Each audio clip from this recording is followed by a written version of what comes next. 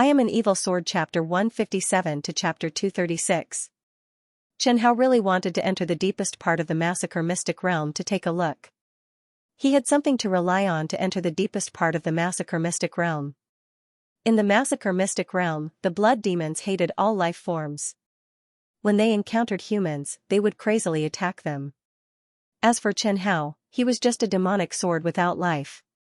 The blood demons might not attack him. Also, the crazy killing aura in the Massacre Mystic Realm did not affect Chen Hao much. Chen Hao was not sure about the deeper parts, but he could give it a try. The only possibility he had to be careful was that the quintessential essence stored in the demonic sword was limited. If his quintessential essence was used up, Chen Hao might have to stay in the deepest part of the Massacre Mystic Realm and not come out. That was definitely not an outcome he wanted to see. Lord Jianling, can you do it? I'm definitely better than you. Chen Hao said very seriously. Take out the sword forging materials you snatched from the Black Blood Kingdom and let me swallow them all. I'll try to see if I can level up. Before I go, it's only right to increase my strength a little. Alright. XVI had led the troops to kill more than 200,000 people in the Black Blood Kingdom. As the Crimson Blood Demon sword had been placed in the eye of the Killing Aura Demon refining array, XVI could only kill with his bare hands. Therefore, he did not get any benefits. All the benefits were taken by Chen Hao alone. If it wasn't for the limited materials, the Crimson Blood Demon sword would have been able to level up long ago. In Redbud City, with Great General Sui around, Chen Hao, who had always been cautious, did not want to take the risk of leveling up. He was afraid of being discovered. Now that they were in the Massacre Mystic Realm, surrounded by innate level blood demons and thick killing aura, it should be very safe to level up here. XVI pulled out the interspatial ring hanging on his chest and placed pieces of sword forging materials and high-grade weapons on the ground. He did not wear the interspatial ring on his finger. Firstly, he felt that the interspatial ring was too feminine. Secondly, his fingers were too thick. Even his little finger could not fit into the hole of the interspatial ring. Although XVI had a lot of collections, there were very few that could really catch Chen Hao's eye. The materials used to forge high-grade spiritual weapons were already very rare and precious. Even though Chen Hao had plundered 5 cities and the treasures of several Xiantian masters, he had only found 2 weapons that had been used by Xiantian masters and 3 pieces of pitifully small metal materials that Chen Hao was interested in. Would this allow him to level up? Chen Hao was very worried. The Crimson Blood Demon sword started to turn red, and the high temperature made XVI take 10 steps back. Beneath the demonic sword, the dark brown soil began to show signs of melting. When the Crimson Blood Demon sword trembled slightly, 17 accurately threw materials and high-quality weapons towards it from afar. His control over his strength was extremely good. Every single material would land on the Crimson Blood Demon sword. The Crimson Blood Demon sword absorbed the essence of these materials and weapons one by one, then shook off the impurities that it disdained to absorb. After all the weapons and materials were absorbed by the Crimson Blood Demon sword, Chen Hao was a bit embarrassed. He actually didn't level up. In fact, there was a huge gap. No wonder so many primordial masters didn't even have a single spiritual weapon. Master Jianling, you didn't succeed? Chen Hao said very dejectedly, yes. There's still a lot to go. He had a feeling that it would be very difficult for him to level up in the future. More than 200,000 lives were barely enough for him to level up. After plundering 5 cities and killing several primordial masters, it still wasn't enough for him to level up to a high-grade spiritual weapon. Then how many resources would he need to spend to level up to a high-grade spiritual weapon? Thinking about it, Chen Hao felt desperate. I have an idea. XVI said as he put the demonic sword back on his back. What idea? Military merits. XVI said seriously, I have a lot of military merits that I haven't spent yet. Chen Hao suddenly realized, right. XVI still had a lot of military merits to spend. How could he forget about this? After exiting the secret realm and arriving at the military merit exchange office, 17 directly reported his name. I, Chen Pengfei, am here to exchange military merits. Your General Chen?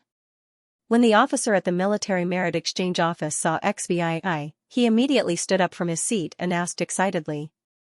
The other generals at the Military Merit Exchange Office all turned their gazes to XVII. They had long heard of 17's name, but today was the first time they saw him. That's right, I am. XVII didn't want to waste time and didn't talk nonsense with him. He said directly, I want to exchange all my military merits for materials to forge a spiritual sword. Xianxia looked at XVII and felt that this kid was very pleasing to the eye. I heard that you slaughtered 5 cities of the Black Blood country just to forge a demonic weapon? The officer looked at the crimson blood demon sword on 17's back and continued to ask, did you succeed? Yes, but I still need some materials. I'm here to exchange now. The officer heard the impatience in 17's tone. Thinking of the rumors about the general in front of him, he immediately shivered and took out a refining material exchange book from the drawer. He flipped to the last few pages and handed it to XVII, saying, General Chen, here are all the materials for forging spiritual weapons that can be exchanged with military merits. Please take a look. Xianxia's greedy gaze landed on the pages of the book. He wished he could take everything recorded on it. 10 kilograms of blood-patterned steel, 3 kilograms of meteoric iron, 1 kilogram of purple sand, 3 kilograms of red tin copper. These materials were all used to forge high-level spiritual weapons. General Chen, there are only 15 kilograms of blood-patterned steel left. We don't have enough. The officer was afraid that XVII would be angry and added, our inventory is almost empty because of you. Wars didn't happen often, and military merits couldn't be earned every day. Then exchange the meteoric iron for 4 kilograms. Okay, 4 kilograms of meteoric iron. The officer calculated and said in a low voice, these materials cost a total of 113,000 military merits. After deducting them, you only have 306 XVII military merits left. Since he started working at the Military Merit Exchange Office, it was the first time he met a general who had accumulated more than 100,000 military merits.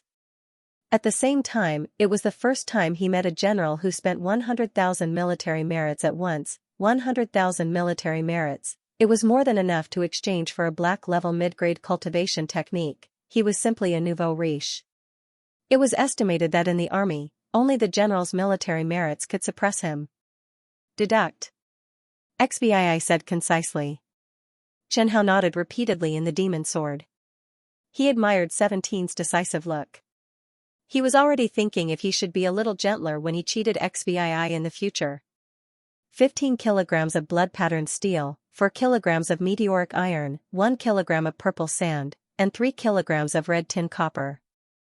It sounded a lot, but when he held it in his hand, the crimson blood demon sword couldn't help but activate its demonic aura. Xianxia reminded in a low voice, the 17th, do you want to weigh them? I keep feeling that they are lacking in weight. 15 kilograms of blood-patterned steel was smaller than a baby's fist. 4 kilograms of meteoric iron was smaller than half a glass ball. 1 kilogram of purple sand was filled with purple sand. Could it be called a bag? It was more like a sachet. 3 kilograms of red tin copper. Xianxia didn't want to mention it. In the end, XVII still didn't weigh them. He could estimate the weight of the materials just by holding them slightly. After putting the upgrade materials into the spatial ring, he directly returned to Su Yi's residence. XVII, what are you doing?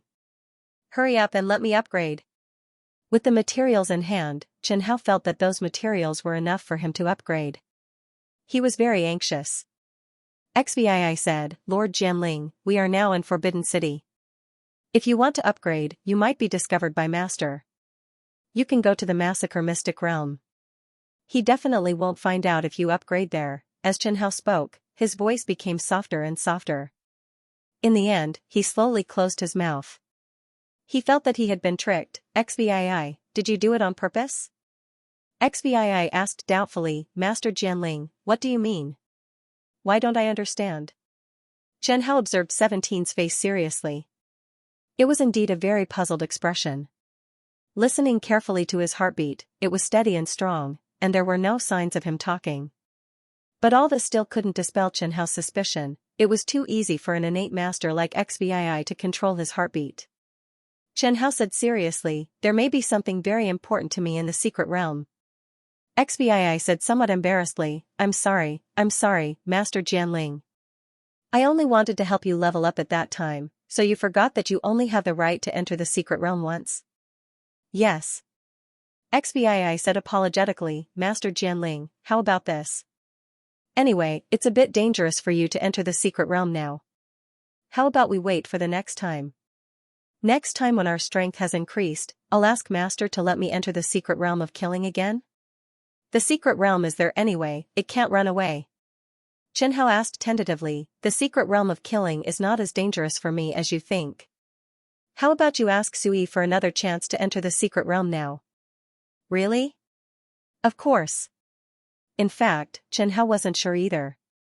After all, the secret realm of killing was a bit too unbelievable. He suspected that the creature blood demon was created because of something in the secret realm. The blood attribute, killing intent, and boundless murderous aura were really too compatible with the Crimson Blood Demon Sword. Perhaps that was why the Crimson Blood Demon Sword had a resonance with it. What exactly was that thing? Was it dangerous or not? Chen Hao didn't know either. Okay, I'll go ask Master now. Hearing 17's straightforward answer, Chen Hao doubted his own judgment. Was he thinking too much? In the end, the old-fashioned Sui rejected 17's request to enter the secret realm of massacre again. The slaughter mentality is not a backyard. Even if you have already comprehended the slaughter mentality, you cannot enter it often. It is much more frightening than you can imagine. Sui continued, wait until you make a military contribution, then I will let you enter again. After leaving Sui, 17 helplessly waved his hand and said, Master Jianling, I think we should wait for the next time. 10 days passed in the blink of an eye. In these 10 days, XVI seized the time to consolidate the Deshang stage slaughter sword intent. He didn't forget to visit his old superior, General Su Sihai. When General Su saw 17, he was very pleased and patted him on the shoulder, praising him for doing a good job and venting his anger. She hoped that he would learn well from the Grand General and serve the Southern Cloud Nation well in the future. The 17th didn't know that every time Su Sihai gathered with other colleagues, he couldn't stop talking about XVI. In the army, flaunting one's strength was very boring, flaunting one's wealth and women was very superficial, but flaunting one's own soldiers was not a problem at all. The other generals could only be envious. Even the Grand General recently praised Su Sihai. When he was free, 17 flipped through the martial arts notes given to him by Sui, and his progress was very fast. After XVI left the Lan family, there was no one to guide him in his cultivation. He had to rely on himself to figure out a lot of things. Even with the support of the Crimson Blood Demon Sword, his martial arts talent and comprehension were very high, but without a good teacher to guide him, he always had a lot of omissions. And the martial arts notes given to him by Sui just happened to make up for this flaw of XVI. It was more valuable than a black-level middle-grade cultivation technique. When 10 days passed, XVI brought a letter and 400 subordinates, as well as 3 soldiers who were going to represent the military to participate in the Southern Cloud Nation's martial arts competition, and prepared to leave for Cloud Nation. After coming to this world for a few years, Chen Hao found that this world was not like what was written in fantasy novels, where all kinds of martial arts competitions were popular. The martial arts competition was indeed important. Clans and sects would organize it internally. Clans and sects that formed an alliance would also organize exchanges, and even countries would organize it. But it was rare to see a martial arts competition that was held across countries. Even if it was held, it was only limited to a few countries within the alliance. Between hostile countries and hostile forces, it was almost impossible to hold a martial arts competition. Even if it was held, the enemy countries would not dare to send people over. This was similar to the reason why the polar bear in Chen Hao's previous life would not participate in military exercises with the white-haired eagle. It was a long journey to go to an enemy country to compete. In the arena, it was impossible to not reveal your real name. After the competition, it was normal for some accidents to happen. Even Chen Hao had done dirty things in the Lan family, such as assassinating other families' geniuses. Don't think that the martial artists of the demonic path were the most dangerous. The most powerful force in this world was not the righteous path, nor the demonic path, but those gray forces that flexibly changed their roles between the righteous path and the demonic path. On the surface, they were righteous and harmless, but behind their backs, they were vicious and cruel. They would not be hated by most people, but they could use all means to seize the most benefits. The 400 soldiers that 17 brought along were all his elite subordinates. Most of the remaining soldiers were still resting and reorganizing. Sui had mentioned before that when 17 returned, the group of veterans in his hands would still be given to him. This revealed a clear signal. When 17 returned, he would most likely become a general with real power. The Redbud Army still did not stop recruiting soldiers. He did not need to occupy the positions of other generals with real power.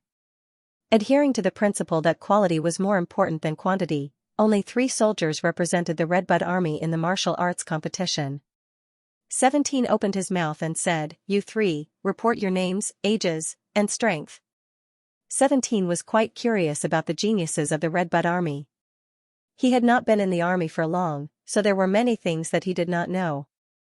The first to step forward was a burly, dark-faced man. He was 2 meters tall, but in front of 17, he was still a small man. Subordinate Zhou Xianxia, 18 years old, 1st Army Commander, Strength Peak True Energy Realm. You have comprehended the slaughter concept? 17 had noticed him when he first saw him. More accurately, he had noticed the aura of the slaughter concept on him. Zhou Xianxia replied, "Yes, General." Not bad. Not bad. If anyone else had evaluated him like this, Zhou Xianxia would have jumped up and challenged them to a duel, but since it was 17, he could only nod in agreement.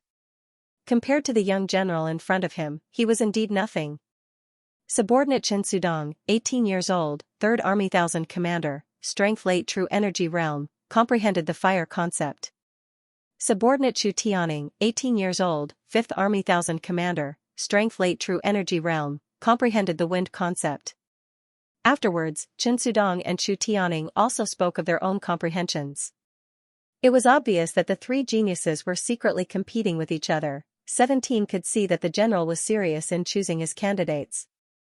The martial arts competition required that the participants could not be older than 18 years old.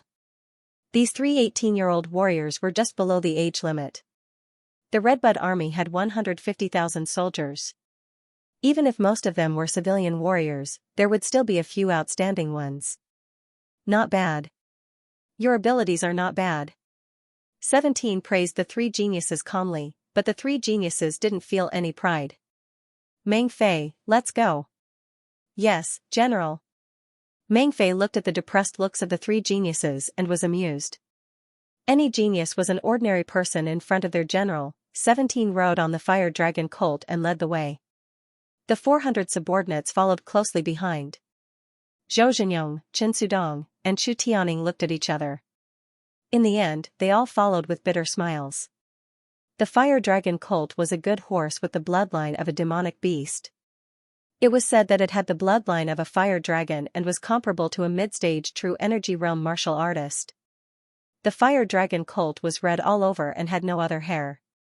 Its curves were beautiful, and every muscle showed great strength. As a general, it wouldn't be right if he didn't have a good horse. 17 went to the army to get a good horse. As soon as he reported his name, the officer in charge of the horse sent him the fire dragon colt. 17 went around the horse farm. The fire dragon colt the officer gave him was indeed the strongest horse in the farm. He didn't know how to identify a horse and could only use his strength to identify it. This fire dragon colt was the strongest, but it was gentle. 17 rode it easily. XBII's group traveled smoothly. No one dared to block their way. After 5 days of traveling, it was almost evening. Seeing that the soldiers were setting up camp, he said goodbye to Meng Fei and flew into the sky, disappearing quickly. "Brother Meng, where is General Chen going?" Chen Sudong asked curiously. Meng Fei replied with a straight face, "Don't ask what you shouldn't ask." Chen Sudong couldn't get angry and continued to set up the tent. Meng Fei wanted to laugh when he saw how Chen Sudong didn't dare to get angry. In the Redbud Army, these 3 geniuses were arrogant. Other than the generals, they were arrogant and didn't give in to anyone. But in front of Meng Fei, they were all as obedient as children. This was all thanks to the general's training of the 3 of them. XVII flew for 2 hours and came to a flat open space, pulling out the crimson blood demon sword. He then took out all the materials he had exchanged for with his military merits from his spatial ring and placed them on the scarlet blood demon sword. Seeing that the crimson blood demon sword was starting to turn red, he quickly retreated. Xianxia quickly absorbed the blood-patterned steel, meteoric iron, 500 grams of purple sand, red tin copper, and other materials. Then, he heard a voice that he hadn't heard for a long time. Upgradability and materials have been met. Does the host wish to upgrade? Yes. The blood-red demonic aura dyed the night sky dark red. XVII stood in the devil's aura field. He couldn't even see the moon when he looked up. The temperature around him was getting colder and colder. The crazy and brutal devil's aura eroded the will of all living beings, regardless of whether they were friends or foes. Those familiar screams and those familiar yet strange figures appeared and disappeared like illusions. XVII saw Hui Qingying's twisted body attacking him. He saw countless invincible black army charging at him like a flood. He saw corpses in ordinary clothes surrounding him. Their gray eyes were all staring at XVII. Was it an illusion? XVII pinched his thigh. He used the pain to wake himself up. XVII slowly retreated until he was out of the range of the devil's aura field. Ever since the sacrifice of the 5 cities of the Black Blood Kingdom, even XVII couldn't resist the full version of the devil's aura field. After the secret realm of massacre, the influence of the devil's aura field increased by another level. XVII could feel that the murderous intent that had been suppressed in his true essence was beginning to stir again. He looked at his fist and said, "I'm still too weak. I can't catch up with the footsteps of Master Jianling." Ding! Congratulations to the host for successfully upgrading. Sword name, Crimson Blood Grade, High-Level Spiritual Artifact Renkenju, Blue 17 Talent, Killing the Master Skills 1. Misfortune, deactivated steadily reduces the Sword Master's luck by 3, luck of 10 is the Sun of Fortune of the world, 2. Misfortune Explosion, the host can deactivate the Misfortune skill for 5 days and then use Misfortune Explosion once. Once the Misfortune Explosion is used, the Sword Master's luck will be reduced by 15 for a day, 3. Slaughter and Devour Evolution, through the Sword Master kills creatures and absorbs their blood and souls, other high-quality materials, and weapons to evolve himself, 4. Slaughter Feedback rate 5%, feedback purity 100%. When the Sword Master kills creatures with the demon sword can absorb their blood and souls and feed them back to the Sword Master. The feedback rate and purity are set by the host. 5. Auto Repair, spend a certain amount of blood and souls to repair himself, 6. Demonic Aura, activated. The more creatures killed, the stronger the evil aura gathered, forming a unique demonic aura. The demonic aura affects the minds of everyone within range, causing the enemies to feel fear, dread, and frightening illusions. Allies will become fanatical and crazy. The creatures killed by allies will also slowly strengthen the demonic aura. At the same time, it will also have a negative effect on the Sword Master. 7. Will of the Demon Sword, the will of the demon sword cannot be violated. The will of the demon sword is protected by the curse of misfortune and the demonic aura. Anyone who wants to forcefully change the will of the demon sword and its attributes must first destroy the accumulated evil aura in the demonic aura before they can touch the will of the demon sword. Anyone who forcefully changes the will of the demon sword and its attributes will immediately trigger the Misfortune Explosion skill and become the second Sword Master by default. Since the other party desires the power of the demon sword so much, why not just accept it? 8. Demon Sword Sense, can sense the souls, lives, and killing intent of all creatures within a radius of 1,000 meters. 9. Energy Absorption, 3 units 100% can slowly absorb the spiritual energy in the air and the Sword Master's energy and store it in the sword. It can be used by the Sword Master or the demon sword, 1 unit, all the energy in the Dantian of the strongest Sword Master of Renkenju. 10. Demon Sword Autonomy, the host can move freely and use all the martial skills in the Sword Master inheritance.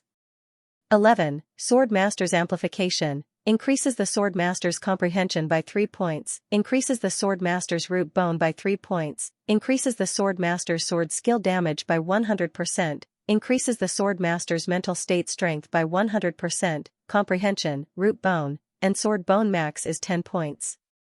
12. The Last Elegy, forbidden skill.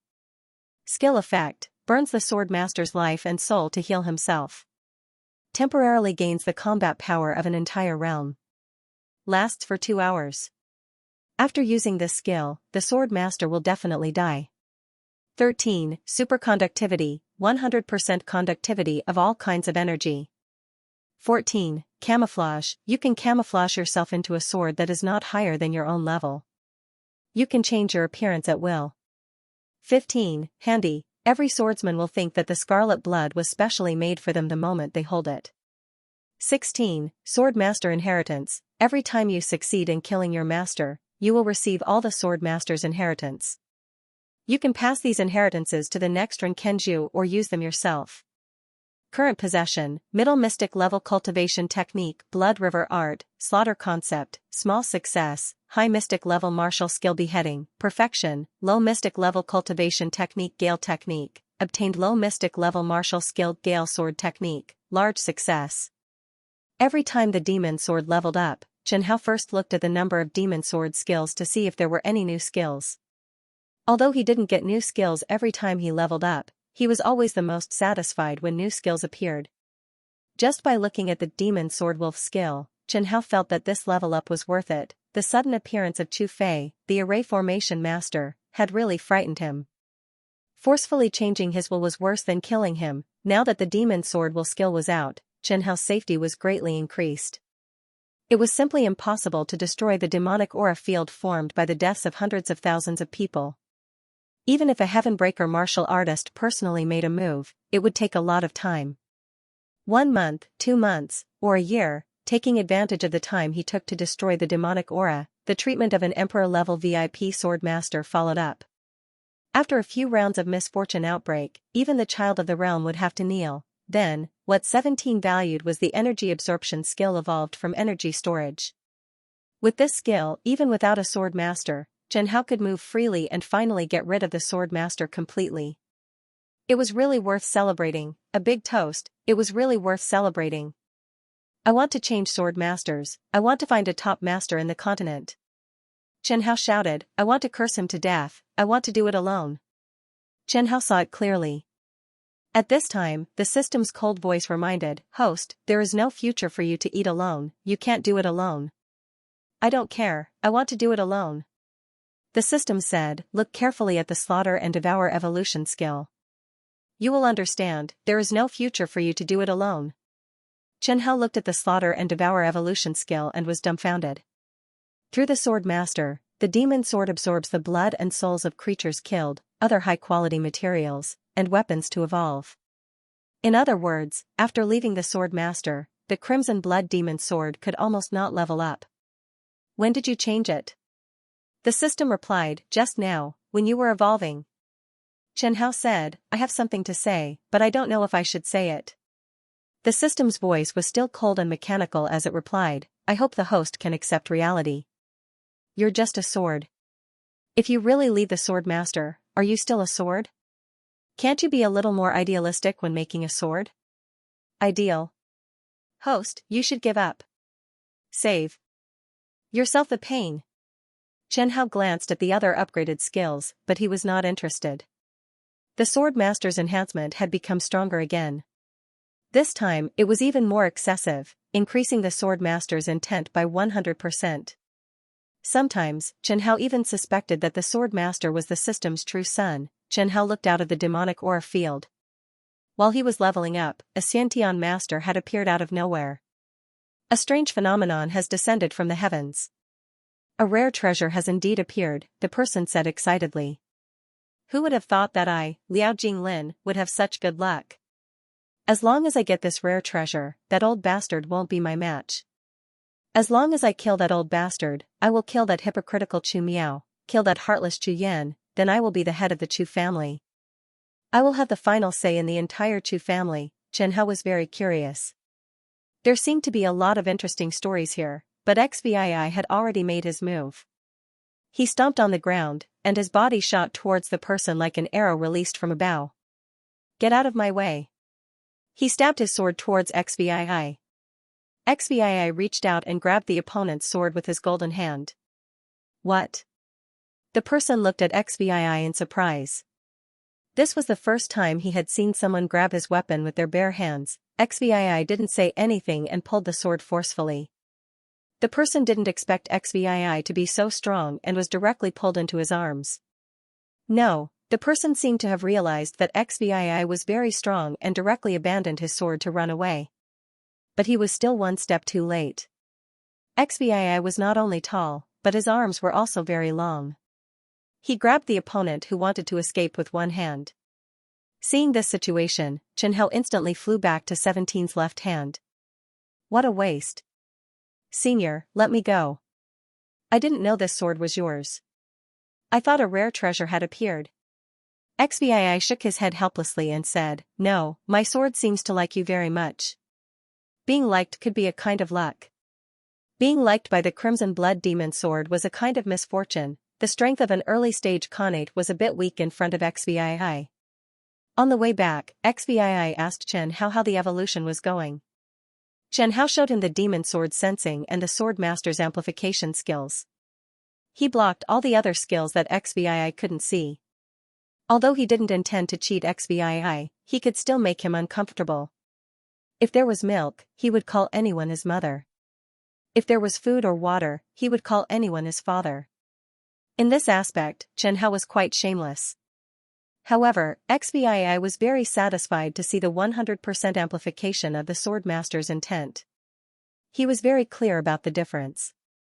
With the same great mastery of the slaughter intent, 17 with the demon sword could unleash double the combat power. What is that? Just as XVII was about to return to the camp, a faint glow appeared at the edge of the dark sky in the west. The light dyed the clouds and the sky red. If XVII wasn't a Khanate master and was still flying in the air, it would be difficult for others to notice this phenomenon. XVII flew up and almost flew to the limit of 3,000 meters in the air. He said, The direction of Baisha County seems very far away. Could it be a secret treasure or something? XVII nodded and said, It should be. Do you want to go? I still have a mission to complete. XVII said in a low voice, Besides, even if I rush over now, I'm afraid it's too late. With such a phenomenon, I'm afraid even a heaven-breaking master will be alarmed. Back at the camp, the soldiers had finished setting up camp. They didn't notice the phenomenon in Baisha County. After dinner, XVII asked Zhou Zhenyong, Chen Sudong, and Chu Tianing, 3 young geniuses, to come over. Sui had once instructed XVII to take time to teach them. XVII didn't forget. Every day, he would take time to teach these 3 geniuses. XVII couldn't teach them much. They didn't lack cultivation methods and martial techniques. They couldn't learn them quickly in a short time, so he was too lazy to waste time. His teaching was simple and crude. He let them experience the dual baptism of the demonic aura and the slaughter intent repeatedly. He called it training their willpower. The 3 young geniuses, Zhou Zhenyong, Chen Sudong, and Chu Tianing, looked pale and nervous. They sat cross-legged opposite XVII. Chu Tianing asked in a low voice, General Chen, can you be gentler? His voice trembled as he spoke. Okay, I'll be gentler. After the demonic sword evolved, the slaughter intent on his body had doubled. He did need to be gentler. If he didn't control the intensity well and someone went crazy, he wouldn't be able to explain it to his master. Under the gloating gaze of the Redbud army, the blood-red demonic aura instantly enveloped the 3 of them. 15 minutes later, the Redbud army dragged the 3 of them back to the tent like dragging dead dogs. They didn't last as long as they did yesterday. Along the way, XVII and the others almost didn't encounter any obstacles. No one dared to block their way. The 400-man Redbud army exuded a strong demonic aura. It was obvious that they were the elites of the army who had been baptized by war. And XVII, the person walking at the front of the team, had a particularly frightening aura. Almost all warriors walked around them when they saw them. They traveled quickly, eating and sleeping in the open. Sometimes, they would enter the city to replenish their supplies and stay in the city for a night. Every time they passed by a city, XVII was treated as a distinguished guest by the city lord. Occasionally, some family forces would invite XVII to be a guest, but XVII declined. Along the way, XVII didn't forget to cultivate. He carefully read Suyi's notes and cultivated the high-level cultivation methods and sword techniques he snatched from the Black Blood Kingdom to satisfy Jianling Chenhao's collecting hobby. He also spent time studying and cultivating the Blood Demon sword technique. He had already cultivated the 1000 average sword technique to perfection. After spending more than a month, 17's group finally arrived at the capital of the southern Cloud Nation. Looking from the outside, the city walls of the Cloud capital weren't much higher than those of the Redbud City and Yang City. However, the line waiting to enter the city was very long. The commoners were relatively calm. They followed the line and slowly moved forward. The warriors with weapons were mostly irritated. If it wasn't for the city guards maintaining order, they would have already rushed into the city. 17's group was very eye-catching. Many warriors and commoners were curiously sizing them up. Not everyone could recognize which army 17's group belonged to. A knowledgeable middle-aged warrior said in a low voice, "They are from the Redbud Army. They should be here to participate in the martial competition of young talents. The young warriors sent by the Redbud Army are all very powerful. Every year, they are one of the favorites to win the competition. This year is even more incredible. I heard that a peerless genius appeared in their army. A 16-year-old Xianxia master." A young man interrupted, "You mean the blood hand butcher Chen Pengfei?" The middle-aged warrior asked curiously, "That's right. It's him. You know him too?" "Of course I know him. I'm a warrior from the Blackwater County. There's no one who doesn't know him. He's very ruthless." The young warrior from the Blackwater County saw that many warriors and commoners were curiously looking at him.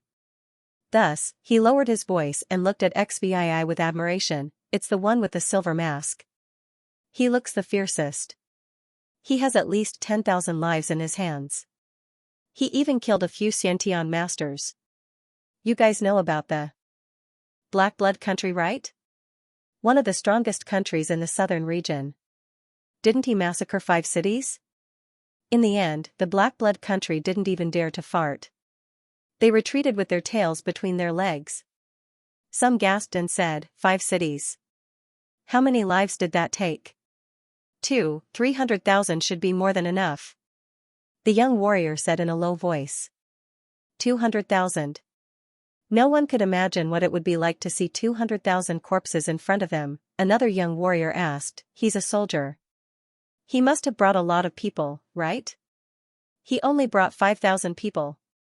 When the young warrior from Blackwater Commandery saw that everyone was shocked, he said proudly, "I have already thought about it. After this martial arts competition, I will join the army." Xvii led his men forward, and the congested crowd automatically separated. They went straight to the city guards who were in charge of guarding the city gate. The guards took out their tokens and documents and said, "General Chen Pengfei of the Redbud Army is here to meet the emperor." "General Chen, please." The city guard hurriedly called out, "General Chen, follow me." The city guards didn't have any inspection documents at all. They immediately chased away the people gathered at the city gate and asked them to make way for Xvii. The city guards directly brought Xvii and the others to the barracks of the Cloud City Guards. 17's group didn't have many people. If they had more than 500 people, they would have to camp outside Cloud City. "General Chen, please rest here. Don't leave the camp for the time being." This was Cloud City, not Redbud City. As a soldier, he should follow the rules here. Xvii understood this point. However, he still asked, "Before my master left, he asked me to personally deliver a letter to General Yi of the Imperial Guards. May I ask who the general's master is?" "Su Yi." When the city guard heard this name, he was shocked and immediately said, "General's matter can't be delayed. Let me lead the way for you. Then I will trouble you." 17's master, Su Yi, not only had a good relationship with the emperor, but he also had a good relationship with the general of the Imperial Guards. This wasn't a secret at all. The Imperial Guards were the strongest army stationed in Cloud City. They were responsible for protecting the safety of the city and the royal family. The city guards were also under the jurisdiction of General Yi. The commander of the city guards was General Yi's deputy. It could be said that as long as he showed his face in front of General Yi Lijun, he would be considered a person with a backer. General Yi wasn't in his residence, but in the Imperial Guards. The Imperial Guards had strict military rules. XVI finally saw Yi Lijun through layers of reports. Yi Lijun was tall and thin, with a goatee. At first glance, he looked more like a scholar than a general. However, XVI didn't dare to be presumptuous in front of him. He knew very well that General Yi's strength was on par with his master. He was also a Breaking Heaven Realm master. After handing over the letter and reading the contents, General Yi looked at XVI with a much more intimate gaze. He said with a smile, "Brother Sui has a good eye. A 16-year-old innate realm master. When he was your age, he wasn't as strong as you. This time, he sent you here. Your Redbud army has a great chance of winning the martial arts competition." XVI replied in a low voice, "General, the letter may not have mentioned it, but my master didn't let me participate in the martial arts competition." Yi Lijun asked in surprise, "Why?" "Master said that I am already an innate realm master. If I participate in the martial arts competition, it may be a bit of a bully." "You think so too?" "I will listen to master's arrangement." It was not easy to answer directly. Yi Lijun said with a smile, "Do you really think that there are no innate realm masters among the people who signed up for the martial arts competition this time? Are there?" "There weren't any last month, but recently, there were 3 young innate realm masters who should have just broken through to the innate realm like you." Yi Lijun said with a smile, "Many aristocratic families and sects are like this. If they have something good, they like to hide it. Your master probably thinks that the level of the participating warriors is still the same as the last martial arts competition. I can tell you clearly that without the strength of the innate realm, it is almost impossible to get the first place, unless you participate. All the major forces in Cloud City attach great importance to your strength. Even the odds in the casino are the lowest." Yi Lijun asked, "How about it? Are you willing to participate in the martial arts competition?" XVI was not very willing to participate in the competition. His master only asked him to lead the team.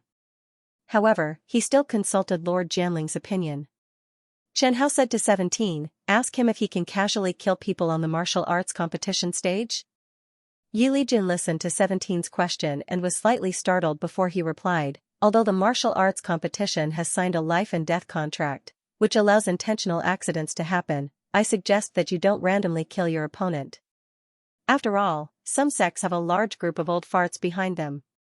Chen Hao said impatiently, "Tell you that you are not interested. Of course, if you really want to go up, don't bring me along." Hurting people but not killing them, it was simply making things difficult for Chen Hao. It was like a lot of delicious food was served in front of you, you were only allowed to smell the aroma, but you were not allowed to eat. This was simply outrageous. Last time, 17 competed in the Lan family because XVI was too weak and needed a good ranking to obtain resources. Chen Hao could endure it. But now, Chen Hao could not endure it anymore. Chen Hao had heard of the prizes of the Southern Cloud Nation's talent competition. For the current XVI, it was somewhat useless. Forget it. My master's order is for me to lead the team, not for me to participate. Moreover, once I make a move, I always go all out. If the opponent is not dead, they will be crippled. I don't want to make too many enemies. You are as pedantic as your master." Yi Lijun shook his head helplessly, "You don't know how important this competition is to His Majesty. The royal family also has a prince participating in this competition. He is also a pre-celestial master, but his overall strength is at the bottom of the 3 pre-celestial masters. If the first place is not a prince or someone from the military, His Majesty will definitely be very disappointed." Would His Majesty be disappointed? 17 thought for a moment and understood Yi Lijun's meaning. The Emperor of the Southern Cloud Kingdom should be a very prideful person. It was no secret that the royal family and the aristocratic sects were not on good terms. For a moment, 17 was a little embarrassed. However, compared to His Majesty, he still cared more about Lord Jianling. "General, I still don't plan to go on stage." Yi Lijun smiled and didn't get angry. This made 17 a little surprised. Sure enough, like master, like disciple. Yi Lijun shook his head helplessly, and then he suddenly asked, "I heard that you have mastered a secret technique that can condense murderous aura. On the battlefield, you often make the enemy scared out of their wits and flee?" Yes, General. This was not a secret. The phenomenon of the devilish aura couldn't be hidden at all. It was also impossible to kill all the people who saw this skill. It was impossible to keep a low profile. How strong is it? 17 thought of the recent growth of the devilish aura, and said in a serious tone, very strong. Try it, let me see. 17 was a little confused, but he still didn't refuse. It was just to show his strength. He took a deep breath, and the devilish aura was instantly activated to the fullest. The general's tent instantly turned into a bloody hell on earth. The devilish aura seemed to have formed a bloody world like a ghost realm. Yi Lijun said, put it away. Okay. Even if the general didn't say it, he would put it away. The burden of activating the devilish aura was too great for him. Yi Lijun looked at 17 seriously and sighed, you are the soldier with the strongest murderous aura I have ever seen. Even your master can't be compared to you. General, you flatter me. It's just that I was lucky and got a secret technique by chance. You are too modest. Yi Lijun waved his hand, obviously not believing 17, if you don't have extraordinary willpower, you can't control this murderous aura at all. Ordinary innate masters can't condense murderous aura to this extent. If you come into contact with such murderous aura for a long time, the martial artists would have gone crazy. I heard that you have comprehended the concept of slaughter, which requires even higher willpower. 17 didn't speak. Your appearance has solved a problem for me. Yi Lijun pondered for a moment and smiled. I have a good idea. You don't have to disobey your master's orders, but you can also be in the limelight. You can also help me solve a headache. Are you willing? Great General, please speak. It's like this. The Southern Cloud Nation's Young Talent Assembly is nominally hosted by His Majesty, but the actual person in charge of the martial arts competition is me. However, ever since the first Young Talent Assembly, the Southern Cloud Nation has held it for over 100 times. The process has been completely fixed. It can be said that there is nothing new. The contestants all know what kind of test they will face. Yi Lijun said, every year, there are many martial artists participating in the martial arts tournament. Even if we only give a few spots to each city, each sect, and each influential family, there are still thousands of participants. The early stage of the knockout competition is very complicated and takes a long time. It also requires a large number of experts from our Imperial Guard Army.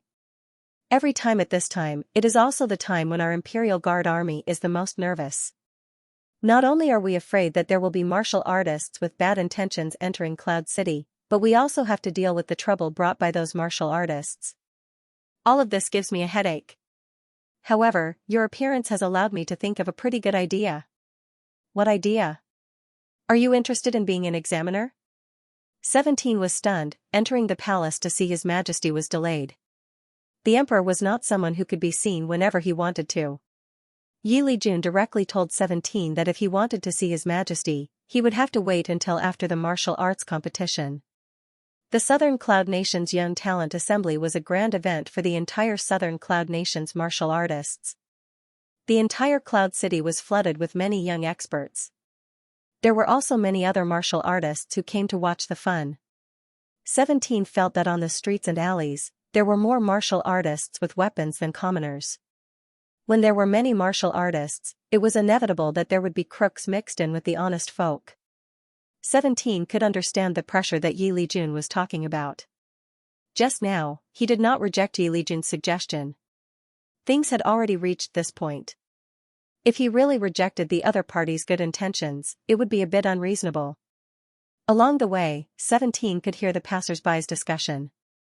It was all about the Young Talent Assembly that would be held 10 days later. Among them, the most talked about was still Chen Pengfei, followed by Duan Shujia, Qin Ningxuang, and Yun Weixin, the three 18-years-old Xiantian masters. XVII's strength was recognized as the strongest among all of them. Everyone knew that the martial artists sent by the military were usually fierce people. In the same realm, the final winner was usually the military martial artist. Among the martial artists who could fight above their realm, the military martial artists also accounted for a large portion. Moreover, 17 still had a truly brilliant battle record. His battle record was too brilliant, so brilliant that he doubted whether it was fake. The other three who had just broken through Xiantian masters had battle records, but compared to 17, they paled in comparison. Without any reason, 17 had become the most popular contender for the championship of the martial arts competition. Unfortunately, they didn't know that 17 didn't care about such a so-called champion. He didn't even plan to sign up. Back to the camp, 17 met with Yanda City's city guard commander Irenhao in the afternoon. Yanda City's city guard commander wasn't like ordinary city's city guard commander. His strength was at least at the late stage of Xiantian realm. 17 didn't dare to neglect him and was always very respectful. However, Irenhao's tone was very kind and cordial when he spoke to 17. Those who didn't know would think that 17 was his nephew. 17 knew that it was probably because of the two great gods behind him. After being proud that 17 didn't plan to sign up for the Young Talent Assembly, Irenhao was very surprised. However, after hearing that General Yi had other arrangements, he didn't ask any more. There are still 10 days before the Young Talent Assembly begins. General Chen, since it's your first time in Yanda City, let Xiaoxi take you around. Seeing that 17 was a little hesitant, Irenhao said with a smile, Yanda City is the most prosperous city in southern Cloud Country. After the Young Talent Assembly, if you want to come to Yanda City again, I don't know how long you have to wait. It's not easy to survive on the battlefield. You're still young, don't be so old-fashioned and always think about cultivation. Let Xiaoxi in. Soon, a young man dressed up as a city guard came in. He was quite handsome with fair skin. Even in front of Irenhao, he didn't dare to raise his head. He was timid like a quail. Xiaoxi, this is General Chen Pengfei. Haven't you been talking about him recently? Take General Chen around Yandu City. Remember to be a good host. Hearing his father's words, Xiaoxi looked at 17 in surprise and said excitedly, I understand. I will take General Chen around the city. General Chen will definitely be satisfied. In fact, no matter what clothes he changed into, he would still be a foil. Yi Wenbin, who had changed into casual clothes, looked like a handsome young man from an aristocratic family. His expression was somewhat unrestrained. Recalling Yi Wenbin's performance in front of her father, XVII smiled and asked, You didn't join the city guards voluntarily, did you? You can even see that? You are indeed General Chen.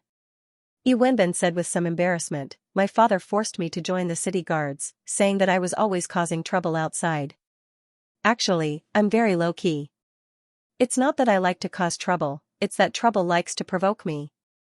XVII didn't believe Yi Wenbin's nonsense at all. I think Commander Yi is quite amiable. Yi Wenbin smiled helplessly and said, That's because you are General Chen. You don't know how fierce he is and how strict he is with me. Last time, I was almost beaten to death. It's okay, as long as you are not crippled and your cultivation is not destroyed, you can still live. Yi Wenbin, as evening approached, the sky darkened, but the surrounding streets were still brightly lit. Yi Wenbin led the way in front. Soon, they entered a wide and bustling street. The street was bustling with people and there were pink lanterns hanging on both sides, making the atmosphere of the whole street ambiguous and dreamy. In the pavilion, there were many young women dressed in colorful clothes. They smiled tenderly and looked at the pedestrians on the street without restraint. This street has the most beautiful people and the most delicious wine. Yi Wenbin smiled proudly, When you come to Yandu, you can miss any place except this street. What a passionate tour guide. Chen Hao looked at those beautiful people in the demon sword, his heart was as still as water, men. Wanhua House, one of the best brothels in Yandu. This place will definitely satisfy the general. Isn't this young mastery? Young mastery hasn't been here for a few months, right? As soon as Yi Wenbin finished speaking, a beautiful woman in her 30s greeted him with a smile. I thought young mastery had a new lover and wouldn't come here. This woman's actions were elegant and she had a great temperament. Just by standing there, she didn't have much of a prostitute's aura. Instead, she looked more like a noble lady. Her tone was somewhat resentful. Those who didn't know would think that she was Yi Wenbin's lover. Sister Bai, you don't know this, but I was recently sent to the city guards by my father. I couldn't step out of the military camp for 3 months. I almost suffocated to death. Yi Wenbin immediately introduced him to Sister Bai. This is General Chen. This is his first time in Yandu. My father asked me to bring General Chen around. It was thanks to him that I was able to come out. When Sister Bai heard the word general, she immediately said warmly, General Chen, please come in and have a seat. Sister Bai, you weren't this enthusiastic when I came in the past. Sister Bai covered her mouth and laughed. Why is young Mastery so jealous? It's General Chen's first time here, so of course I have to be more enthusiastic. But when I first came here, you weren't this enthusiastic. But he's a general. Yuwenbin nodded helplessly. That's right, he was a general, Sister Bai was telling the truth. A Xiantian master would be the center of attention no matter where he was. There were 3 floors in Wanhua building. The first floor was the largest, widest, and most lively. It was filled with tables of all sizes. Many guests sat around the tables, and the tables were filled with food and wine. There were women in their arms, and the sounds of drinking and women's laughter could be heard. In the center, there was a small stage. When XVII and the rest came in, there was no one on the stage. The second floor was a private room. Guests with status, wealth, and who wanted a quiet place often liked to have a private room to listen to songs. The third floor was the accommodation. There was no need to explain in detail. Yuwenbin said, give us a private room. Sister Bai looked at the 17th awkwardly and said, the private rooms are all full. There were a lot of martial artists entering Yanda recently, and there were even more generous guests. Then give us a room. Forget it, we'll just sit there. XVII pointed at the empty table in the corner. That was the only empty table in sight. The seat in the corner was not good. Yuwenbin jumped up when he saw that seat. General Chen, how can we do that? Listen to me, don't trouble yourself. XVII looked at the people around who were indulging in wine and women. I like it lively. Okay, we'll listen to General Chen. He could not object to 17's insistence. In the end, he still had to listen to 17's opinion. He knew that people like Chen Pengfei always meant what they said. It was best to follow his wishes. Thank you for your understanding, General Chen. Thank you for your understanding. Sister Bai said in a flattering tone. Hurry up and serve the best food and wine here. Yuwenbin said. Okay, I'll get someone to serve the dishes right away. The dignified Sister Bai ran away in a hurry. XVII and Yuwenbin went straight to the table in the corner. XVII sat in the innermost corner. The lights at this table were the dimmest on the first floor. 17's seat was in the shadow. Others could not see him clearly, but he could see the entire hall. He rested his chin on his hand and looked at the guests and women around him. Men who were indulging in pleasure, people who forced smiles, women who were flattering, and all kinds of very interesting people. It was lively and confusing. The wine was served first. XVII narrowed his eyes and poured himself a glass of wine. He took a sip. The wine was mellow and extraordinary. General Chen, why are you drinking alone? I'm a bit happy. Is there something you're happy about? No. XVII shook his head. No reason, just happy. Yuwenbin muttered in his heart, geniuses are indeed strange people, Sister Bai's actions were indeed fast. Not long after, exquisite dishes were placed on the table. XVII narrowed his eyes and looked at the third floor opposite. The windows were closed. Sister Bai, bring us some girls. Young Master Yi, is she still called Yaya? Is she free? Yuwenbin asked. Of course, young Master Yi hasn't been here for a few months. Yaya has lost a lot of weight. Even as her mother, my heart aches for her. Sister Bai said with a pained expression. When she heard that young Master Yi was here, she immediately went to dress up. The 17th did not know if Sister Bai was telling the truth, but he could see that Yuwenbin was in a good mood. Let Yaya come over. Yuwenbin looked at XVII and asked, oh right, is Mayor free? Let her drink with General Chen. I'm afraid that's not possible. Young Master Yi, you know that Mayor treats guests based on her personal preferences. Do you know who is sitting in front of you? Yuwenbin gritted his teeth and said, General Chen Pengfei, the youngest general of the Red Bud Army. Yuwenbin's heart was filled with anger. He was locked up in the military camp by Irenhao for more than 3 months. He finally met General Chen Pengfei, whom he admired the most, and was finally released by his father. In the end, when he brought Chen Pengfei to Wanhua House, there wasn't even a decent private room. General Chen might not be angry, but he would. Redbud Army General Chen Pengfei, opening a brothel, receiving and sending away guests, was very well informed.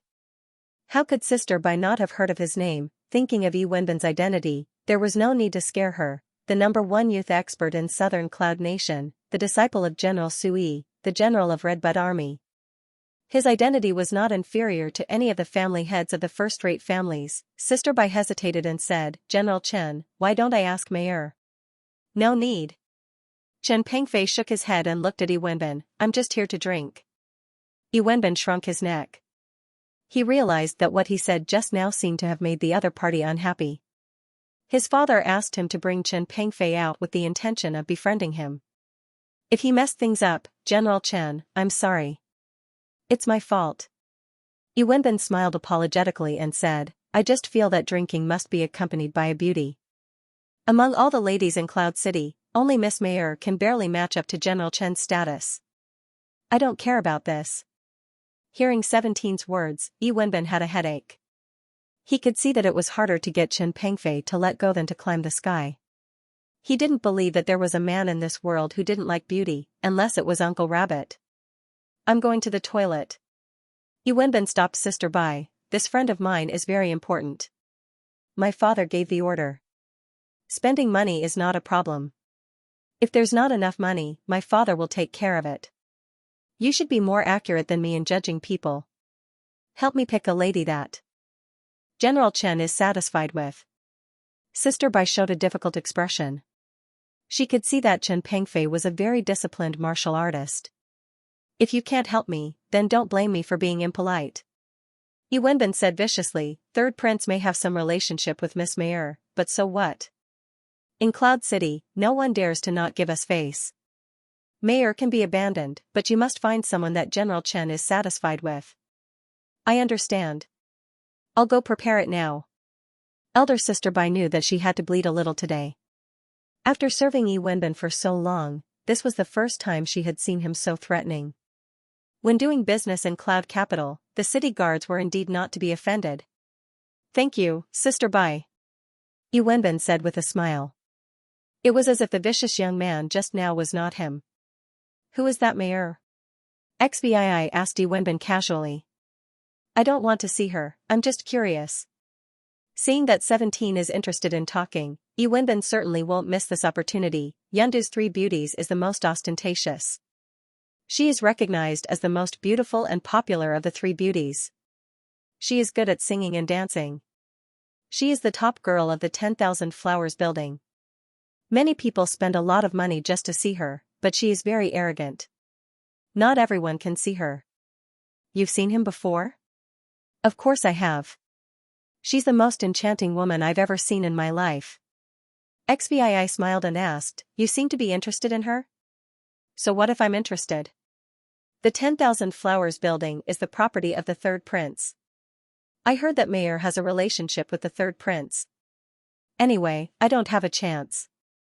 Then you let her drink with me. Aren't you afraid of angering the Third Prince? Don't worry about that. Yi Wenbin said, She has opened the door to receive customers. We are just taking care of her business.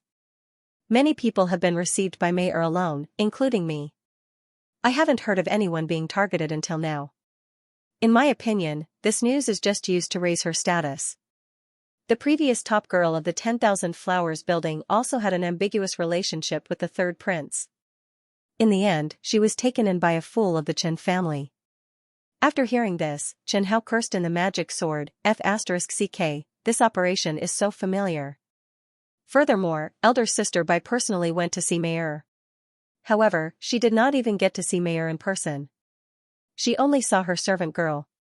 After she told the servant girl about Chen Pengfei's visit and Yi Wenbin's threat, the servant girl simply said that she would pass on the news to the young miss. This indifferent tone made elder sister Bai stomp her feet in anger, however, she had no choice. Although she was in charge of the 10,000 Flowers building, Mayor's status was very special.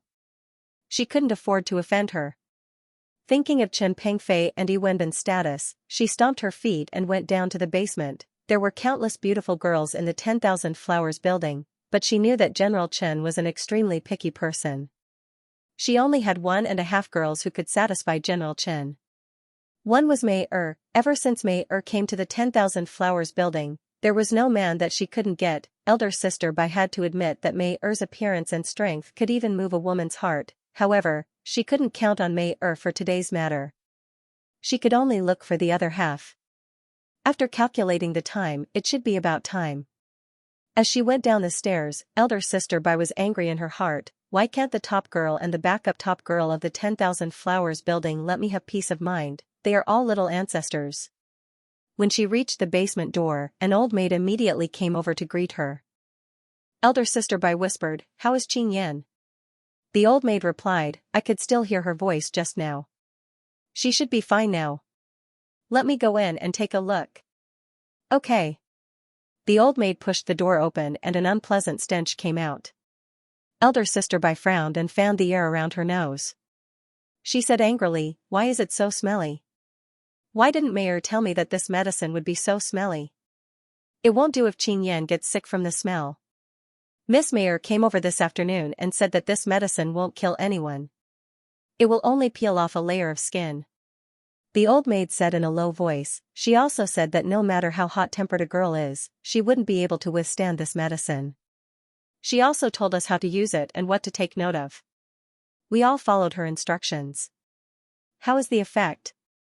"The effect is very good." The old maid lowered her voice and said, "In the past, no matter how we punished that girl, she wouldn't even make a sound. Her eyes were very scary. However, after using Miss Mayer's medicine, I heard her scream. She is my favorite. I hope that after this punishment, she will be obedient." Elder sister Bai sighed and said in a low voice. She stepped into the room.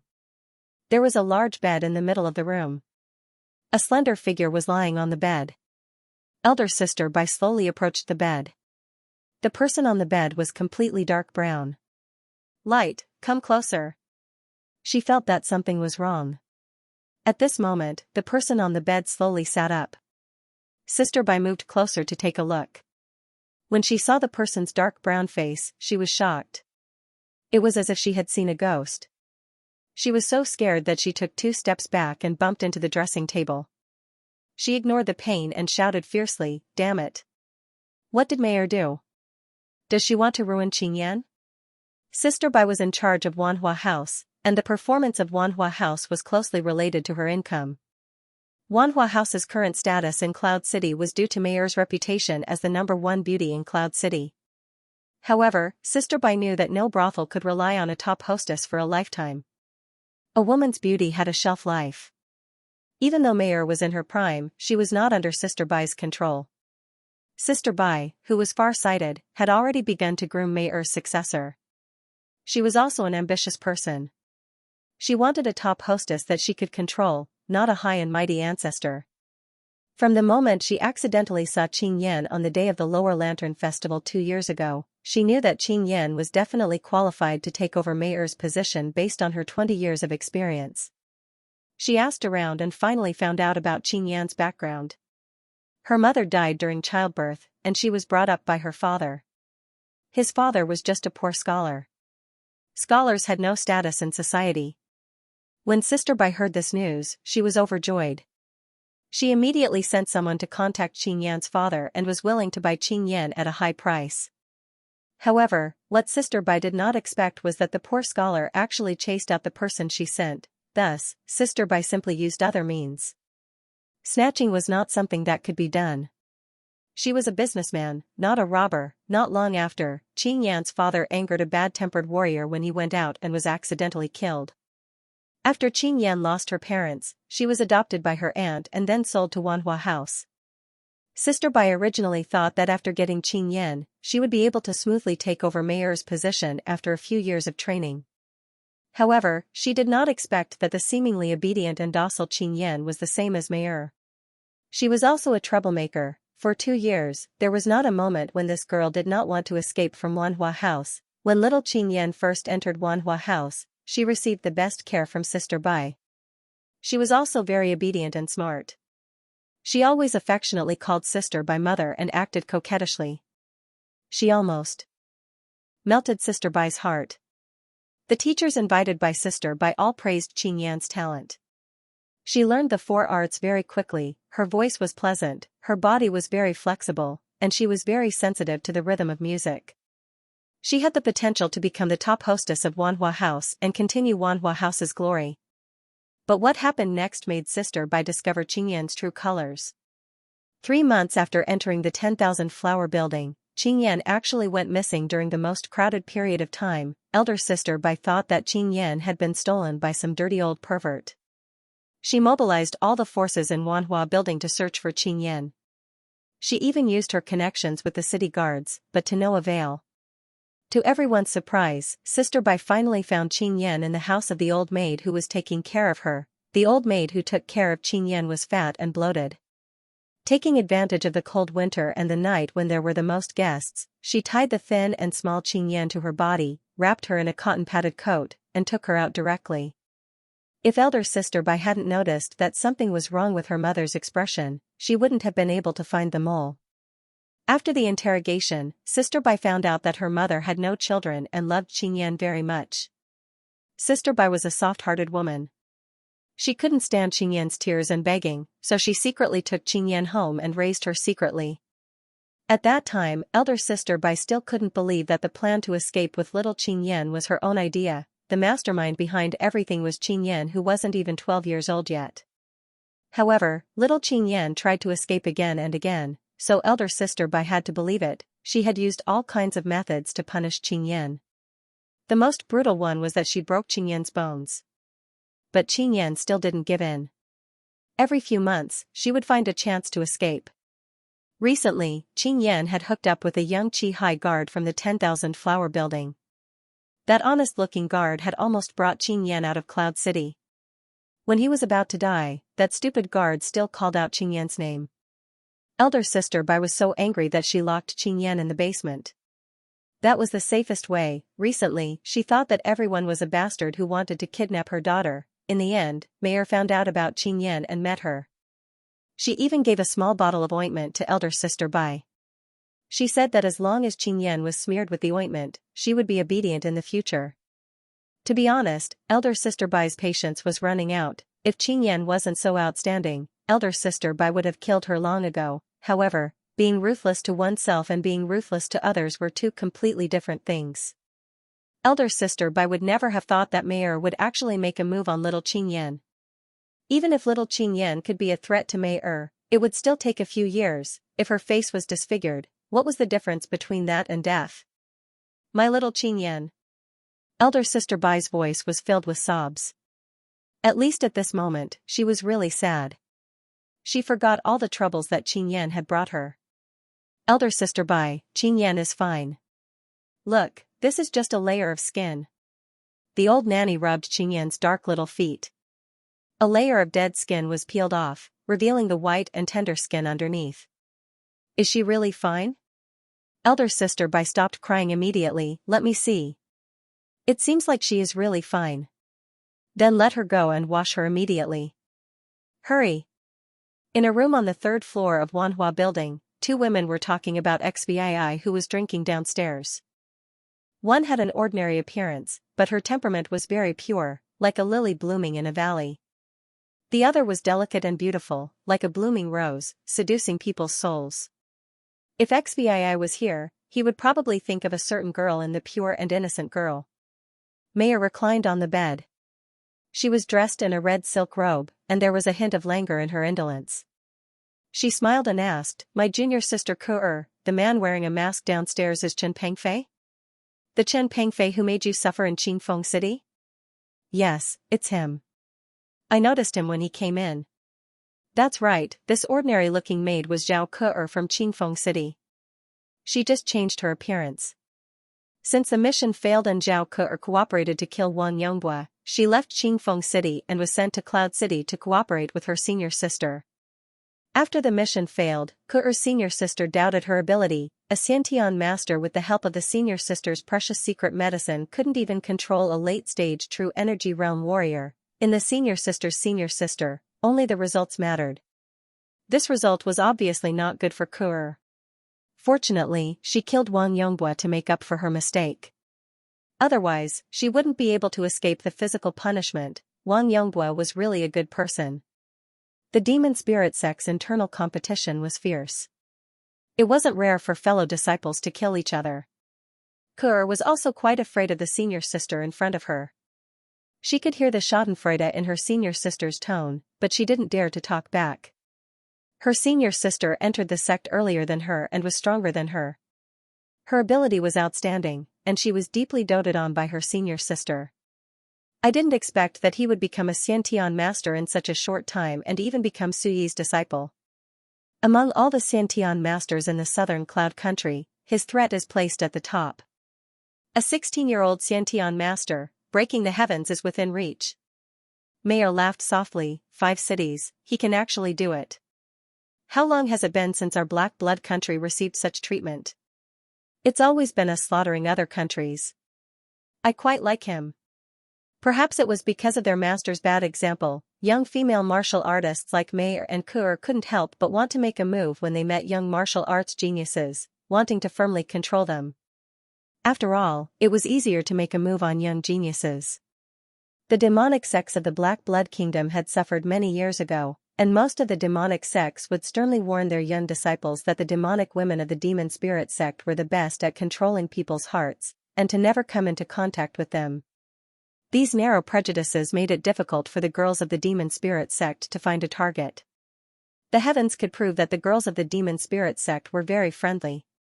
Even if it was a life and death grudge, as long as the other party's appearance was good, they couldn't bear to kill them. In recent decades, the demon spirit sect had begun to actively draw closer to the rulers of the Black Blood Kingdom. Relying on their unique cultivation methods and other advantages, the disciples of the sect were highly valued, and they successfully integrated into the Black Blood Kingdom's intelligence network in exchange for large amounts of cultivation resources. Moreover, in other countries, they could make a move on geniuses without restraint. However, the outstanding female disciples of the demon spirit sect were all proud and arrogant. If they weren't satisfied with a genius, they wouldn't even bother to make a move. Ever since Ku'er left Clear Wind City, Chen Pengfei's battle achievements were shocking, and his realm had advanced by leaps and bounds, directly becoming a Xiantian master. Someone like Chen Pengfei was considered a rare genius even in the Black Blood Kingdom, and was a treasure that the female disciples of the demon spirit sect yearned for even in their dreams. The publicly recognized division of geniuses was based on the age of 18. Those who became a Xiantian master before the age of 18 had a chance of breaking through the peak of the Xiantian realm, comprehending profound meaning, and reaching the Heaven Breaker realm. The younger one became a Xiantian master, the higher the chance of reaching the Heaven Breaker realm. For example, Su Yi and Yi Lijun from the military became Xiantian masters around the age of XVI. And the current number 1 master of the Black Blood Kingdom, the ruler of the Black Blood Kingdom, the emperor that all the demonic sects worshipped, became a Xiantian master before the age of 16. Looking at Chen Pengfei, he was also under the age of 16. As long as they could make Chen Pengfei fall in love with them, it was very likely that they would have a Heaven Breaker expert by their side to protect them. The female disciples of the demon spirit sect had set a bad example, and they couldn't resist this temptation. Senior sister, I've already tried. Chen Pengfei's willpower is very strong, and he's a vicious and suspicious person. If it wasn't for my good luck last time and my quick escape, I might have been seen through by him. If you want to control him, I'm afraid it'll be very difficult. I think it'll be easier for you to control Duan Shujie. He's almost fallen into your trap. Duan Shujie? He was far worse than Chen Pengfei. If there was Chen Pengfei, why would there be a Duan Shujie? Junior sister, if you fail the mission, it only means that you are not capable enough. It doesn't mean that others will fail as well. Mayer smiled and said, Junior sister, senior sister will give you a good lesson today and let you know the difference between our views. Later, you can watch from the side and learn well. Ku'er walked to the window and looked at XVI through the gap. She started to worry about 17. She definitely didn't want her senior sister to succeed. She saw Sister Bai from the 10,000 flower building bring a girl to 17's side. She smiled and said, Senior sister, you have to work hard. I saw Sister Bai bring that little girl, Yi Qingyan, to Chen Pengfei's side. Yi Qingyan? Mayor smiled nonchalantly. Bai Shan is really willing. Isn't that her favorite? But I don't care about that little girl. Maybe she'll be a bit of a threat in a few years. You seem to value her a lot. Mayor nodded and said, yes, I think that girl is very talented and pretty. She's young, but very scheming. She knows how to use her advantages very well. She's much stronger than I was back then. She should be a good seedling. But that girl will probably hate you. Ku Er smiled and said, the soul erosion powder of 10,000 ants is not something an ordinary girl can handle. That girl's temper is too fierce. I just want to teach her a good lesson. Didn't we hate Master in the past too? But now? Mayor smiled and said, Bai Shan thought that her plan was flawless. Maybe even she didn't realize how much that girl hates her. Little Qingyan seems to have guessed something. She's really smart. The soul erosion powder of 10,000 ants is more powerful the further it goes. According to my estimation, that girl can take 3 doses. Mayor thought for a moment and said, go and send that jar of wine that I've treasured. Also, inform Bai Shan that I'll be performing a dance for everyone tonight. Senior sister, I understand. It's good that you understand. Junior sister Ku Er, I know you have a lot of ideas, but please don't cause trouble. If I catch you, don't worry, I won't spoil senior sister's plans. At least, this time it won't spoil, Ku Er thought to herself. Just as the 2 evil experts were scheming in the room, Sister Bai brought Wenbin's ex-lover Yu Yu and a young girl with her head lowered to 17's table. Sister Bai whispered into the young girl's ear, let me tell you, little girl. You have to serve this master well today. Show him the skills you used to trick those old maids, guards, and guests. You have to satisfy him. Otherwise, I'll definitely let you have a taste of that feeling again. Qingyan was so scared that her whole body trembled, she really didn't want to experience that feeling again. It was as if countless ants were biting her. Just a moment ago, she almost thought that she was dead. Qingyan felt like she was floating when she walked. If Sister Bai didn't feed her some medicine to replenish her strength, she probably wouldn't even be able to walk. Yu Yu was a generous and beautiful girl. When she saw Yu Wenbin, she smiled and sat beside him. She complained, Big Brother Ben, you haven't come to see me in a long time. Aren't I here now? Yu Wenbin said as he looked at the young girl beside the 17th. Sister Bai gently pushed Yi Qingyan. When Yi Qingyan saw the tall and burly XVI, who was wearing a silver mask and emitting a chilling aura, her delicate body trembled. Then, she pulled a small stool from the side and sat beside 17 obediently. Yu Wenbin's eyes lit up when he saw the young girl in front of him. He didn't expect such a person to be hidden in Wanhua building. The way she sat made Yu Wenbin a little unhappy, but he didn't dare to say anything. He had a rough idea of Chen Pengfei's personality. He was the type that wasn't easy to entertain. This kind of person couldn't be forced. He didn't like to be overarranged. Overdoing it would backfire. Anyway, he had tried his best. Let nature take its course. If Chen Pengfei still wasn't satisfied, there was nothing he could do. On the first floor of Wanhua building, almost all the chairs were large rattan chairs. One chair could squeeze 3 people. This was to make it convenient for guests to have 2 women. Yi Qingyan, on the other hand, pulled a small stool from the corner and sat down. The small stool was short to begin with. Little Qingyan was also short.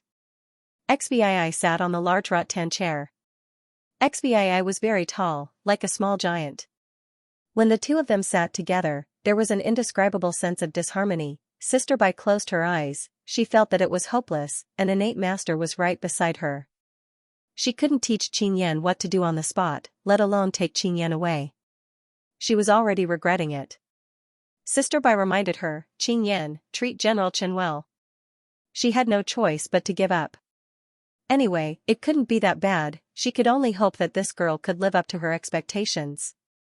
XVI turned around, lowered his head, and glanced at the little girl sitting next to him. Coincidentally, little Qingyan also raised her head and looked at XVI. Their gazes met in midair. Then, Qingyan lowered her head like a startled rabbit. XVII couldn't help but doubt himself. I've already used the breath-holding technique to restrain my murderous aura, am I still that scary? The other ordinary people didn't seem to feel anything. Ignoring the little girl beside him, XVII turned around and quickly felt that something was wrong, even if it was just a glimpse. As usual, with 17's observation and memory, he could quickly construct her appearance in his mind. But strangely, when XVII raised his wine cup and thought, he found that he only remembered Qingyan's eyes. Her eyes were very big, so big that they left a deep impression. Those eyes seemed to be able to speak. Through those flashing eyes, XVII seemed to be able to find something beautiful and mysterious, and had an impulse to explore it. XVII emptied the wine cup. He had to admit that even after a few years, he should still be able to remember this pair of beautiful eyes. But so what? For so long, there was only one person who could really move his heart. And after the destruction of Qingfeng City, every time XVII recalled what happened in the city, thinking of the beautiful girl who wanted him to take her away, he always felt that his emotions were strange and abnormal. General Chen, I'll pour you some wine. Little Qingyan quickly got up and came to 17's side, lifting the wine pot and pouring wine for XVII. The moment she saw the 17th, little Qingyan felt cold and suffocated. She always felt that General Chen in front of her was very scary, 100 times scarier than Mayer. Her intuition had always been very sharp, just like when she first saw Mayer, she felt numb in her heart. But she didn't forget the lessons that Sister Bai taught her. Even if she was very afraid that the person in front of her would be angry, she still bravely poured wine for him. That was her job. Coming out of the basement, Qingyan's limbs were weak. The copper wine pot was very heavy. She held the handle of the wine pot with difficulty and tilted it. The transparent liquid spilled out from the mouth of the pot. Her hands were weak and began to tremble as she lifted the heavy object. XVII looked at the wine glass and the stream of water. It was like a naughty child peeing through a small hole. It was a little accurate, but some liquid still spilled out of the wine glass and onto his hand. XVII stared at the drops of wine in her hand. Sorry. Little Qingyan's voice sounded like she was about to cry. She knew that she was in trouble. She hated her own hands and hated that woman with a heart as poisonous as a scorpion. If she hadn't suffered that kind of pain, how could she have made such a low-level mistake? First time? XVII asked. Yes, it's my first time accompanying a guest. Qingyan hurriedly found an excuse for herself.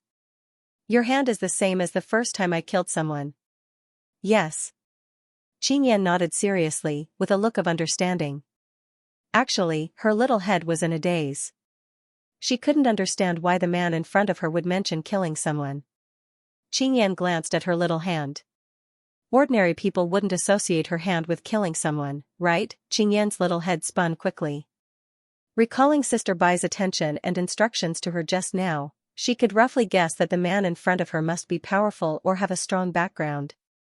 Even Sister Bai was afraid of him. Could she let him take her away? As soon as this thought appeared, little Qingyan's mind became active.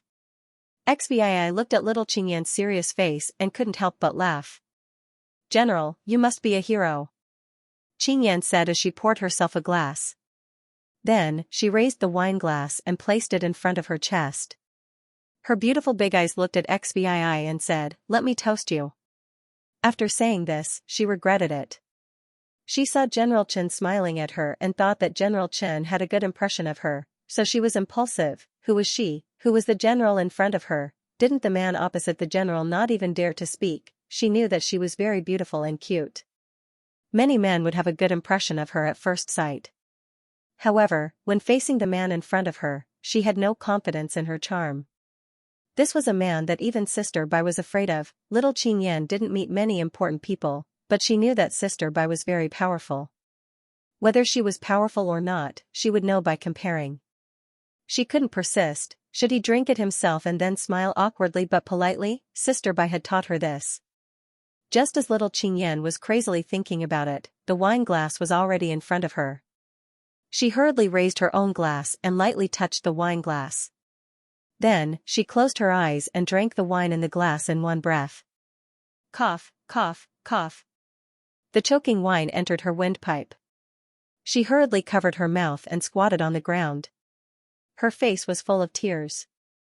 Some of the tears came from coughing, while some of the tears came from her disappointment. She felt that God was against her.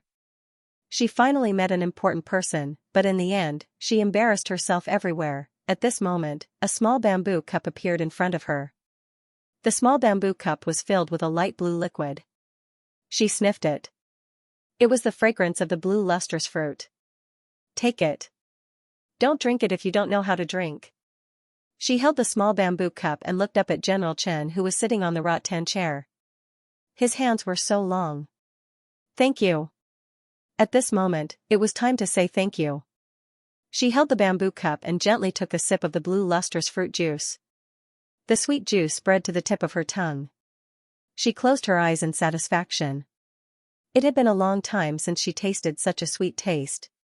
When she first came to Wanhua House, Sister Bai liked her very much.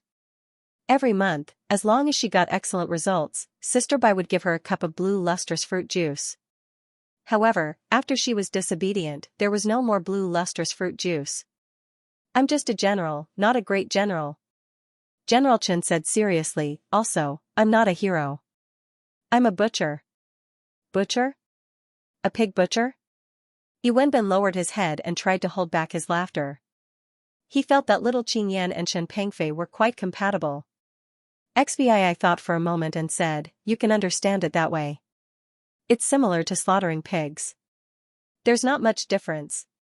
Little Qingyan pinched her thigh and asked curiously, I think you're quite a nice person. Why is Sister Bai afraid of you? XVII said with a smile, because my fist is bigger than hers. He stretched out his fist. Maybe it was because the surroundings were too lively, or maybe it was because little Qingyan was easy to relax by his side. Unknowingly, XVII finished a pot of wine. Sister Bai personally served them another pot of wine and told XVII, Mayor heard that General Chen came to Wanhua House. She was very happy and decided to offer a dance for General Chen. General Chen's face is really big. Sister Mayor hasn't shown up for many days. Yu, who was in Yuanbin's arms, said with a smile, who did Sister Mayor dance for last time? I can't remember clearly. That's right. General Chen's reputation is now known by everyone in southern Cloud Country. XVII didn't take these flattering words to heart. He was very clear about the gap between him and a heaven-breaking stage expert. Little Qingyan looked at General Chen with sparkling eyes.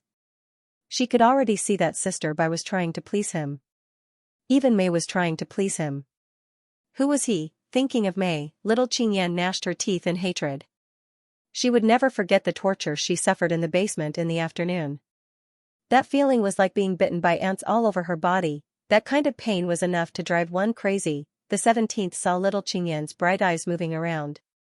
He felt that she was up to something, but he wasn't annoyed. He didn't care. He just felt that it was interesting. Soon, Sister Bai announced that Mei was going to dance. The guests cheered. To be able to enjoy Miss Mei's dance, my trip to Wanhua House today was not in vain. That's right. It's been more than a month since Miss Mei's last dance, right? I'll go inform my brother and ask him to come over quickly. Is Mei really as good as you say? This was a guest from another city. Of course. The three beauties of Yandu are the most beautiful. Watching her dance is simply a great enjoyment. That's right. We're in for a treat today. In a private room on the second floor, Xianxia and his friends were drinking. In order to break through to the Xiantian stage, he hadn't left the house for the past 2 years. He was focused on martial arts. After coming to Yandu, he met some good friends and they came to Wanhua House to drink. Brother Duan, you'll definitely be the champion in the young talent competition this time. That's right. Except for Chen Pengfei, who's a bit difficult to deal with. The others shouldn't be Brother Duan's opponent. In my opinion, Chen Pengfei is just a chicken and a pottery dog in front of Brother Duan. Another person took advantage of the wine and said, how is it possible for a true energy realm to kill a Xiantian stage expert? Xiantian stage experts can fly. Could it be that Chen Pengfei grew wings and is a birdman? Who knows, maybe she jumped? Ha ha ha, the table was filled with laughter. Even Duan Shijia laughed. That kind of battle record can only fool idiots. Yes, after hearing what you said, I also feel that Chen Pengfei's battle record is too fake. Perhaps the Redbud Army's morale has plummeted after suffering a crushing defeat on the front lines. That's why they purposely created this so-called peerless genius. It makes sense, it makes sense. There must be other innate masters behind this. Xianxia smiled and felt much more relaxed. It couldn't be helped. To anyone who participated in the Southern Cloud Nation's martial arts competition, Chen Pengfei's string of battle results was truly despairing. When Brother Duan obtains first place, perhaps Miss Mayer will repay you with her body. Right. I heard that Brother Duan seems to have seen Miss Mayer. I wonder if Miss Mayer is as beautiful as the rumors say? Xianxia's good friends were also young people who came to participate in the martial arts competition. Their families were close to the Duan clan and they were not locals. During this period of time, Mayer's reputation had already rubbed out calluses on their ears. Unfortunately, they couldn't see him. Xianxia recalled the scene when he saw Mayer not long ago. He couldn't help but say, "She's an outstanding beauty. No man won't be moved by her." Someone jeered, "Oh, looks like Brother Duan fell in love at first sight with Miss Mayer. Then we hope Brother Duan can obtain first place and return with the beauty." The news of Mayer's dance spread very quickly. Not long after, many guests flocked in. When the entire first floor was packed to the brim, Sister Bai simply closed the door. If they continued to crowd, perhaps Wanhua building would collapse. With so many martial artists, they could really do such a thing. Sister Bai placed a row of tables closest to the stage for all the distinguished guests who wanted to see Mayer's dance up close. 17, on the other hand, brought Wenbin and little Qingyan to the middle of the first row. Among tonight's guests, XVII's status was considered high. After all, people who were stronger than 17 and had a higher status than her did not come to Wanhua building often. I heard that Sister Mayer's dance is very beautiful. This is my first time seeing it. Little Qingyan said with some surprise. Wenbin asked doubtfully, "Isn't she from your Wanhua building?" But Sister Mayer doesn't dance often. Next to 17, someone pointed at 17 to Xianxia. Xianxia took a look and did not say anything. Compared to interacting with Chen Pengfei, he wanted to admire Mayer's dance more. A beautiful zither music sounded, and a girl in a red dress stood on the stage. As soon as she went on stage, almost everyone's eyes were focused on her. It was as if she was born to be on the stage. She was barefoot, and her feet were beautiful and white. Compared to her red dress, they were like snow falling from the sky. Her dance was gentle, and her slender waist seemed to be boneless. Her gentle eyes seemed to be staring at everyone, conveying a hint of affection. Opposite 17, Wenbin had already held his breath. Xianxia had already forgotten where he was. Little Qingyan looked at Mayer on the stage, then at the other audience members. She pouted and was very dissatisfied. In her opinion, the men around her who were obsessed with Mayer were a bunch of idiots. They did not know the true face of the woman on the stage. She sneaked a glance at General Chen. General Chen's expression was still indifferent, and his eyes were clear when he looked at Mayer. She felt much better, not everyone was so easily fooled. Ku'er stood below the stage. She sneaked a glance at XVII's position, and was a little worried for 17. She knew that her senior sister was more than that. Soon, the rhythm of the music changed, and it turned from beautiful to psychedelic. Mayer had a confident smile on her lips, and her eyes were electrifying. That was just the foreplay, and now it was the feast. Mayer began to show all the advantages of her body on the stage. Her dance became hotter and hotter, and a fiery aura surged throughout the entire Wanhua building. Mayer's dance was very unique. Even though everyone felt that her dance was very spicy, everyone in the audience felt that those dance postures were not vulgar. Instead, it was more like an elegant art, with an intoxicating charm. Many men's breathing became hurried. Their eyes were glued to Mayer's body, following the hem of Mayer's dress, following her waist, following her flowing hair, following the tips of her brows, her eyes, the bridge of her nose, her lips. Even the women of the 10,000 Flowers building weren't any better. Ku'er saw XVII's eyes turn from clear and cold to gentle, and then a faint flame ignited in them.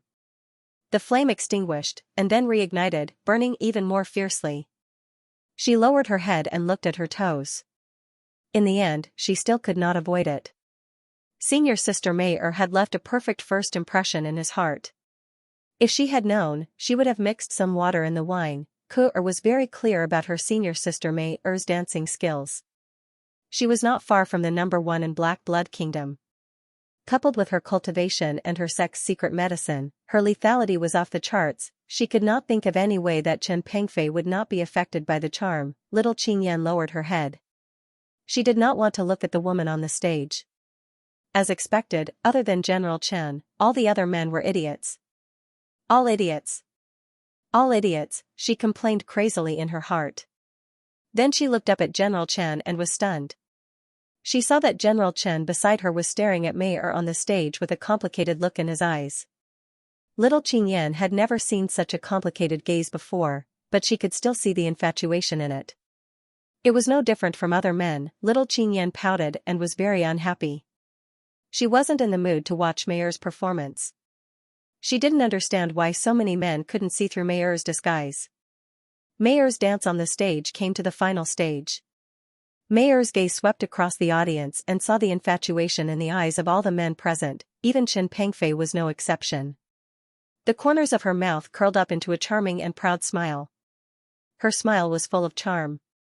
Everyone gasped and saw Mei jump off the stage.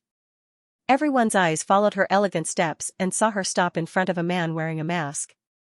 Then she jumped onto the table like a cat. The narrow table couldn't restrain her exquisite dancing skills at all.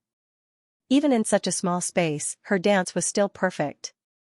She looked at XVI, but her elegant and sexy dance didn't stop. Her gem-like eyes looked at XVI with a confident and passionate smile, her entire body exuding a charming glow.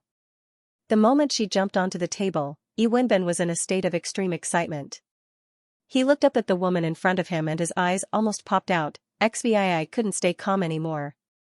His breathing began to quicken as if he was desperately suppressing something. A strange flame flickered in his eyes. Under the mask, there was no expression on his face. His facial muscles were almost cut off by him. Little Qingyan couldn't help but watch such a close dance. She quickly discovered Mei's wonderful dancing skills and was addicted to it. The deep-seated hatred in her heart slowly dissipated and even a little respect. After all, it was really wonderful. Aesthetic appreciation of art was human nature. Even in a world that advocated martial arts, art still wouldn't die out. No matter how beautiful and wonderful the performance was, it would always end. With the music coming to an end backstage, after the wonderful ending, Mei stood on the table and bowed to everyone present. When she turned around, the hem of her skirt brushed past, bringing with it a burst of fragrance. It intoxicated Yi Wenbin's heart. Even 17 was slightly stunned. General Chen, was my performance wonderful? Mei looked at XVI with a smile and asked. General Chen, who was General Chen? Everyone present turned their gazes towards the man beneath Mei. A thing called jealousy had infected almost all men. Mei asking for his opinion proved that Mei valued that person.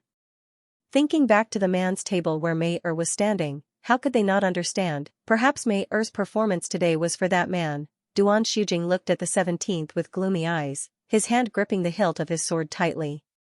Is General Chen dissatisfied with my dance? Mei said with some grievance. When I heard that General Chen would be coming today, I specially prepared for the entire afternoon. XVI lowered her head and didn't say anything. The men present looked at the 17th angrily, thinking that he was putting on airs. Mei's dancing ability was definitely at the top of the Southern Cloud Nation, recognized by the world. Ku-er looked at 17 and sighed faintly. Little Qingyan lowered her head, feeling extremely nervous. Why aren't you saying anything? Mei asked softly. Her voice tickled his ears. XVI slowly raised her head. When she saw his eyes, the smile on Mei's face froze. A black shadow flashed past. Chen Hao helplessly looked at the beautiful head flying into the sky. Actually, he didn't want to cut it at all. He thought that Mei was quite interesting, more interesting than Ku-er, but what else could he say? After all, XVI was the sword master. The red body fell on the table in front of XVI. Little Qingyan looked at General Chen in disbelief. Her little face was pale, and her whole body unconsciously began to tremble. Everyone present was dumbfounded. No one could have thought of such an ending, until the head fell to the ground and rolled to Duan Shujia's feet. A woman's ear-piercing scream rang out, and all the guests on the first floor reacted. Mayor was killed, Mayor was killed, Mayor was killed. XVI picked up a glass of wine and drank it in one gulp, then he slowly stood up. Everyone could see his red eyes, only to hear him gritting his teeth and saying, "Do you really think that I'm a pushover that anyone can bully?" No one could understand what he meant. 17's red eyes scanned everyone present, the murderous aura on his body rose to the sky, the entire first floor was about to freeze. "Ku-er, are you here? I don't care if you're here or not, I just want to tell you, I will definitely kill you." 17XVII's mood was irritable, like a barrel of gunpowder. Today, Mayor's dance was flawless, he couldn't find any fault. But not long after Mayor appeared, 17 found that his originally calm heart began to heat up again. He seemed to be completely immersed in that woman's charm. Not normal, very not normal. 17 didn't believe that he would be tempted by that strange woman. 17 was very familiar with this feeling, just like Ku-er in the past, and even more powerful than Ku-er. Even if he clearly felt that something was wrong, his good impression of Mayor in his heart was getting stronger and stronger. Just like when he faced Ku-er in the past, so, he chose to make a move directly. If he didn't make a move now, it would be harder for him to make up his mind in the future. Just when 17 wanted to search for Ku-er's figure on the scene, a sword light came. 17 raised his sword angrily and fought back. With just one sword, he sent the enemy's long sword flying. He looked at the strange man in front of him and frowned. "Who are you?" "The person who wants to kill you." "There are many people who want to kill me, you're not worthy." Xianxia asked angrily, "How do you know I'm not worthy? Pick up the sword first." 17 carried the corpse on the table and was about to leave. He didn't say anything, but was stopped by the drinkers on the first floor. "Kill him, don't even think about leaving. Avenge Miss Mayor, kill this lunatic." The guests present were furious, and Mayor's dance was still in their hearts. 17 held the heavy sword in his hand and tried to calm the killing intent in his chest. He didn't forget that he was in Cloud City. The demonic aura instantly enveloped the entire first floor. Under the blood-red murderous aura, most of the people on the first floor fled as if they had seen a ghost, and only a few people were barely holding on, but they also didn't have any thoughts of resistance. They knew Xianxia, and they also knew 17. That iconic silver mask had long been spread throughout the southern Cloud Nation. Withdrawing the demonic aura, 17 snorted and left with the corpse without looking back. Little Qingyan looked at XVII's back, and then looked at Mayor's beautiful head. She pulled Wenbin's trousers, suppressed the fear in her heart, and crawled for more than 10 meters in XVII's footsteps. After more than 10 meters, her cold and stiff limbs recovered a little, and she staggered to follow. She followed behind 17 and left the Wanhua building just like that.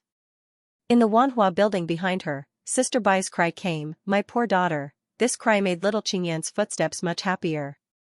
Inside Wanhua building, Xianxia looked at 17's departing figure with hatred.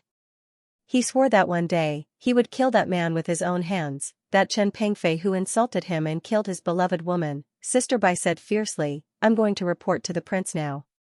He must kill that Chen Pengfei." Ku-er looked at her senior sister's head in a daze. She still couldn't believe her eyes.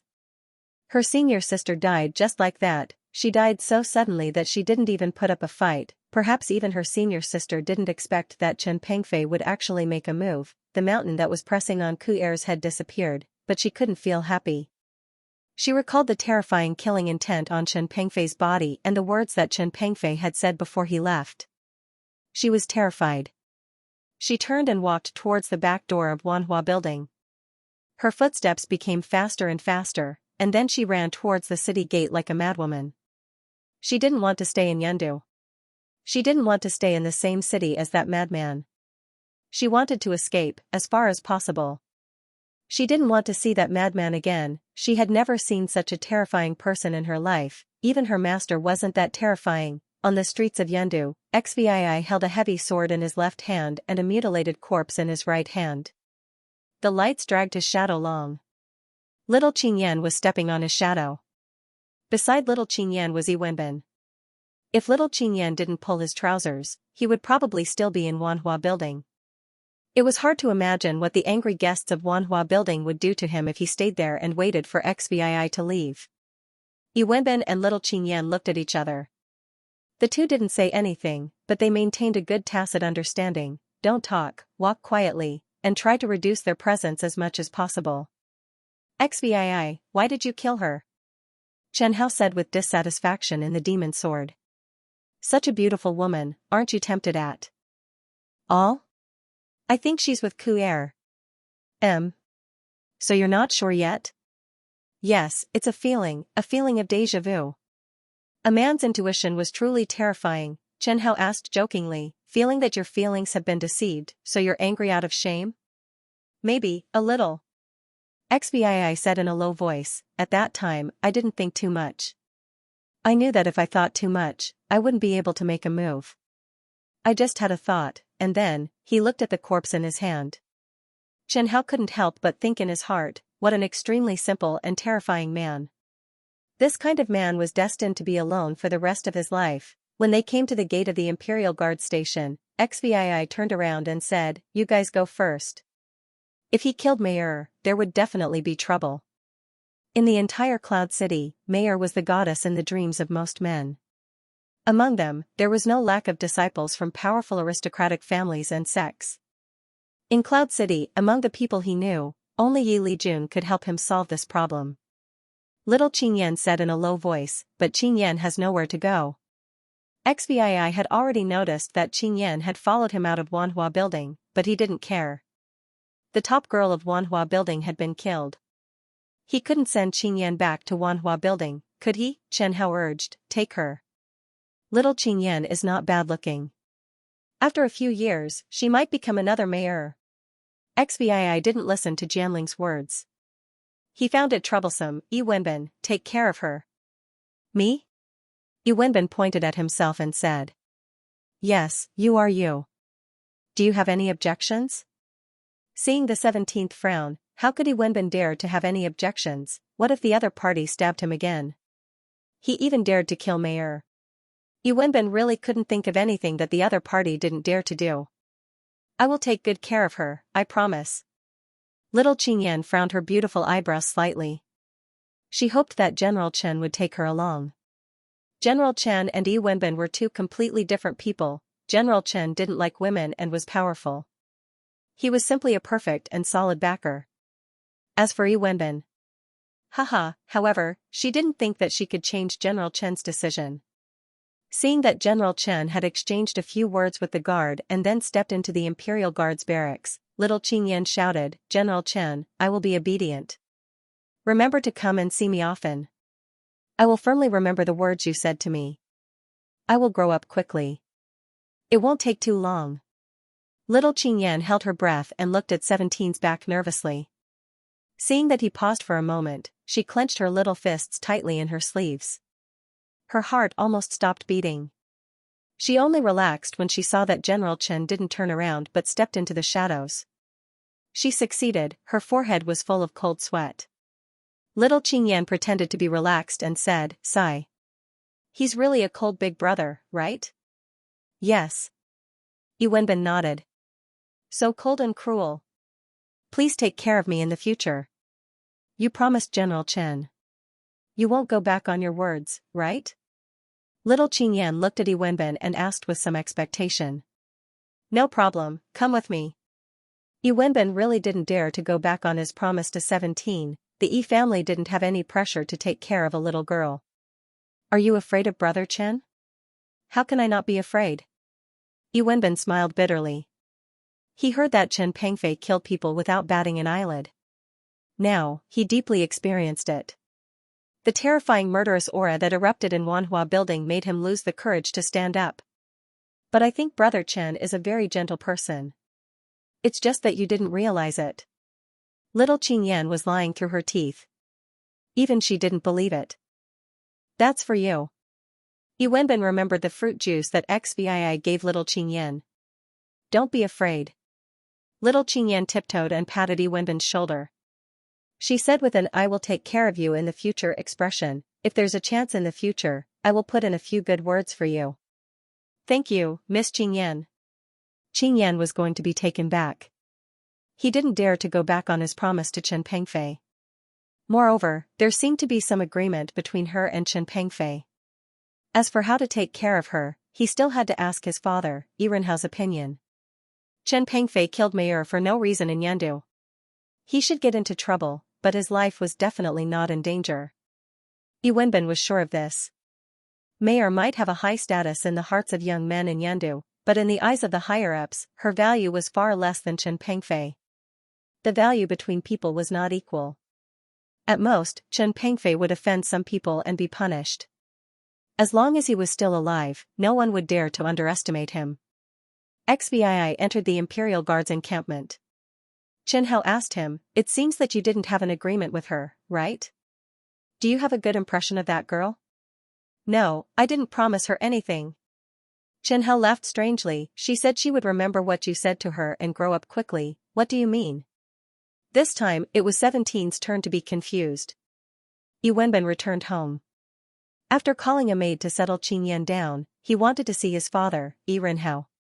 However, he heard from the servant that his father was urgently summoned by the Grand General. Yi Renhao only returned home in the middle of the night. He told his father about what happened in Wanhua Building during the day. Yi Renhao took off his armor and said, "I know everything about Wanhua Building." The Grand General had checked the corpse. That mayor wasn't an ordinary person. She was a Xiantian expert who was hiding in Yandu. It was very suspicious for an Xiantian expert to be the face of Wanhua Building. Just now, the Grand General sent me to investigate Wanhua Building. It was confirmed that Mayer was a spy sent by the Black Blood country. Spy? Yi Wenbin never thought of it that way. Yes, we found 2 letters there. They were all confidential information of our southern cloud country. Yi Renhao said, "So, this time, Chen Pengfei won't be in trouble. Instead, he will be rewarded." "Then what about the little girl that General Chen asked me to take care of? Are you sure Chen Pengfei really cares about that little girl?" Little Qin Yan was definitely a beauty in the making. Even elder sister Bai of the 10,000 Flower House had high hopes for her. Her potential could be imagined. Yi Wenbin was also not blind. His ability to judge a woman was quite good. It was natural for men to love beautiful women. Little Qin Yan's personality was very much to Chen Pengfei's liking. Thinking of what little Qin Yan said to him before Chen Pengfei left, Yi Wenbin confidently said to his father, "He does care about her." Yi Renhao said, "Chen Pengfei was originally a demonic cultivator and has no family. That little girl is a good bridge. You have to take good care of her. But be careful, don't let anyone bully her. Don't do bad things out of good intentions." "I understand." Yi Wenbin understood his father's intentions. Although you're not good at cultivation, I'm not worried about you." Yi Renhao thought for a moment and said, "Chen Pengfei is unruly and has many enemies. Don't spread the news about that little girl. Also, tell that little girl not to mention her relationship with Chen Pengfei to anyone else. Think of the reason yourself, understand?" "Father, you're so thoughtful." After his father's reminder, Yi Wenbin immediately understood his father's intentions. In the end, it was all for benefits. Taking care of little Qin Yan was to show goodwill to Chen Pengfei, a future top expert. However, Chen Pengfei was a troublemaker. If Chen Pengfei offended someone he shouldn't have in the future, and met with some mishap, as long as no one knew about little Qin Yan's existence, the Yi family could simply cut ties with him. Then you're dismissed. It was late at night and the Yi family mansion was silent. Little Qin Yan lay on the big bed, smelling the clean fragrance of the clean blanket. She shook her little head, letting the soft blanket gently rub against her little face. She could not fall asleep no matter how hard she tried. Her mind was filled with what happened during the day. That vicious woman, Mayer, had applied the ointment on her. That kind of pain had made her go crazy. And that General Chen, who was the most valiant and callous man she had ever met, had actually beheaded Mayer for no reason at all. Although little Qin Yan hated Mayer to the point of gnashing her teeth, she still acknowledged the other's charm from the bottom of her heart. Then she thought of the Yi family she was in now. She was still worried. She did not know if the act tonight would be a success. She did not know if the Yi family would treat her the way she imagined. "I can only hope. I hope that General Chen is really powerful," little Qin Yan thought to herself. The next day, the news that Mayer was a spy of the Black Blood Kingdom spread throughout the entire Cloud City. Even if it was official news, some people still didn't believe that Mayer was a spy from the Black Blood Kingdom. Some people who witnessed or heard 17 kill Mayer even suspected that the officials were deliberately protecting Chen Pengfei. Mayer was so beautiful, how could she be a spy from the Black Blood Kingdom? Mayer's dance was so beautiful, how could she be a spy from the Black Blood Kingdom? Chen Pengfei must have lost his mind after cultivating the slaughter concept and accidentally killed Mayer, or was he a psychopath? A serial killer. Most people were skeptical and remained neutral. Regardless of whether they believed it or not, Mayer was still dead. However, Lord Lindsay, where are the blind people? Early in the morning, XVI was still cultivating when Meng Fei came to find him. General Chen, there's a group of people at the entrance of the barracks saying they want to challenge you. Why? They said you killed Mayer and they want to avenge Mayer. Meng Fei said in a low voice, they said they want to compete with you in the life and death arena. Every city had a life and death arena, and Southern Cloud City naturally had one as well. In the life and death arena, killing was not a crime, and the officials wouldn't care. They haven't heard of my reputation? XVI didn't believe that a heaven-breaking realm expert would invite him to the life and death arena. There were only a few heaven-breaking realm experts in Cloud City, and most of them were concentrated in the Imperial Palace and the Imperial Guards. He had never heard of a heaven-breaking realm expert who would lower himself and take the initiative to challenge a Xianxia realm expert. They might have heard of it, but they might not believe it. Meng Fei said in a low voice, the martial artists living in Cloud City somewhat look down on martial artists from other places. Moreover, as long as they don't see it with their own eyes, the martial artists from other counties probably won't believe in General's ability. XVI asked doubtfully, do those experts really care about Mayer that much? I just went out to take a look, maybe some experts really do care about Mayer. I heard from the guards of Cloud City that Mayer has countless pursuers in Cloud City, and there is no lack of Xiantian realm experts among them. Meng Fei replied, but I think there are some experts who are using Mayer as a cover. XVI couldn't help but laugh, you mean, they plan to use me as a stepping stone to become famous?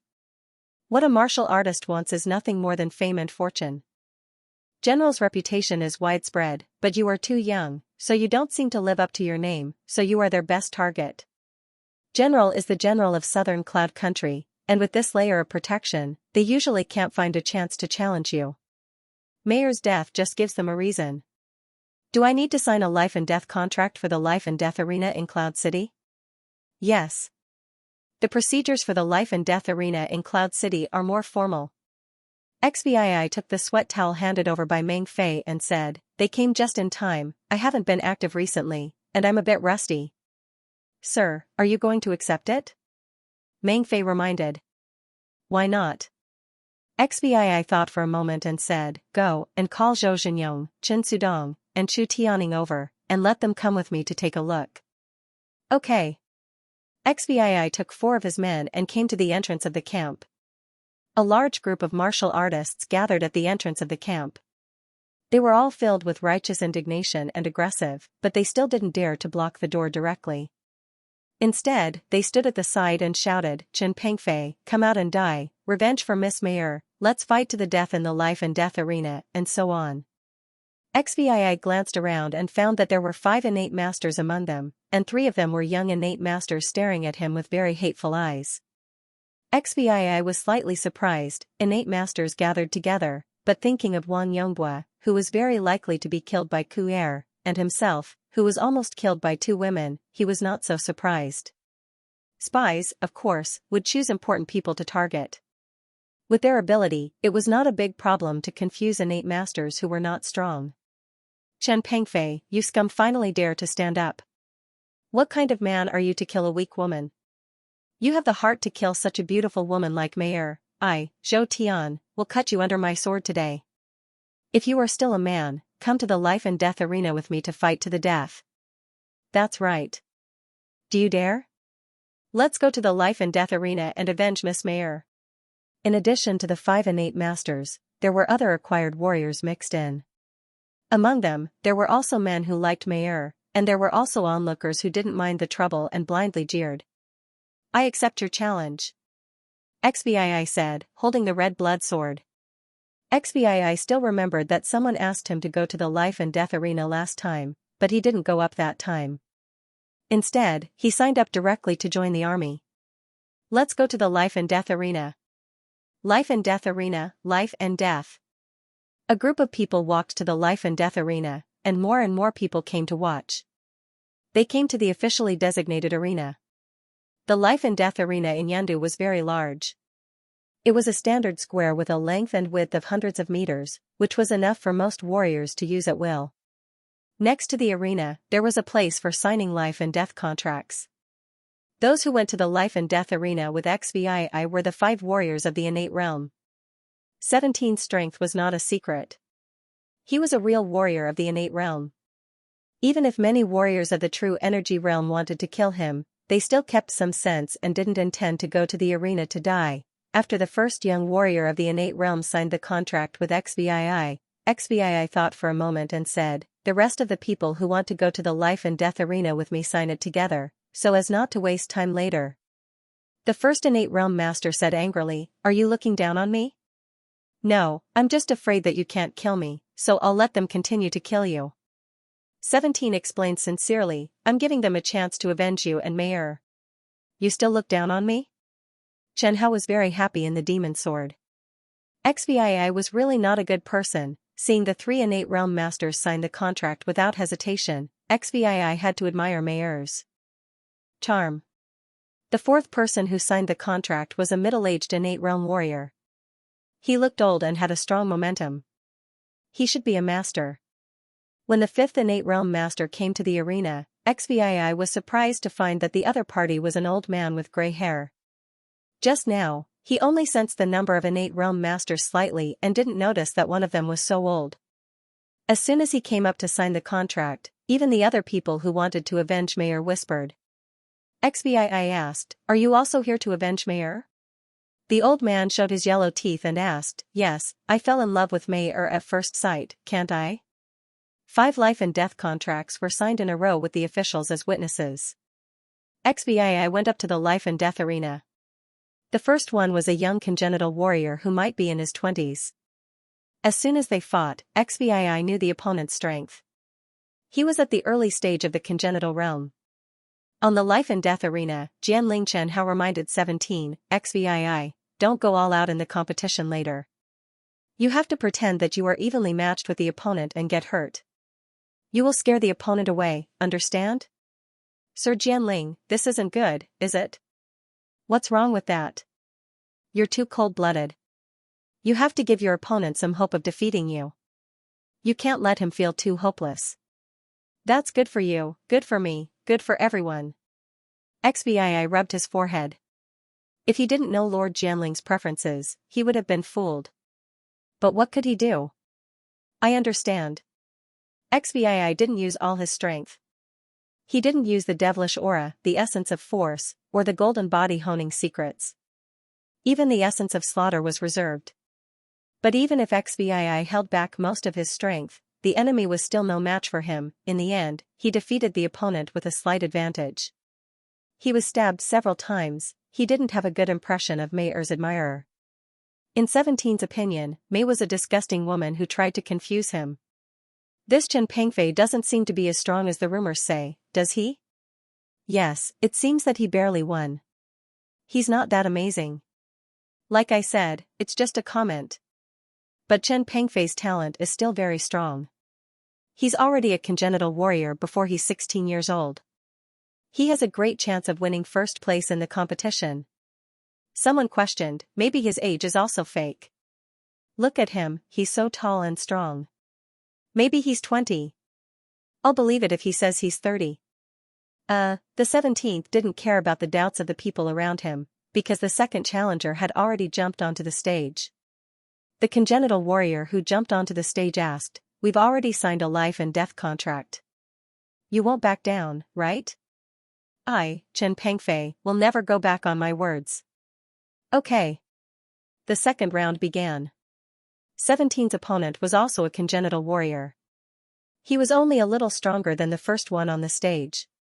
But even if he was only a little stronger, He still wasn't 17's opponent, the 17th won by one move, and his opponent also died under his sword. Chen Pengfei's chi consumption is huge, and he's also injured. He probably has to fight another day. Yes, he killed 2 congenital warriors in a row. It would be strange if he didn't consume a lot of chi. He killed 2 congenital warriors in a row. He's indeed the #1 genius of the southern cloud country. Even Xianxia can't compare to him. The 3rd congenital warrior jumped onto the stage. Chen Pengfei, I want you dead. Without saying anything, he directly rushed towards 17 and used his killing move. The audience below the stage exclaimed. So sinister. Shameless. This is called using the rules reasonably. The life and death contract has been signed. Even if Chen Pengfei is killed, the military can't find a reason to avenge him. Isn't this a tag team battle? So what if it's tag team battle? Who asked Chen Pengfei to court death by signing 5 contracts at once? XVII once again used all his strength to kill his opponent. The audience below the life and death arena was stunned. They didn't expect XVII to be so strong. How is this possible? There are already 3 congenital warriors. He's indeed an expert who fought his way out of the battlefield. There are few who can match him in the same realm. Someone exclaimed, I heard that the experts from the Redbud Army are all ridiculously strong. I've finally witnessed it today. The 4th one won't go up directly, right? He's already gone up. XVII half knelt on the ground, panting as he looked at the middle-aged warrior in front of him. He wiped the blood off his body. He was now covered in wounds and looked very scary. The blood was from his enemies, and also his. You want to kill me too? The middle-aged man said, You're indeed a true expert. If you were at your peak, I might not be your match. What about now? The middle-aged man said seriously, You shouldn't be my match. Chen He was secretly pleased. He was happy for his wise decision. There were very few congenital warriors. It was rare to meet one. Today, they were lining up to die. It was simply a gift. Look, the 4th fish had taken the bait, XVII asked in a very weak voice, so? I give up on the battle. When you're better, I'll ask you out again. After the middle-aged man finished speaking, he directly jumped down from the arena. This congenital warrior is still shameless. Seeing the middle-aged warrior leave the arena, the audience couldn't help but comment. Chen He looked at the middle-aged man's back as he left silently. He felt an indescribable pain in his heart. The cooked duck seemed to have flown away just like that. XVII, go behind him and stab him. That's not good, right? The life and death contract has been signed. Everyone is willing. What's wrong with that? Just as Chen He was about to continue persuading XVII, the last white-haired old man slowly went up to the arena. The old man looked at XVII, pulled out a jasper-colored machete, and said with a smile, Chen Pengfei, stand up. Don't pretend. You can fool others, but you can't fool me. Show me your true ability. As soon as he said this, 17's heart sank. Who are you? Of course I'm Miss Mayer's admirer. I'm here to avenge her. The old man smiled viciously. You've used up most of your vital essence, right? Do your wounds hurt? I have to say, those useless people are quite useful. It would be better if that person could compete with you again. Did you hear that? That old man said Chen Pengfei still has some strength left. Is that a joke? It doesn't look like a joke. He has already killed 3 Xiantian masters, right?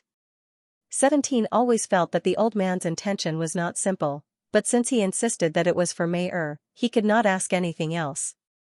Chen He whispered a warning, be careful of the blade in his hand. It's a real spirit weapon. Make your move.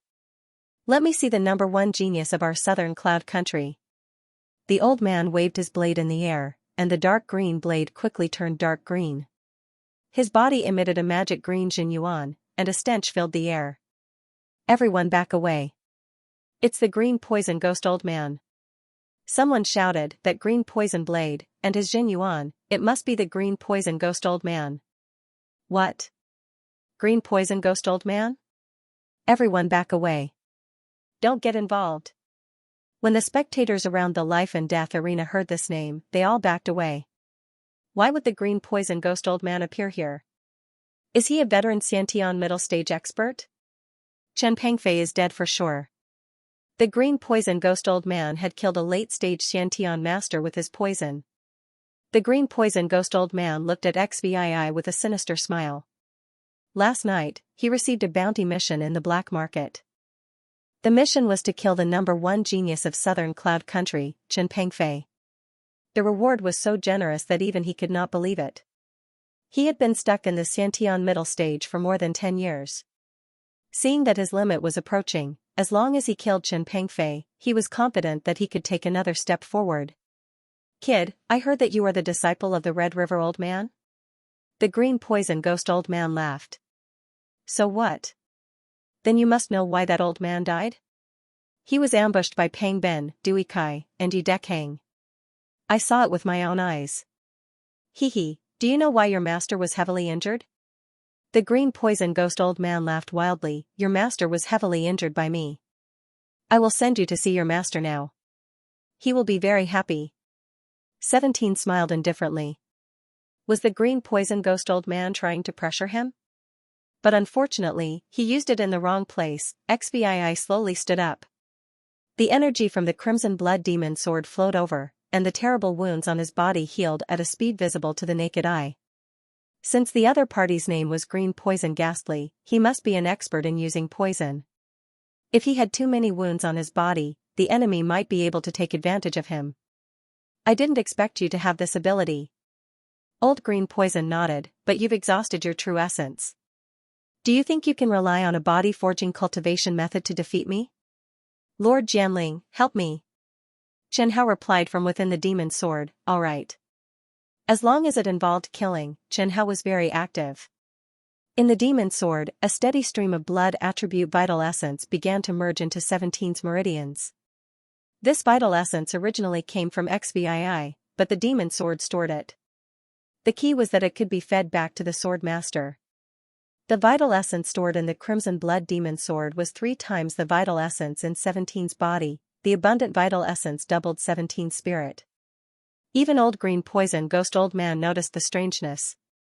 He looked at the heavy sword in 17's right hand in surprise. The demon weapon in your hand can feed vital essence?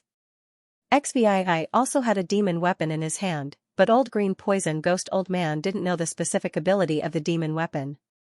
What's wrong? That demon weapon isn't a normal one, right? It's okay. What's it called? Red Blood Sword. Good name. Old green poison ghost old man laughed strangely. It's indeed a good sword. After you die, it'll be mine. Chen Hao shouted from within the demon sword, XVI, cut him into 8 pieces for me. Old green poison ghost old man attacked. As soon as he attacked, dark green vital essence covered his entire body. He directly rushed up. Poisonous sword intent, black poison sword. Flash step. XVI suddenly dodged, narrowly avoiding the sword. Smelling a strange stench, he quickly held his breath. The sword intent of the black poison sword slashed across the life and death arena. With a sizzling sound, the entire arena was corroded. Even though he had dodged the attack, 17 still felt a burning pain on his shoulder. He looked at his shoulder and saw that the armor on his shoulder had been corroded. His exposed skin had turned purple. Old green poison ghost old man was indeed worthy of his reputation. He was very poisonous. He was definitely the strongest higher heaven opponent XVI had encountered after reaching higher heaven. Slaughter sword intent. Concept of strength. 17's aura instantly increased. The blood-red slaughter sword essence completely covered him. His tall and sturdy figure suddenly grew. With the silver mask on his face, he looked like a ghost god from hell. When the audience saw 17's aura, they were all dead silent. They started to feel fear for no reason, although old green poison ghost old man's poison sword intent was terrifying, but compared to 17's slaughter sword intent, the difference was obvious. Someone exclaimed, Chen Pengfei's slaughter sword intent has reached great accomplishment? His slaughter sword intent has reached great accomplishment. I'm afraid his strength won't lose to a normal middle higher heaven expert. If Chen Pengfei doesn't die, the first place of this tournament will definitely be him. This is crazy. Our southern cloud country doesn't have a higher heaven expert who has reached great accomplishment in the slaughter sword intent, right? Old Green Poison Ghost Old Man looked at 17's slaughter sword intent with jealousy and said, so what if you have great accomplishment sword intent? Today, I will kill you. Poisonous sword intent, poison extermination. Dark green mist gushed out, leaving XBII nowhere to run. Golden body refinement secrets. He chose to rush up directly. Blood Demon 5 styles. Blood Red Xianxia instantly exploded and swept towards Old Green Poison Ghost Old Man. Old Green Poison Ghost Old Man quickly blocked, but 17's martial technique and intent were much stronger than him. The Crimson Blood Demon Sword doubled the damage of 17's Sword Master Sword skill. Old Green Poison Ghost Old Man flew out and retreated more than 10 steps. He covered the shallow sword wound on his chest and looked at XBII in disbelief.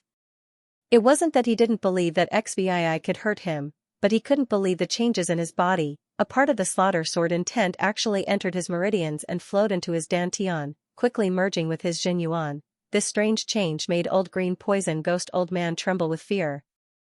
Intent was the higher heaven's understanding of heaven and earth.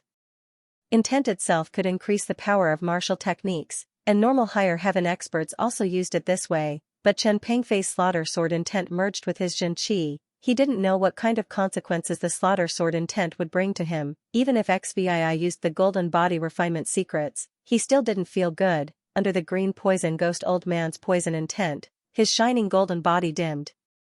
What's in your slaughter intent? I don't know. XBII smiled and said honestly, today is my first time using it. You're the first person to try it. There had always been a hidden danger in 17's body. When he first met the formation master Chu Fei, he forcefully broke through in the Wraith refining array, and his vital essence absorbed a lot of evil spirits and impurities. The impurities were never removed, and those evil spirits merged with 17's vital essence, constantly affecting 17's mind. It wasn't until he tempered and strengthened his willpower in the Raging Flame body tempering room and cultivated the spirit concentration art that he had snatched from the Su family that he was able to slowly suppress the baleful aura in his true essence. For a long time after that, the baleful aura remained dormant in his body. Recently, the Wraith aura strengthened again, and under the influence of the Wraith aura, the evil spirits in 17's vital essence began to stir. But after the slaughter sword intent reached great success, XBII suddenly realized that the evil spirits hidden in his vital essence seemed to have other uses. So this time, when he was fighting the Green Poison Ghost Old Man, he tried to inject a large amount of evil spirits into the enemy's body. As for the effect, XBII wasn't too sure, but it definitely wasn't anything good. I'm going to kill you. It would be strange if the Green Poison Ghost Old Man was happy to be used as a test subject. The evil spirits in his vital essence made him uneasy. The two continued to fight. The Green Poison Ghost Old Man seemed to know that 17's strength was amazing, and his movement technique was good, so he basically didn't collide with XBII. Most of the time, he relied on his poison concept to try to poison XBII. Encountering a poison master who didn't fight head-on, XBII really had a headache, and it wasn't easy for XBII to catch him. The opponent was a middle-stage post-celestial master, and his technique wasn't inferior to his at all. Luckily, 17's golden body tempering art had reached perfection, and the Green Poison Ghost Old Man couldn't do anything to 17 for a while. Chen Pengfei really hit his strength. He's cultivating the golden body tempering art, and his entire body is golden. Is he at the consummate stage? Isn't that too exaggerated? To be able to last so long against the Green Poison Ghost Old Man, his strength is quite impressive. The battle between XBII and the Green Poison Ghost Old Man became a tug of war. However, the cultivators who were watching from afar were watching with great interest. One was a newly risen genius, and the other was a terrifying demonic pathmaster. The battle between the two was extremely exciting. No matter how strong the golden body was, it couldn't withstand the constant erosion of the Green Poison Spirit Elder's poison intent. After 15 minutes, 17's armor was corroded beyond recognition, and the golden body was getting dimmer.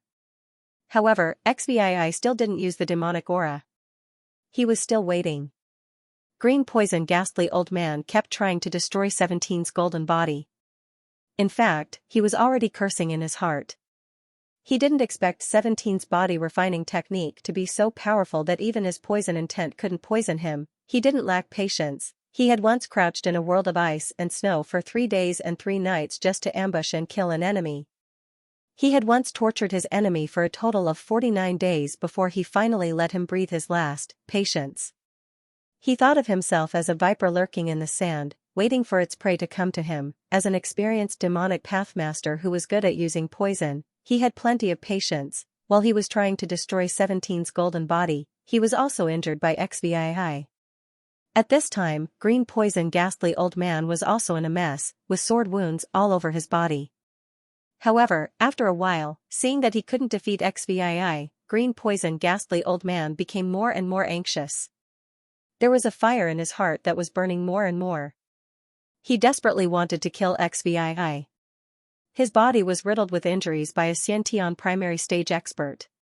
This was simply a disgrace. When Green Poison Ghastly Old Man raised his head again, XVI saw the vicious killing intent in his eyes, and a red light flashed in his eyes. This was Black Death Poison. Blood Demon Sword Technique, 7th move. Their weapons collided for the first time, sparks flew, and a huge force hit Green Poison Ghastly Old Man's hand numbed, and the weapon in his hand was almost knocked away. Seeing that he was forced to retreat, XVI wouldn't let go of this opportunity. He rushed up with a flash step, and with an unparalleled power, he attacked like a storm. The blood-red sword energy brought by the heavy sword covered the whole life and death arena. Green Poison Ghastly Old Man was suppressed by this attack, and he couldn't even raise his head.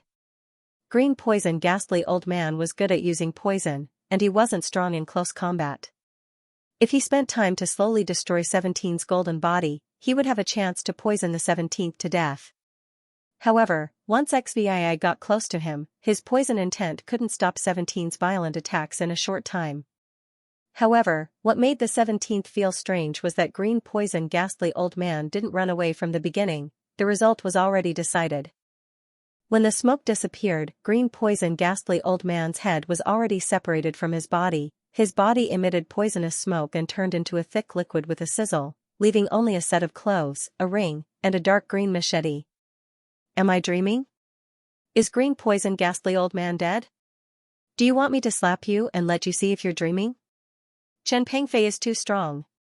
He also has a demon sword. That demon sword seems very strong. Yes, I remember that demon sword is called Red Blood Sword.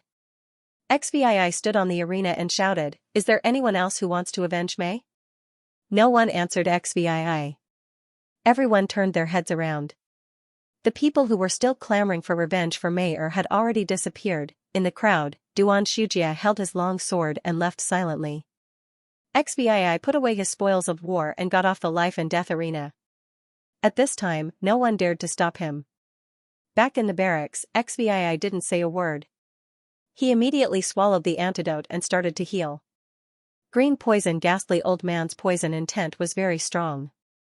17's golden body almost couldn't take it. If Green Poison Ghastly Old Man's poison intent could reach great success, 17's golden body wouldn't be able to hold on for long.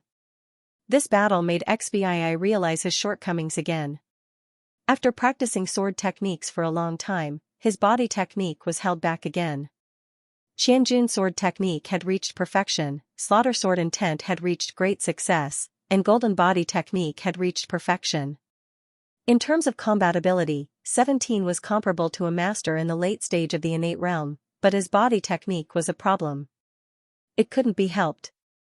Red Blood Demon Sword greatly enhanced sword techniques, and 17's talent was also in sword techniques.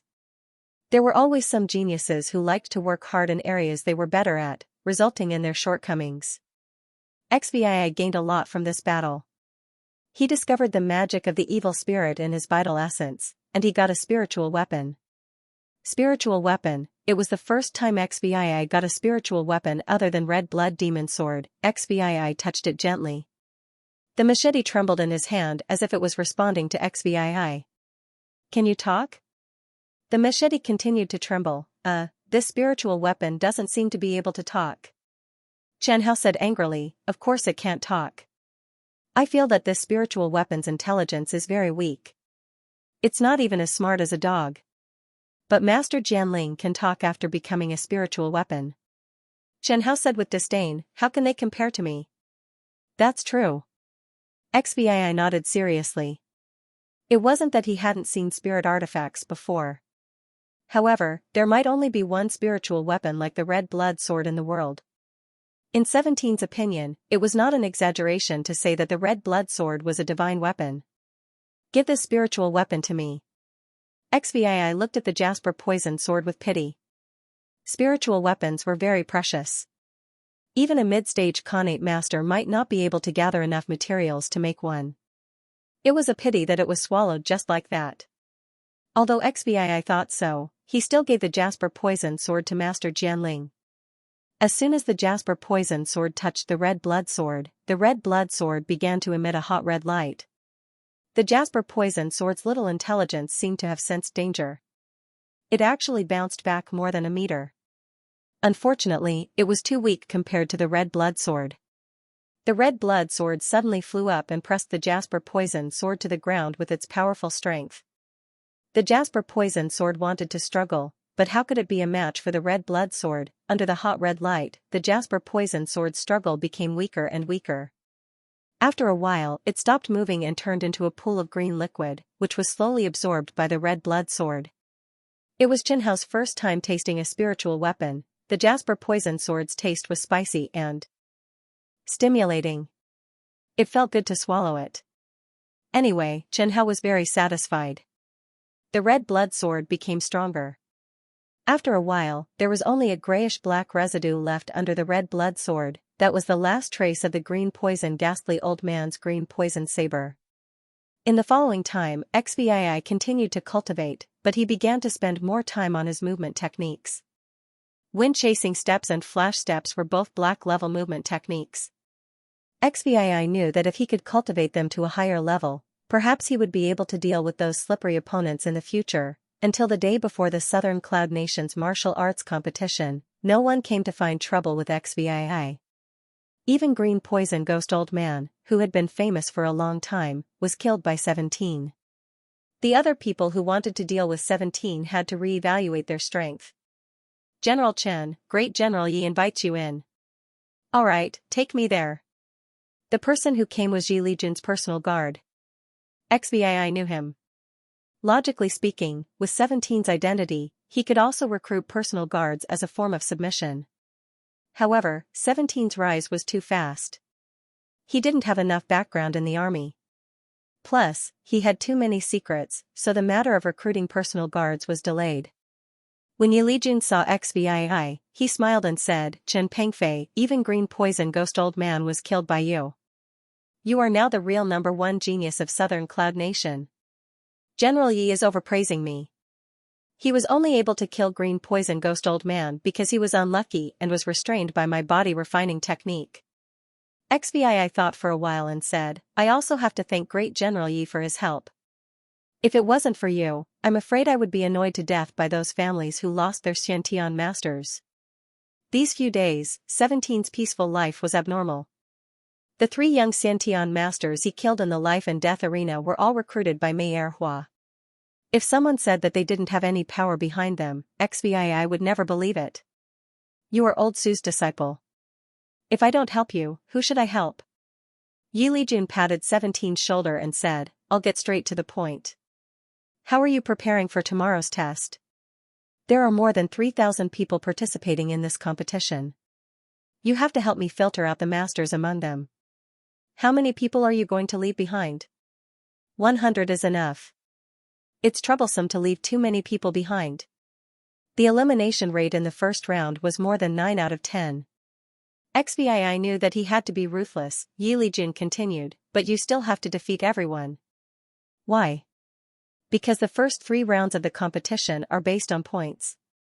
After 3 rounds, the top 21 warriors will enter the final competition. The competition will test the overall strength of the participants, not just their strength. So in the first round, which is to test their will and spirit, you need to give them a ranking. Yi Lijun smiled and looked at XVI and asked, Are you confident? XVI replied, It shouldn't be a big problem. Chen Hao felt that Great General Yi was trying to let the 17th be in the limelight. Did he think that the innate masters sent by the royal family had no hope of winning? The this had nothing to do with his demon sword. However, Chen Hao suddenly reacted. It seemed that all the young geniuses of the southern Cloud Nation were trembling in fear under the demon sword's demonic aura. It seemed quite interesting. Early the next morning, XVI put on his general's armor and came to the examination hall under the lead of the Imperial Guards. A large circle was drawn with lime on the large square of Cloud City. A circular platform was temporarily built in the center of the circle. That was 17's position. The outside of the circle was already crowded with warriors and commoners who came to watch the fun. The Cloud City's Imperial Guards were maintaining order at the scene, preventing those warriors and commoners from squeezing into the examination area. Next to the examination hall was a grandstand filled with gorgeous tables and chairs. Under the lead of the Imperial Guards, XVI went straight into the square. 17's figure was tall, more than 2 meters in height, making him stand out from the crowd. His tall and sturdy body, the mighty Purple Thorn Army's general's armor, a pair of determined and calm eyes under the silver mask, and an exaggerated heavy sword, made his entire person appear extraordinary and oppressive. Wherever he passed by, those commoners and warriors who came to watch the fun would immediately shut up. "Who's that masked general? He's so tall and sturdy, he looks very powerful." A beautiful girl smiled and asked. The girl was dressed like a warrior, but she had an elegant temperament. She even had a sword on her, and there were a few warriors who looked like bodyguards protecting her. With one look, one could tell that she came from an aristocratic family. "Chen Pengfei, you don't even know him?" "The youngest general in the southern Cloud Nation. He's Chen Pengfei. He's really handsome and has a manly aura." No wonder they all said that Chen Pengfei would definitely be number one. The girl was surprised and asked in a low voice, "I heard that he doesn't have an engagement?" "Of course he doesn't. I heard that Chen Pengfei's killing is second nature. He even killed one of the 3 beauties of Cloud Capital, the top beauty of the 10,000 flower house, Lady Mayer. Which family would dare to marry their daughter to such a person?" The one who said this seemed to be one of Mayer's admirers. "If it were up to me, whoever marries Chen Pengfei wouldn't live for more than 10 days. Is he really that scary?" "You're lying, right?" The young girl tilted her head and asked, "Why did I hear that Mayer was a spy from the Black Blood Kingdom who tried to assassinate General Chen, so she was killed by General Chen?" "Nonsense, Mayer is so pretty, how could she be a spy from the Black Blood Kingdom?" The girl sighed, "But General Chen is also very handsome. The number 1 genius of the southern Cloud Nation. How could he be so fierce? He's cruel and bloodthirsty, taking over 200,000 lives. That's someone from the Black Blood Kingdom, an enemy." The girl retorted. "An enemy's life isn't a life?" XVI didn't care about the private discussions of the warriors and commoners. He looked straight ahead and directly entered the venue. Just as he was about to enter the venue, a red round object suddenly shot out from the crowd, heading straight for him. Concealed weapon, someone launched a sneak attack. 17's reaction was very fast.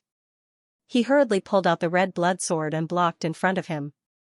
Who would dare to launch a sneak attack on him in the middle of the Southern Cloud Nation's martial arts competition? Great General Yu was present. Could it be a Breaking Heaven realm expert?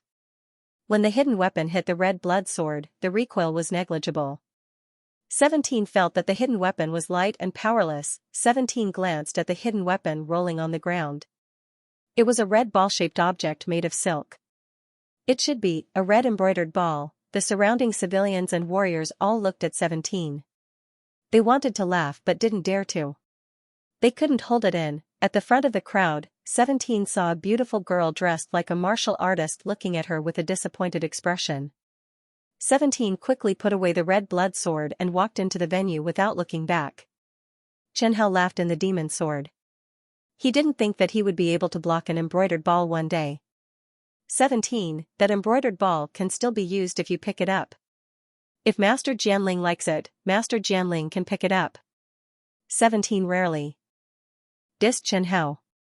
Do you really think I don't want to pick it up? But what's the point of picking it up? After entering the venue, 17 saw Yi Lijun and was arranged to rest on a chair. The warriors who were participating in the contest arrived one after another. Under the guidance of the Imperial Guards, they all entered the venue. Some of them were familiar with each other. When they entered the white circle, they were all confused. It wasn't like last year's contest. What's going on? I don't know. Your Highness, do you know? Someone in the crowd asked the fourth prince. The fourth prince, Yun Weixin, represented the royal family this time. He was in the early stage of the Khanate realm. He was also a participant. Yun Weixin shook his head. I don't know either. General Yi is in charge of this contest. He didn't reveal the contents of the contest. I thought it would be the same as last year. Fourth prince, you're sure to win this year's contest, aren't you? Yun Weixin glanced at the martial artist who spoke and said, anyway, I don't expect to get first place. It will definitely be Chen Pengfei. Of all the martial artists in this competition, there can't be anyone stronger than him. I only hope that the results will be good. Of course, it would be best if I could meet Chen Pengfei and ask him for advice. The imperial family knew Chen Pengfei's strength the best. Yun Weixin had flipped through the records. His opponent was so strong that even Yun Weixin, who thought highly of himself, felt despair. That's right, even the green poison ghost old man was killed by him. It's hopeless. The three Xiantian realm martial artists weren't too far apart from each other. They didn't deliberately approach each other, but because of their strength, they still unconsciously found a position where they could see each other. Brother Duan, what do you think? Someone saw Duan Shujia. Duan Shujia lowered his head and said nothing. Qi Ningxuang, what do you think? What are your chances of winning against Chen Pengfei? Qi Ningxuang was a cold and beautiful girl. She gripped the hilt of her sword and said, we'll know after we fight. After saying that, she turned her gaze to the spectator stand. Chen Pengfei was sitting on the last chair in the last row of the spectator stand. Chen Pengfei's body shape was different from ordinary people. Coupled with the silver mask, he was easily recognized. Qi Ningxuang still has the indomitable spirit of a martial artist. Many martial artists praised in their hearts. At the same time, they looked down on Duan Shujia and Yun Weixin in their hearts. Duan Shujia lowered his head, his expression turning gloomier. Yun Weixin took in everyone's expressions and smiled nonchalantly. Sometimes, ignorance was bliss. Right, why is that Chen Pengfei sitting up there? Shouldn't he be participating in the tournament? I don't know. Maybe he's a general. A martial artist said sourly. He's a high-ranking official. Then, many people looked at Yun Weixin. There seemed to be someone with an even higher status here. Don't look at me. I don't know anything. That should be the arrangement of Great General Yi. Even if it's Great General Yi, he can't be biased, right? Yun Weixin raised his eyebrows and looked at the martial artist who spoke. That martial artist quickly lowered his head and disappeared in a blink of an eye. The white circle was so big that it was easy to avoid Yun Weixin's line of sight. One by one, people with high status walked up to the spectator stand. This indicated that the first test was about to begin. Great General Yi sat on the centermost left seat of the spectator stand. He said in a clear voice, the first test is about to begin. Everyone be quiet. Everyone immediately quieted down, including those who surrounded the square to watch the excitement. Martial artists not only need perception and talent, they also need willpower that surpasses ordinary people. Therefore, the first test is everyone's willpower.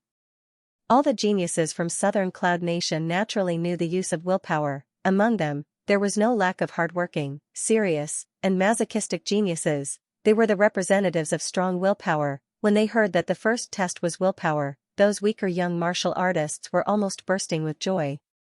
They had a chance. Of course, those powerful geniuses were also full of confidence. They only heard Yi Lijun continue, all martial artists must stand in the white circle and accept the test.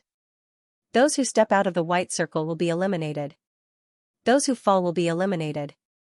Those who attack other contestants will be eliminated. In the end, the remaining 100 martial artists will be qualified to participate in the second test. The longer you last in the white circle, the more points you will get. The 100th place will get 1 point, the 99th place will get 2 points. The first place will get 100 points. After 3 tests, the top 32 will qualify for the final tournament. I announce that the first test will now begin. Examiner Chen Pengfei, come up to the stage. After Yi Lijun finished speaking, he glanced at XVI. All the important figures on the spectator stand turned around to look at XVI. XVI bowed to them and then went down the spectator stand. Yi Lijin's words caused the entire tournament to explode. The first examiner is Chen Pengfei. There was too much information contained in this. The number one genius of Southern Cloud Nation, Chen Pengfei, actually didn't participate in the tournament. It's okay if he didn't participate. The most puzzling thing was that he actually became an examiner. He became the examiner who tested all the geniuses of Southern Cloud Nation. This made all the geniuses of Southern Cloud Nation who were standing in the white circle feel a kind of sullen feeling. They felt that they were being humiliated. You're strong, we admit that you're very strong. But how did you become the person who tested our strength? Was the gap that big? The geniuses who were participating in the tournament looked at each other. They all hoped that someone would stand out. In the end, no one stood out to sing a different tune. This was the arrangement of the Breaking Heaven Realm expert, Yi Lijin. It was also the arrangement of Southern Cloud Nation. There must be a deeper meaning behind this. Moreover, none of them had the confidence to defeat Chen Pengfei. If they were unconvinced, they could use a legitimate reason to make things difficult for him in the exam room. Chen Pengfei stood on the high platform in the middle of the circle, looked down at the crowd and said, "Get ready, the test is about to begin. You all need to persevere under my aura. The longer you persevere, the higher the possibility of advancing. The person who perseveres to the end will be the first place of the first test."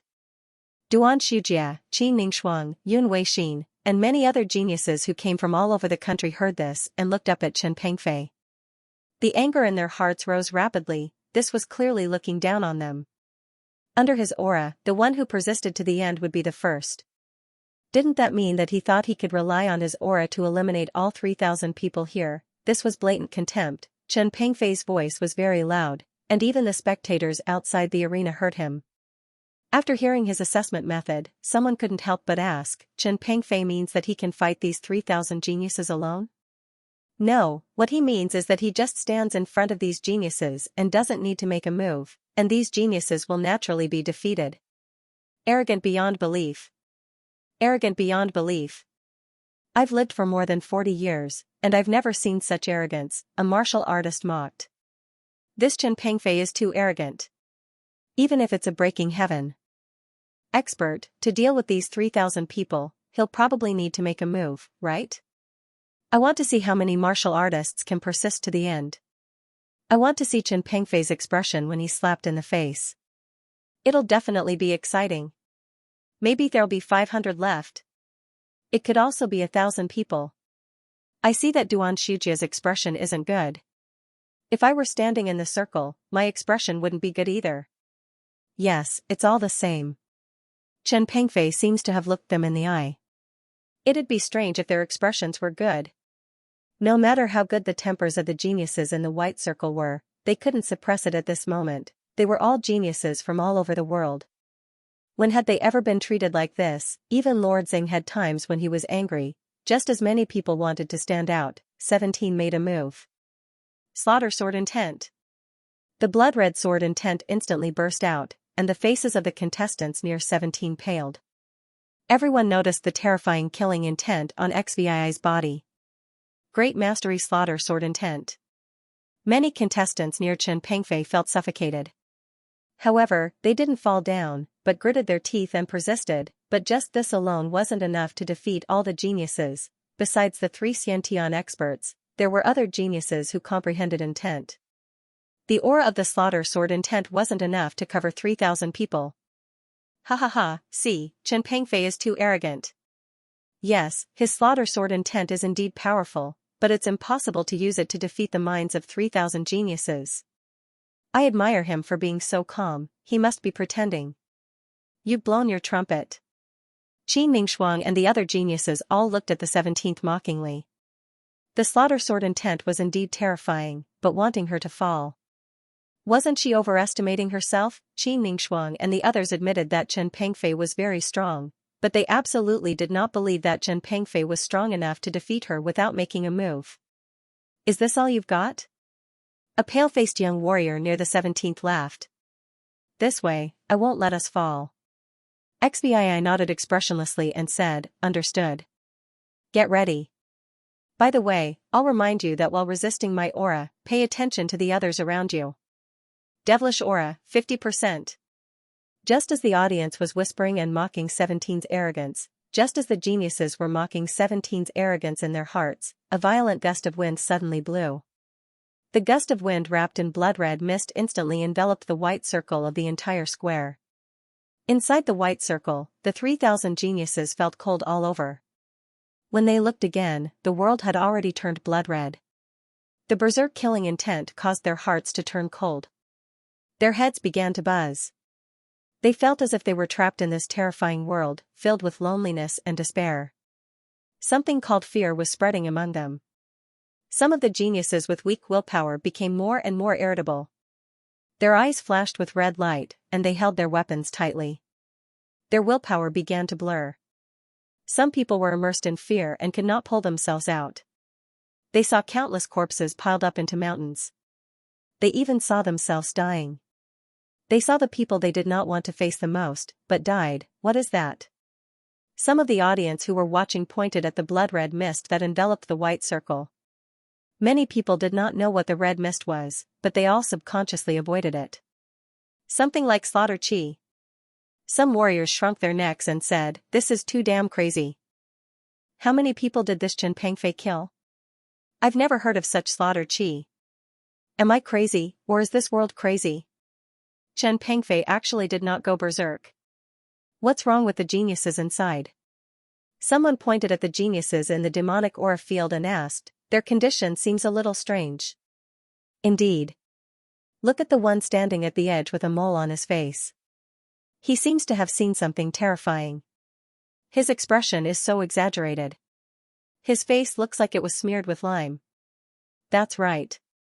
Look at that female warrior with a ponytail. She looks so fierce. Why did she draw her saber? Just as the people watching the martial arts competition were discussing the contestants, a shocking change occurred. The contestants that were enveloped in the blood-red mist became restless. A young warrior screamed and took the lead to escape from the red mist. The audience looked at that warrior in shock. Yi Lijun sat on the viewing platform with a smile on his face. The young warrior's scream was like a signal, announcing the official start of the elimination round. Then, like an avalanche, more and more warriors frantically fled out of the white circle. It was as if something terrifying was chasing after them. They wished they could have more legs. Some of the young warriors who escaped from the red mist directly disappeared. Some looked back with lingering fear after escaping. Some beat their chests and stamped their feet. Some lost their souls. Some even hugged their heads and cried bitterly. That sound was simply enough to make people cry and those who heard it sad. Looking at the strange behavior of these young geniuses who escaped from the red mist, the noisy audience all shut their mouths. They looked at the figure of the man in the center through the red mist. They really wanted to know what those geniuses saw inside. How terrifying was that man? Then, the battle in the red mist began. Some geniuses directly took out their weapons and started fighting. Those genius warriors who started fighting almost all took out their trump cards. As if they were facing a mortal enemy, they aimed directly at the vital points. Every move was fatal. Some warriors who were unprepared were seriously injured on the spot. They ignored 17's hint. They did not expect that in the first round of the test without a battle segment, someone would suddenly attack. By the time they reacted, it was already too late. In the Southern Cloud Nation's martial arts competition, it was normal to have casualties. Immediately bring those crazy people out. Yi Lijun waved his hand. 7 Xiantian experts who were waiting at the side immediately rushed into the demonic aura field. When those Xiantian experts rushed into the demonic aura field, they felt the frantic and violent aura. Their faces also turned solemn. No wonder that group of young geniuses went crazy. If they stayed in there for a long time, they would not feel good. The Xiantian experts appointed by Yi Lijun quickly brought out the crazy and seriously injured young warriors. At this time, people realized that there were only 300 people left standing in the white circle. Originally, the white circle was a little crowded. Now, the remaining people were scattered all over the place, vigilantly keeping a certain distance from each other. In a quarter of an hour, Chen Pengfei used his killing aura to eliminate 9 out of 10 young geniuses in the Southern Cloud Nation. This was just like a dream. That's not right. Didn't Chen Pengfei say that he wanted to eliminate the last person? Aren't there still 300 people in the circle? 17 looked at the 300 people who could still maintain their sanity under the demonic chi field and nodded in approval. The remaining 300 people were the elite of the young geniuses of the Southern Cloud Nation. As the sword master of the Red Blood Sword, 17 valued the warrior's willpower more. He relied on his willpower to hold on until now. His gaze swept across the three geniuses of the Red Bud Army. Zhou Zhenyong, Chen Sudong, and Chu Tianing.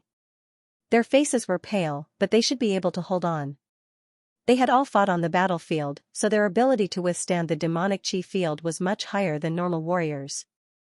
Then he looked at Duan Shujia, Qi Ningxuang, and Yin Weixin, the three Xiantian masters. They were slightly better than Zhou Zhenyong, but not by much.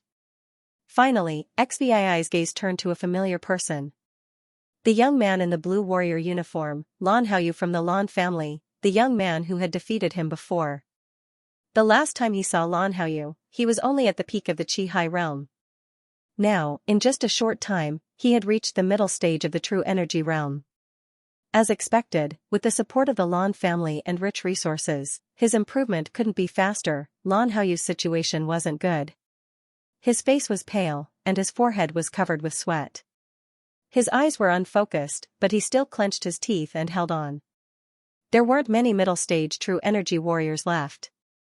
It was already good that he could hold on until now. 17 wouldn't treat him well or target him just because he was Lan Haoyu. Seeing the joy on the faces of some contestants, they really thought that the first round of the test was over. 17 said slowly, "There are 300 people left. But how long can you hold on? What's next? There's more." Some of the young warriors' faces were filled with joy. Demonic Chi Field, 60%. After the battle in the Black Blood Kingdom and the exploration of the Massacre Secret Realm, even 17 couldn't hold on for long in the Demonic Chi Field. So how long could these young geniuses hold on? The young geniuses in the Demonic Chi Field found that their world was dyed red. Countless strange and ear-piercing murmurs could be heard, and a horrifying scene appeared in front of them. The audience outside the demonic aura only noticed that the blood fog had become thicker. From the outside, they could only see blood shadows. At the edge of the demonic aura, a hand stretched out. Following that was the head of a young martial artist. He was wearing blue clothes and his face was pale beyond belief. His entire body was dripping wet, as if he had just climbed out of a pool. He was shivering incessantly, as if he was frozen to death. That's right, he was Lan Haoyu. Under the strengthened demonic aura, he finally couldn't hold on any longer. As soon as Lan Haoyu crawled out, he rubbed his head in annoyance, messing up his neatly combed long hair. Then, he lay on the ground, panting. "Little brother, what did you see inside?" a cultivator curiously asked. The audience outside the demonic aura was very curious. Why were the arrogant geniuses so embarrassed under Chen Pengfei's aura? So many young geniuses had been eliminated, but none of the geniuses who had escaped the devilish chi field had told them. "You're curious?" Lan Haoyu seemed to be easy to talk to. "Yes, I'm very curious." Many of the audience members turned to look at Lan Haoyu. They pricked up their ears, waiting for Lan Haoyu to reveal the truth.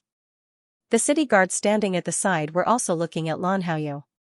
"I can't get up. Pull me up and I'll tell you." Lan Haoyu, who was lying on the ground, stretched out his hand. "Okay, I'll pull you up."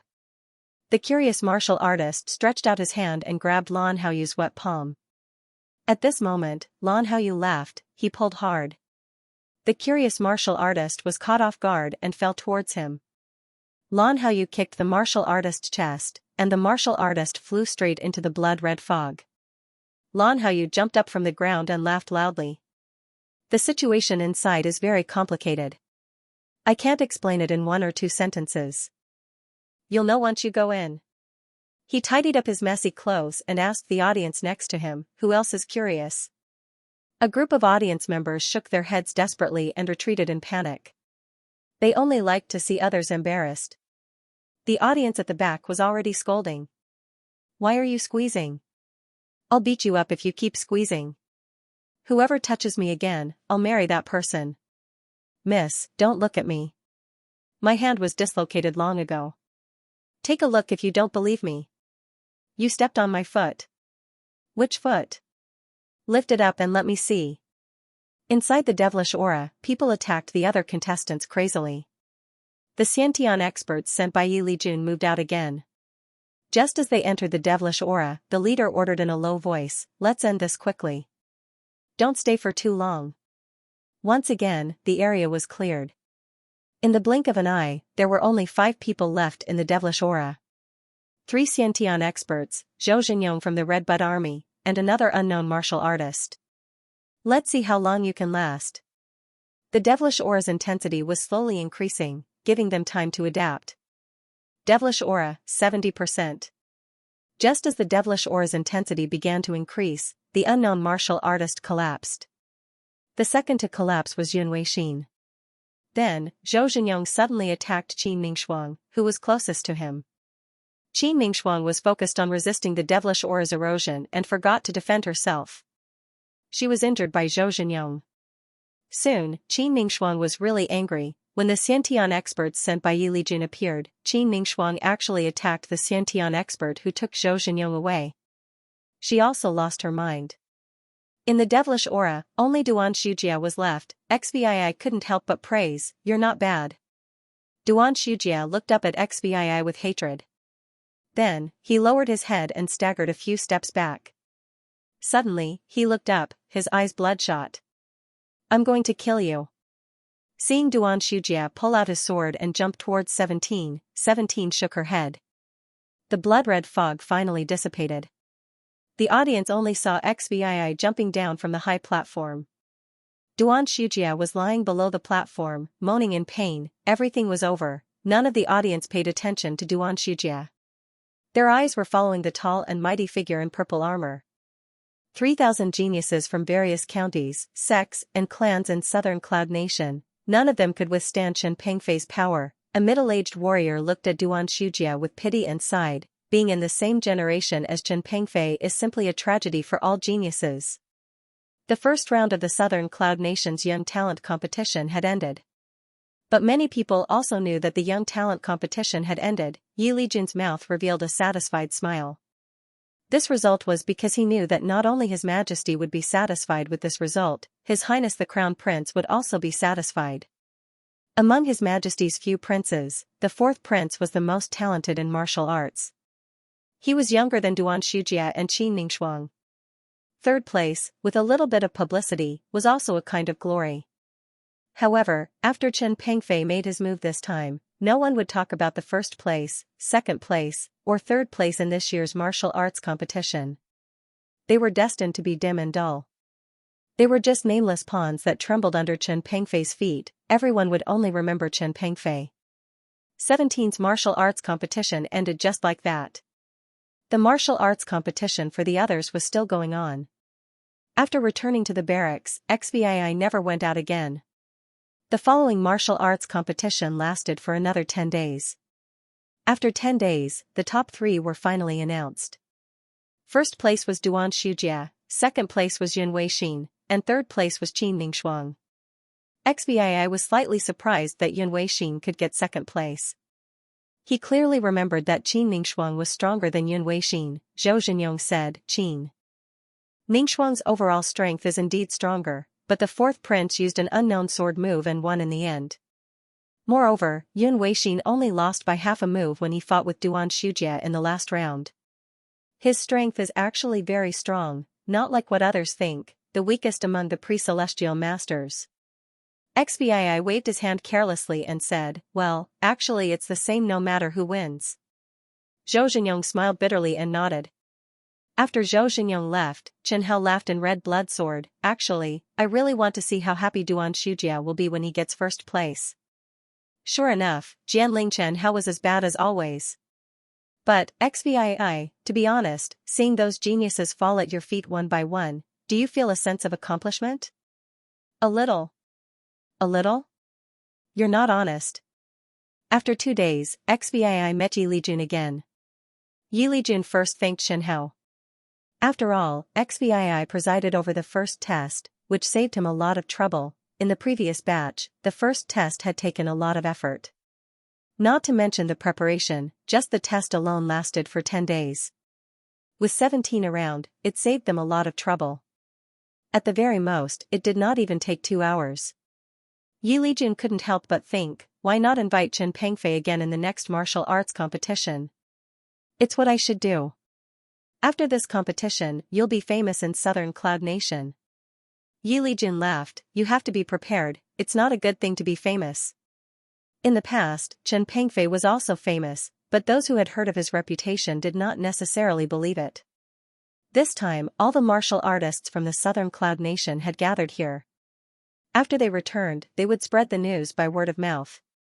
17's reputation would definitely soar. I don't care about reputation. Not bad, you're better at seeing through things than I was when I was younger. Yi Lijun nodded in agreement. Be prepared. The day after tomorrow, His Majesty will meet you in the Imperial Court to discuss your reward. All right. XVI had been waiting for a long time. Then, Yi Lijun asked an old palace maid to teach him the etiquette of entering the palace. XVI studied very seriously. After all, they couldn't be careless about this matter. The day before the court, XVI moved into Yi Lijun's house. Early the next morning, before dawn, he was woken up and put on his armor with the help of the servants. XVI realized for the first time that wearing armor was so troublesome. The armor was clean and new. It had just been cleaned and dried yesterday. He sat in General Ye's carriage and got off at the entrance of the palace. Many officials and generals entered the palace one after another. Many officials and generals greeted Yi Lijun. Yi Lijun also introduced XVI to the generals he was familiar with. Those generals had a good attitude towards Chen Pengfei. Chen Pengfei, I've heard of him. He stole the limelight of all the geniuses in the Southern Cloud Nation. Old Su is not a good person, but he has a good eye for choosing a disciple. Indeed, he will definitely be able to take over Su Yi's position in the future. Chen Pengfei, my little daughter is 16 years old and as beautiful as a flower. I can give you 10 shops in Cloud City and thousands of acres of fertile land as dowry. Chen Hao, who was quietly waiting in the demon sword, said at the right time, XVI, you can consider it. You sound like an aristocratic family. Entering the palace, Yi Lijun lowered his voice and said, don't listen to old Kai, the one who talked about marriage for you.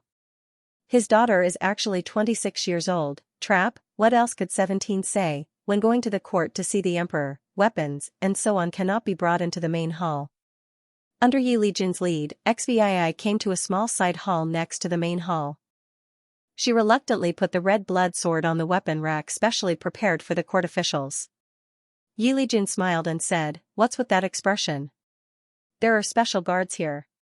Your precious sword won't be lost. All right. Before leaving, XVI said to Chen Hao in her heart, Sir Jianling, don't touch the surrounding weapons. Otherwise, we will be in big trouble. It's okay, you have to believe in my character. Yes, I believe in Sir Jianling. After XVI left, Chen Hao, who was in the red blood sword, became excited. A total of 10 weapon racks were all filled with weapons. In this world, martial arts were advocated. Not only did the generals carry weapons with them, but most of the civil officials also knew a few moves. Do not underestimate the civil officials. If some of the civil officials went crazy, even the generals might not be able to beat them. Those who can go to the court to see the emperor are all high-ranking officials. They hold important positions and have abundant resources. Most of them have the support of forces. This led to the 10 weapon racks. Among the 3 XVI weapons, 11 of them were spiritual weapons. Among them, Yi Lijun's sword was also among them. Moreover, its spirituality was the strongest. In the entire Southern Cloud Nation, there was probably no place with more spiritual weapons than here. Even if XVI were to collect the materials, it would take him many years. If he swallowed all these weapons, he probably wouldn't need to find the materials to upgrade the red blood sword in a short period of time. There was actually no one guarding this small room. There were 2 true Element Realm Peak soldiers guarding the door. They were all small characters and posed no threat to Chen Hao. Chen Hao still remembered 17's instructions before she left. As for whether he would follow it or not, it all depends on Jianling Chen Hao's self-awareness. Self-awareness. I'm not a man. I'm just a sword. Do I need to keep my promise? As for whether it would bring trouble to 17. The 17th is very smart and his luck has always been good. he will definitely be able to turn misfortune into blessing. At worst, I'll clean up the scene and disappear immediately. Without evidence, who would suspect XVI? Who would suspect a sword? Xianxia had been the devil sword for too long. He was getting more and more unscrupulous. The red blood sword slowly flew up. He first stared at Yi Lijun's sword. That gorgeous sword hilt was like an exquisite gift box. At first glance, he knew that the things inside were very delicious, but when XVI just got close to the sword suddenly shot out from the scabbard and stabbed straight into the floor of the room. Then, all the spiritual weapons in the room began to riot. The weapon racks began to shake and the whole room emitted a strange buzzing sound. What's going on? The two soldiers guarding the door immediately entered the room. Xianxia was about to kill the two guards who were in the way, but then he stopped abruptly. Because an innate master appeared at the door. Looking at his momentum, he was probably a late innate master. As soon as he entered the room, he only glanced at the sword on the ground and then turned his gaze to the red blood sword. General, these spiritual weapons seem to be acting strangely. I know. It's that heavy sword's problem. The innate master's vigilant and serious eyes made Xianxia's hair stand. Xianxia was still floating in the air, and his position was a bit awkward. He thought for a moment and decided to give up. If he really wanted to fight, he might not be able to win. Seeing the red blood sword return to the weapon rack, the innate master said to the two guards, "There's something wrong with this spiritual weapon heavy sword, it might conflict with General Ye's sword." This statement was refreshing for Xianxia. But what made Xianxia crazy was that this innate master stayed in the room and didn't leave. After the court was over, the owners of the weapons came in one by one to take away the delicious food. They all looked curiously at the spiritual sword stuck in the ground and didn't touch it. "General Yi, that heavy sword and your sword seem to have clashed." Seeing Yi Lijun enter the room, the innate master immediately reported. "Oh?" Yi Lijun looked at 17 in surprise. 17 quickly said, "My red blood sword has a bad temper." Yi Lijun didn't care. "It doesn't matter, red blood sword is a demonic weapon after all, it's not easy to control, you need to put in some effort." If Yi Lijun knew that red blood sword wanted to swallow his beloved sword, he would probably have the heart to kill 17. 17 could only lower his head and admit his mistake. "Okay." Xianxia looked at 17 and didn't speak. Because he didn't know why, but he remembered that when he was studying, he caused trouble at school and his parents were called. The situation seemed to be very similar. "Sir Jianling. I didn't cause trouble, I just wanted to make friends with them, who knew they were so sensitive." Xianxia said with some grievance, "It's the first time I've seen so many of my kind, I'm a little excited." "Think about it, how could I harm you?" "Really? Have I ever lied to you? By the way, what did the emperor reward you?" 10,000 acres of fertile land, 100 households in a village, a baron title, a black-level mid-grade martial arts technique, a chance to enter the dragon transformation pool, and a chance to enter the Enlightenment Pavilion. Xianxia couldn't help but complain, 10,000 acres of fertile land? 100 households in a village? Baron title? None of them seemed to work. Why don't you sell your land and buy some materials for forging swords? We can't sell the land yet. Xianxia said seriously, I understand.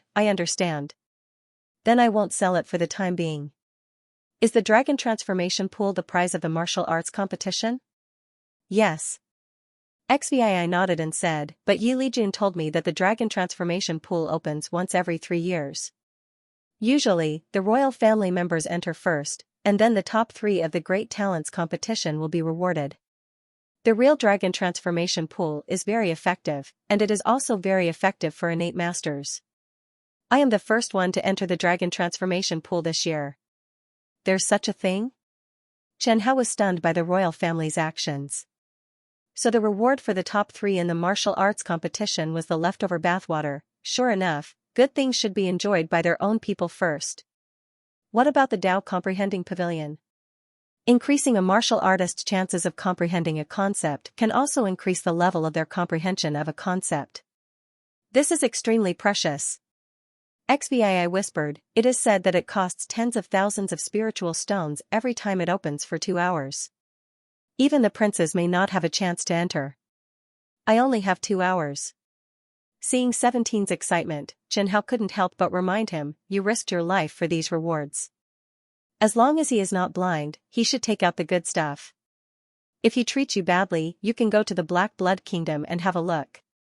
Maybe they will give you more bargaining chips. General Yu wants me to enter the dragon transformation pool today. The fourth prince won second place in the Great Talents competition. His Majesty is also very happy and decided to let him enter second. What about Duan Shujie? I think he will be the fourth or the fifth. So there are people who cut in line, XVII whispered. Yes, the general asked me to keep it a secret and not spread it around. Under Yi Lijun's lead, XVII entered a rockery in a garden in the palace and entered a cave. After passing through layers of guards, they walked for another hour and met two old men who were sitting cross-legged. Yi Lijun took out his token. I will guard here. When you come out, I will take you out. No time limit? What time limit? It's all yours today. Yi Lijun said, you can absorb as much as you can. Anyway, it will be full. Remember not to take the water out of the dragon transformation pool. Okay. The stone door opened. Dense spiritual chi turned into white mist and came out from the crack of the door. XVII took a breath of pure spiritual chi and felt refreshed. The stone door closed, and a huge pond appeared before his eyes. The water in the pond was golden yellow, and right above the pond was a golden dragon carved out of stone. The golden dragon coiled at the top, its face ferocious, and a drop of golden liquid dripped into the dragon transformation pond. It was no wonder that it would take 3 years for it to open. Taking off his armor, XVII jumped into the dragon transformation pool. The bone-chilling cold hit him and he couldn't help but shiver. Xianxia reminded him, let me soak too. The golden liquid was a little sticky, but the red blood sword didn't feel anything. It just absorbed the spiritual chi a little faster. It was useless for the spiritual sword. XVII, what do you feel? Is it fake? XVII didn't answer Jianling's boastful words. As soon as he soaked in the pool, he felt that his body seemed to be very hungry and absorbed countless energy liquid into his body. The energy was very gentle and was quickly absorbed by his skin, muscles, and bones. His skin became tougher, his muscles became stronger, his bones became harder, and so on. Xianxia didn't disturb XVII. 17's body gradually turned golden, and then the power concept was activated. As soon as the power concept was activated, Xianxia was shocked to find that the energy in the dragon transformation pool turned into a whirlpool and drilled into 17's body at a speed visible to the naked eye. His body didn't seem to know what satisfaction was. It greedily absorbed the energy in the dragon transformation pool and didn't stop. Xianxia silently watched the water in the dragon transformation pool slowly turn from sticky to light, from golden to pale gold. After a long time, 17 slowly opened his eyes. Is it saturated? No. XVII shook his head. I just feel that the energy I'm absorbing is getting less and less. Then continue? Forget it. There won't be much room for improvement even if you continue to absorb. Leave some for them. XVII said in a low voice. The remaining energy is not very useful to me, but it's still quite useful to the fourth prince and the others. You really know how to be satisfied. If it were me, I would even drink all the water in the dragon transformation pool in one gulp. I wouldn't even leave the waste liquid for them. What else could 17 say? He had already seen how shameless Jianling was.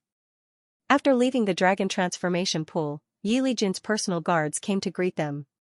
Coming out of the cave, Xianxia asked curiously, General Chen must have gained a lot from the dragon transformation pool this time, right? Yes, how did you know? Xianxia smiled and said, I brought people out before, but they didn't last long. They came out in less than 2 hours. I just calculated that General Chen stayed in there for more than 6 hours. He must have a lot of free time.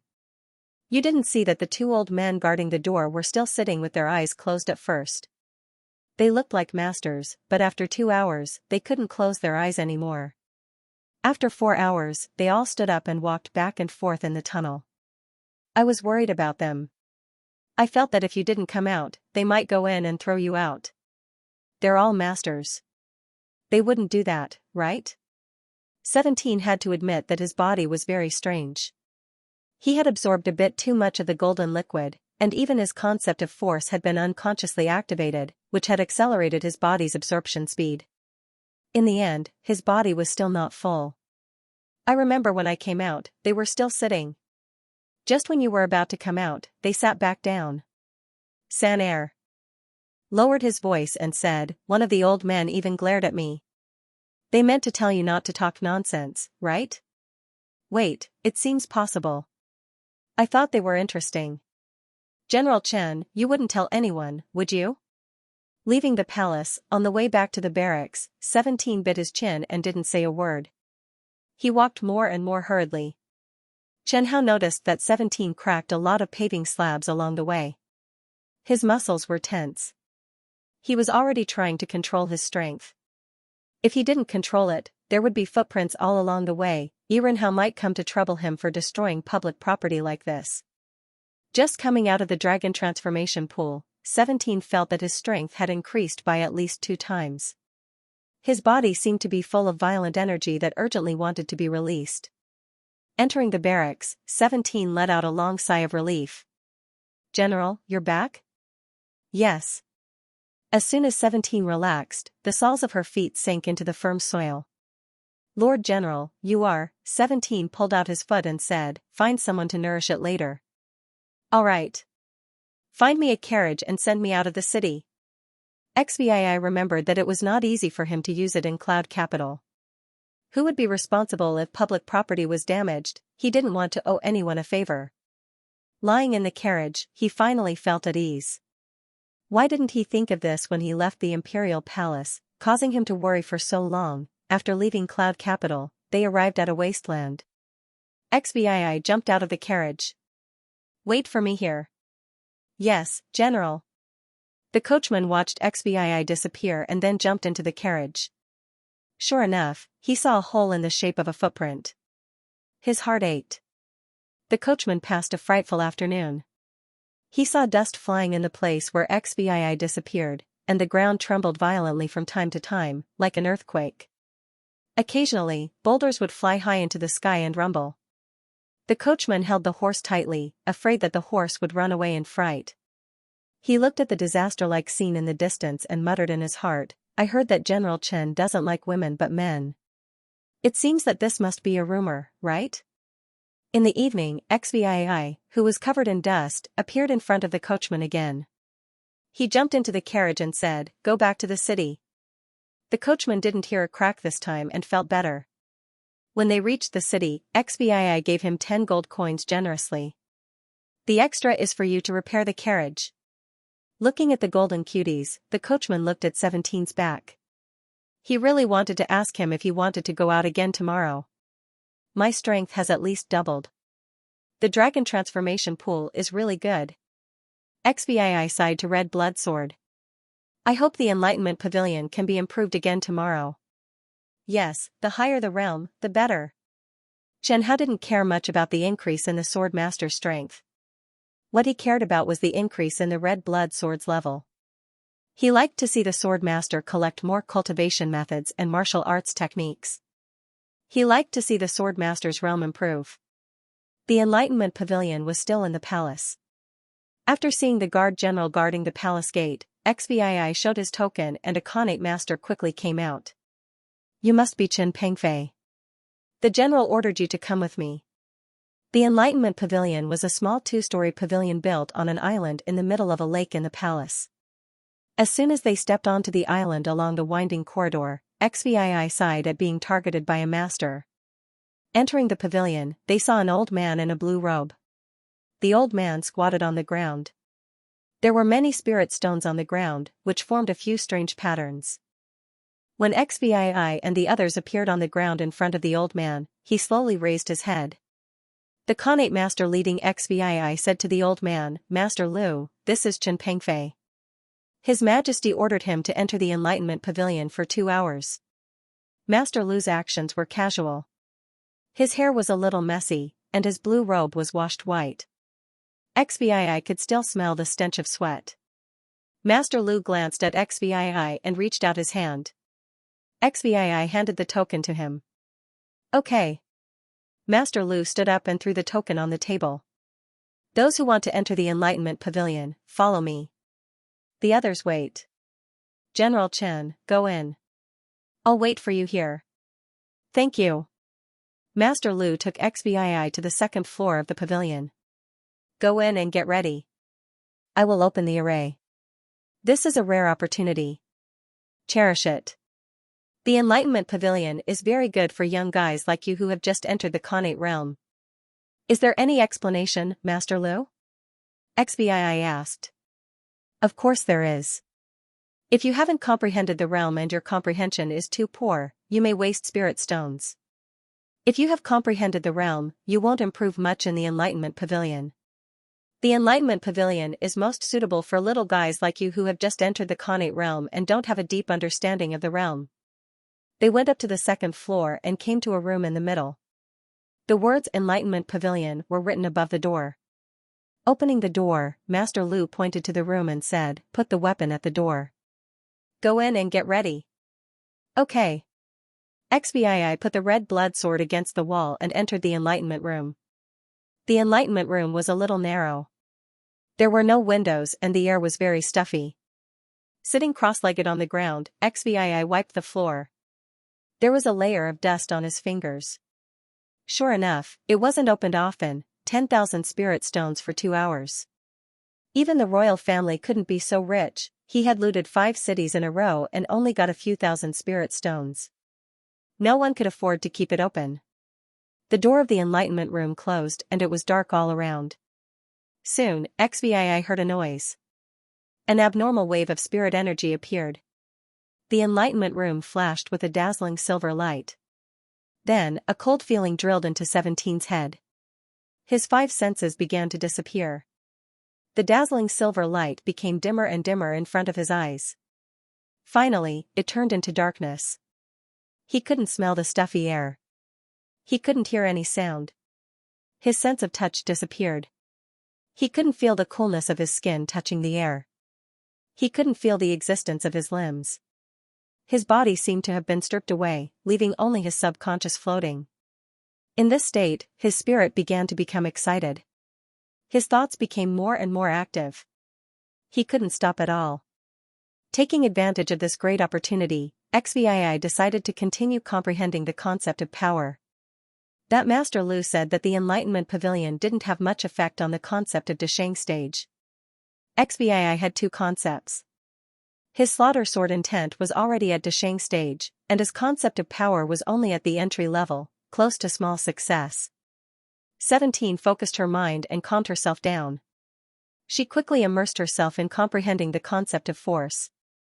In 17's mind, scenes of using power in the past began to appear. The exploding head, the flying gravel, the falling city gate, the flying enemy. He revisited every detail of using power, and the comprehension and summary of power made him constantly understand. Born with divine strength and a strong physique, 17's compatibility with the concept of power was far higher than ordinary people. All along, he had been pursuing physical strength and using the advantage of his physical strength to defeat his enemies. Under the enhancement of the Enlightenment Pavilion, it was like water flowing naturally. He became more and more skilled in the use of power, and his comprehension of power became more and more profound. 2 hours quickly passed. When XVI opened his eyes again, he clenched his fists tightly. His thick and solid arms were filled with explosive power. The Enlightenment room returned to darkness. XVI stood up, but his footsteps were a bit shaky. He shook his dizzy head and found that his stomach was extremely hungry, as if he hadn't eaten for half a year. The door was opened, and Master Lu said, "Come out." 17 walked out of the Tao Enlightenment room and turned back to look at the pitch-black room. She was rather reluctant to leave. If he could stay inside until his concept of power reached Desheng stage, how good would that be? What, can't bear to? Master Lu asked. A bit. Normally when people come out, they would have this expression. Master Lu said, "Looks like you should have some gains. It's good that you didn't waste so many spirit stones." I shouldn't have. If you're lucky enough, staying in the Enlightenment Pavilion for 2 hours is equivalent to 10 years of hard work outside. Master Lu said with some pride, "Let me tell you, To be able to enter the Enlightenment Pavilion, you're already much luckier than most of the geniuses in Southern Cloud Nation. Southern Cloud Nation only has one Enlightenment Pavilion, and it's this one. It's usually not open to the public. Xianxia raised the red blood sword and nodded in agreement. In the Enlightenment Pavilion, he gained a lot. So you can still enter after paying a small price? That's right. His Majesty has already set a price for the entry. It's 20,000 spirit stones for 2 hours. Many great clans and sects know about it, but very few people come. Sometimes, no one buys a spot even after 2 or 3 years. 20,000 spirit stones, Xianxia was stunned. 20,000 spirit stones in 2 hours was like daylight robbery. In a short period of time, Xianxia enjoyed an emperor-level treatment of 20,000 spirit stones. Xianxia left the Enlightenment Pavilion with mixed feelings. Inside the red blood sword, Xianxia asked, "The 17th, have you improved?" This trip was not in vain. My concept of strength has risen from elementary to small success. There's still some distance before I reach large success. Xianxia said excitedly, "I thought that it would take a long time for the concept of strength to reach small success." Xianxia said with satisfaction, "That's already very good." Xianxia once told Xianxia about the concept of strength. The concept of strength was very difficult to comprehend. Among the famous experts in the entire Southern Cloud Country, he had never heard of anyone who had comprehended the concept of strength.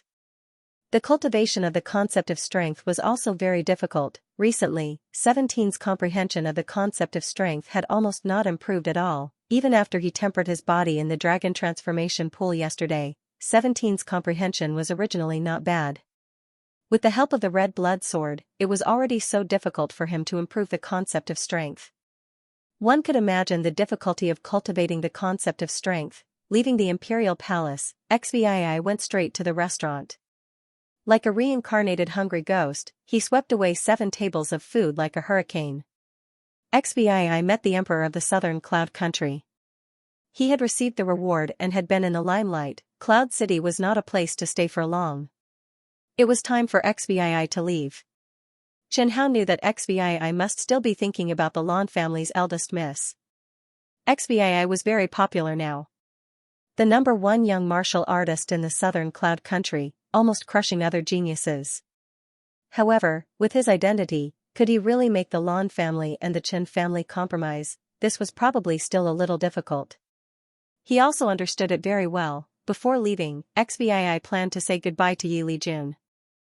After all, Yi Lijun was his master Suyi's good friend. During these days in Cloud City, he was also taken care of by others. However, on the first day, Xianxia did not see Yi Lijun. He said that he was urgently summoned to the palace by the emperor. Is it something urgent? I don't know. San shook her head and said, anyway, it's not a good thing. When the great general went out, his face was very bad. Then I will visit again another day.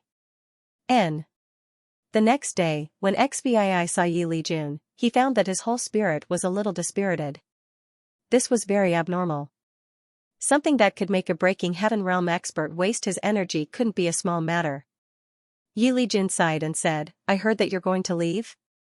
Yes, the Young Talent Assembly has ended. I have also met the emperor. It's time to go back. Yi Lijun said slowly, indeed, you should go back. Go back and say hello to old Su for me. Okay. Xianxia saw Yi Lijun's distressed expression and was a little curious. He gathered his courage and asked, Great General, what trouble have you encountered recently? Yi Lijun glanced at Xianxia and finally said, It's not me who has encountered trouble. It's the Southern Cloud Country that has encountered trouble. Could it be the Black Blood Country? Xianxia immediately asked. Yi Lijun shook his head, it's not the Black Blood Country. Ever since you massacred their 5 cities, they have been a lot more well-behaved. They have been biding their time and are in a deadlock with the Redbud Army at the border. Xianxia was very clear about the war between the Southern Cloud Country and the Black Blood Country. The Black Iron Army originally did not intend to attack the Southern Cloud Country. Their mission was to guard against the Southern Cloud Country. If it wasn't for the Redbud Army's sneak attack on the Black Blood Country, the 2 countries might not have fought. Then the great general is referring to, it's the Qin country. The Qin country was a country Xvii was very familiar with. The southern cloud country was the country the Golden Armor Army was mainly guarding against, and Miss Lan's father, Count North Marquis Lan Lai Lei, was the great general of the Golden Armor Army. Xvii was born in Yang City, which was close to the border. The Qin country is fighting with us? Yes. Yi Lijun nodded. Then, relying on the natural defense of the Xianxia Pass, it shouldn't be a problem to defend the Qin country, right? Xvii was very clear. Since the establishment of the southern cloud country a few hundred years ago, the Qin country had only breached the Xianxia Pass 3 times. Then, it was quickly taken back by the Golden Armor Army. Yang City had been under the management of the Lan family for generations and had never fallen. Xvii was not worried. What do you mean it's not a problem? It's a big problem. The tea table exploded under Yi Lijun's palm. Yi Lijun's face turned red as he cursed. The Xianxia Pass has been breached, Yang City has also been breached, even the Golden Armor Army has been crippled. All the major cities are in a state of emergency. I'm afraid half of the Blackwater County has already fallen. That Lan Lai Lei is a trash. When Qin Hao heard that Yang City was breached, his heart skipped a beat, and he looked at 17. As expected, Xvii's face darkened, and he asked, then what about Lord Northern Marquis? That old bastard Lan Laiyang is missing. Yi Lijun said with a dark face, Xianxia Pass and Yang City were breached, but he never showed up. 17 clenched his fists tightly. Lan family's headquarters was in Yang City, and Yang City was Lan family's root. Yi Lijun also sensed Xvii's anger, but he thought 17 was angry because that bastard Lan Laiyang neglected his duty. Lan family is in Yang City, but he didn't show up when something happened to Lan family? 17 was probing. No. Hearing the word no, 17's entire face turned gloomy. Something really happened to Lan family. Once Lan Laiyang didn't show up, the enemy's heaven-breaking realm experts were unrestrained, and they could run amok on the battlefield. For ordinary soldiers, it was simply a disaster. A Xiantian expert could decide the outcome of a war between 10,000 people, and a heaven-breaking realm expert could decide the outcome of a war between 10,000 people. Xianxia Pass and Yang City being breached was normal. Then where did he go? He couldn't have been killed, right? 17 understood the temperament of those aristocratic families very well. They could watch Southern Cloud Nation be destroyed, but they definitely wouldn't sit by and watch their own family be destroyed. Not long ago, near Yang City, on the border between Southern Cloud Nation and Qin Nation, a large secret realm appeared. A martial artist saw Lan Laiyang in the secret realm. After that, he never showed up again. Yi Lijun said with a cold face, I reckon something happened to him in the secret realm. Either he died, or he's trapped inside and can't come out. In the secret realm, anything can happen. Qin Nation's side also very likely has heaven-breaking realm experts rushing over. 17 lowered his head. He knew that Yi Lijun's guess was the most likely.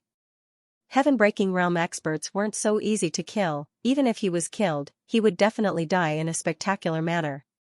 It was impossible for him to disappear without a trace. Then Lan family must have been destroyed? No, the Lan family has been operating in Yang City for over 100 years, how could it be wiped out so easily? Yi Lijun shook his head and sighed. However, after this battle, the Lan family's backbone has been broken. We have received news from the survivors of the Lan family that the Lan family's vitality has been greatly damaged. They are rushing towards Yandu City. I remember that the eldest young master of the Lan clan is quite a character. Yi Lijun nodded his head and said, the Lan family's boss is indeed pretty good, a talent. But very sadly, he already died in Changing Sun City's civil war. Xvii took a deep breath and asked, what about the rest of the Lan family? Yi Lijun raised his head and glanced at Xvii. You seem to be very interested in the Lan family? Yes, I used to stay in Baisha County for a period of time. The Lan family is very powerful and famous in Baisha County. I've seen Lan Yanming before and felt that he was quite a character. I've also met the third young master of the Lan family a few times. We're just acquaintances. Lai's Xvii came out as soon as he opened his mouth. Too many people had seen the eldest and third young masters of the Lan family. No one would really investigate. So that's how it is. Yi Lijun didn't have any suspicions. As for who is still alive, they didn't mention it in the letter. There are definitely not many people from the side branch of the Lan family that escaped from Changing Sun City. The main branch should be safe. I heard that there were also 4 innate elders that escaped. The Lan family shouldn't fall. You must not underestimate these aristocratic families. Give them 100 years, if they are lucky and have 1 or 2 geniuses, they can rise again. I agreed verbally, but Chen Hao knew that he must be very worried about Lan Yanlin. I asked, then who does your majesty plan to send to stop the Qin country's army? More than 100,000 golden armored army was defeated. For the southern Cloud Nation, it was simply the worst news. Almost all of the elite troops of the southern Cloud Nation had a defensive mission and couldn't be easily mobilized. Even if they were mobilized, it would take at least a month before they could reach the battlefield. After a month, it would be too late. A few thousand city guards in an ordinary city, without a unified leader, it was impossible for them to fight against the Qin country's army of more than 100,000. Your Majesty's intention is for me to go.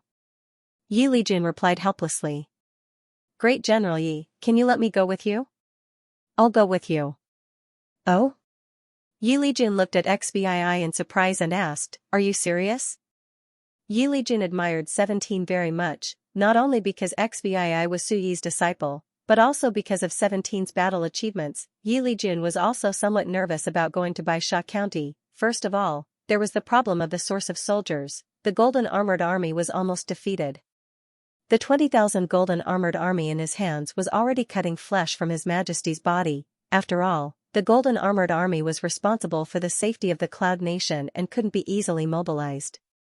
His Majesty promised him that he would transfer elite soldiers from other armies, but this would take time. The soldiers weren't innate experts and couldn't fly. Yi Lijun could only recruit and transfer the various city guards to form an army temporarily. Their battle strength was still acceptable, but it was too much to hope that they could defeat the Qin country's army. Another problem was, Yi Lijun wasn't like Su Yi, who had always been fighting at the border. As the great general of the Golden Armored Army, Yi Lijun didn't have many battle achievements and didn't have rich battle experience. After all, the great general of the Golden Armored Army wasn't a position that could be held by just anyone with high battle achievements. The emperor would only give this position to his confidant, to the person he trusted the most. In other words, Yi Lijun's current situation was very awkward. Not only did he lack soldiers, but he also lacked a major general, a general who could fight. Therefore, when 17 suggested that she wanted to go with him, he was tempted. The Redbud Army was definitely the elite of the southern Cloud Nation. Their comprehensive strength was definitely ranked first. In the recent battles with the Black Blood Kingdom, they had suffered consecutive defeats. The most outstanding one was the young general in front of him. Xianxia wasn't only good at fighting, his ability to lead soldiers was also very strong. With an army of 5,000, he destroyed an entire army and consecutively conquered 5 cities of the Black Blood Kingdom. It wasn't an exaggeration to say that he was good at fighting. He had seen some comments from the Redbud Army's generals about the soldiers under 17's command in the battle report, extremely vicious, like crazy demons, bloodthirsty and crazy like demons. Among these, there were definitely some exaggerations. But at least this proved 17's ability to lead soldiers. If a general like Xianxia went with him, he definitely couldn't refuse, thinking of the emperor's trust and favor towards him. But, your master's side. I'll let master know. Xianxia insisted, my master is a reasonable person. He will definitely understand me. Qin Kingdom has already bullied us. As a soldier of the Southern Cloud Nation, this is the time to go to the battlefield and protect our nation. Yi Lijun laughed and said, okay, don't worry about your master. I will personally explain to the emperor. I will definitely not make you sad. No one could stop Xianxia from going to the battlefield, even Su Yi couldn't. Yang City was broken. He urgently wanted to know the whereabouts of Lan Yanlin. The Lan family still had 4 surviving innate masters. If Lan Yanlin was still alive, her life shouldn't be in danger. If Lan Yanlin, he wouldn't be of much use if he went alone. But if he brought soldiers, his identity would be different. Of course, he hoped that he wouldn't see that kind of situation. With Yi Lijun's help, the order was quickly passed down. The Southern Cloud Emperor personally issued a decree for Xvii to follow Yi Lijun into battle. This is 1,000 spirit stones, 2 bottles of medicinal pills, a bottle of jade spirit powder, and a bottle of yun spirit pill. Yi Lijun handed a spatial bag to Xvii and said, "Of course, the most important thing is that His Majesty is very satisfied with your loyalty to the country."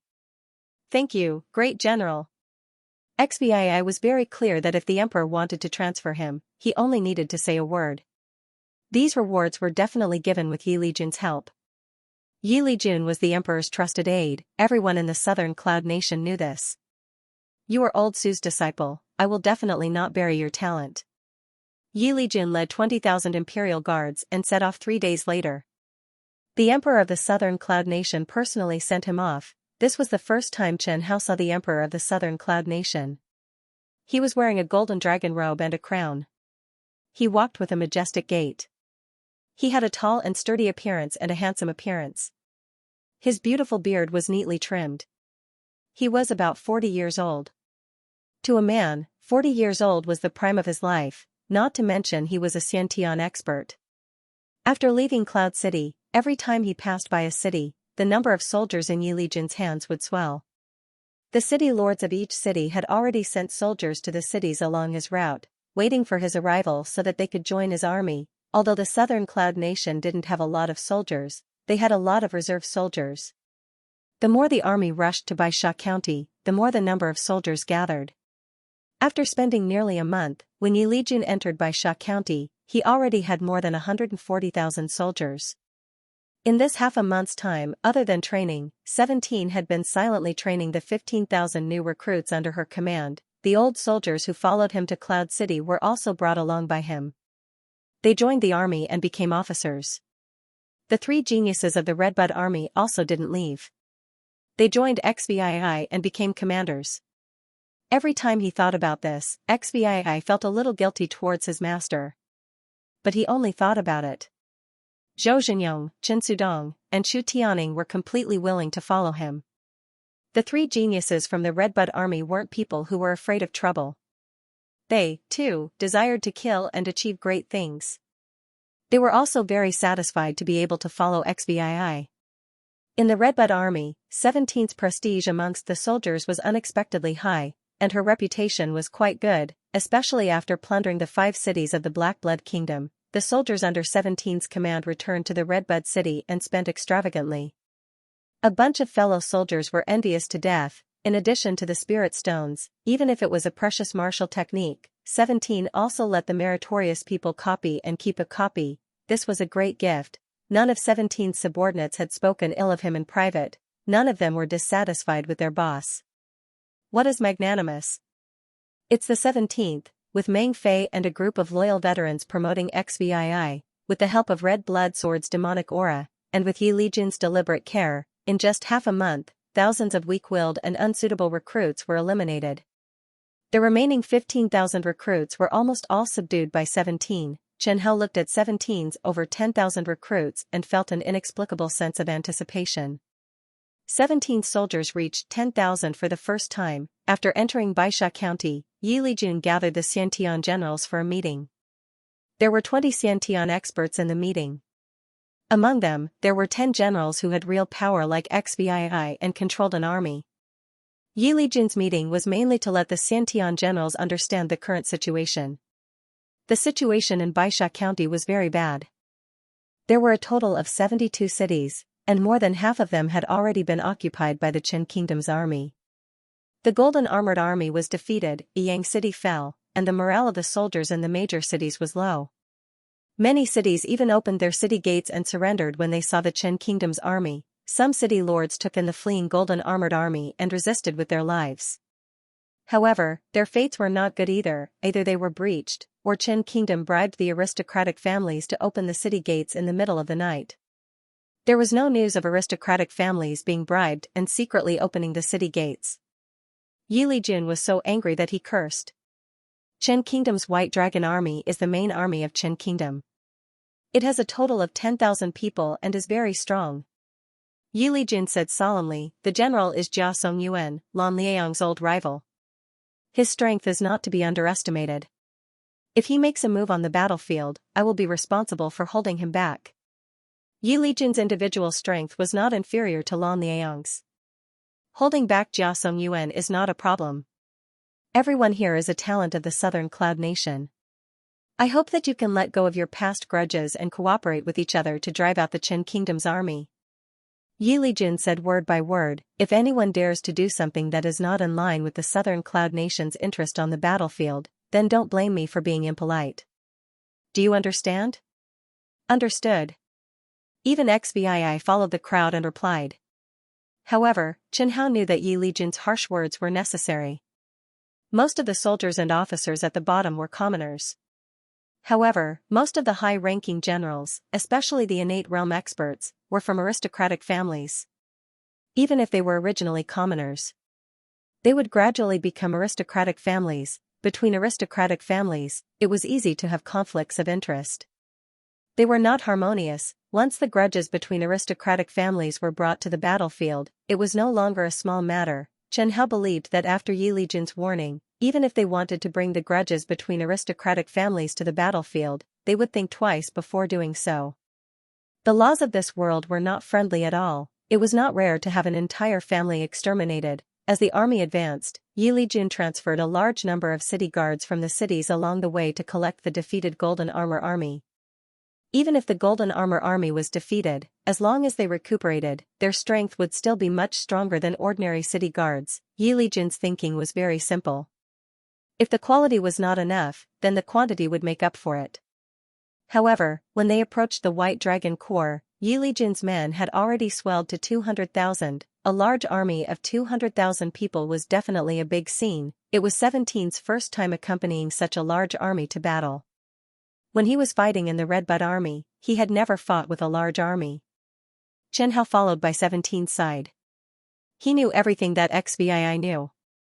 When the White Dragon Corps received the news of Yi Lijun's arrival, they were also retreating their army. A general asked Yi Lijun if they wanted to divide their forces. Yi Lijun did not agree. Should we divide our forces to attack the cities occupied by the Qin nation? Although we have a large number of people, our overall strength is still not as strong as the White Dragon Corps. What if we are defeated one by one? Yi Lijun's worry was not without reason. XVI asked, then are we going to have a head-on battle?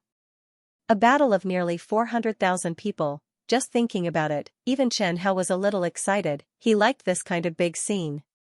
Let's stabilize the situation first.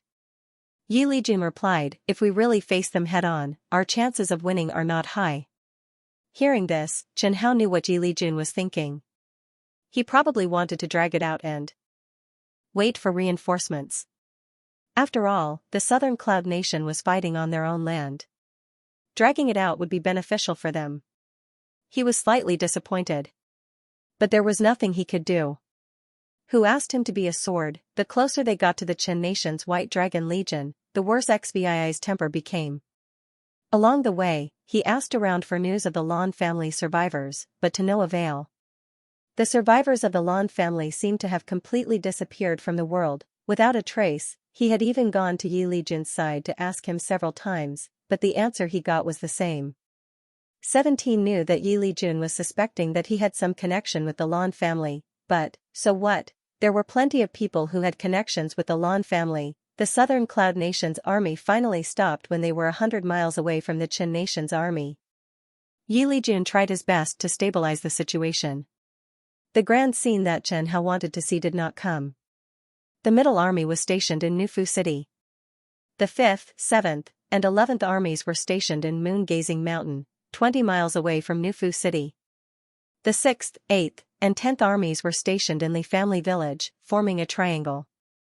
Moon-Gazing Mountain was not lush with vegetation, but there was a water source on the mountain. The 5th, 7th, and 11th armies were commanded by the 5th Army's general, Lu Zhongxi. The 7th and 11th armies' generals were his deputies. 17 was the commander of the 7th Army. The 5th Army's general, Lu Zhongxi, was an old general. He was over 60 years old, and his strength was at the late stage of Xiantian.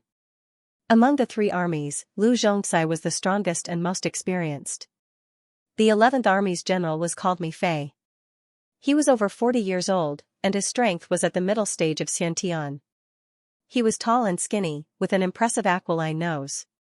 His personality was somewhat gloomy. The first step after arriving at Moon-Gazing Mountain was to build a camp. The construction of the camp was under the command of the old general, Lu Zhongxi.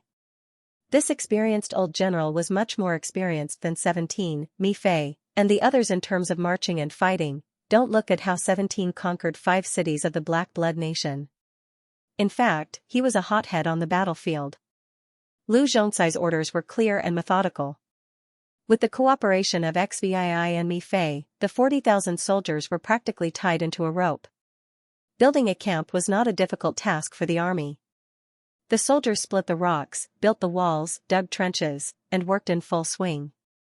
Once the battle began, these would be the only things they could rely on to save their lives. They had no choice but to ignore them.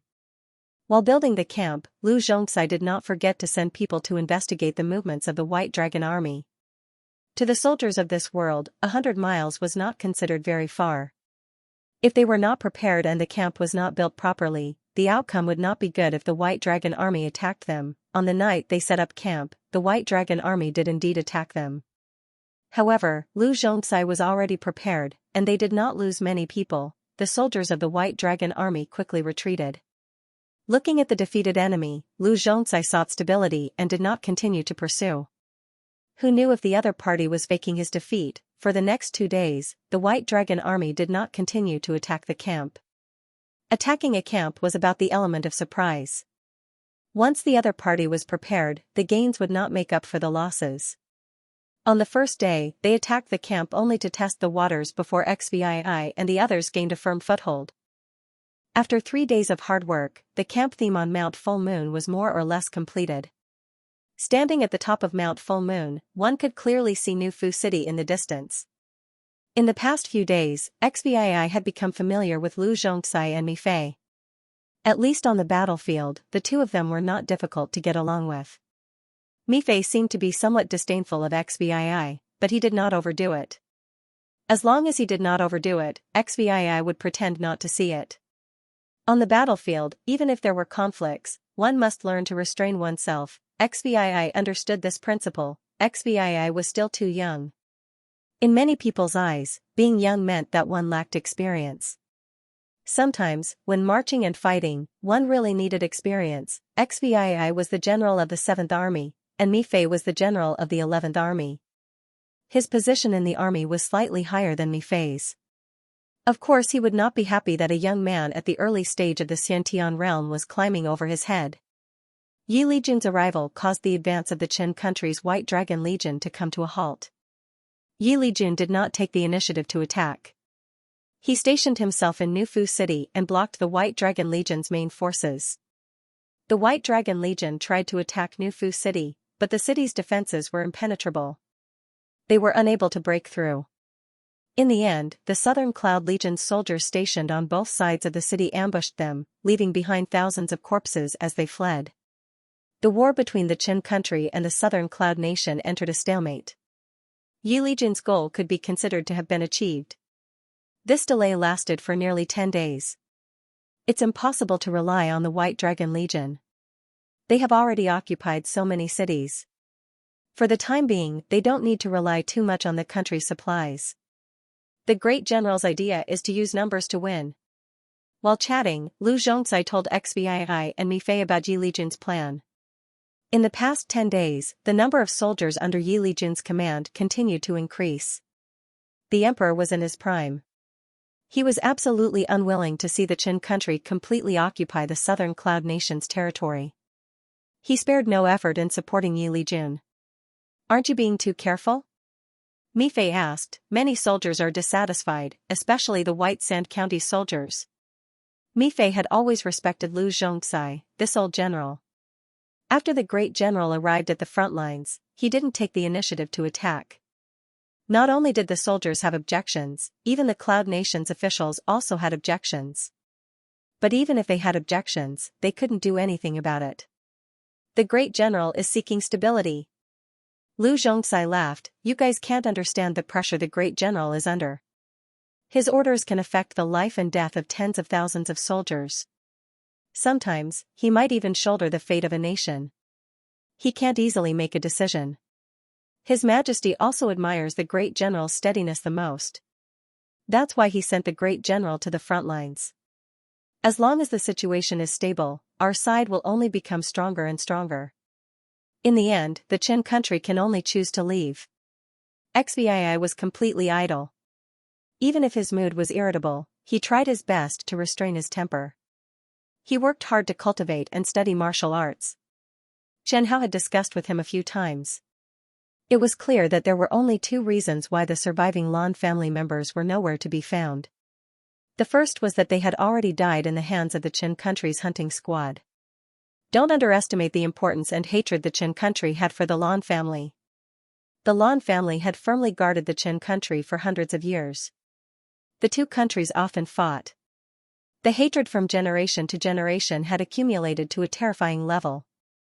Moreover, the survivors of the Lan family must have taken away most of the Lan family's important resources. Whether it was due to hatred or benefits, the Qin country would definitely kill the Lan family members. The other possibility was that the surviving Lan family members had deliberately hidden their tracks. Not to mention the White Sand County, even if they had already escaped from the White Sand County and fled into the hinterland of the southern Cloud Nation, they would still be in danger. The top clans and sects in the country might also want to make a move on them. After all, the benefits involved were too great. Lan Liaoyang's whereabouts were unknown, the Lan family suffered heavy casualties, and their strength was reduced to less than 10%.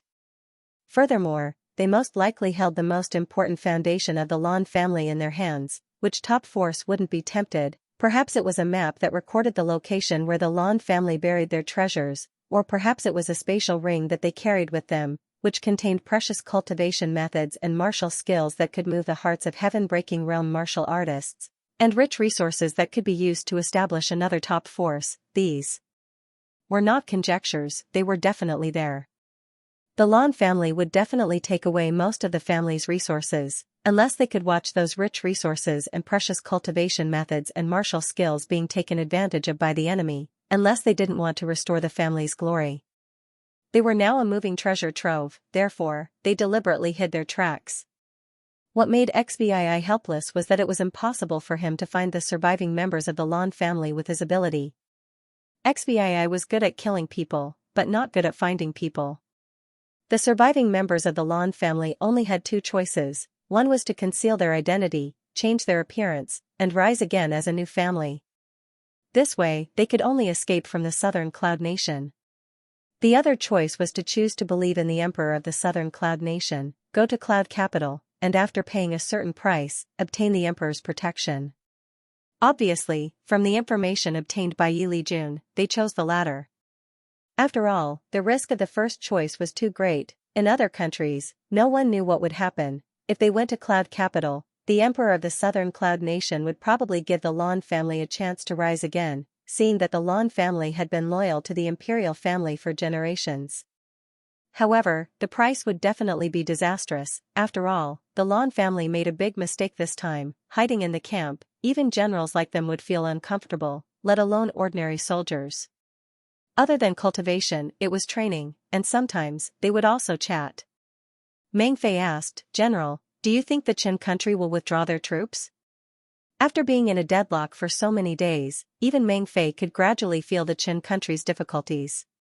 Yi Lijun's replenishment of soldiers far surpassed the Qin country, and the number of soldiers was still increasing. If this continued, when the other elite troops of the southern Cloud Nation were transferred over, the White Dragon army might be completely left in the southern Cloud Nation. Retreating now was the best choice for the Qin nation. After all, they had already defeated the Golden Armor army and conquered so many cities. As long as they could defend the Xiongju Pass, it would be a great victory for them. It would be difficult to truly annex Baisha County. Yi Lijun's army was the biggest obstacle in front of them. Xvii asked back, "Why? You don't want the Qin state to withdraw? If it really ends like this, then it's too anticlimactic. We've been on the road for more than a month, and we haven't fought many battles."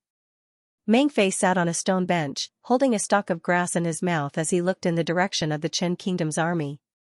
Say, if their general was a little more forceful, would he choose to go all out? Anyway, it's just one battle. If they don't fight, then retreat. That's not right, right? If we don't fight, won't it be hard to explain when we get back? You'd better shut your mouth. Xbii said helplessly, every time you say these things, nothing good will come out of it. Obviously, Meng Fei's words made the 17th think of many unpleasant things.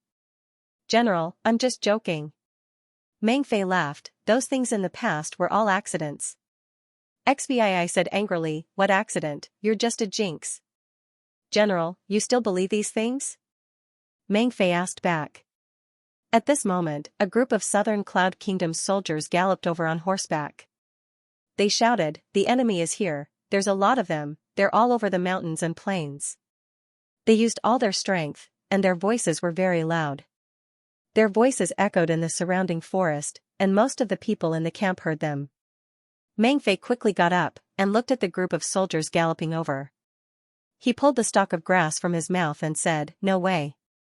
General, this is definitely an accident, you have to believe me. Do you know what I want to do? What? Meng Fei looked at Xbii and asked with some fear. I want to kill you as a sacrifice. More than 40,000 soldiers immediately began to prepare for battle. Lu Zhongzai didn't have time to ask the scouts who rushed back, and immediately began to organize the defense. He immediately woke up the soldiers on night watch, and all the soldiers prepared their weapons and waited. How many enemies are there? Lu Zhongzai asked the scouts who were sent out. At least 50,000, we only saw them from afar and rushed back to report.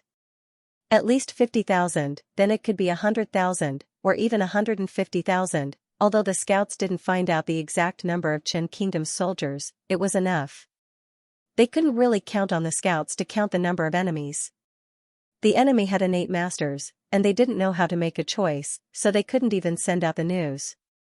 Lu Zhongzai immediately arranged for people to inform Yi Lijun about the situation at Moon-Gazing Mountain. Not long after, the White Dragon Army entered Red Blood Sword's scouting range. Xbii didn't say anything, and everyone knew the news. Not long after, the ground began to shake. Xbii and the others looked down from the mountainside. The White Dragon Army had almost dyed the entire ground white, and they were still appearing from the horizon continuously. Oh no, immediately send someone to report to the general, the White Dragon Army is almost fully mobilized, they want to eat us. Before the White Dragon Army soldiers appeared, more than 10 innate masters appeared in the sky. Lu Zhongzai, Xbii, and Mi Fei's expressions all changed, they didn't expect the White Dragon Army to be so determined. Xbii looked around. Meng Fei was nowhere to be seen, however, the three of them didn't panic.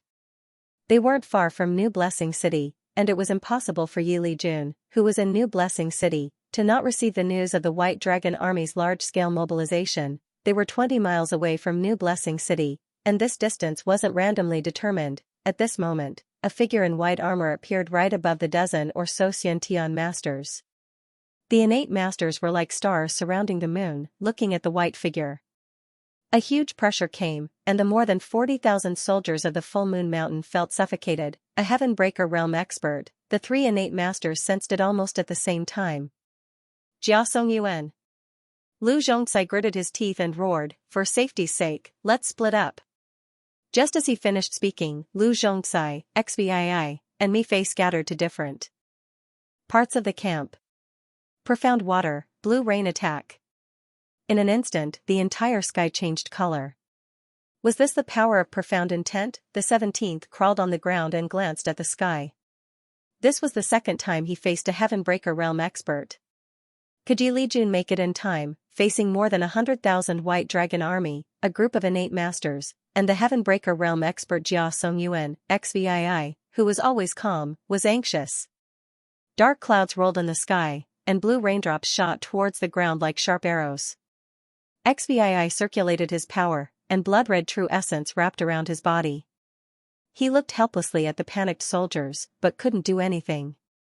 The profound meaning of a heaven-breaking realm expert wasn't something he could resist.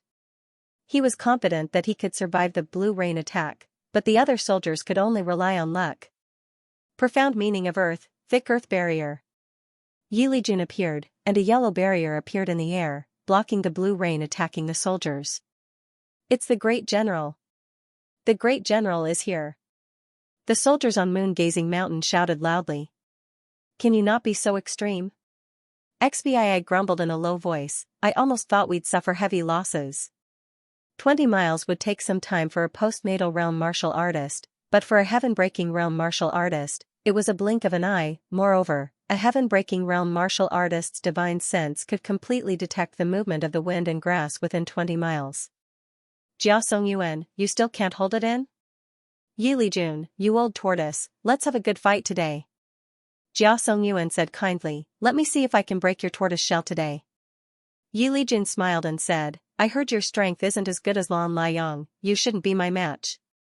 Hearing this, Jia Songyuan immediately said in exasperation, nonsense, Lan Liang isn't my match. The 100,000 White Dragon Army soldiers below all listened, and Jia Songyuan was also a person who cared about face. Yi Lijun sneered and said, otherwise, why didn't you kill Lan Liang head-on, and instead use tricks to scheme against him? It's useless to say more, let's see who's the real deal. The two heaven-breaking realm experts fought, and their strength was almost the same. In just a few breaths' time, after 3 or 4 collisions, they disappeared. Heaven-breaking realm experts, each move had a wide range, and their flying speed was extremely fast. In a few turns, they might be dozens or hundreds of miles away. Yi Lijun blocked the White Dragon Army's great general, but XVI and the others were still in a very dangerous situation.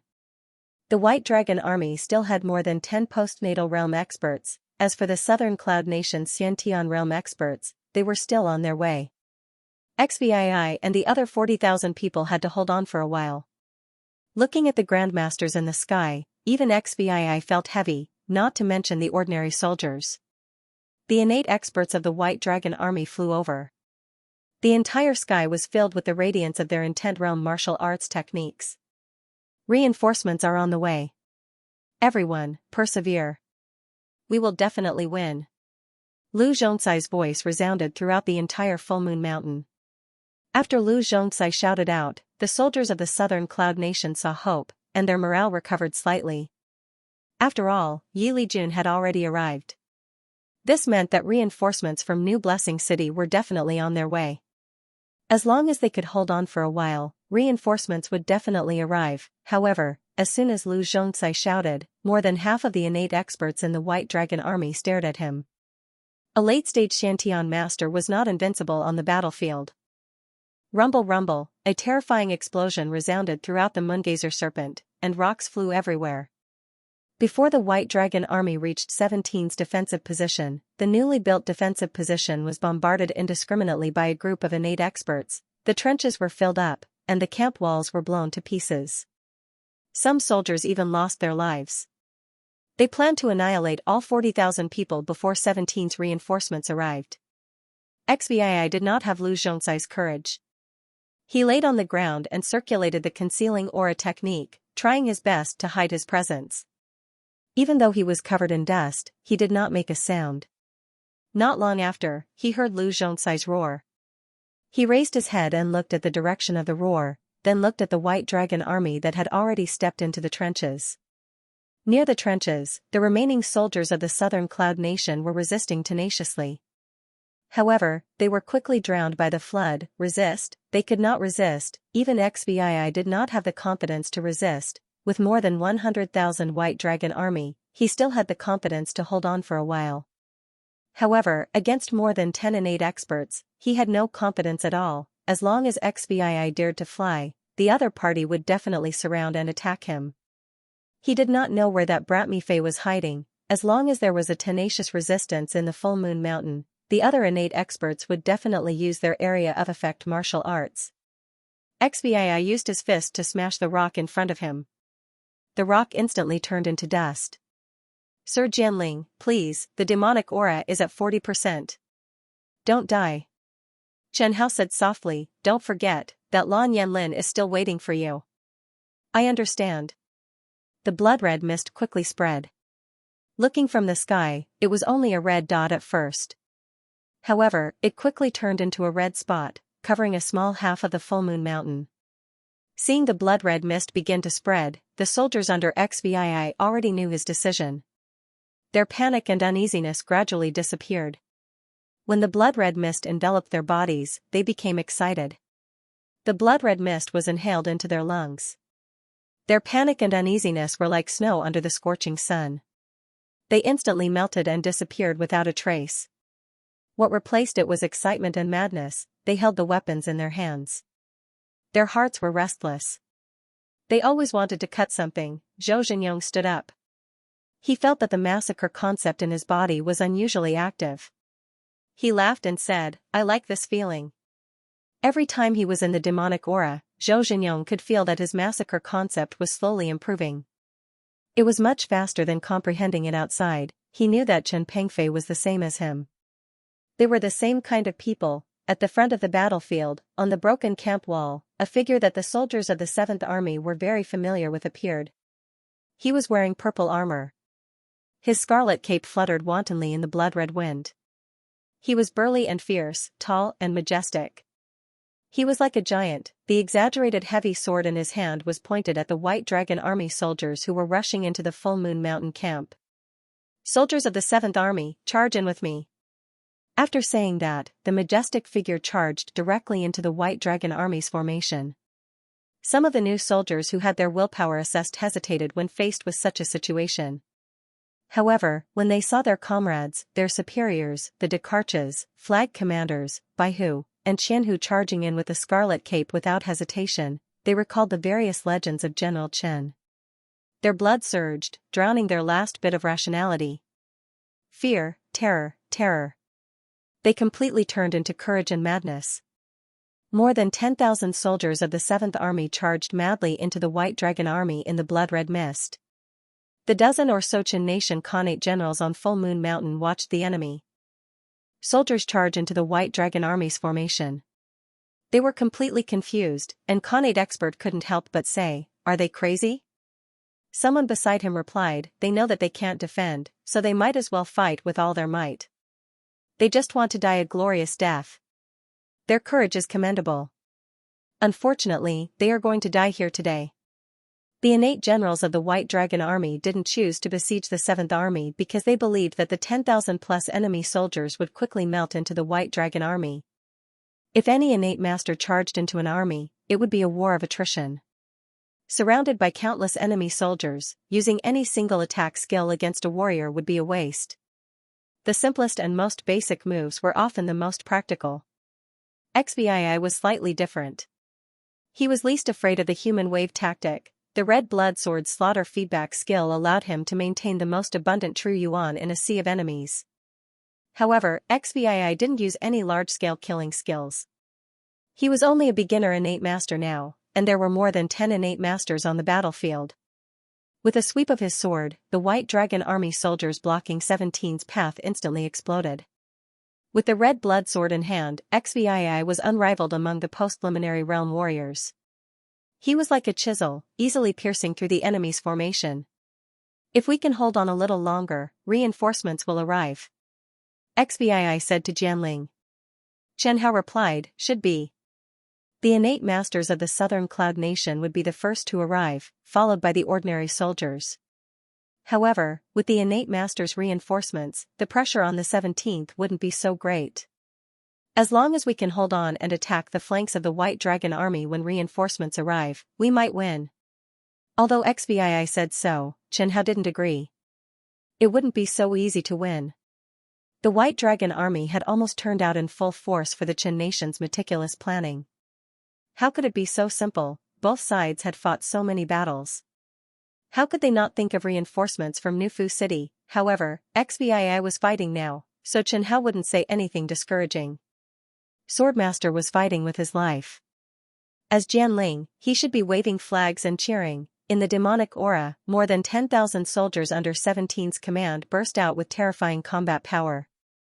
The White Dragon Army in the demonic aura was like a piece of paper. Their combat power was greatly reduced in the aura, and they were killed by 17's crazy subordinates. Wherever the blood-red mist passed, it was accompanied by painful wails and intense shouts.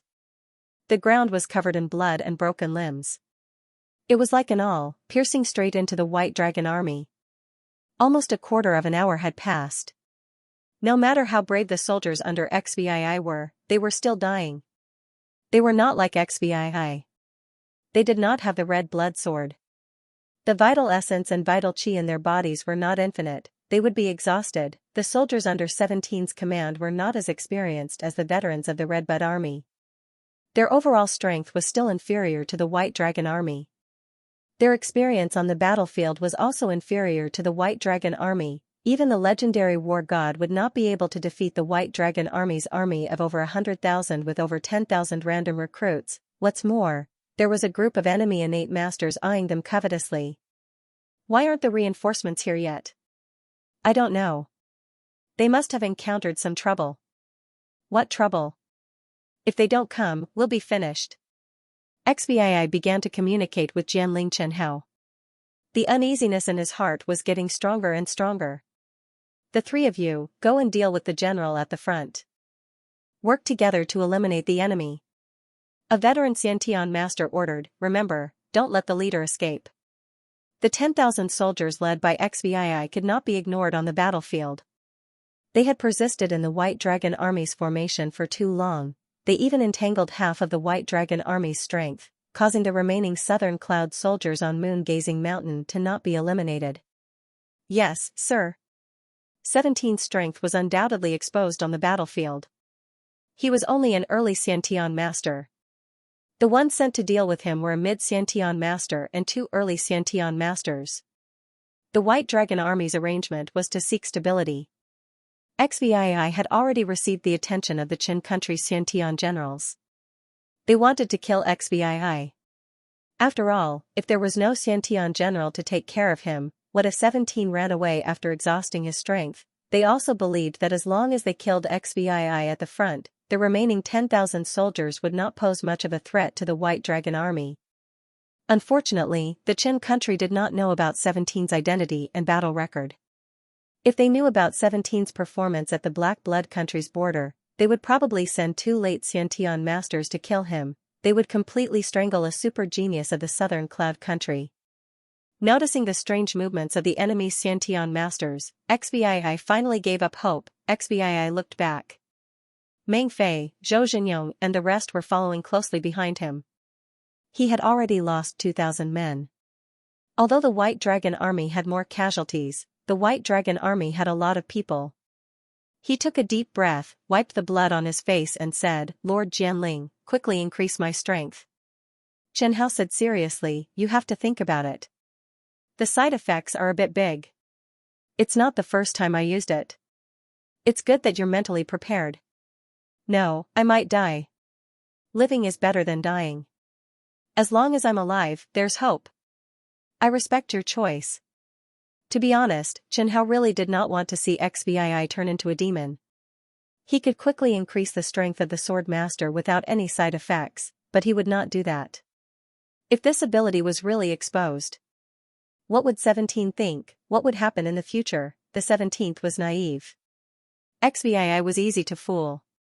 That was because XVI was not wary of him at all. Once a naive and gullible person found out that he had been deceived for so long, and was deceived by the person closest to him. That would be scary. The reason why XVI had been deliberately controlling the swordmaster was very simple. It was very difficult to level up the red blood sword. The energy required to level it up was much more than the swordmaster. Chen Hao could accept a swordmaster who grew up with him, but he could not accept a swordmaster whose strength was far beyond the demon sword. The human heart was the most unpredictable. Besides, he was already good enough to 17, even if Chen Hao did not have a heart, he still dared to say that he had a clear conscience. On the red blood sword, the red light on the 13 circular blood patterns flashed. XVI crazily waved the red blood sword. All the blood, vital energy, and even souls of the soldiers of the White Dragon Legion who died under the red blood sword were instantly swallowed by the red blood sword. The shriveled corpses were trampled into pieces by XVI and the soldiers behind him. Turbulent and majestic blood, vital energy, and soul fragments that contained a lot of resentment flowed through the red blood sword into 17's body. The blood-red vital energy filled 17's meridians and began to fill 17's dantian. In 17's pitch-black eyes, the blood-red light kept flashing. The 3 innate masters who rushed over saw the powerful fighting power of more than 10,000 soldiers and were stunned. These were definitely the most elite soldiers of the Southern Cloud Nation, they made a judgment at the same time. Although this army was not famous, as innate generals, they still had a basic eyesight. Perhaps it was a backup plan that Yi Lijun placed here? A secret trump card that the royal family trained with deaf soldiers? It was rare to see a soldier who could charge into an enemy formation that was more than 10 times their size without hesitation. The 3 Xiantian generals of the White Dragon Army had never seen an army that was able to hold on for so long under the encirclement of enemies that were more than 10 times their number. They could still maintain their high morale and stand firm. The overall strength of the White Dragon Army was similar to that of the Red Bud Army. 17's cultivation was much lower, and true energy realm experts were rare. However, after the Red Blood Sword increased the slaughter feedback ratio, under the Red Blood Sword's crazy plundering, XVII, who was close to the mid-stage of the Khanate realm, was slowly approaching the mid-stage of the Khanate realm. Kill him. The mid-stage Khanate expert said in a deep voice. Without his instructions, the other 2 early-stage Khanate experts knew who he was referring to. As long as they killed the leading Khanate general, the rest of the enemies would naturally collapse. Okay. The 2 Khanate experts rushed towards 17. XVII also noticed the movements of the 3 Khanate experts. Just as the 2 Khanate experts surrounded him, 17's body expanded. He activated the Slaughter Sword realm and Strength realm at the same time. He suddenly stomped on the ground and rushed towards the 2 Khanate experts. He wanted to fight 2 at once. How dare you? One of the Khanate experts shouted. Slaughter Sword intent, killing in all directions. Fire Sword intent, dark fire sword destruction.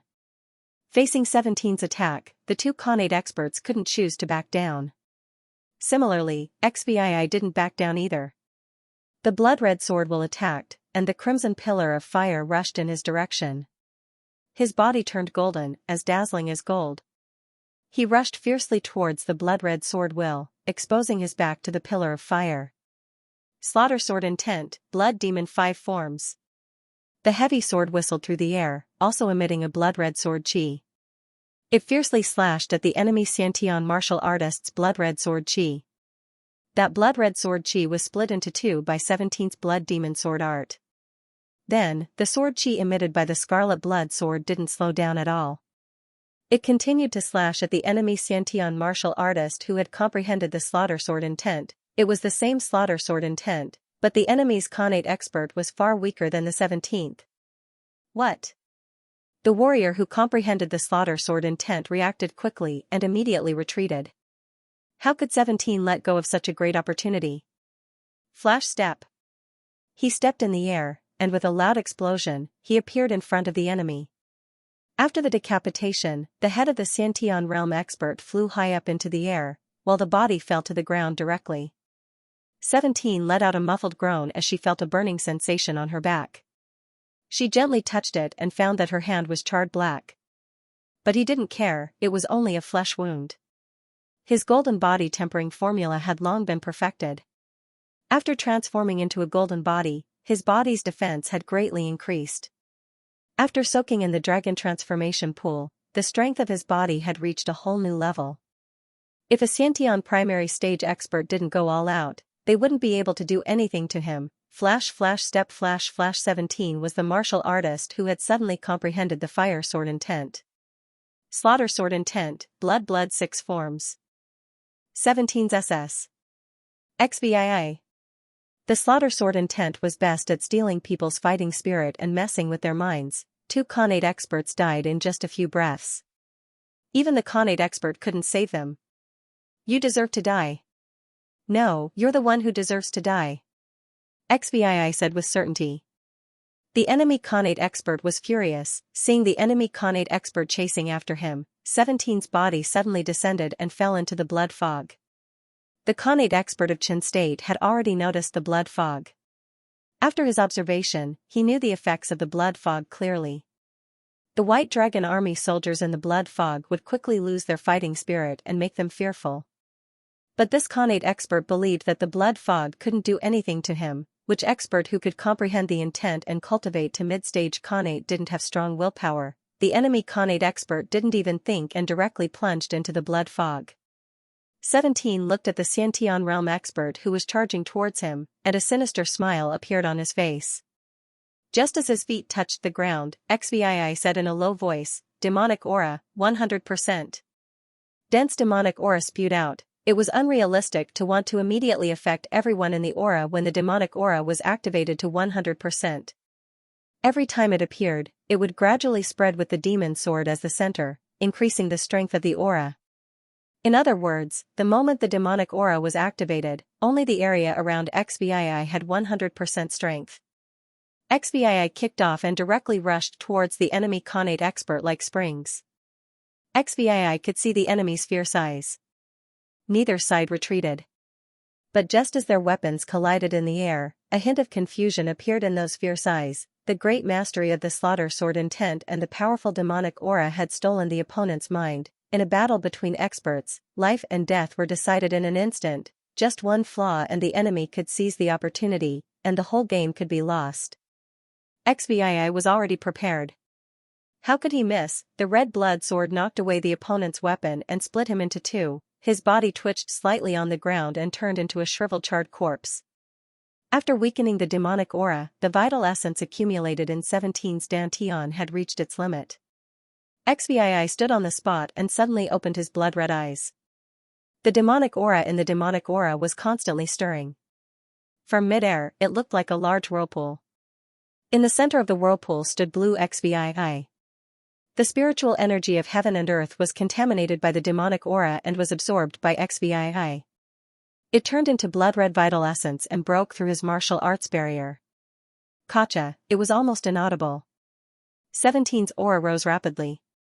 The corpses under his feet were almost swept away by the aura that erupted from him.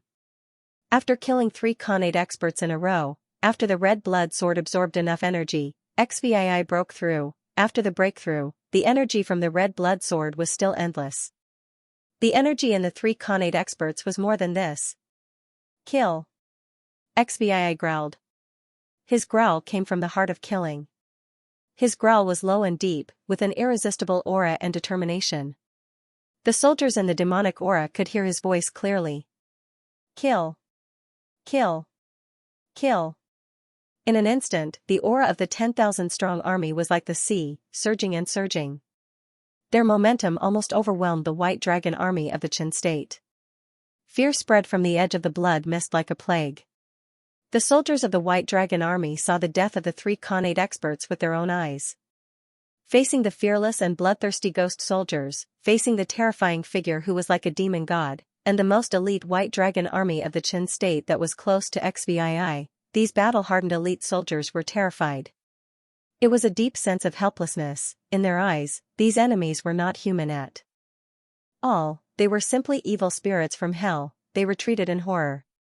Their fear, terror, panic, and helplessness in their eyes, their pale faces, their backs, their hands that couldn't even hold their weapons properly, their legs that were running for their lives, their legs that were constantly trembling due to fear. All of this made 17 feel a sense of joy that came from the depths of her soul. 17's eyes became redder and redder. He held the red blood sword and laughed softly. Let the fear descend. In the red blood sword, Xianxia suddenly looked at the 17th, afraid that he would miss every detail that happened to him. 17's murderous aura became colder, and traces of black gas appeared. The black gas was very weak, appearing and disappearing from time to time. If one didn't look carefully, they wouldn't be able to notice it. Only someone like Xianxia, who had a strong perception and was always by 17's side, could notice it so quickly. Xianxia carefully stared at the traces of black gas. When his perception touched the black gas, he felt a chill in his heart. Fear, it should be fear. Xianxia once again looked at XVII, who was killing the enemy. He sighed in his heart for no reason. What a pity. The death of the 3 Xiantian experts was sensed by the group of Xiantian experts on Mount Full Moon. 3 people can't even defeat an early-stage Xiantian expert. This is simply a disgrace to our White Dragon army. The leading late-stage Xiantian expert raised his hand, and the discussion immediately stopped. That guy is not simple, he actually broke through on the battlefield. Wu Xianhai, Mao Baiyan, Zhang Mengchen, you 3 go and kill him. Even if you can't kill him, you have to hold him back. The late-stage Xiantian expert looked at Mount Full Moon, which was about to be taken down by them. According to the plan, we have to seize the time to remove Mount Full Moon. Time is of the essence. If we delay any longer, the Southern Cloud Nation's troops may come.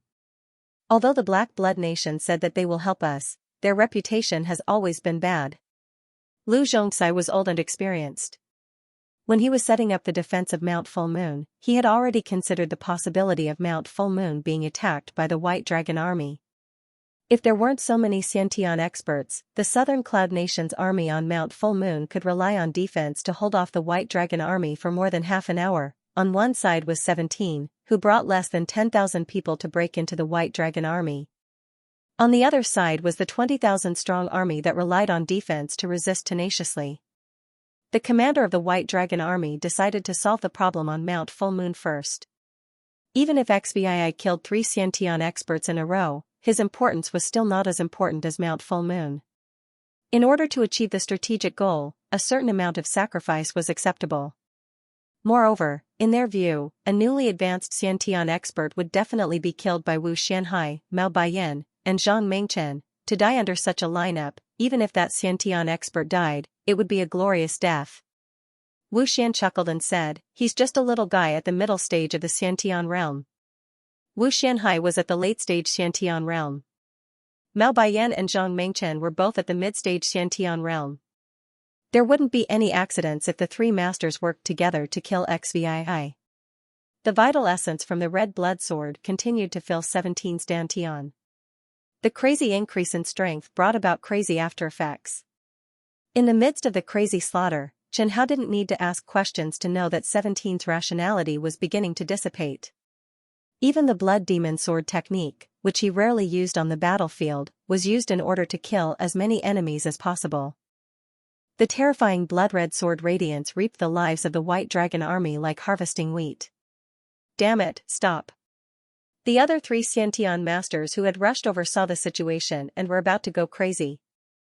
They didn't expect that after fighting for so long, the Xiantian stage expert in front of them still didn't show any signs of exhaustion. Instead, he became more and more courageous. A red light flashed in 17's eyes. Demonic Chi Field, 100%. 17 suddenly jumped into the air. His body was filled with blood aura, like a red comet with a tail. He directly rushed towards Wu Xianhai, the strongest Xiantian master. Slaughter sword intent. Concept of power. Fear. Open. His voice was almost imperceptible. Some words didn't even make a sound, but XVI still managed to hear some of them. Combined with the shape of his mouth, Chen Hao guessed the change in 17's body. As expected, did 17 comprehend another concept of fear? It was indeed very compatible with his fighting style. Get out of my way. Wu Xianhai waved his long sword. Concept of wind, howling wind. The green sword radiance directly shot towards XVI. XVI raised the red blood sword. The red blood sword collided with the sword radiance of the howling wind, making an ear-piercing sound of friction. This sound made Chen Hao's heart ache. The red blood sword should be fine, right? There wouldn't be a crack, right? This was the sword radiance of a late-stage Xiantian master. XVI was really too rude. Open! XVI roared. The muscles on his body swelled, directly bursting the blood-red armor on his body. The thick concept of power and slaughter sword intent wrapped 17's whole body and even the red blood sword. The red blood sword slowly cut into the sword radiance. XVI used his strength, and the sword radiance was forcibly split into 2 by the red blood sword. The 3 Xiantian masters and Chen Hao were stunned. He didn't use his sword to counteract the enemy's sword move, nor did he dodge. He directly used brute force and combined the advantages of the red blood sword to forcibly cut off the enemy sword move. Concept of power. 17's face revealed a carefree smile. Thunder steps, thunder. The sound of thunder exploded in midair. 17's speed suddenly increased. He was as fast as thunder, not giving anyone time to react at all. 17 just suddenly appeared in front of the 3 Xiantian masters. The 3 Xiantian masters were about to resist, but the blood-red mist instantly wrapped them up. The 3 Xiantian masters' eyes flashed with confusion. Behead! Red Blood Sword couldn't be more familiar with this sword move. It seemed to have practiced it thousands of times. The three heads flew into the air. Then blood flashed, and the heads and bodies became dry and black. Xianxia was drenched in the blood rain and laughed loudly. Thunder steps came from the royal family of the Southern Cloud Country.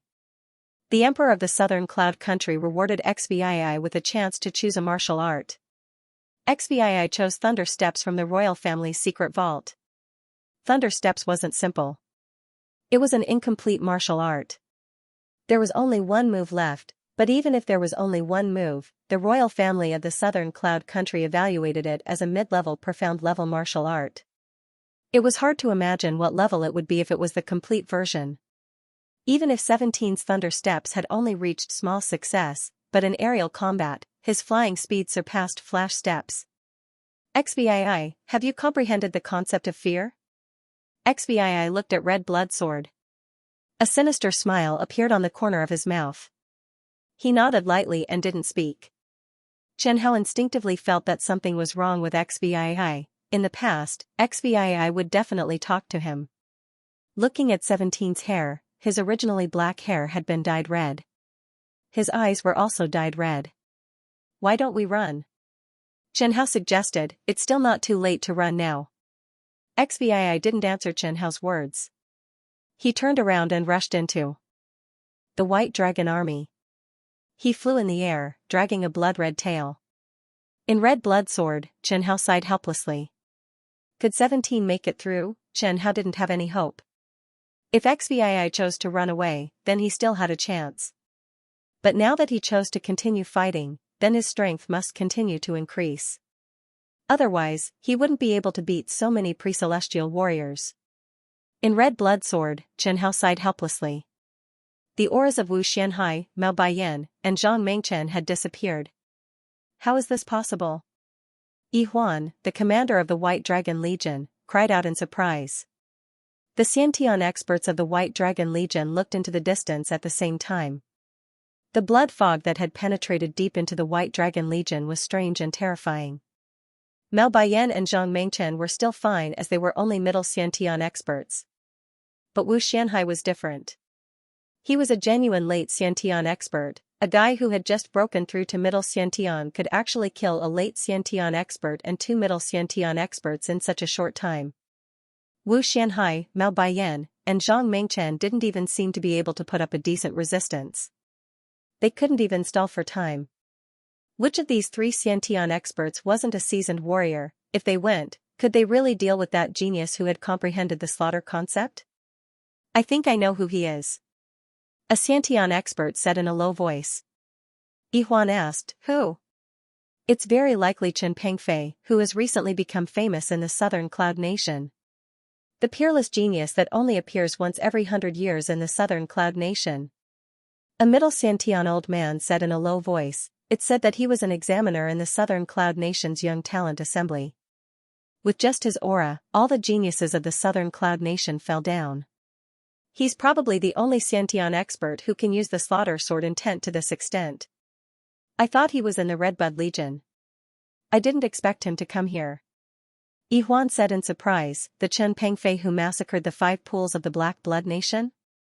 Chen Pengfei's name had long been noticed by the generals of the neighboring nations of the Southern Cloud Nation. They had listed him as a dangerous person. Yes, it's him. Yi Huan asked, which one of you will stop him? We just need to delay him for a quarter of an hour. I'm confident that we can break through the Full Moon Mountain in a quarter of an hour. Then, we can kill that Chen Pengfei together. The remaining Xiantian experts looked at each other in dismay. Wu Xianhai had already died under Chen Pengfei's sword. They couldn't send early and middle Xiantian experts to their deaths. It would be difficult for a late Xiantian expert to stop Xianxia. If they weren't careful, they might follow Wu's footsteps. However, among the more than 10 Xiantian experts that came, the strongest was only at the late stage of the Xiantian realm.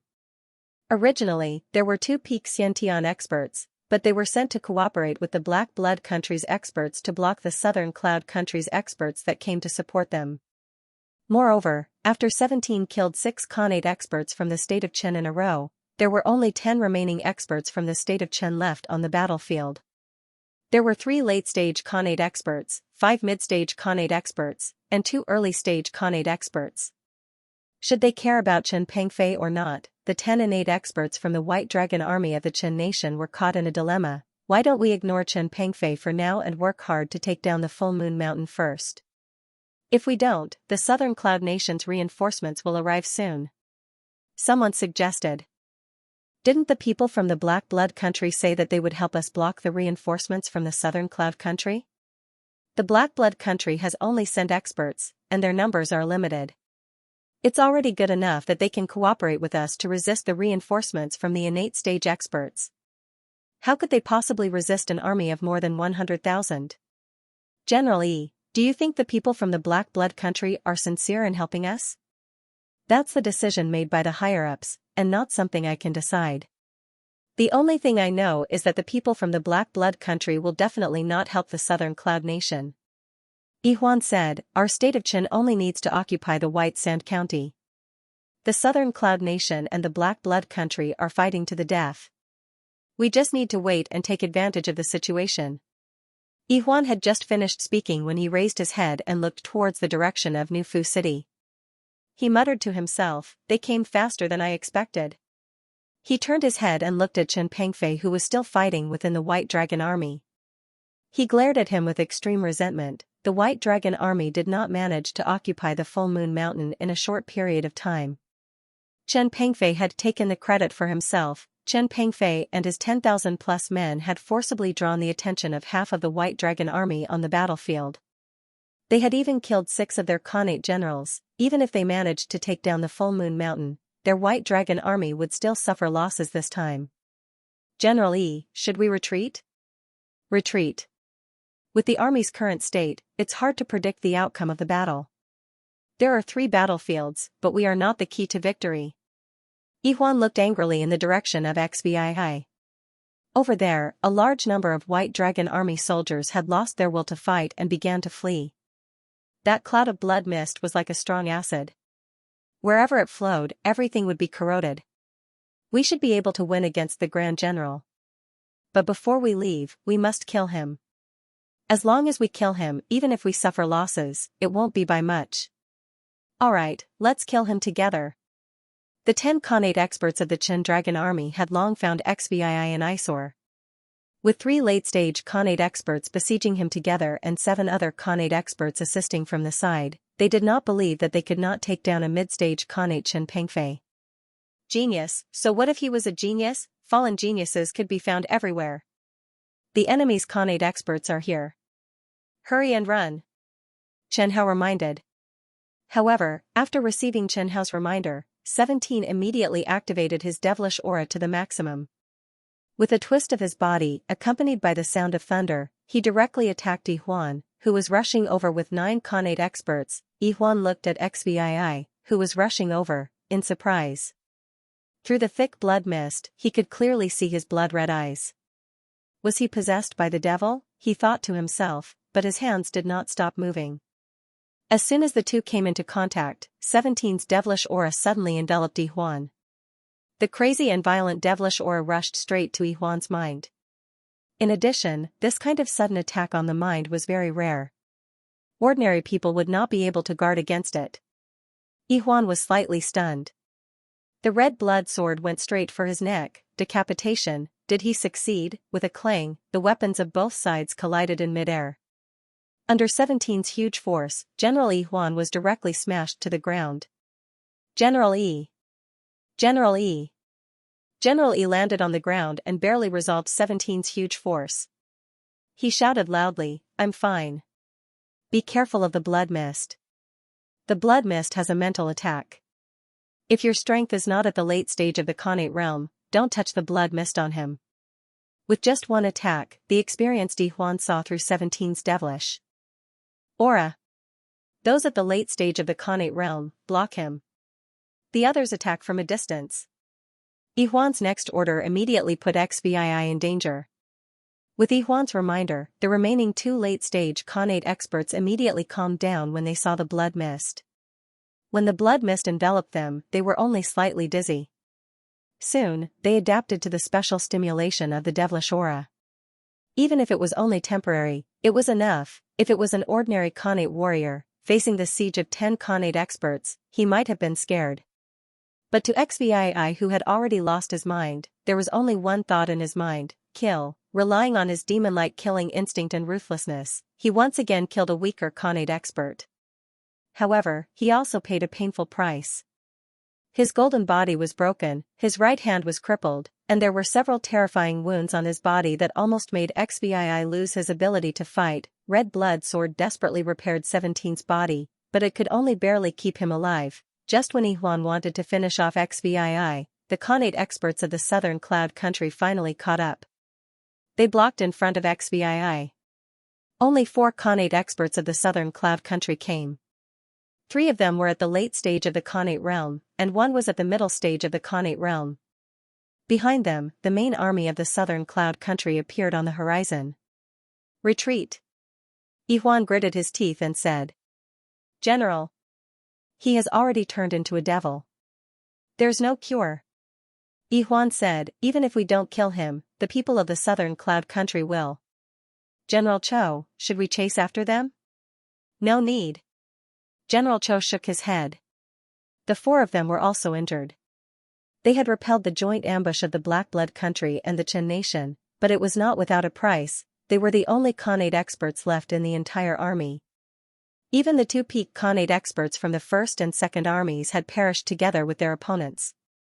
They were only able to survive because the Black Blood country had gone easy on them at the last moment. "General Cho, look." "General Chen."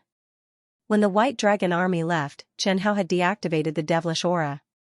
Cho Yiming turned around and looked at Chen Pengfei, who was lying on the ground. The mask on Chen Pengfei's face was gone, and the armor on his body was shattered beyond recognition.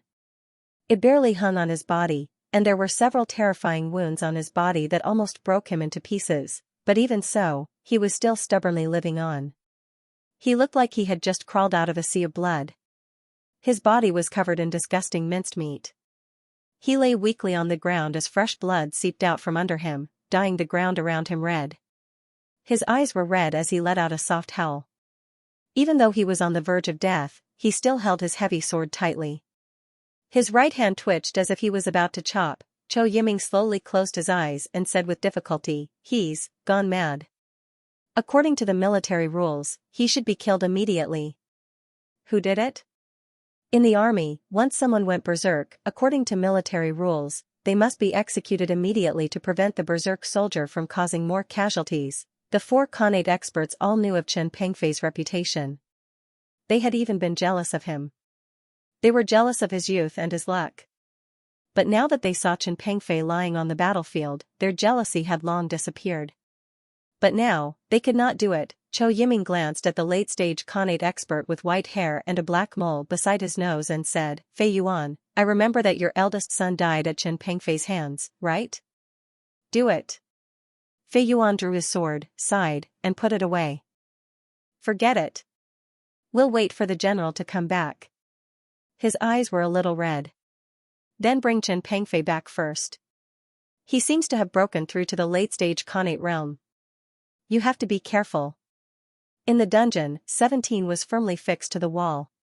His wrists, ankles, and waist were wrapped in thick black iron chains. His head was drooping, and he was not awake yet. The wounds on his body had already healed, and he had even changed into a large, warm, and comfortable robe. The bloodstains on his body had been washed clean, and the only things that could not be washed clean were his blood-red eyes and hair. Chen Hao was still holding the red blood sword weakly in his hand. The red blood sword swayed in the air, occasionally hitting the wall and making a ding-dong sound. This made Chen Hao feel helpless. He didn't like swinging. The red blood sword plunged to the ground. 17's veins bulged as he gripped the hilt tightly. "That's right, it's like this again." Most importantly, the red blood sword couldn't get rid of 17's power. The door of the dungeon was opened, and a familiar yet strange figure to Chen Hao walked in. The newcomer staggered as if he was a cripple. His body was stooped, his right sleeve was empty, one eye was empty, and half of his face seemed to be corroded by something. Even the bridge of his nose was exposed, and the remaining half of his face was greenish-black. He was like a corpse that had been buried for half a month and was dug up again. Chen Hao couldn't feel any vitality in his body, as if he could die at any time. It was the General Yi Lijun, yes, it was him. Although his appearance had changed greatly, XVI could recognize the spiritual weapon sword on his waist. Behind Yi Lijun, Chou Yiming followed him step by step. Chou Yiming's face was full of sorrow. Yi Lijun shouted softly, Chen Pengfei, are you still alive? XVI suddenly raised his head and stared at Yi Lijun with his red eyes without any reason. The demonic aura suddenly erupted, and the bloody aura enveloped the whole cell. Yi Lijun's body was shaken by the impact, and Chou Yiming hurriedly supported him. I don't need you to help me. Yi Lijun shook off Chou Yiming's hand and said stubbornly. What a pity, what a pity, what a pity. Yi Lijun said 3 times in a row. General, Chen Pengfei has gone crazy. I'm ashamed of old Su, and I caused his disciple to be like this. General, this is a battlefield, you don't have to feel guilty. Chou Yiming said, you have to take care of your body now.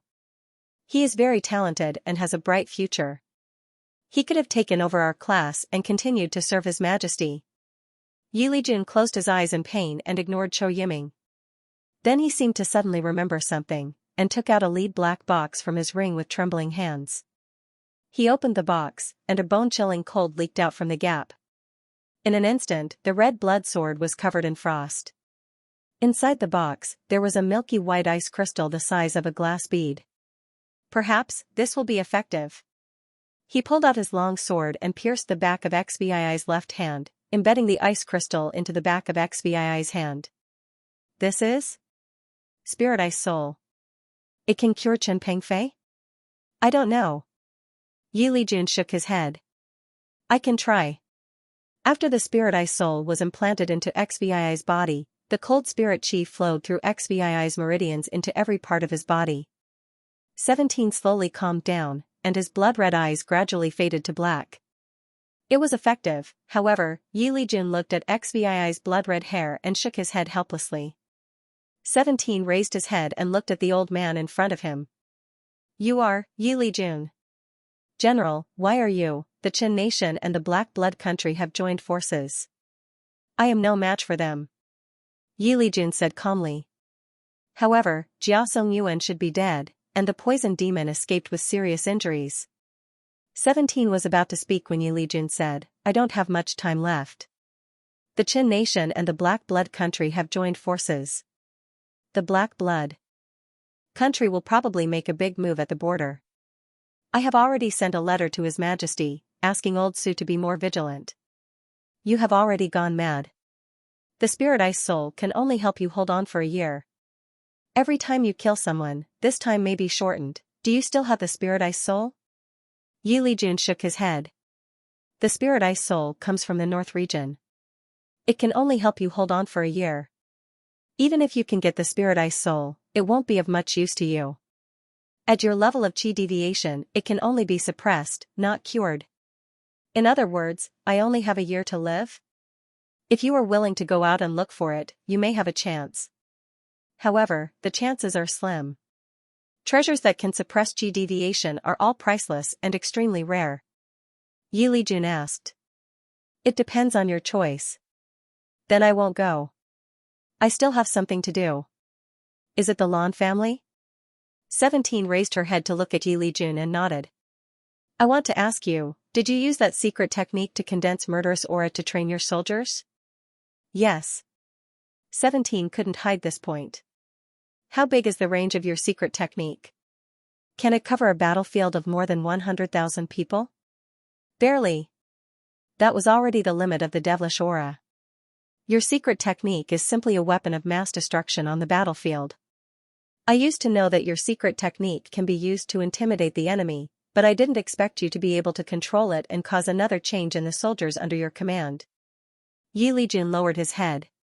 After a long time, he seemed to have made a great decision and said, I did find some traces of the Lan family. If you are willing to do me a favor. Sure. I haven't told you my request yet. Do I have any other choice? 17 looked at the Spirit Ice Soul embedded on the back of her left hand. Yi Lijun said, is the Lan family really important to you? Someone from the Lan family has done me a favor. 17 laughed bitterly. Even the general said that the chances are slim, the chances of me finding a way are also not high. Besides, every time I make a move, the time I can live is shortened. How can I not make a move? In less than a year, I can't even leave the southern region. And my strength should never be able to reach the heaven-breaking realm, right? Yes, starting from the innate realm, every time you cross a realm, you will have to go through an inner demon tribulation. You have already become a demon. Once you try to break through, even the spirit-ized soul can't do anything. 17 said calmly, yes, I can feel that the spirit-ized soul is not as magical as the general said, it still can't suppress the killing intent in my heart. Yi Lijun said awkwardly, the spirit-ized soul was given to me by a good friend. At that time, he told me that with the spirit-ized soul, breaking through a realm can reduce the effect of becoming a demon. Even if I really become a demon, I can use the spirit-ized soul to suppress it for a year. You may be a bit special, you are the martial artist with the strongest killing intent I have ever seen, it is possible that the spirit-ized soul can't completely suppress the demon in your body. I don't want to leave any regrets. I don't want to either. But it's too late. Yi Lijun said helplessly, Southern Cloud Nation will have a big change, but I can't do anything now, so I want you to do me a favor. What favor? 17 said in a low voice, General, if it's too difficult, I can't help. If it's too long, I can't do anything either. Help me drive the Chen army out. Yi Lijun gritted his teeth and said, White Sand County cannot fall. Why? I promised His Majesty. Is this reason enough? Why me? 17 didn't believe that Yi Lijun would easily hand over the military power to others. The Black Blood Kingdom won't do useless things. The Southern Cloud Nation might be in big trouble. If we don't defeat the White Dragon Army now, the Southern Cloud Nation might be attacked from both sides. Just the Black Blood Kingdom alone is enough to make the Southern Cloud Nation suffer. Yi Lijun said in a pained tone.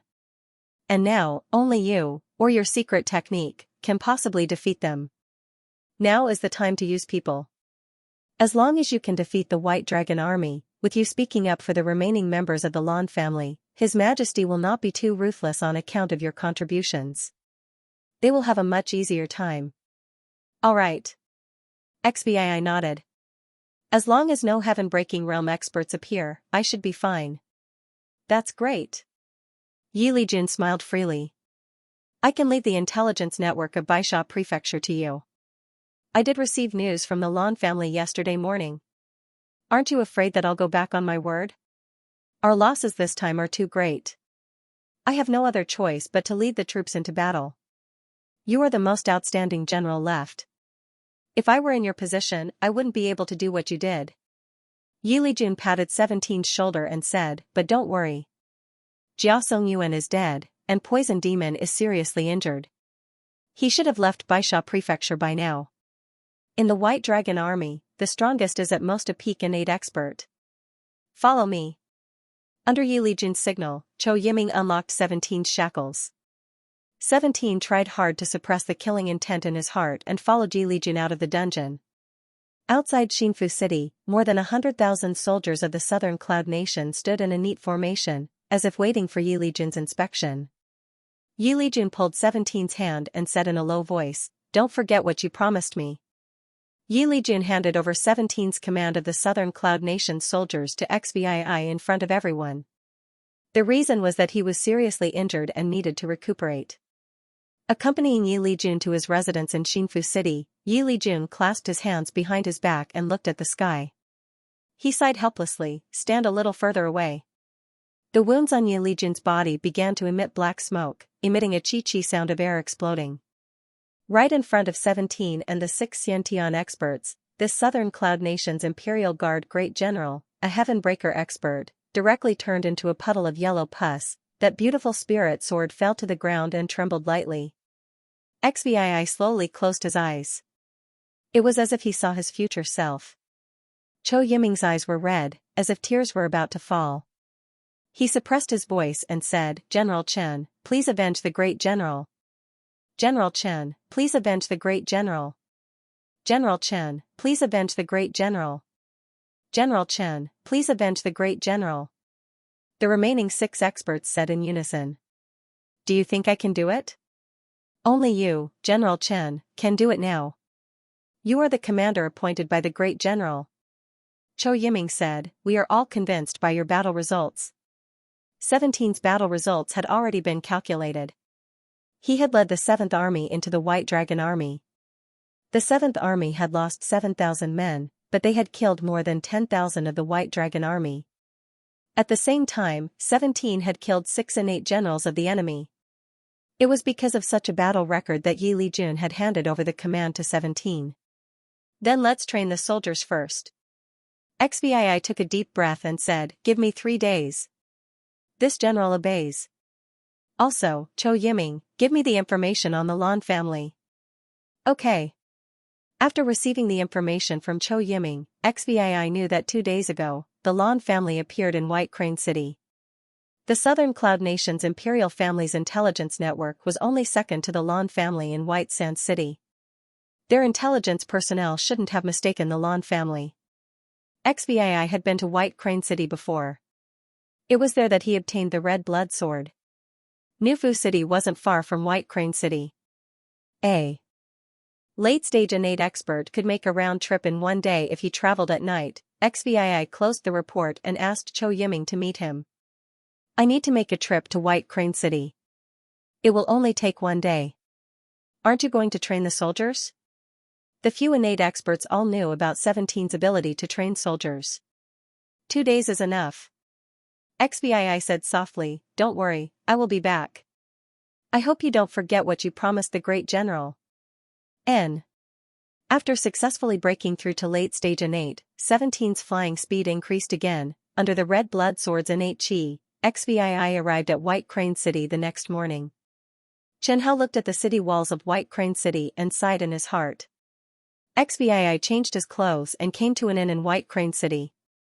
After communicating with the inn owner brought XVI into a small room. Is the Lan family still there?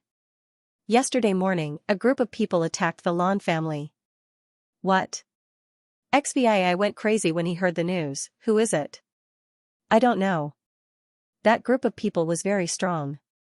There were even a few innate experts. I didn't dare to go near them. The inn owner felt 17's strong killing intent and his legs went soft. He hurriedly said, but after they left, I went to investigate the battlefield and found one person who was still alive. He might be from the Lan family. Bring me to see him. Okay. Following the innkeeper to a hidden room in the innkeeper pointed to the person on the bed and said, it's him. His heart meridian was shattered, but I found that he was still breathing, so I brought him back. 17 glanced at the person on the bed and clenched her teeth tightly. Lan family's 4th elder, XVI had seen him in the Lan family's competition. It was definitely the Lan family that was attacked. Lan family's 4th elder's chest was pierced through by a sharp weapon. With 17's ability, there was no way to save him. He knew nothing about medicine. But Lan family's 4th elder was probably the only one who knew the enemy's identity. XVI didn't want him to die. Can he be saved? I've tried many methods, but he couldn't wake up. XVI decided to give it a try. He poured out all the healing pills in his spatial ring and stuffed them into Lan family's 4th elder's mouth one by one. It was unknown whether the pills were really effective or the dying Lan family's 4th elder couldn't stand the torture. He slowly opened his eyes and looked at XVI. I'm here on the orders of General Yi Lijun to help your Lan family. I want to ask, who attacked you in the early hours of last night? XVI went straight to the point. He could feel that Lan family's 4th elder was about to die. Chen. It's Chen. Lan family's 4th elder wanted to continue, but his mouth kept foaming with blood. He coughed painfully and his body twitched. Then, he lost his breath. It's Chen country's bastards again. The shopkeeper cursed. I think Lan family wanted to seek refuge with the general, so they came to White Crane City. Who knew that the news was leaked and Chen country found out? XVI didn't say anything. If Yi Lijun didn't die, Lan family seeking refuge with Yi Lijun was indeed a very safe choice. Yi Lijun had 200,000 troops. Within Southern Cloud Country, no family or sect dared to disrespect him, they definitely didn't dare to take the risk and attack the people under Yi Lijun's protection. And without Black Blood Country's help, Qin Country couldn't do anything to Yi Lijun. Continue to gather information about the Lan family. Once you have any news, send me a message at any time. I will temporarily replace the Great General as the Commander-in-Chief of the front lines. 17 flashed a token. On the token, a ferocious golden dragon was coiled around the word Yun. This was the token that Yi Lijun gave him. He could temporarily command and use the intelligence network of the nearby counties. Understood. 17 ran out of White Crane City, and she gritted her teeth. Qin Nation. Blood-red murderous intent rose from XVII, and 17's eyes turned red. His chest was filled with boundless murderous intent. A starving camel was still bigger than a horse. Even though the Lan clan had escaped, they had a few Xiantian realm experts protecting them. The only people in Baisha County who could attack them were the spirit-returning sect and the state of Qin. And hearing the last words of the Lan family's fourth elder, the murderer was undoubtedly Chen Gua. They might still be alive. Chen Hao whispered in Red Blood Sword. Chen Hao felt that XVII could still be saved. Falling into the hands of the state of Qin, is there a difference between being dead and not being dead? Chen Hao was speechless. Sometimes, not dying was even worse than dying. He looked at XVII silently and didn't say anything. Back in Nufu City, 17's face was terrifyingly cold. Anyone could tell that he was in a terrible mood. Yesterday, the state of Qin and the state of Southern Cloud fought, and both sides suffered heavy losses. The Baila army's Jia Songyuan was killed by Yi Lijun, and Yi Lijun also died. On Mount Full Moon, there were less than 10,000 soldiers from the state of Southern Cloud left, and 2 Xiantian generals from the state of Southern Cloud died. The Xiantian realm experts from the state of Qin and the Black Blood Kingdom intercepted the reinforcements from Mount Full Moon outside Nufu City. The Xiantian realm experts from the state of Qin and the state of Southern Cloud fought fiercely. The Black Blood Kingdom also lost a few Xiantian realm experts, but their losses were not as great as the state of Qin and Southern Cloud. This was a conspiracy. XVII even suspected that Jia Songyuan was killed by Yi Lijun because the poison demon from the Black Blood Kingdom went easy on him.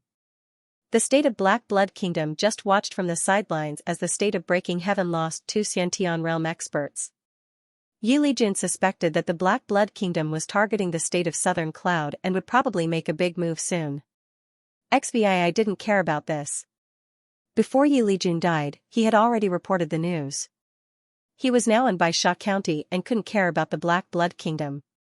His only thought now was revenge, to get rid of the White Dragon Army, whether it was for Lan Yanlin or for Yi Lijun. After becoming the commander, XVII realized how busy the position of Great General was. Yi Lijun was very serious in his work. There were some things that could be shared by others, but he took them all on himself. For example, settling the refugees from the area occupied by the White Dragon Army. Half of the refugees fled to Nufu City, but when they heard that the state of Southern Cloud's army was coming, they stopped fleeing and chose to observe. Speaking of which, the soldiers of this world were no different from bandits.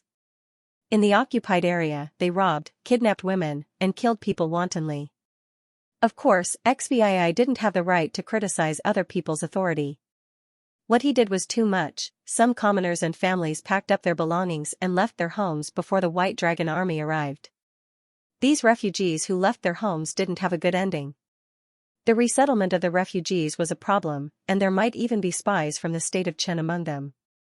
XVII didn't care about anything and returned these matters to the city lord of Nufu City. He was in charge of training the soldiers. 100,000 soldiers stood neatly in the open space outside Nufu City. XVII stood in the middle of the soldiers and raised the red blood sword. A crimson blood mist shrouded the soldiers. XVII, who had activated the demonic aura, had crimson eyes too. A drop of water slowly seeped out of the spirit ice soul on the back of his left hand, as if he was crying. The 17th, you'll die faster like this. Chen Hao said softly. Since I'm going to die anyway, why not make it more interesting? A few innate experts watched from the side. Among them, Chou Yiming, Pei Yuan, and the others had seen the soldiers trained by XVII. On the battlefield yesterday, the soldiers who didn't fear death left a deep impression on them. General Chen must have mastered a secret technique to condense murderous aura, right? Using condensed murderous aura to train soldiers, this is probably the only case in the southern region. Normal warriors can't condense that much murderous aura. Zhou Yiming said softly. The few innate experts suddenly fell silent. Even if this secret technique was precious, no one would covet it. They were clear about Chen Pengfei's situation. They could guess Chen Pengfei's fate. This genius of the southern cloud nation would definitely fall, and they didn't believe that this secret technique wouldn't affect him. The demonic aura shrouded the 100,000 soldiers in a crimson mist, including the innate experts. They could clearly feel the influence of the murderous aura on them. No wonder. How many people did Chen Pengfei kill to condense so much murderous aura? A few 100,000. Zhou Yiming said, perhaps, the number will increase. Don't talk anymore. Let's take some people and pick out the unsuitable soldiers. On this day, 17 only activated the demonic aura twice. Chen Hao was very clear that the devilish aura field was only at 40% strength twice, and that was already 17's limit. If it lasted longer, or if the intensity was higher, XVII could very well slaughter the entire southern cloud nation's army on the drill ground. XVII was using his life to train his troops. The White Dragon army hadn't retreated yet, they seemed to be still observing. They didn't seem to believe that Yi Lijun was only seriously injured. The White Dragon army wouldn't easily spit out the meat that they had painstakingly swallowed. Chen Hao guessed that the poison demon of the Black Blood Kingdom might have passed the news of Yi Lijun's death to the White Dragon army. After all, this was the only way the White Dragon army wouldn't easily retreat. Only then could the Black Blood Kingdom achieve their goal. Don't think that the Chen nation's people couldn't see through the Black Blood Kingdom's scheme. Even if they did, so what? If they did, would they give up half of the White Sands County? They should still be waiting for Yi Lijun to show himself.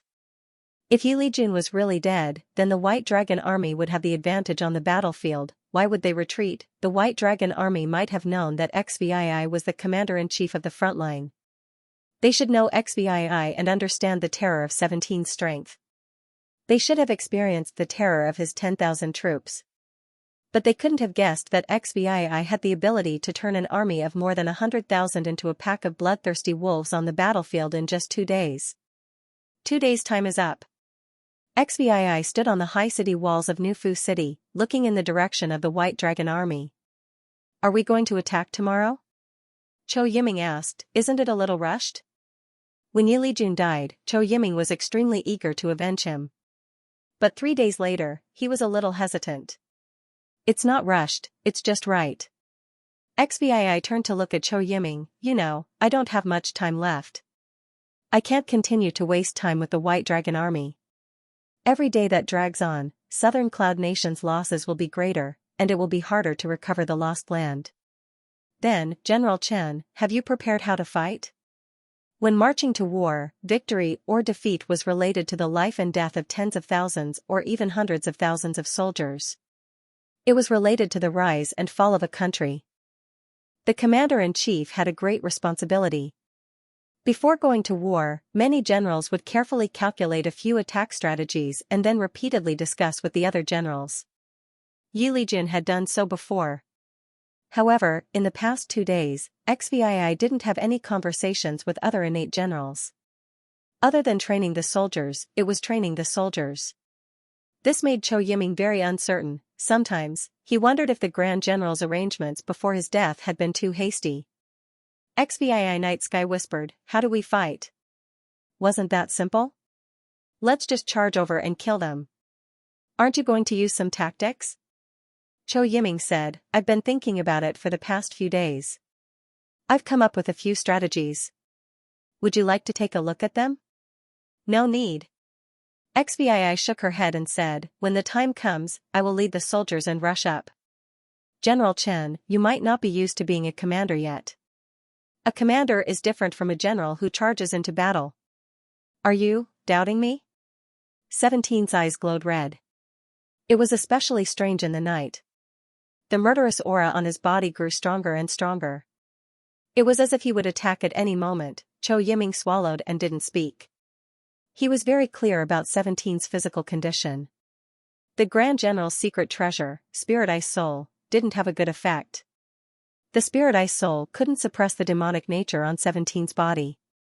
He seemed to be on the verge of becoming a demon at any time. A warrior who became a demon had no rationality. A warrior who was on the verge of becoming a demon also didn't have much rationality left. General Cho. Here. Since I promised the Grand General to chase the White Dragon army out, I will definitely do it well. XVI said firmly, you just have to listen to my commands. Understood. XVI took a deep look at Cho Yiming. He pointed at his head and said word by word, trust me. If I can't defeat the White Dragon army, I will cut off my head and give it to you. You can put it in front of the Grand General's tombstone. Cho Yiming raised his head and looked at the unusually burly Chen Pengfei in front of him.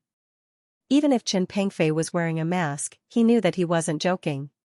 He was serious. You know what I am most concerned about? I know. After Yi Lijun died, the Lan family was destroyed by the White Dragon army. The surviving members of the Lan family also fell into the hands of the Chen nation. Their fate is unknown. The 17th pointed in the direction of the White Dragon army and said, I have to defeat the Chen nation. My belief is stronger than all of you. Remember, you can't tell anyone about me and the Lan family.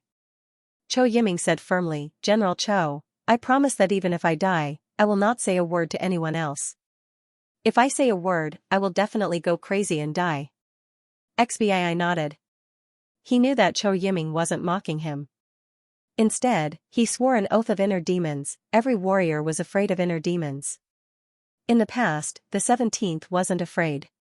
Close to 160,000 soldiers marched towards the direction of the White Dragon army.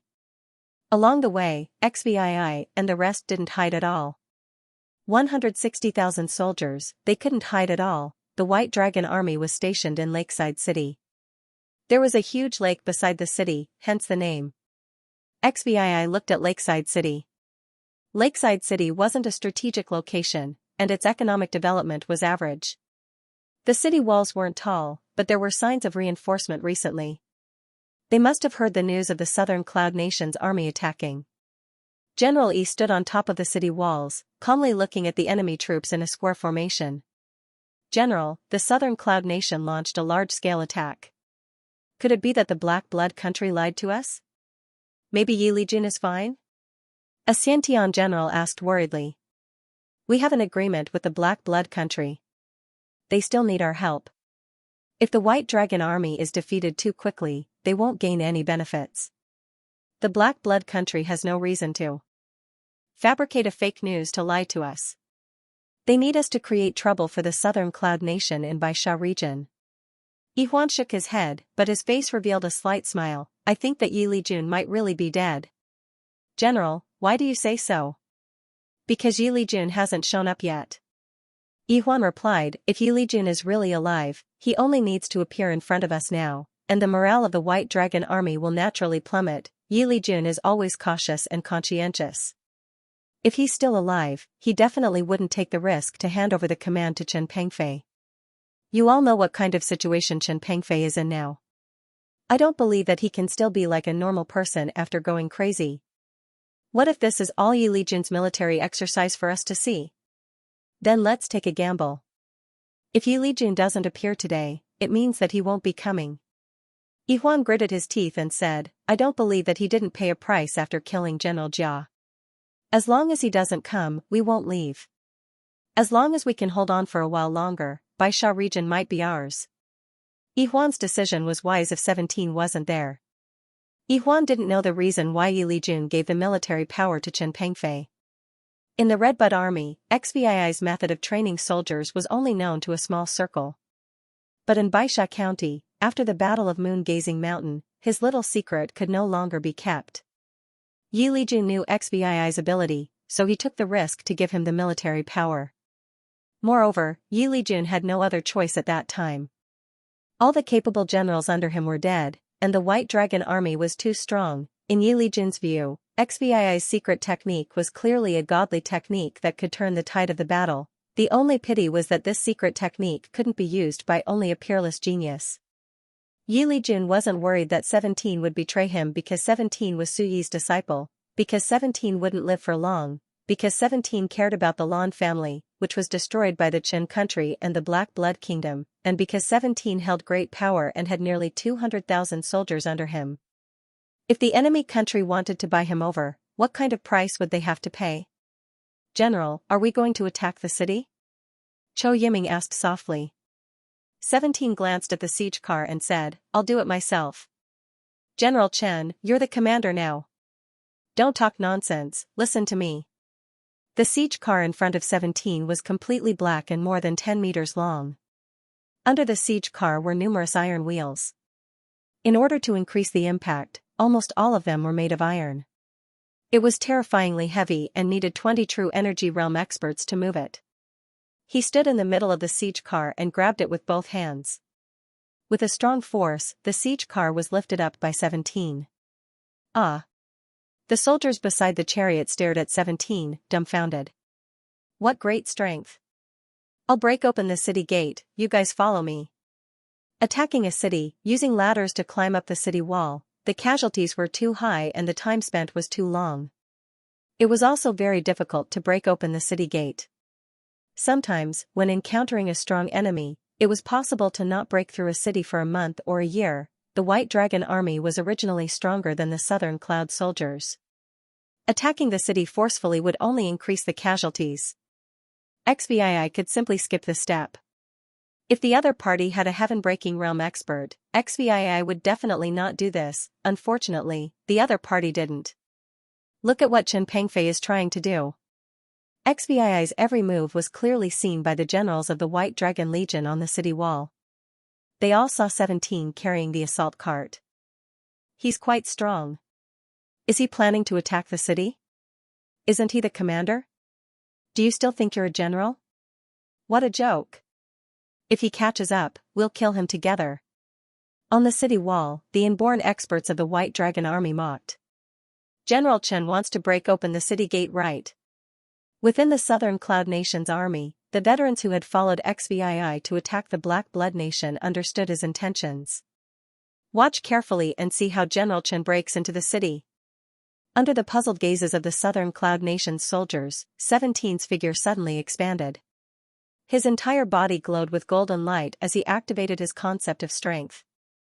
Then, he charged towards the city gate while carrying the assault cart. Dong! Dong! Dong! This wasn't the sound of a heartbeat, nor was it the sound of a war drum. It was 17's footsteps. Following 17's footsteps, the entire ground began to tremble and rumble violently. Yihuan quickly shouted, "Not good, he's really going to crash the city gate."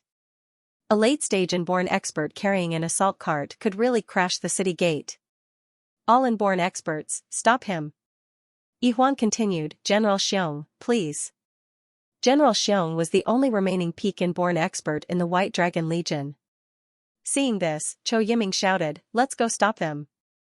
The inborn experts of the Southern Cloud Nation immediately took action. However, no matter how hard Chou Yiming tried, they still couldn't stop all the inborn experts of the White Dragon Legion. In the previous battle, there were still 9 inborn generals left in the White Dragon Legion. Their losses were much lighter than the Southern Cloud Nation. A peak inborn expert of the White Dragon Legion appeared in front of XVII. His body was strong like a giant bear. With one look, one could tell that he was an expert who had trained in body tempering techniques. Stop for me. The peak inborn expert shouted and slapped his hands in front of the assault cart. General Xiong was very confident in his own strength. He was born with divine strength, and he had cultivated a mid-grade black-level body tempering technique to the greater mastery realm. In the state of Chen, his strength was unrivaled among the peak Khanate experts. There was no pressure for him to stop a late-stage inborn youngster. Chen Hao helplessly closed his eyes. An inborn expert actually dared to block 17's path. Who gave him the courage? General Xiong slapped his hands on the assault cart. His face instantly changed. How could this be? With a cracking sound, his hands were instantly broken by the huge force. He flew out and crashed into the city wall of Lakeside City. On the city wall, Yihuan, who saw General Xiong flying out, shouted, not good. There weren't many people who knew about 17's physical strength. Those who personally felt it were almost all dead. 17's demonic aura and murderous intent, as well as his physical defense, were too dazzling. In addition, the 17th intentionally kept a low profile. Many people didn't know how terrifying 17's strength was, especially after 17 comprehended the intent of power. Chen Hao didn't think that anyone below Heaven Breaker could be stronger than XVII. General Xiong was sent flying. Coupled with Chou Yiming and the others holding him back, the city gate was right in front of them. No one had a chance to touch the 17th. However, General Xiong did contribute. At least he knocked the assault cart askew. The assault cart's ram wasn't facing the city gate. Instead, it was parallel to the city wall. Seeing this, Yi Huan heaved a sigh of relief. As long as the assault cart's ram wasn't facing the city gate might not be knocked open. XVII didn't have time to adjust the angle of the assault cart, let alone stop it. He only put the cart down from his shoulder and hugged it tightly in front of his chest, gritting his teeth. The White Dragon army must be defeated, the Qin country must pay a painful price. Vaguely, he thought of Lan Yanlin. Boom! With a loud sound, 17 crashed into the city wall with the assault vehicle. The soldiers on the city wall only felt the ground shake. The bricks under their feet cracked inch by inch. It's going to collapse. Run! Yi Huan flew into the air and looked at this scene in disbelief. Was this still the strength of an innate stage expert? The city wall of Lakeside City collapsed. It was more than 20 meters long. This was all because of the angle of the assault cart. General Xiong had good intentions but did something bad. If the assault cart was facing the city gate, they might only lose one gate. But now, they lost a city wall that was more than 20 meters long. A gray figure slowly stood up from the broken bricks. That tall figure made Yi Huan's heart tremble. He raised the assault cart high in his hand, as if he was unharmed. Was he still human? He must be a ferocious beast from Nanyu Mountain. 17 stood alone on the ruins of the city wall and roared, "Soldiers of the Southern Cloud Nation, what are you waiting for? Follow me and attack the city. Charge! Charge!" Even without the enhancement of the demonic aura, the morale of XVII's subordinates was raised to the limit. The soldiers who were lucky enough to witness this scene were so excited that their faces turned red. Breaking through the city wall was not a problem for a Heavenbreaker expert, but it was absolutely impossible for them to create such a shocking scene. The collision of power could always arouse the desire to destroy in the hearts of the soldiers. XVII's action of breaking through the city wall could be called a model of violent siege. This is 2F** King exciting. Meng Fei cursed and rushed to the front of the team like a madman. He was General Chen's old subordinate, he definitely could not lose face for the general. Shoot him for me. On the battlefield, the 20-meter city wall collapsed. It was not so easy to repair. Moreover, 17 was still standing on the ruins of the city wall. Arrows came like raindrops. 17 carried a 10-meter-long car and ran on the ruins.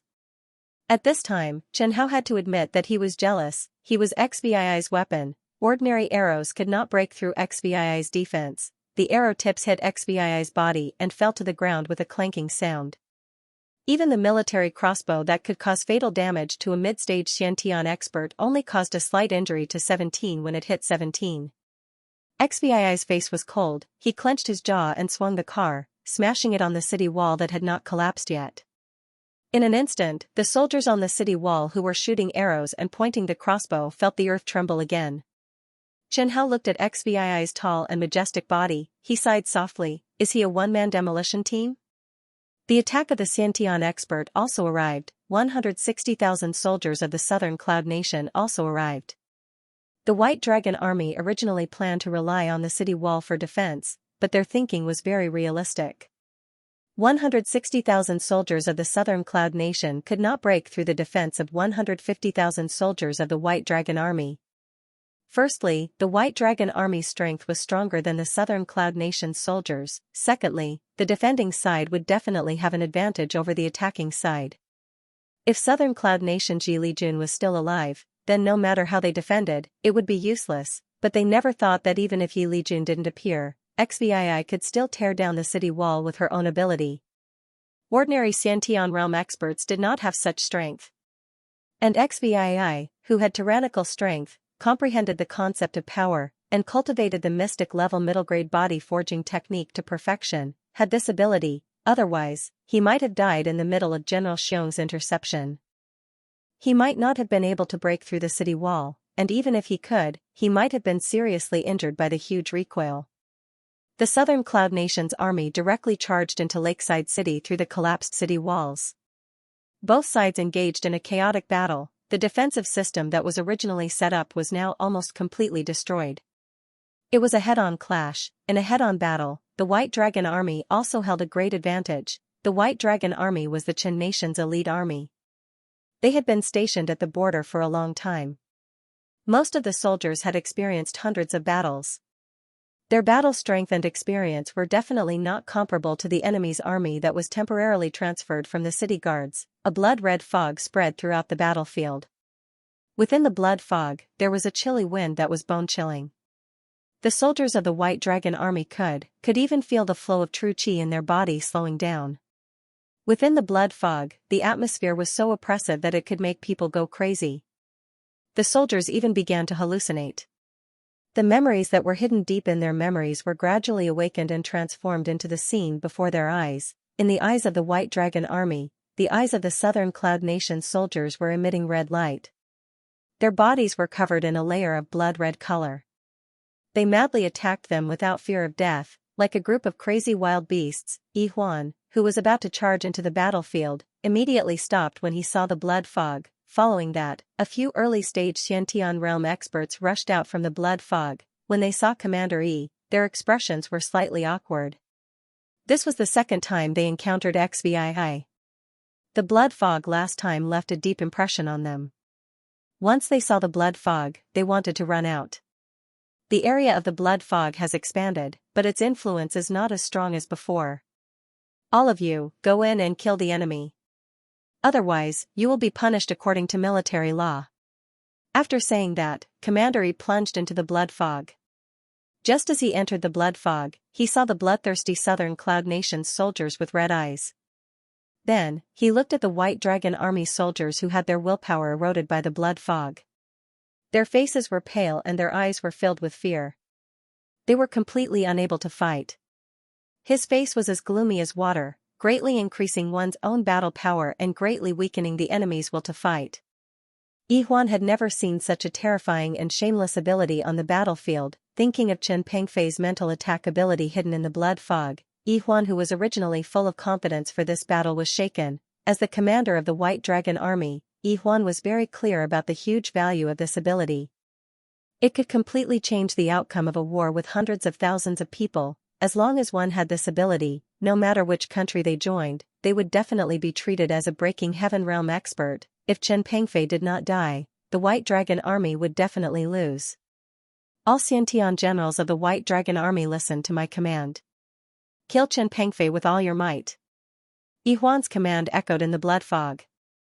Actually, even without Yi Huan's command, the innate masters of the White Dragon Army had also targeted 17. But unfortunately, even if the White Dragon Army had the advantage in terms of numbers, the surviving innate masters of the Southern Cloud Nation were not weak either. The weak ones were all dead. The innate masters led by Chou Yiming were tightly entangled with their opponents in the blood fog. Only a late-stage innate master and Xianxia Yuan were able to fight with 17. Xianxia Yuan was the innate pinnacle master who competed with 17 outside Linhu City. If Xianxia Yuan was not seriously injured, he would indeed cause a lot of pressure to 17. Unfortunately, his hands were not well. So it was difficult for him to display the strength of a peak innate.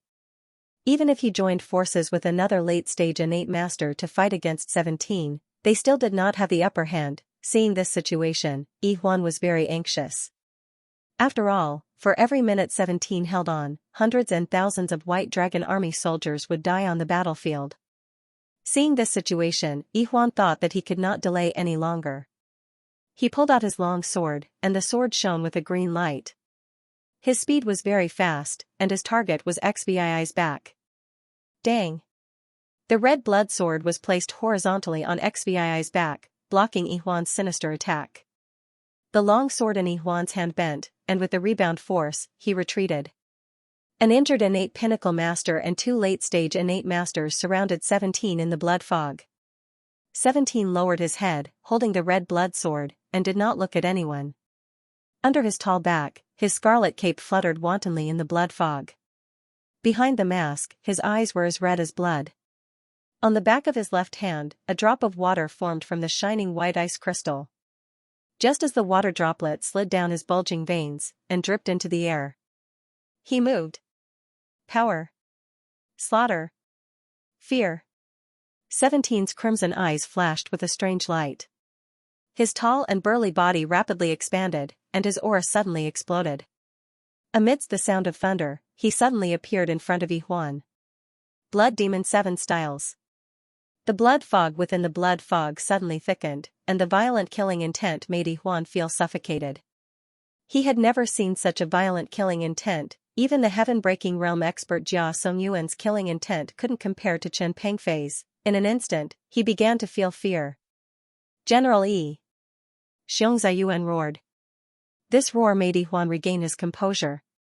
He immediately circulated his true essence and used his battle instinct to block with his long sword. The red blood sword brought a blood-red sword light and fiercely chopped at the long sword. The green light on the long sword was instantly shattered by the blood-red sword light. An unstoppable force attacked. The long sword bent, and the body of the sword was pressed tightly against Yihuan's body by the red blood sword.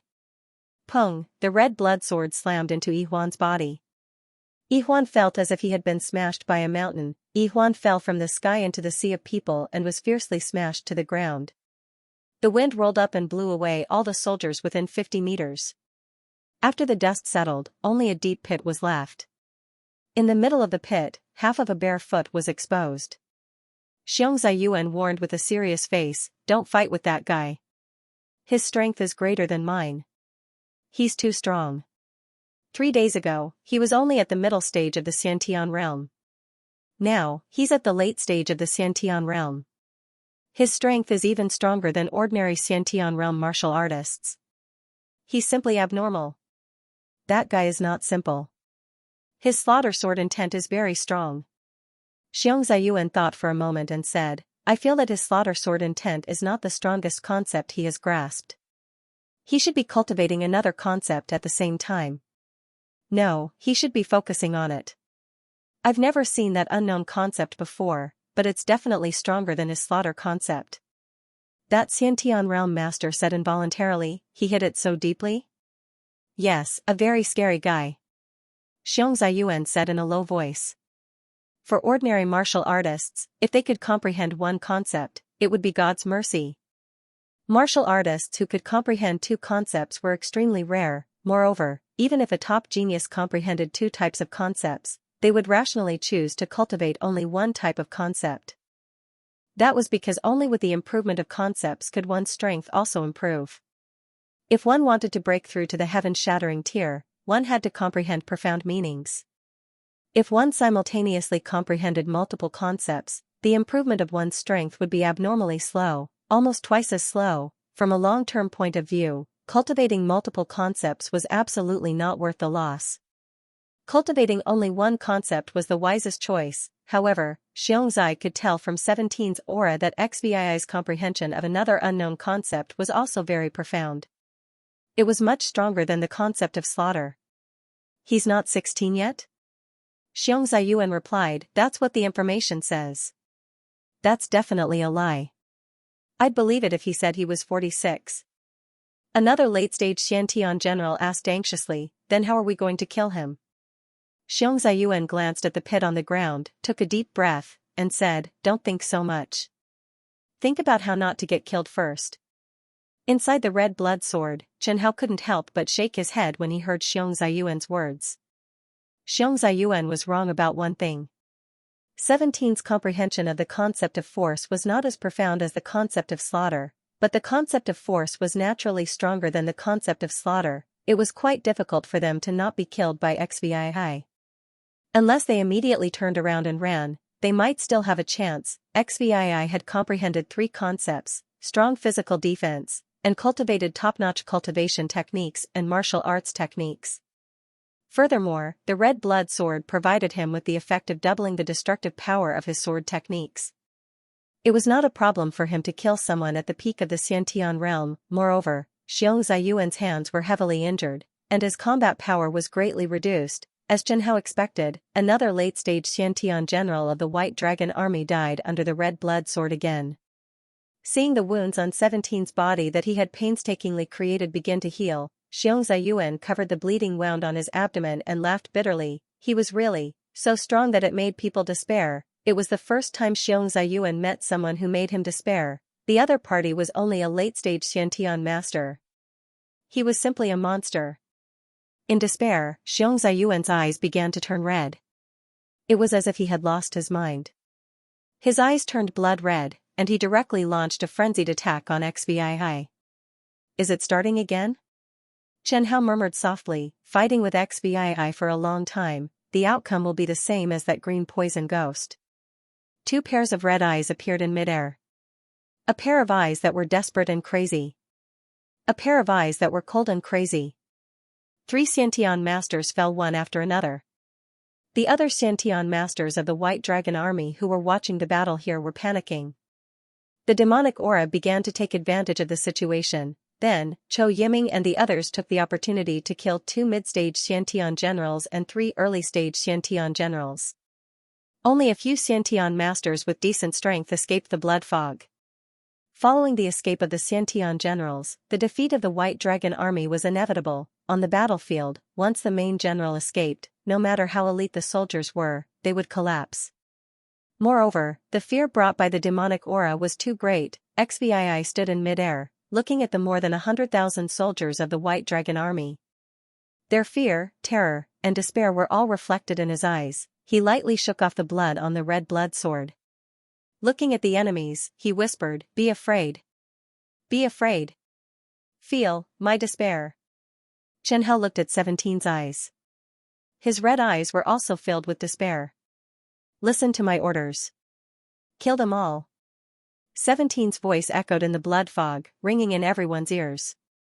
His voice seemed to have magic. The soldiers of the southern cloud country became even crazier. The soldiers of the White Dragon army became even more terrified and desperate. The blood fog slowly spread, covering the entire lakeside city. Until the evening of the second day, the battle was still not over. The soldiers who went out to kill the White Dragon army continued to return to the city. In Lakeside City, the civilians were mobilized to clean up the corpses that filled the streets and alleys.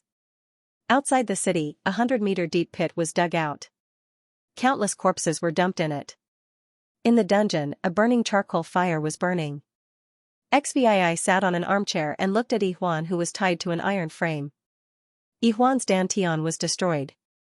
He stared at XVI with eyes full of hatred. Unfortunately, his eyes couldn't kill. It couldn't even stir up any waves in 17's heart. "Tell me, were the survivors of the Lan family captured by you? Are they still alive? Where are they? How many times have you asked this question?" "I'll tell you. I won't tell you even if I die." Standing behind XVI, Zhou Yiming silently counted in his heart, 38th time. "Tell me, were the survivors of the Lan family captured by you? Are they still alive? Where are they? Just kill me." 39th time. "Tell me, were the survivors of the Lan family captured by you? Are they still alive? Where are they? Are you crazy?" 41st time. "Tell me, were the survivors of the Lan family captured by you? Are they still alive? Where are they?" Yihuan had already closed his eyes. He didn't want to talk to XVI. 970. Zhou Yiming sighed in his heart. Torture couldn't do anything to Yihuan. General Chen also gave up on using physical pain to make him yield. Then, General Chen began to ask Yihuan the same question. At first, Yihuan could still answer the question properly. He just didn't admit that the survivors of the Lan family were captured by the state of Chen. Then, he insisted that it was the masters of the Black Blood Kingdom who did it. However, General Chen obviously didn't believe him. In fact, even Zhou Yiming thought that Yihuan was deliberately making enemies. Later, Yihuan simply scolded General Chen with all his might. He used all kinds of dirty words. Zhou Yiming didn't expect an innate master to know so many dirty words. In the end, Yihuan was tired of scolding, but General Chen still asked the same question in the same tone. He could only close his eyes. Zhou Yiming could understand Yihuan. No matter who it was, if the same question was asked more than 900 times, even a family member would flip out, let alone an enemy. He just didn't understand why General Chen kept asking Yi Huan the same question nearly 1,000 times. What was the meaning of that? In fact, in Red Blood Sword, Chen Hao, who knew 17 very well, also didn't understand what 17 was doing. It was like a lunatic. 17 sat on the chair for an entire day and night. He didn't move at all. He was like a statue. Under the silver mask, his eyes were blank. Tell me, were the survivors of the Lan family captured by you? Are they still alive? Where are they? Yi Huan didn't speak. Zhou Yiming counted in his heart. The 1,000th time. 1,000 times, 17 finally stood up from the chair. He walked to Yi Huan and Yi Huan opened his eyes. Maybe you really don't know. 17 said to himself. But it's okay. I can go to the state of Chen and ask. Yi Huan squeezed out a few words from between his teeth. You lunatic. Lunatic? XVII's cold and blank face suddenly bloomed with a smile. He reached out his left hand and waved it in front of Yi Huan. See? Did you see that? Did you see that? I'm relying on this to survive now. Even with this, I can't last more than a year. So what? So what? XVII shook her head and smiled. You know what? The first thing I do every morning when I wake up is to calculate how long I have left to live. I can't wait for you to die. Yi Huan spat a mouthful of blood on 17's face. XVII wiped off the blood and saliva on his mask and stabbed him in the chest with his sword. He said indifferently, you should die first. Zhou Yiming immediately handed her a silk handkerchief. XVII wiped her mask and said, gather the army. We will continue to chase after the White Dragon army. Kill as many as we can. Yes. In Zhou Yiming's eyes, even if Chen Pengfei's actions were strange and absurd, as long as he could avenge the great general, as long as he could lead the Southern Cloud Nation to defeat the White Dragon army, even if Chen Pengfei was a madman, he would accept it. Moreover, Chen Pengfei had indeed led them to a glorious victory. Defeating the White Dragon army head-on was something he would never have dared to dream of in the past. The most elite White Dragon army of the state of Chen was defeated by a bunch of ragtag soldiers like them. Even a scriptwriter wouldn't dare to make up such a story, right? It could be said that after the Battle of Lakeside City, 17's prestige in the entire army had reached the peak. It had even overshadowed the dead Yi Lijun. After all, Yi Lijun was only a heaven-breaking realm expert. He had never led those ordinary soldiers to victory. Zhou Yiming carefully asked, General Chen, are we really going to the state of Chen? Why not? But, Zhou Yiming didn't dare to say the last part. A bloody light flashed in Chen Pengfei's eyes. He decisively shut his mouth. Chen Pengfei was no longer the Chen Pengfei of the past. 17 led the Southern Cloud Nation's army to defeat the White Dragon Legion, but they only managed to kill 80,000 soldiers. There were still 70,000 White Dragon Legion soldiers that escaped from the other city gates of Lakeside City. The army slowly advanced towards the fallen city. Along the way, they didn't meet any resistance. The state of Chen was defeated like a landslide.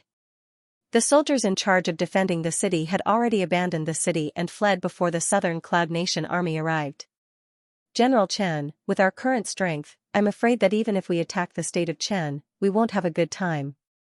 Zhou Yiming kept looking for an opportunity to persuade XVII to give up that terrifying idea.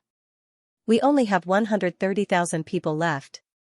With this amount of military strength, it's impossible to be the state of Chen's opponent. If we attack the state of Chen, there will definitely be heaven-breaking realm experts.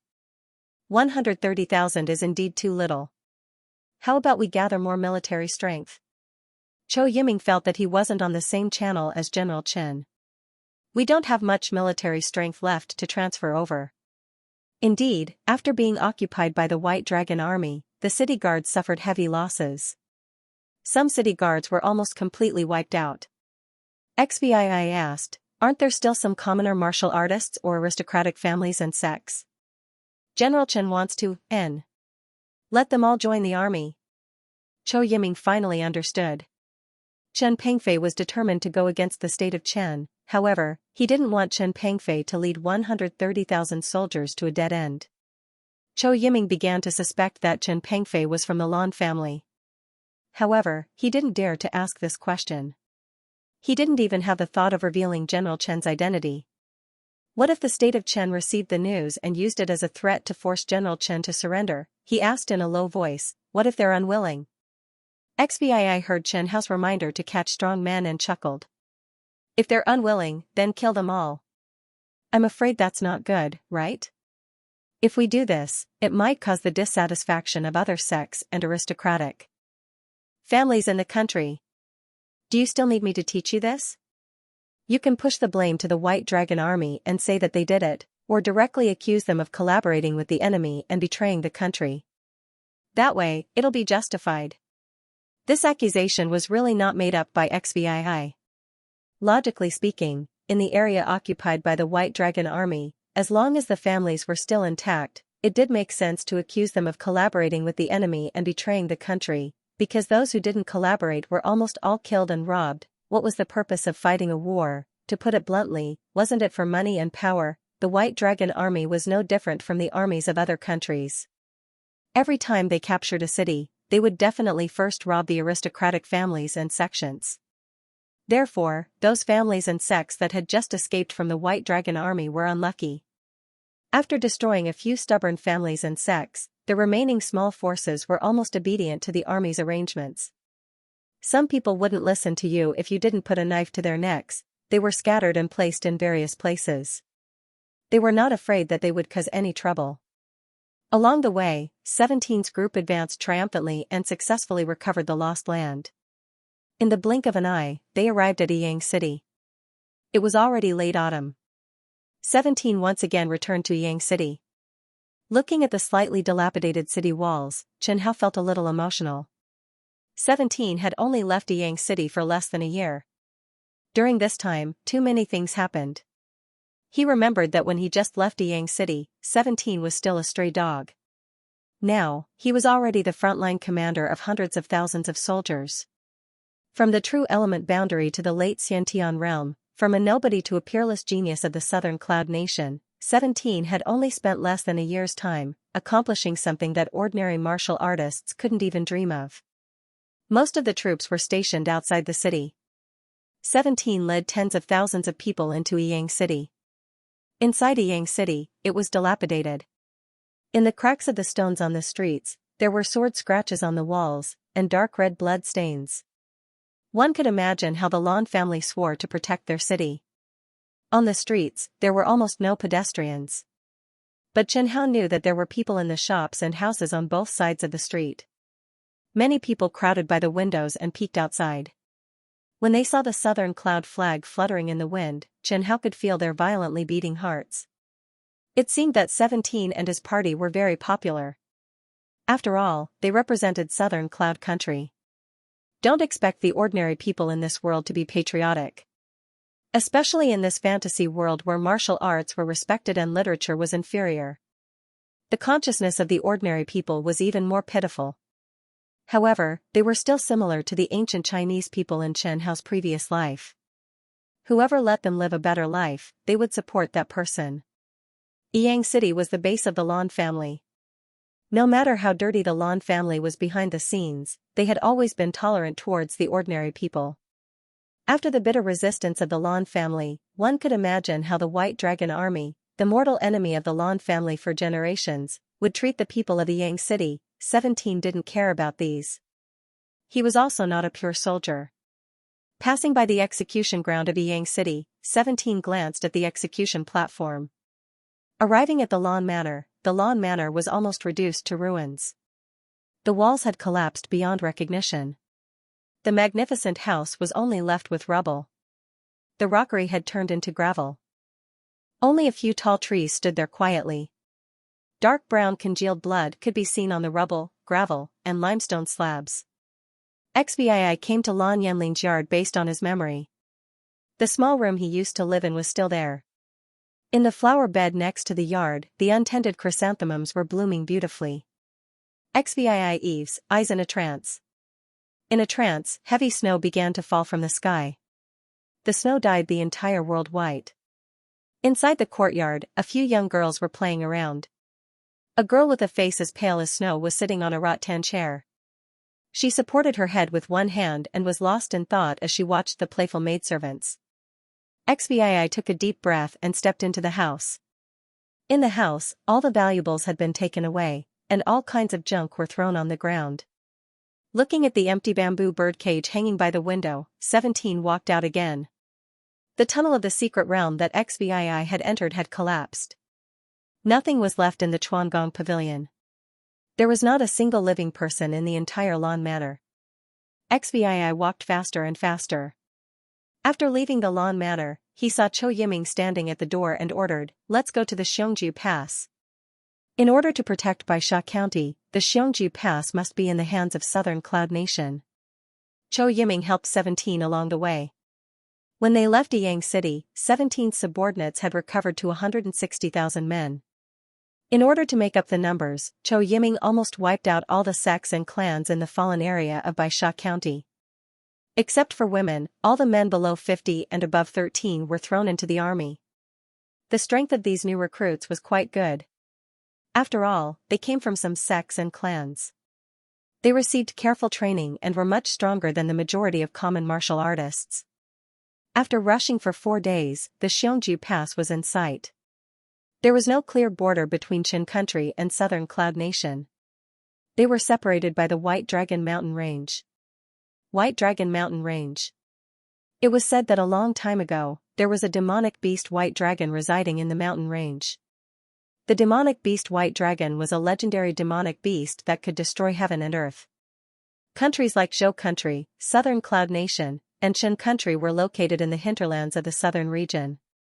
Except for a few mountain ranges where some demonic beasts resided, there were almost no traces of wild demonic beasts in the human-populated areas. Chen Hao heard that a part of Black Blood Country's territory was located at the border of the demonic Blood Mountain Range. Every few years, a large number of demonic beasts would rush out from the demonic Blood Mountain Range and attack the Black Blood Country cities, forming a unique beast tide. Chen Hao didn't have any thoughts about the beast tide. He often tasted demonic beasts. Compared to the taste of demonic beasts, he still preferred humans. Humans were more delicious and contained more soul energy. The upgrade of the demon sword didn't only increase the sword's strength and skills, it also increased the soul energy. Other than fresh blood, Chen Hao also needed a large amount of soul energy. Pure soul energy could increase his soul power. Between Qin Country and Southern Cloud Nation, there was only a narrow road that connected them. That was the Majestic Residence Road under the Majestic Residence Pass. The Majestic Residence Pass was a strategic location, easy to defend and hard to attack. It had always been a place that military strategists would fight for. On the Majestic Residence Pass, Qin Country's flag fluttered on the thick city walls, but Xbii didn't see any Qin Country soldiers. Did they abandon the pass and escape? Thinking about it, this wasn't impossible. After the battle at Lakeside City, the White Dragon Army was almost defeated, Great General Jia Songyuan died in battle, Commander Yi Huan was captured, and almost all the peak and late-stage Xiantian experts died. On the way, Xbii also cleaned up many remnants of the White Dragon Army. Those Xiantian experts who escaped were almost scared out of their wits. If there weren't any Heavenbreaker experts coming to support them, they probably wouldn't have the courage to resist. Could Heavenbreaker experts come just because they wanted to? That might not be the case. Qin Country and Southern Cloud Nation didn't have much difference in strength. They also didn't have many Heavenbreaker experts in their army. Each of them had an important position, and if one died, there would be one less. They couldn't be transferred from anywhere in a short period of time. Follow me. Xbii led the soldiers and rushed up the Majestic Residence Pass. He was careful, and at the same time, he let Red Blood Sword investigate. Chen Hao told Xbii regretfully, they really ran away. Chen Hao was really regretful. Xbii didn't have long to live. It was hard to imagine how he would live without Xbii in the future. Once you've seen the sea, you've eaten too much fish and meat. How could you get used to the bitter days of simple tea and simple food? He was very clear that not every sword master could be as outstanding as Xbii. At the Majestic Residence Pass, Qin Country's flag was taken down and replaced with Southern Cloud Nation's dragon flag. Xvii silently stood at the peak of the mountain next to the majestic residence pass, looking at Qin country's land on the other side of the mountain. Zhou Yiming stood beside Xvii. General Chen, we just received news. There's news about the Lan family. What news? Bright Sword City's Qin family's young master is about to get married. He's going to marry Lan family's young miss, Lan Yanlin. Xvii tried his best to suppress the impulse in his heart. He looked at Zhou Yiming and said, I know, you don't want me to bring troops to Qin country. You won't use fake news to fool me, right? How would I dare to use this kind of thing to deceive General Chen? It is indeed the news from the intelligence network. Qin family personally released the news. This news can be easily found out. How would I dare to fake it? Zhou Yiming said slowly, their wedding date is 2 months later. She was still alive. After receiving this news, 17's joy was far greater than his sadness. Bright Sword City's Qin family, Lan Yanlin was originally the fiancée of Qin family's eldest young master. The marriage was set by Lan Yanlin's father. Qin family's eldest young master and Lan Yanlin's marriage was perfectly justified, but thinking about the recent disappearance of Lan Yanlin's father, the annihilation of the Golden Armor Army, Yang City's fall, Lan family's near annihilation, and the Lan family's people who escaped also suffered misfortune. Xvii felt that there were too many mysteries behind this marriage. He suddenly thought of Lan family's fourth elder who died in White Crane City. He thought of the word Qin. Could it be, the Qin that fourth elder mentioned was not Qin country, but Qin family? Bright Sword City's Qin family did have the ability to capture all the Lan family members who escaped from Yang City, but if Qin family really captured the surviving Lan family members, why did they still fulfill the marriage agreement with Lan Yanlin? After all, this way, the entire southern Cloud country would know that the remaining Lan family members were in Qin family's hands. The large amount of wealth they brought out was likely to be controlled by Qin family. Thinking from Qin family's point of view, Xvii felt that it was better to make a fortune quietly. Kill all the Lan family members and take all the wealth without anyone knowing. Why? Xvii gave himself a hard slap. His slap landed solidly on his face. On the edge of the silver mask, a black palm print was left. Zhou Yiming was shocked. He didn't know what was wrong with him. But Chen Hao knew that Xvii was angry. You can leave. I need to think about it. This general obeys. Zhou Yiming left with satisfaction. He had already achieved his goal. After learning about the Lan family, General Chen had already given up on attacking the state of Qin. From Zhou Yiming's point of view, Chen Pengfei's reason for attacking the Qin nation had been affected by hatred, mental demons, and consecutive victories. Without more than 2 heaven-breaking realm experts, attacking the state of Qin was practically no different from seeking death. Chen Pengfei's blood mist was indeed strong, but no matter how strong it was, he was not stronger than a heaven-shattering realm expert. Sir Jianling, there are some things that I can't figure out.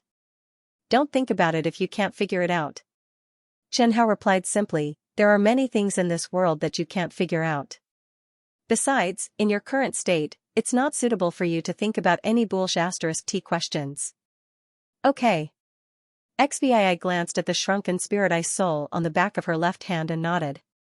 In the end, it's still because you're not strong enough. If you were strong enough, you wouldn't even have to think about these questions. Just bring your sword to the Qin clan and ask them what they're up to. Chen Hao added, it's fine if they don't say anything. Just kill them all, and that'll be the end of it. Actually, under normal circumstances, it's not a problem for eldest miss to marry into the Qin clan, but if the Qin clan really killed the fourth elder's Qin clan, then what do you want to do? There's no hope of reaching the heaven-breaking realm. Find a chance to break through to the peak of the Xiantian realm first. Attack the state of Qin? Chen Hao's tone carried undisguised joy. 17 smiled bitterly and said, I'm sorry, Sir Jianling, I can't die yet. Actually, I don't want you to die either. Xvii looked in the direction of the state of Qin and said slowly, I originally thought that eldest miss might be in the state of Qin. Bringing the army there could attract the attention of the state of Qin, and also give the demon sword a chance to upgrade again, but now that eldest sister isn't in the state of Qin, then I can only apologize to Sir Jianling. I originally planned to help Sir Jianling in the last period of time. Just do your own thing. You've already helped enough. Xianxia knew very well that he usually wouldn't influence the actions of the sword master. The upgrade of the demon sword did require the blood and souls of living beings. However, if the sword master didn't like to kill, Xianxia wouldn't force him. However, what interested Xianxia was what kind of feelings Xbii had for Lan Yanlin. If he really liked Lan Yanlin, how could he be so calm when he heard that Lan Yanlin was about to get married? Xianxia couldn't ask Xbii. Even if he did, Xbii probably wouldn't be able to answer. He was an idiot, Xianxia thought for a moment and said, "You like Lan Yanlin, right? At this time, shouldn't you bring me along and reason with the Qin clan? Even if I risk my life and destroy the Qin clan, so what? What about her?" Xianxia didn't know what to do. Lan Yanlin had a problem with her body and couldn't practice martial arts. She was extremely beautiful and was also a member of the Lan clan. It wouldn't be easy for her to survive in this world. The best way to survive was to marry a good man, but obviously, her luck wasn't good. The Qin clan killed the fourth elder of the Lan clan. The other elders wouldn't have a good ending either. Marrying the young master of the Qin clan was definitely not a good ending. As for Xbii, he didn't have long to live and was incurable. At this moment, Xianxia could only say considerately, "Don't worry. I heard that the young master of the Qin clan has a problem with his body. Even if you, Miss Lan, were to be together with him, he wouldn't be able to help." Xianxia Pass was the key point for the Qin country to enter the southern cloud nation. After it was taken back by Xbii, he definitely couldn't give it up. Since he couldn't enter the Qin country for the time being, Xbii could only rely on the wise Southern Cloud Emperor to give him enough rewards. Last time, he only destroyed 5 cities of the Black Blood country. This time, not only did he protect the White Sand County, he also defeated the White Dragon Army. With such a great merit, the rewards bestowed might be enough to let him reach the peak of Xiantian. After resting in the Xianxia Pass for 3 days, the Qin country didn't make any moves to take back the pass. Thinking about it, even the White Dragon Army was defeated. Perhaps in a few years, the Qin country wouldn't have any thoughts of coveting the White Fiend County. 17's merit had been reported. He was just waiting for the Emperor's decree. However, Xbii didn't expect that what he was waiting for wasn't the Emperor's decree, but the news of the Emperor's death. The Emperor of the Southern Cloud Nation had passed away. "You're not lying to me, right?" Xbii asked with a gloomy face. The Emperor of the Southern Cloud Nation had passed away. It was simply a joke. The Emperor of the Southern Cloud Nation was about the same age as 17's masters, Su Yi and Yi Lijun.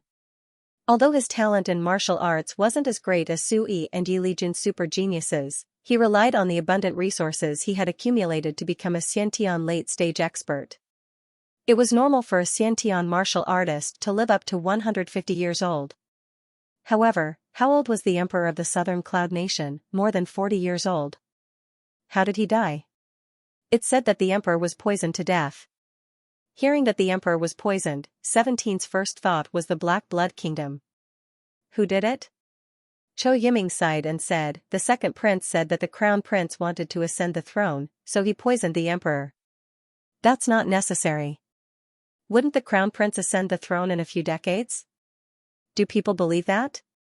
Of course. Zhou Yiming whispered, "The current emperor wasn't the crown prince before. His Majesty once mentioned that the second prince was more like him.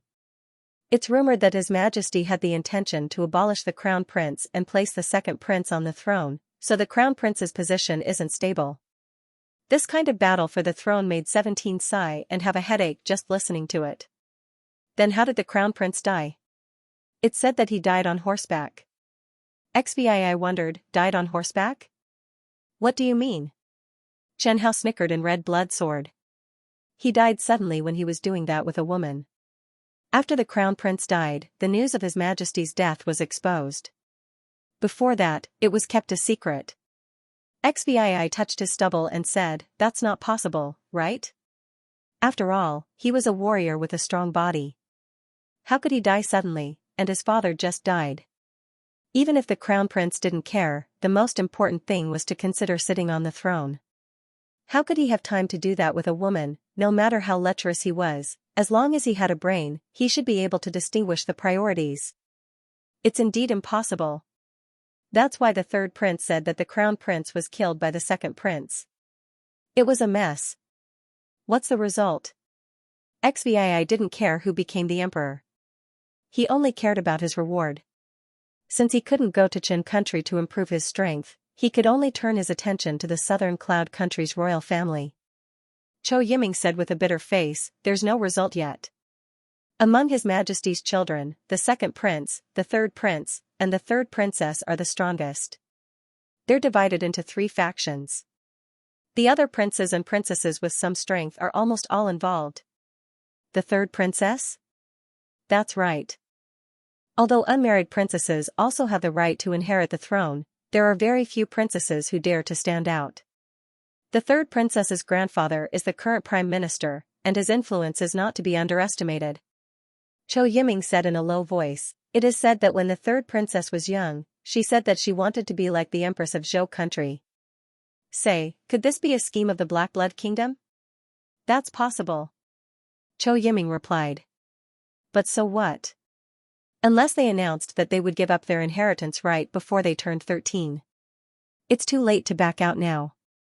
When His Majesty was still on the throne, they had already started fighting openly and covertly. His Majesty's dead brothers and sisters are their examples. They can't back out. Once he left the stage, he would die. No one wanted to die. Xvii wondered, those old monsters hidden in the royal family are just watching? That's right, they can only watch from the sidelines. This is not only the rule of the Southern Cloud Nation, many other nations have the same rule. After they retire, they can no longer interfere in the struggle for the throne. Xianxia thought about the scene of a group of retired old monsters interfering in the struggle for the throne. Would they directly go down and fight until their heads bled? Let's wait and see first.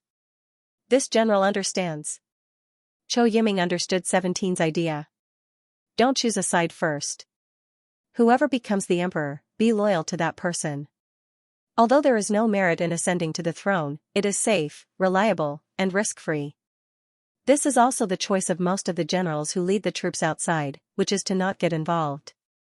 Anyway, whoever becomes the emperor, in addition to being promoted to a meritorious minister, also can't forget those generals who have worked hard to lead the troops. Xvii doesn't want to choose a side, but he has now become one of the big shots in the Southern Cloud Nation that can't be ignored. In the entire Cloud City, other than a group of princes and princesses fighting for the throne, the rest of the people were talking about 17's brilliant achievements. Xvii relied on his own strength to suppress all the geniuses in the martial arts competition. The name of a peerless genius has already spread throughout the Southern Cloud Nation. Now, he was in danger on the battlefield and took over Yi Legion's position. He led a group of mixed troops to defeat the strongest elites of the Qin nation, showing his outstanding talent as a commander. Everyone knows that if Xvii doesn't die, he will become one of the big shots who will affect the future of the Southern Cloud Nation. Of course, those who are fighting for the throne also saw it. Thus, Xvii received a letter from the third prince. "What do you mean?" Xianxia asked curiously. "The promise is very generous." Xvii put down the letter and hesitated. "To be honest, even I am a little tempted." "You plan to get involved in this mess?" "Let me ask Zhou Yiming." Soon, Xvii understood the third prince's situation. The second prince has the support of some people in the military, the third princess has the support of most of the courtiers, and the third prince has the Liu family and the spirit returning sect behind him. Even if the Liu family and the spirit returning sect behind the third prince are very strong, his strength is still not comparable to the second prince and the third princess. Coincidentally, at this time, 17's reputation spread to the third prince's ears. Xvii is the rising star of the Southern Cloud Nation. He now has 160,000 troops and is quite strong. From the battle record of defeating the White Dragon army, the strength of his troops is very good.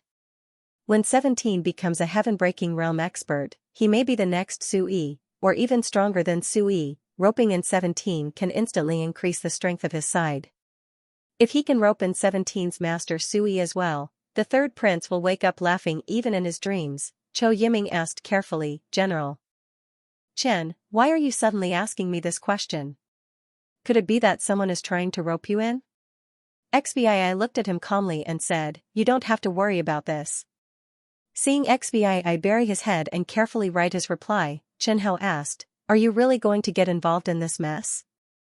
"I just said that I have this idea, but it depends on how much the other party is willing to pay." Xiii said softly, "What if they argue for a year and a half without any results?" "I can't wait that long." Chen Hao suddenly understood, the old emperor is dead, the crown prince is also dead, there is also no legendary minister who supports the country. Who has the power to reward Xiii? Therefore, if the new emperor doesn't ascend the throne, 17's reward will have to be pushed back. If they really argue for 2 months, it will be too late. After Xiii sent the letter, he received a reply more than 10 days later.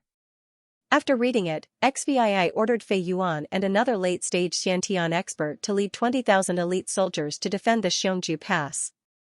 The other 140,000 soldiers followed him and left the Xiongju Pass.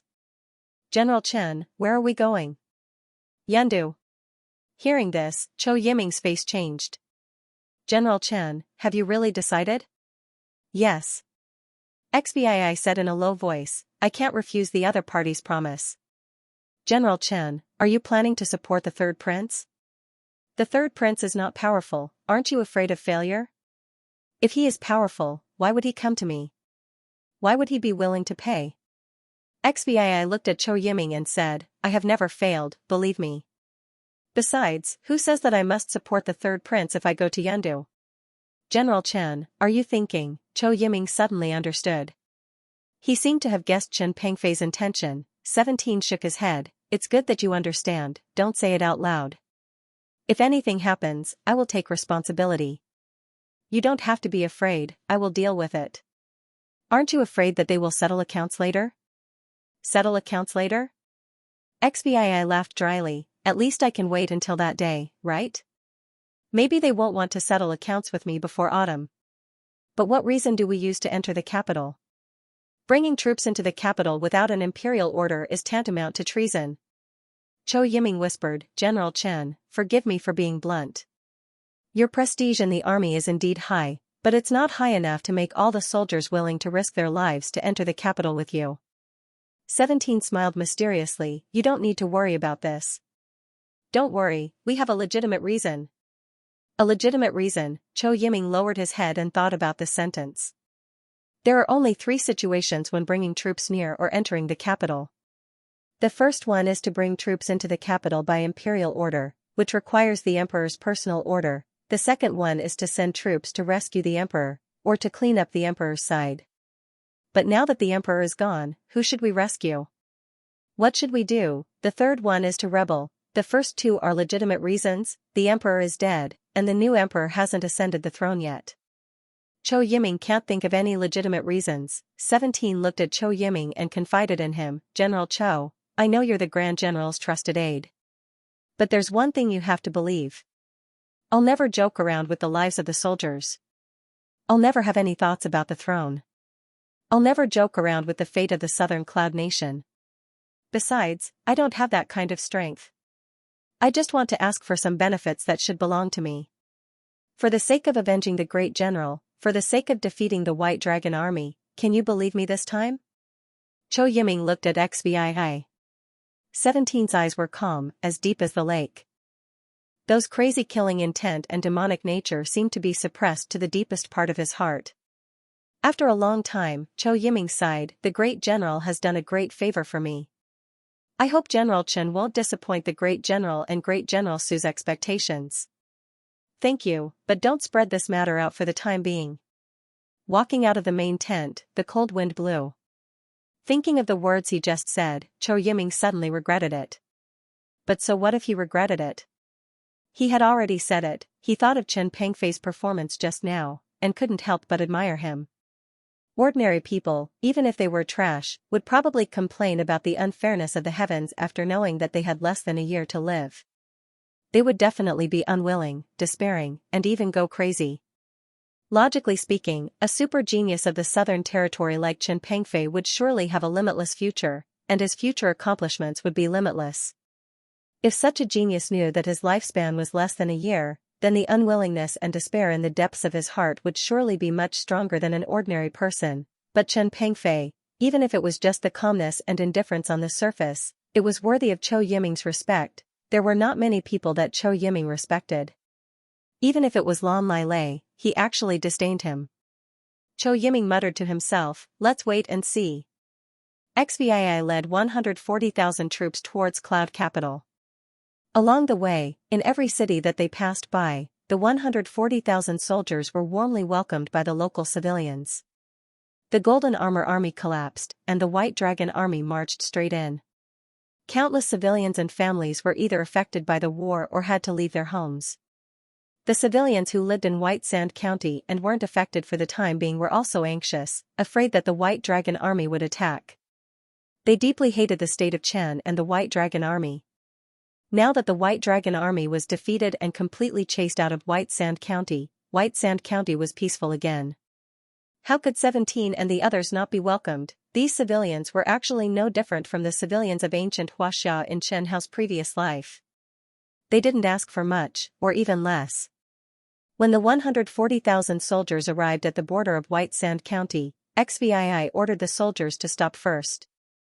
After resting for 2 days, a mysterious innate stage expert was received by XVI. After that innate stage expert left, 17 immediately ordered Chou Yiming to announce that they were to march directly towards Cloud Capital. The order was so simple and clear. After the order was passed down to the entire army, the slightly knowledgeable generals in the army felt a little uneasy. In the army, most of the generals were born poor, but being born poor didn't mean that they didn't have common sense. There was too much information involved in bringing troops into the capital. General Chen, some brothers in the army want to see you. Let them in. XVI had already guessed their intentions. Soon, more than 10 important generals in the army entered the tent. Among them, there were late-stage and innate-stage experts, and there were also powerful and talented commanders, such as Zhou Zhenyong. They sat in the lower seats and all looked at XVI. The most senior innate-stage general stood up and greeted General Chen. Yes, old Qin, speak. It's like this, I don't mean anything else. Old Qin was a little worried about XVI and said, but if I don't ask, I won't feel at ease. Just say it. Okay, then I'll say it. Didn't you order us to go to Cloud Capital? I just want to ask who ordered us. Old Qin said in a low voice. Everyone has the same idea. I just want to ask. Yes, we feel a little uneasy. If General Chen takes us to fight the enemy, we will definitely agree. Yes, that's what I mean. General Chen, you have to understand all of us. We are definitely convinced by you, but many of us have families. Old Qin took the lead, and the other generals began to talk at once. XVI smiled and made a gesture in the air with his right hand. They immediately quieted down and looked at XVI. It's actually very simple. We are going to Cloud Capital this time because of His Majesty's Imperial Edict. Almost all the generals looked at XVI in a daze. Their expressions were somewhat inconceivable.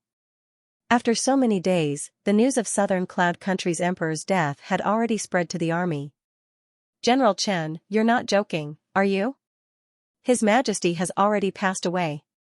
Why would I joke? If you don't believe me, take a look. This is indeed His Majesty's Imperial Edict. XVI took out the Golden Imperial Edict and handed it to Chou Yiming. Chou Yiming opened the Imperial Edict in an orderly manner. The expression on his face was very interesting. General Chou, what's wrong? Old Qin asked in a low voice. Take a look and you will know. Chou Yiming handed the Imperial Edict to Old Qin. Old Qin took a look and said doubtfully, it is indeed His Majesty's Imperial Edict. The content of the Imperial Edict was very simple. The first half was to agree with Yi Lijun's recommendation and let Chen Pengfei command the army in place of Yi Lijun. Chen Pengfei was also conferred the title of Imperial Commanding General. The second half roughly expressed His Majesty's satisfaction with Chen Pengfei's loyalty. He was worried about the threat of Black Blood Country. He believed that there might be many experts from Black Blood Country hiding in Cloud Capital, which made him feel insecure. Cloud Capital was too big and the number of Imperial Guards was insufficient. Therefore, His Majesty ordered Chen Pengfei to defend New Fu City well and try to prevent the White Dragon Army from advancing. He would transfer the Green Meteorite Army to Chen Pengfei's defense and let the Green Meteorite Army resist the White Dragon Army.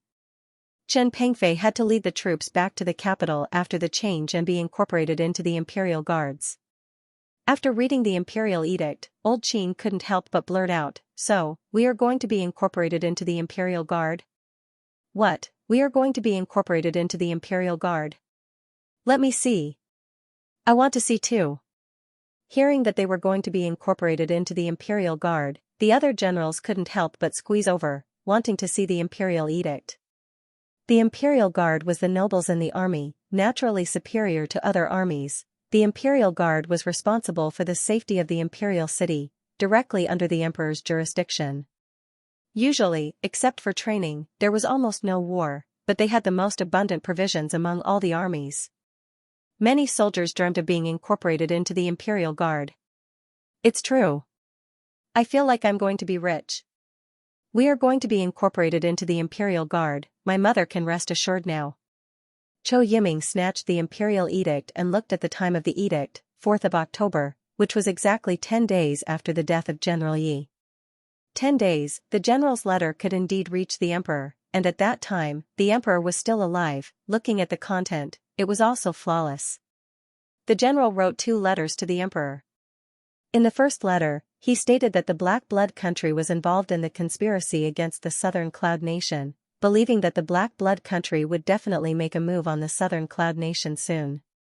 At the same time, he reminded the emperor to be careful of the Black Blood country's experts lurking in the Cloud capital. Because in the history of the Black Blood country, they had relied on the absolute suppression of the country's top experts twice and directly slaughtered the enemy's royal family. As for letting Chen Pengfei defend Nufu City, it was also no problem. Before defeating the White Dragon Corps, no one thought that Chen Pengfei could win. It was also no problem for Chen Pengfei to send troops without permission. A general outside the country would not obey military orders. Chen Pengfei won, so he was a meritorious official. According to the situation at that time, the only force in the Southern Cloud Nation that had the strength to fight against the White Dragon Corps was the Green Meteorite Corps. However, the general of the Green Meteorite Corps was the Crown Prince's grandfather, Gong Sun-hu. Many people knew that the emperor didn't like Gong Sun-hu, but in that situation, even if the emperor didn't like Gong Sun-hu, he could only send him out. After all, White Sand County was more important. As long as Gong Sun-hu went out, Gong Sun-hu, who had lost a heaven-breaking realm expert, could definitely recover White Sand County. There was nothing wrong with the Imperial Edict's material, just the silk spat out by the golden silkworm. It was smooth and soft to the touch, giving off a unique feeling. There was no flaw in the handwriting. It was His Majesty's handwriting. At least, it looked like His Majesty had written it himself. Seal, the seal seems to be correct too. Time, background, purpose, all of it could be accurately matched. If Zhou Yiming hadn't been by 17 side every day, he would have thought that the Imperial Edict was real. It was flawless. As long as he brought the Imperial Edict with him, he could openly lead an army of 140,000 into Cloud City. No one had the qualifications to stop him because the Southern Cloud Nation still had no emperor. "General Zhou, can you let me see the Imperial Edict?" A commander looked at Zhou Yiming anxiously. "Here, don't tear it. Whoever dares to tear this treasure, I will tear him into pieces." The commander carefully held the Imperial Edict as if he was holding his newborn son. He was afraid that he would fall. This is a treasure that can make us soar. From the city guards to the Imperial Guards, I feel like I'm dreaming. Zhou Yiming reluctantly squeezed out a smile from the corner of his mouth. He glanced at Xvii. He could guess the origin of the Imperial Edict. It was probably the third prince who put in a lot of effort. Xvii was still sipping his tea indifferently, waiting for them to finish reading the Imperial Edict. He wanted to stabilize the morale of the army now. Remember, this matter can't be spread out for the time being. Be careful of the other armies being jealous and ruining this good job for you. Understood? We all understand. Make a fortune in silence. Xvii wouldn't trust them too much. He would let the army be under martial law. Seeing the soldiers leave contentedly, Xvii thanked Chen Hao. "Sir Jianling, thank you for your reminder." Chen Hao said indifferently, "It's okay, but that third prince is quite bold." "You just hinted a little, and he really dared to get an imperial edict. I thought it would be difficult to forge an imperial edict. N. Xianxia reminded, but don't think that everything will be fine just because you got the imperial edict. You don't even know how much of the imperial edict in your hand is real or fake. If he can really forge a flawless imperial edict, he might as well directly make an imperial edict that his father passed on the throne to him. XVI said in a low voice, even if it's fake, I don't mind using it. Moreover, I wrote it according to Sir Jianling's idea. I didn't ask him to give me a fake imperial edict. That's right. You just told the third prince that the generals outside can't bring the troops back to Cloud City without the emperor's imperial edict. Everything was his own idea and imagination. You don't know about the fake imperial edict. Xianxia thought and said, actually, this is just a little trick. I just want to know how long that third prince can hold on. The fake imperial edict is just an excuse. If he really wants to deal with you will still fall. Cloud City is a place with hidden dragons and crouching tigers. There are many heaven-breaking realm experts. XVI closed his eyes and said, even the fake imperial edict was given to me. The third prince definitely can't hold on for long. Xianxia smiled sinisterly and said, if you wait a little longer, he might just collapse. I don't care about any prince, I just hope that they can give me what I want. XVI stood up, his eyes glowing red. His entire body was filled with killing intent, dyeing the entire tent blood red. Just as he walked out of Baisha County with 140,000 troops, the major forces of the southern Cloud Nation quickly noticed XVI. At this critical moment, he was rushing towards Cloud City with more than 100,000 soldiers. No one would ignore him. Xianxia looked at XVI. He didn't know what XVI would encounter in Cloud City this time. This time, XVI was really dancing on the tip of a knife. Along the way, there were many people observing the army from afar, but as long as they didn't go overboard, XVI wouldn't care. The marching speed was neither fast nor slow. The distance that could be covered in one day was covered by XVI in 2 days. The third prince seemed to be forced into a corner. Every 2 to 3 days, he would send people to urge the 17th to speed up. In this regard, XVI just put on an act and found an excuse. My army is a mixed army, their strength is not good. They just went through a big battle and can't bear the rapid march. The closer they got to Cloud City, the slower 17's marching speed was, so slow that the provisions carried by the soldiers were almost gone. The provisions of the army under 17's command were collected by the city lords of Baisha County. Not long after they left Baisha County, their provisions were cut off in Baisha County. XVI didn't dare to show the imperial edict to suppress those city lords. The announcement of the imperial edict was delayed for as long as possible. He even gave a gag order to the army to prevent the news from leaking out as much as possible. He also had no confidence in the third prince. It was not so easy to forge an imperial edict. The third prince definitely couldn't forge a flawless imperial edict. Once it was announced, the second prince and the third princess would definitely react immediately and send troops to encircle him. That was impossible. The biggest possibility was to prove that the imperial edict was fake, and then let him go back to Baisha County. After dilly-dallying for nearly a month, Zhou Yiming suddenly said that he had something to report. What's the matter? Zhou Yiming said with a strange expression, there's news that the third prince committed suicide. Why? He was suppressed by the second prince and the third princess. I heard that his mother's family and the Spirit Returning sect have suffered heavy losses recently. The Spirit Returning sect has already made it clear that they will no longer support him. His mother's family might also give up on the competition. Zhou Yiming glanced at 17's cold expression and said. He might be in despair, right? Suicide? Why is it different from what I imagined? 17 curled her lips and said disdainfully, too weak. Zhou Yiming heard 17's words and his mouth twitched. He always felt that General Chen, who was sitting in front of him, was also responsible for the death of the third prince, but he still said, the third prince has great ambition but little talent. He likes to be unconventional and has a temperamental personality. Most of the officials don't think highly of him. Is there any other news? Zhou Yiming said seriously, there is news from the Blackwater County. Recently, the Black Iron Army has been acting strangely. There are signs of a large number of troops gathering in the Black Blood country. At the same time, the Black Blood country's attack on the Zhou country has slowed down a lot. It's a bit strange. I think their target might be our southern Cloud country. It's very possible that the Black Blood country has already made their move. The incident in Baisha County, the death of the emperor, the death of the crown prince. It might be their doing. The southern Cloud country is still too weak. We don't need to worry about these. Naturally, there will be important people to worry about. You can leave now. XVI saw that Chou Yiming was about to leave and added, order the soldiers to have enough rest. From tomorrow onwards, we will rush to Cloud City and try to reach it within 10 days. As you command. Chou Yiming understood that General Chen was not someone easy to deal with. For no reason, he had confidence in XVI again. He felt that General Chen might be able to succeed.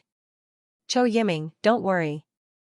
As long as I don't have too big of an enmity with the two princes, even if the side I support fails, think about the Black Blood country. As long as I bow to the side that wins, they might not make things difficult for us. 17 smiled mysteriously. What do you think? Chou Yiming looked at XVI in a daze and suddenly understood, so what if Chen Pengfei fails? Once the new emperor ascended the throne, he might have to face a huge problem. At that time, as long as Chen Pengfei's attitude softened a bit, perhaps he would be fine. In any case, other than Chou Yiming, no one knew that Chen Pengfei would not live for long. Even Chen Hao and the demon sword understood 17's meaning. This general understands. This general swears to follow general to the death. Chen Hao knew that Chou Yiming had really been subdued by XVI. If he worked with XVI, he would definitely be able to make a profit and not lose anything. Alright, you may leave.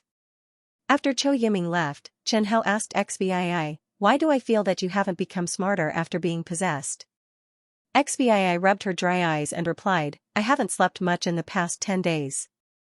Why didn't I know about it? I just don't want Sir Jianling to worry. The urgent marching order was issued. There were no enemies in the hinterland of southern Cloud Nation, so there was no need to consider the distribution of true qi. They activated their body movement technique and ran wildly. The marching speed was very fast. Chen Hao felt that the galloping of 10,000 horses was too weak. 140,000 martial artists ran wildly, and the entire earth was trembling. If XVI and the others were marching at this speed a few days ago, the third prince would probably be so desperate that he would want to commit suicide. Although the Imperial Guards were strong, their combat ability was definitely not a match for the White Dragon Army. As long as they helped XVI block the heaven-breaking realm experts, XVI could bring the army to flatten Cloud City. After running wildly for 6 days, almost all the forces turned their attention to the army of 140,000 again. If XVI followed the marching speed of the army not long ago, they might not be able to reach Cloud City in more than a month. The second prince, the third princess, and the others would not have the time to care about them for the time being. But with the marching speed now, they might be able to reach Cloud City in a very short time. No one would be able to ignore this newly formed army. Give them a chance, they definitely had the strength to turn Cloud City upside down. General Chen, please stop. A middle-aged Xiantian expert suddenly appeared in the sky. He was not wearing armor and had a long sword at his waist. He cupped his hands to 17 and said, Qingyang City Lord, Yang Yiba, greets General Chen. What's the matter? I am here on the second prince's order to ask General Chen why you are rushing to Cloud City. Chen Hao knew that what 17 was most worried about had come. Of course it's His Majesty's order. XVI said seriously. His Majesty's order? Yang Yiba was a bit confused. The new emperor hasn't ascended the throne yet. Where did the imperial order come from? It's indeed His Majesty's order, but not the new emperor. Yang Yiba understood. Is there an imperial edict? Yang Yiba asked. General Chen, leading the army to Cloud City without an imperial edict is a great crime of rebellion. XVI took out the imperial edict and waved it in front of Yang Yiba. Of course there is an imperial edict. Can I take a look? What right do you have? XVI asked back. Yang Yiba smiled awkwardly. He really couldn't do anything to 17. 17's official position was now much higher than his. But I'll let you take a look. XVI handed the imperial edict to Yang Yiba. So that you can go back and report. The third prince's ability to forge imperial edicts was quite good. Even Yi Legion's confidant Xiao Yiming couldn't see through it.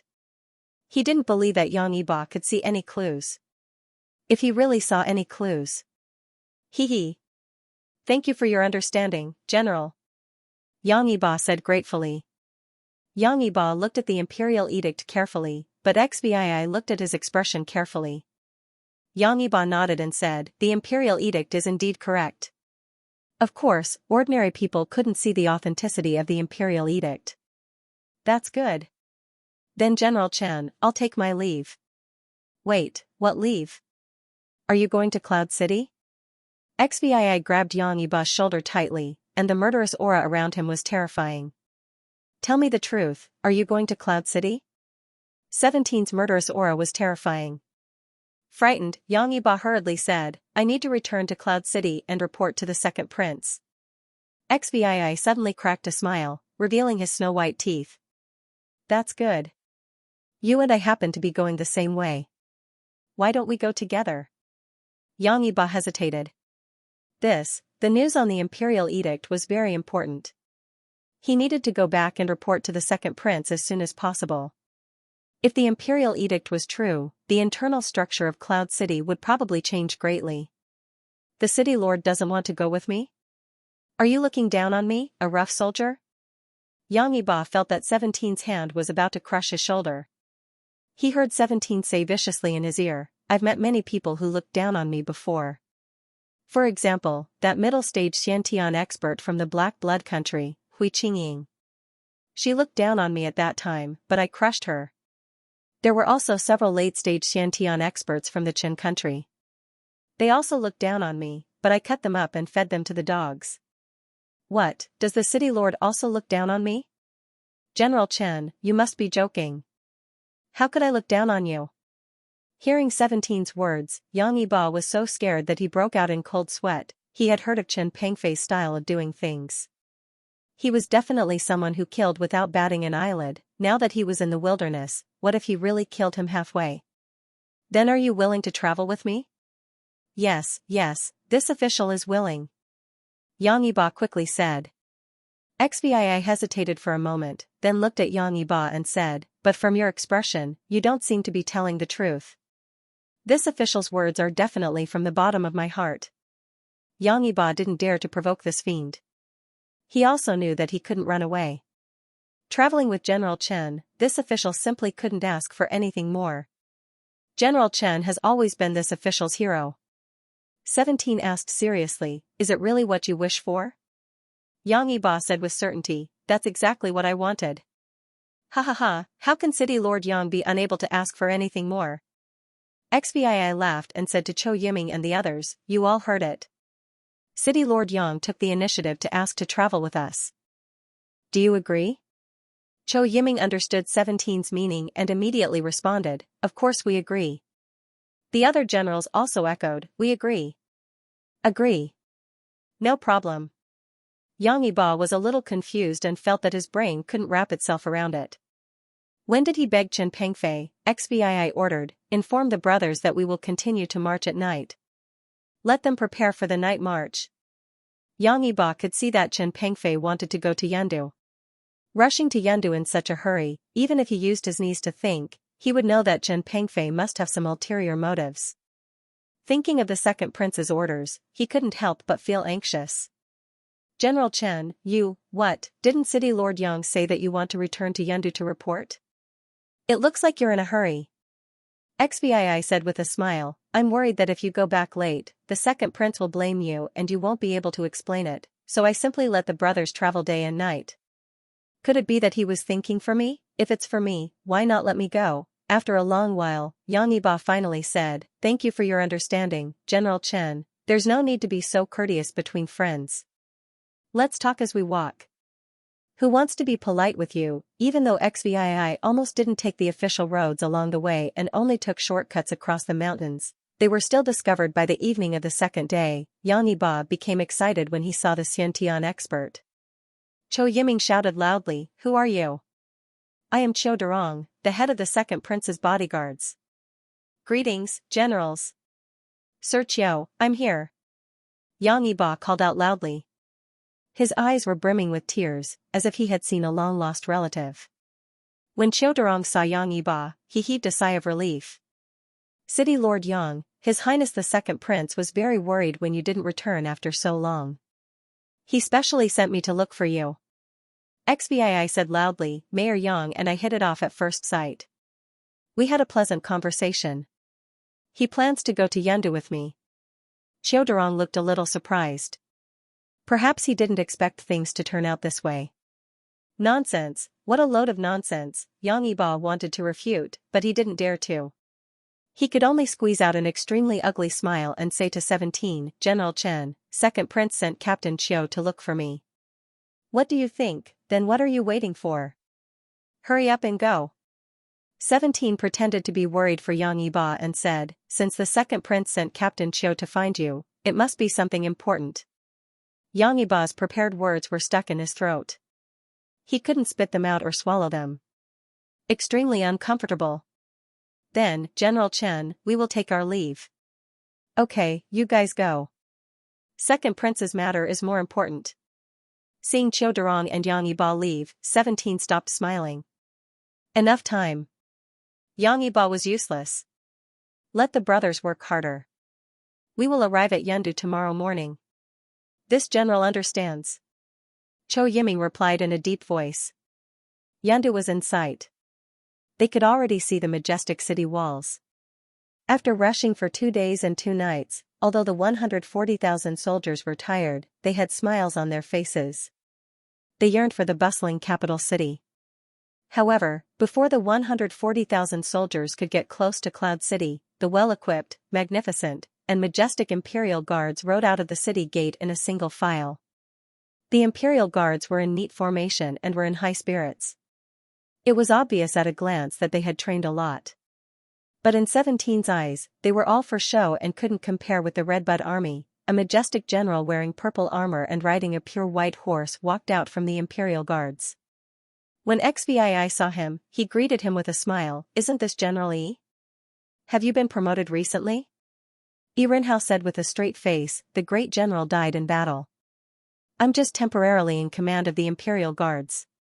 When he mentioned the great general's death, there was sadness in his eyes. After not seeing Yi Rinhao for more than 2 months, XVII noticed that he had become much more haggard recently. His complexion was dispirited and he looked quite old. The wrinkles on his face were very obvious, and there was even a lot of white hair at his temples. It looked like he hadn't been doing well recently. It would be strange if he was doing well. When the new emperor ascended the throne, the first to be pulled down would most likely be him. He might even be held responsible. Although he sympathized with Yi Rinhao, XVII still didn't forget his purpose for coming. In Red Blood Sword, Chen Hao said softly to 17, "This kind of Yi Rinhao is very beneficial to you." XVII made a statement. Yi Rinhao's expression was solemn as he said coldly, "General Chen, do you know the crime of bringing troops to Yendu without an imperial edict?" "Of course I know." XVII replied. "But General Yi, how do you know that I came without an imperial edict?" Yi Rinhao was stunned. "General Yi, take a look." XVII said and handed the imperial edict to Yi Rinhao. It was wishful thinking to enter Yendu without showing the imperial edict. There was no way the Imperial Guards would let them in. Watching Yi Rinhao quickly skim through the contents of the Imperial Edict, XVII said, "When we were in Nufu City, we were ambushed by people from the state of Chen and Black Blood Kingdom. When the general was on the verge of death, he wrote a letter to His Majesty describing Black Blood Kingdom's conspiracy and warning His Majesty to be careful of them attacking him." Yi Rinhao's hands trembled as he held the Imperial Edict. One could imagine the pain and anger in Yi Rinhao's heart to be able to make a powerful Xiantian expert show such agitation. After all, the emperor and the crown prince had been killed right under his nose. Was Yi Rinhao loyal to the imperial family? The answer was yes. When the emperor chose the general of the Imperial Guards, the most basic and most important requirement was loyalty to the imperial family. XVII saw everything and said in a pained tone, "Unfortunately, not long after I received the imperial edict, I heard that His Majesty had passed away and that His Highness the Crown Prince had died an unnatural death. There were some scars that XVII didn't want to expose, but he had to. The imperial edict only had a little over 100 words. Irenhao had already finished reading it, but he still clutched it tightly and stared unwaveringly at every word. His turbid tiger eyes were filled with tears. General E? 17 called softly. I'm sorry for His Majesty, I'm sorry for the Crown Prince. Irenhao choked with sobs. It's the people of Black Blood country who are too vicious. No, it's my fault. Irenhao insisted angrily. His Majesty sensed something was wrong before the incident, and told me to be careful, but in the end. I'm guilty, I'm guilty. A man made of iron was shedding tears in front of 17. It's all my fault, I deserve to die 10,000 times. I've failed His Majesty's trust, I've failed Great General's instructions. General E, don't blame yourself too much. 17 comforted him. No one wanted what happened to His Majesty and the Crown Prince. You can only blame those bastards of Black Blood country for being too vicious. Hearing XVII's words, Irenhao felt a little better. Ever since the incident with the Emperor and the Crown Prince, the one under the most pressure in all of Yandu wasn't the second prince, the third prince or the third princess, but him, Irenhao. All the courtiers were denouncing him, almost everyone was begging him to atone for his crimes with his death. Apart from protecting the Emperor and the Crown Prince, the imperial censors had dug up everything about the younger generation of his family and the foolish things he had done in his early years. It was as if their anger wouldn't be appeased until they destroyed his family. Recently, the E family didn't dare go out. If it wasn't for the fact that the new emperor hadn't ascended the throne yet, he, Irenhao, might have already been beheaded. Faced with this kind of pressure, there was a moment when Irenhao wanted to imitate the third prince and simply commit suicide, but in the end, he couldn't make up his mind. After all, he had a family, and his family still needed his support. If he really went with the emperor, he wouldn't have to worry anymore. But who could guarantee that if he died, the others would let his family go? No one could guarantee it, Irenhao said fiercely. Sooner or later, I'll make those people of Black Blood country pay the price. The people of Black Blood country should still be lurking in Yandu. They probably planned the deaths of His Majesty and the Crown Prince. They want the imperial family to fall into chaos. 17 frowned and said worriedly, I heard that the Black Blood country army at the border is already making a move. Sigh. We all know, the second prince and the third princess also know. Irenhao sighed. But even if they know, so what? None of them will back down. Brother Chen, you don't know how difficult it is for me now. Irenhao's words came from the bottom of his heart. Irenhao had no one to talk to about the bitterness in his heart. He didn't want to show any weakness in front of his wife and children. His colleagues, who were once close to him, had been avoiding him like the plague. Everyone could see that he was finished. Brother E, am I not here to help you now? XVII said in a low voice, with your imperial guards and my 140,000 veterans who have seen blood, if we work together, we will definitely find those scumbags lurking in the city. By then, you can do whatever you want with them. Alright, we must teach those bastards a lesson. Irenhao gritted his teeth and said. Then let's go. Wait. Irenhao stopped XVII. Is there anything else? XVII asked.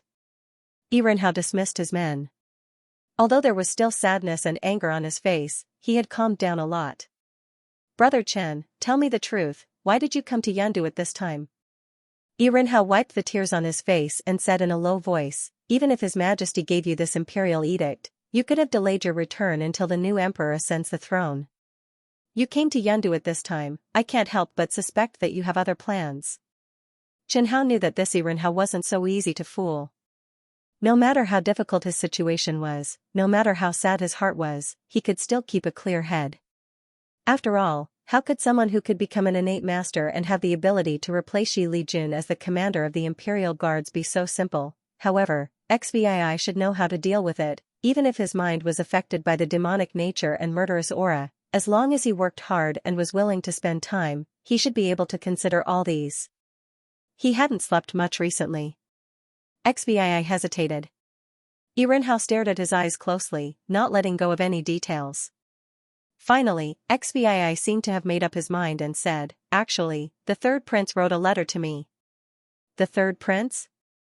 Yes, the third prince. I still have the letter that the third prince wrote to me. Xianxia said, "The third prince is already dead." I know. 17 said helplessly, "But my army is already halfway there. I already told my soldiers that I'm going to be the Imperial Guards, and they were overjoyed. I can't possibly ask them to turn back halfway, right? Don't think that I don't know your marching speed recently."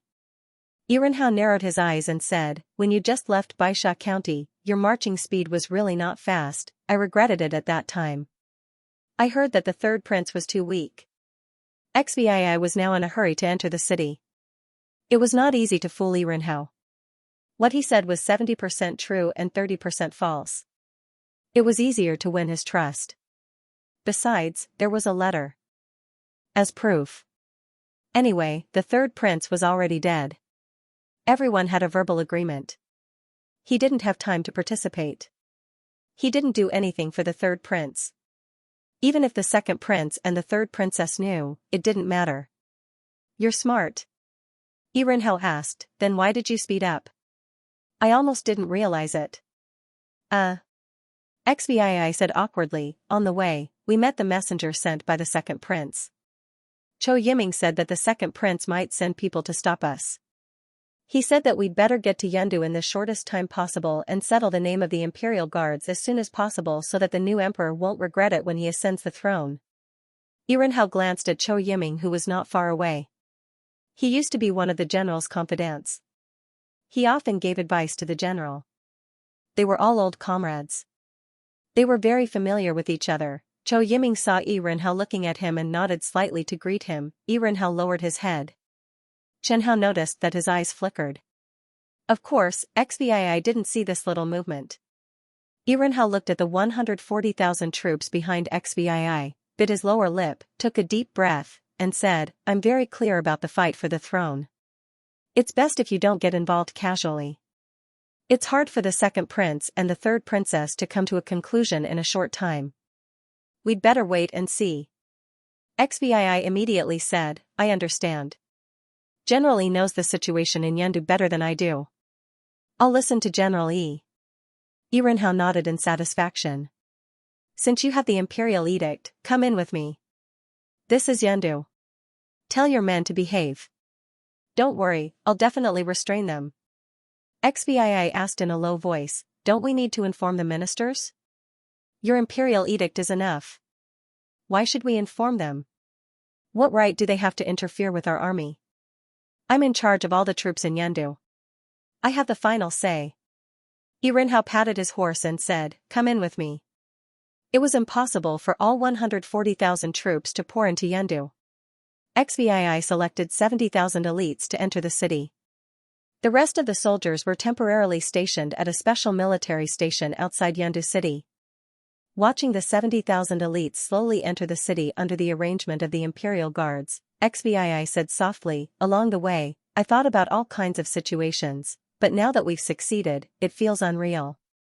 It's a little too smooth." In Red Blood Sword, Xianxia said, "Maybe Xianxia also wants to take a side. Even if he's guilty, there's no reason for the second prince and the third princess not to try to win him over. That's the only explanation, but I don't mind going with him. If Xianxia wants to keep his life, or even protect his current position, he can only choose to stand." Xianxia complained, "Yes, that's why it's so troublesome to be a human." XVI lowered his head and said, "Sometimes, I also want to be a sword." XVI, you're almost 16 years old, right? Why are you talking like an old man?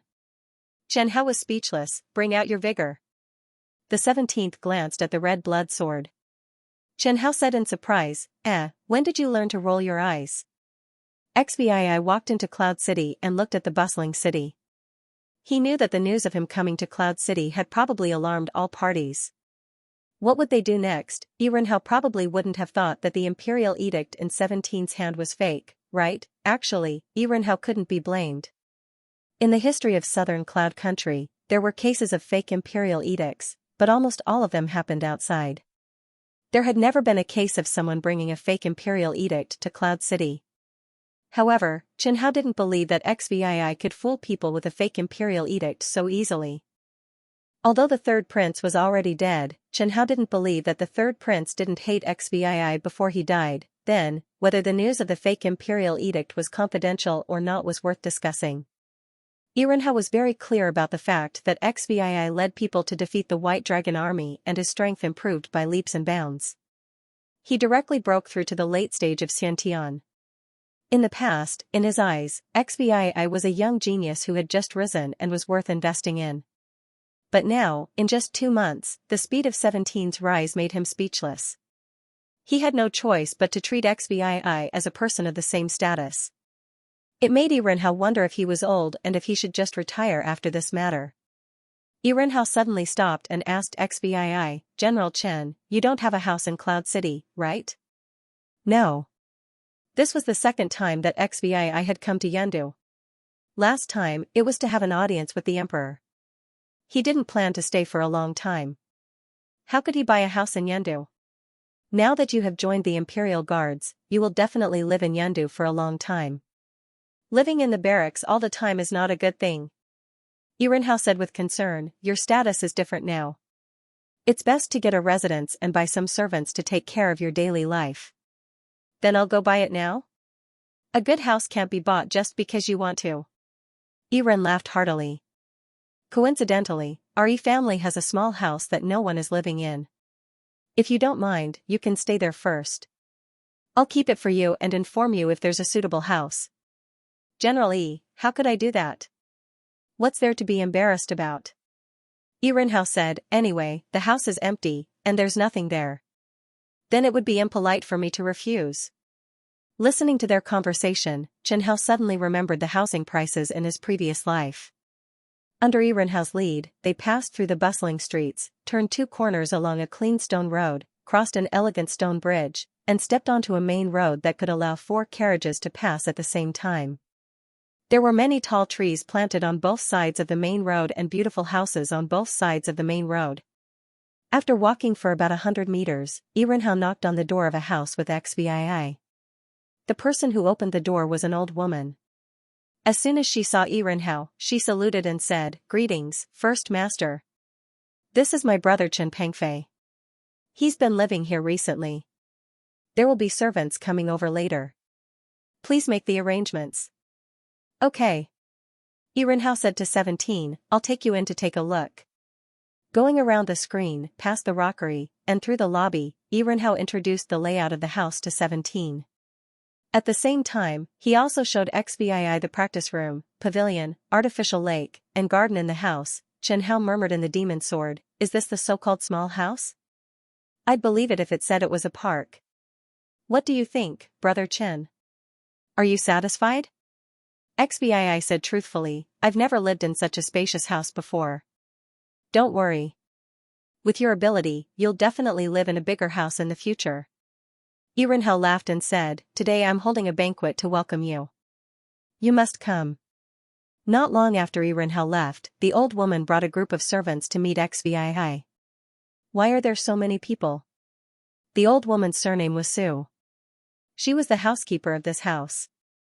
Housekeeper Su smiled and said, Sir, don't mind the number of people. Your food, clothing, housing, and transportation, as well as cleaning and other chores in the house need people. Okay, I'll leave it to you. That's good. General, these 3 servants will be responsible for your food and living. Food and living, humph, Chen Hao silently complained in his heart. Irenhao really put in a lot of effort. Greetings, General. The crisp voices of the servants sounded at the same time. 3 little servants with decent appearances stood in front of XVI obediently. 17 was stunned for a moment. He was used to living in the open and was still not used to this kind of scene. Okay, got it. XVI waved and said, You can all leave. Housekeeper Su smiled and ordered, You 3, go and clean up the general's room. Got it, Housekeeper Su.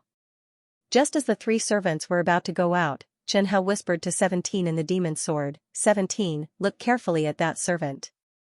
The one who's standing the furthest from you, the one who keeps her head down. You 3, wait. Hearing this, the servants all stopped and looked at Xiii. Only one still had her head down.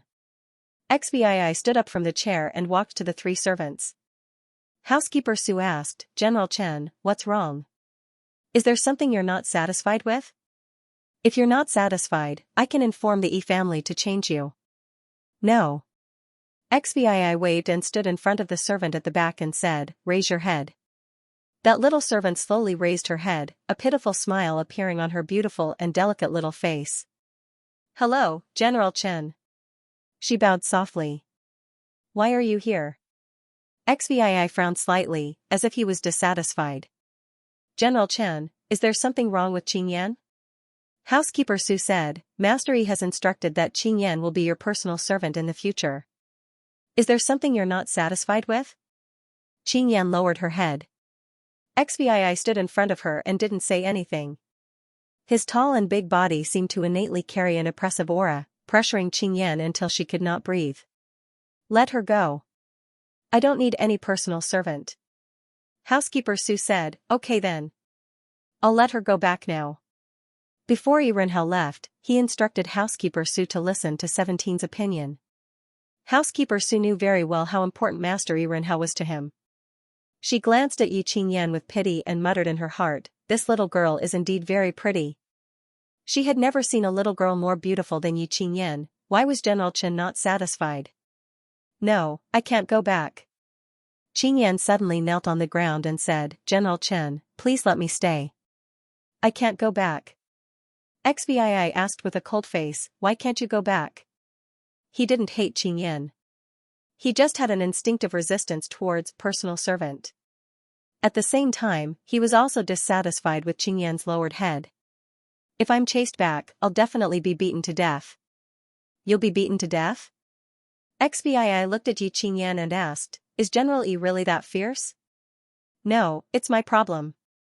Qingyan said in a low voice. In any case, if General Chen lets me go back, I'll be dead for sure. Xiii said impatiently, tell me the reason.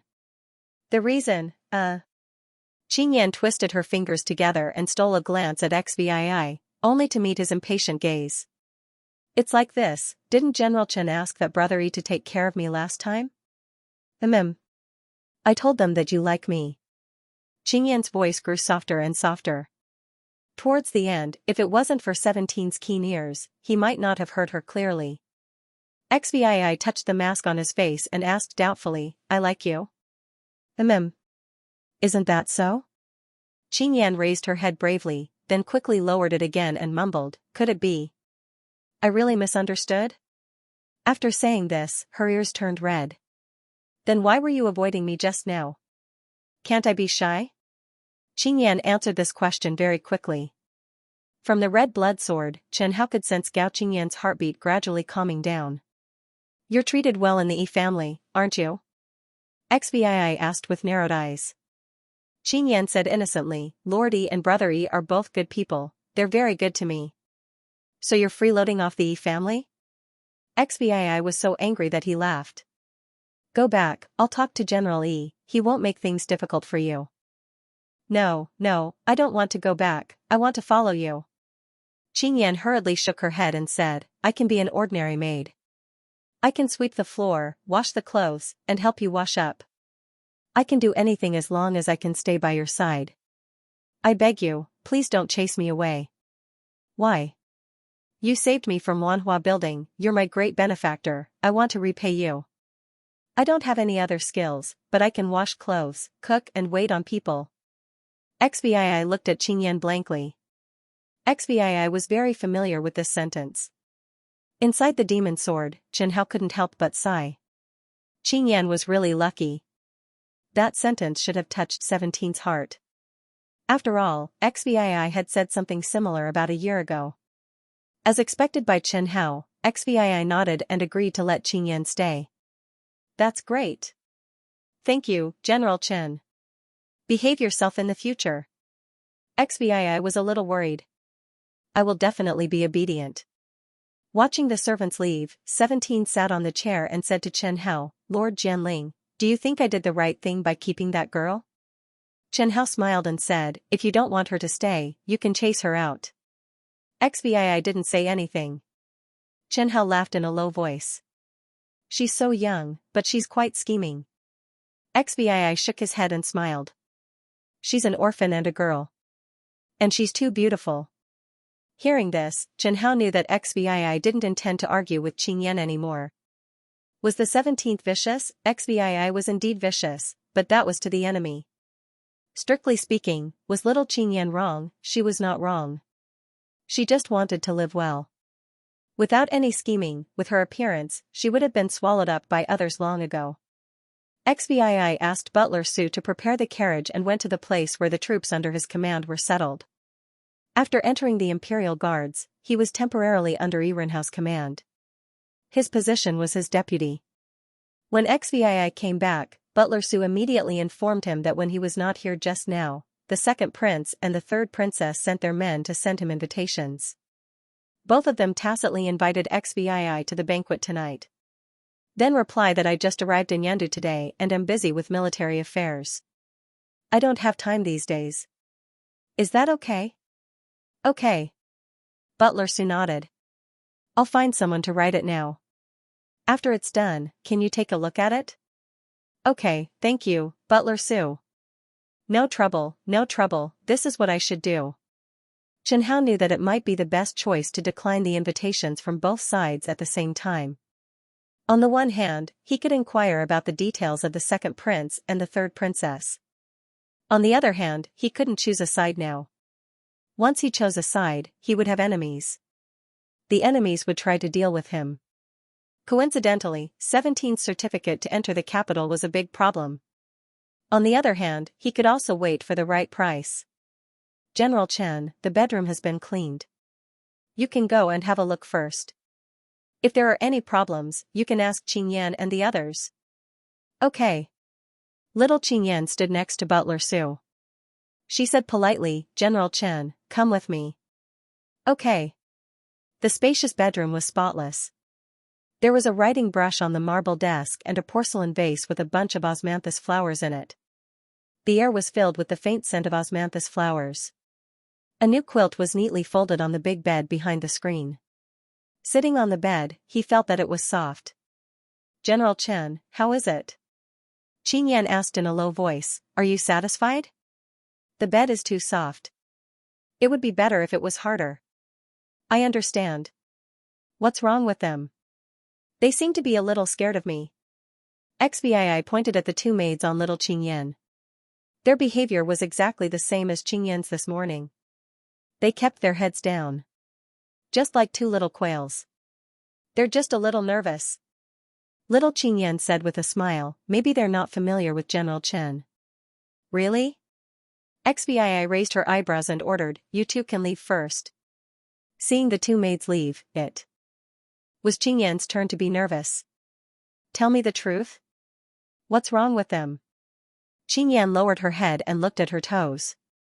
She said in a low voice, I just told them about General's deeds. Oh, my deeds. There was no joy or anger on 17's face. Chen Hao almost laughed out loud.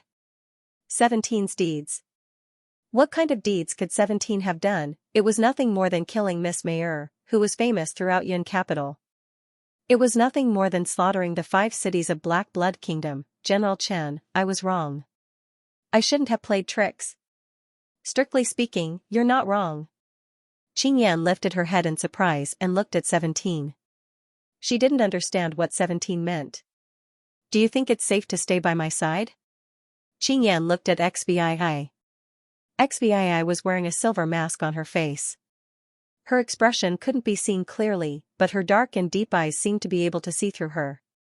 Qin Yan, it's good to be scheming, but there are some things that can't be solved by so-called cleverness. Are you talking about strength? Qin Yan glanced at the red blood sword beside XVI. Yes. But strength doesn't seem to be able to solve all problems, right? XVI said very seriously, but it can solve all the people who create problems for you. Qin Yan nodded. It sounded very reasonable. Let me ask you, do you want to practice martial arts? Qin Yan abruptly raised her head and stared blankly at 17 with her big, beautiful, gem-like eyes. Chen Hao could clearly feel her intense heartbeat. She clenched her fists tightly and asked in a low voice, "Can I?" 17 asked back, "Why not?" Xianxia didn't say anything. Her tears flowed out like a flood. Then, she knelt on the ground and kowtowed to 17 a few times with her forehead. It could be seen that little Xianxia wanted to practice martial arts even in her dreams. After all, in this world, practicing martial arts was the best way to change one's fate. However, the truly profound martial arts were not something that anyone could learn. "Thank you, General Chen." "Thank you, General Chen." 17 just watched Xianxia kowtow continuously. Until Xianxia was a little dizzy, she slowly stopped. Xianxia touched her forehead. It was moist.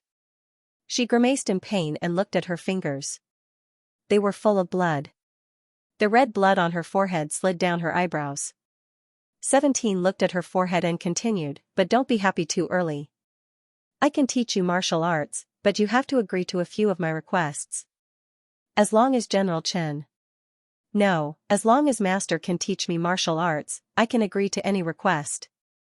Xianxia gritted her teeth and said. XVII's name as a peerless genius had already spread throughout the southern Cloud Nation. As long as 17 said that she wanted to accept a disciple, the parents of the entire southern Cloud Nation would bring their children of the right age to flock to her. Even the top families of the southern Cloud Nation would be tempted. Xianxia wasn't an idiot. She knew that this opportunity didn't come easily. But as long as she could practice profound martial arts, so what if she had to pay a high price? 17 slowly said, "The first request is, you are not allowed to call me master in the future. No matter in front of others or behind others, I don't have a disciple like you." Xianxia looked at 17 doubtfully. Just as she was about to speak, 17 said, "The second request is, don't ask me why. The third requirement is, don't let anyone know that I taught you martial arts. Keep an appropriate distance from me and remember your identity at all times. You are just an ordinary maid. If you can fulfill these 3 requirements, then I can teach you some." XVII looked at Xianxia and asked, "Xianxia, can you do it?" "I can do it." No matter how smart Xianxia was, she couldn't figure out why the 17th would make these 3 requests to her. Were these 3 requests difficult? It wasn't difficult at all. In fact, it was ridiculously simple. However, it was precisely because it was too simple and too easy that people found it hard to understand. "Okay, can you read?" "I can read." XVII took out a bottle of medicinal pills and a thin booklet from the spatial ring and handed it to Xianxia. "Grind the medicinal pills into powder and apply it on the wound. This is a diagram of the human body's meridians. Memorize it. After memorizing it, I will teach you." "Is there a time limit?" Xianxia asked cautiously. "No." XVII looked at her and said flatly, "You can leave now." After Xianxia left, Chen smiled and asked, 17, "Why do you want to teach her martial arts?" "I just want her to be able to protect herself in the future." It's quite interesting to see her confused look. Chen continued, "Did you teach her martial arts because you pitied her?" XVII thought for a moment and said, "Yes, I pity her, but I will never tell her." "Why?" "I don't think she wants anyone to pity her." Up to you, up to you. As long as you're happy." In the afternoon, XVII went to the E family's banquet on time. Of course, to save face for the second prince and the third princess, he only had a simple meal with Irenhou's family. Then they really went to the military camp.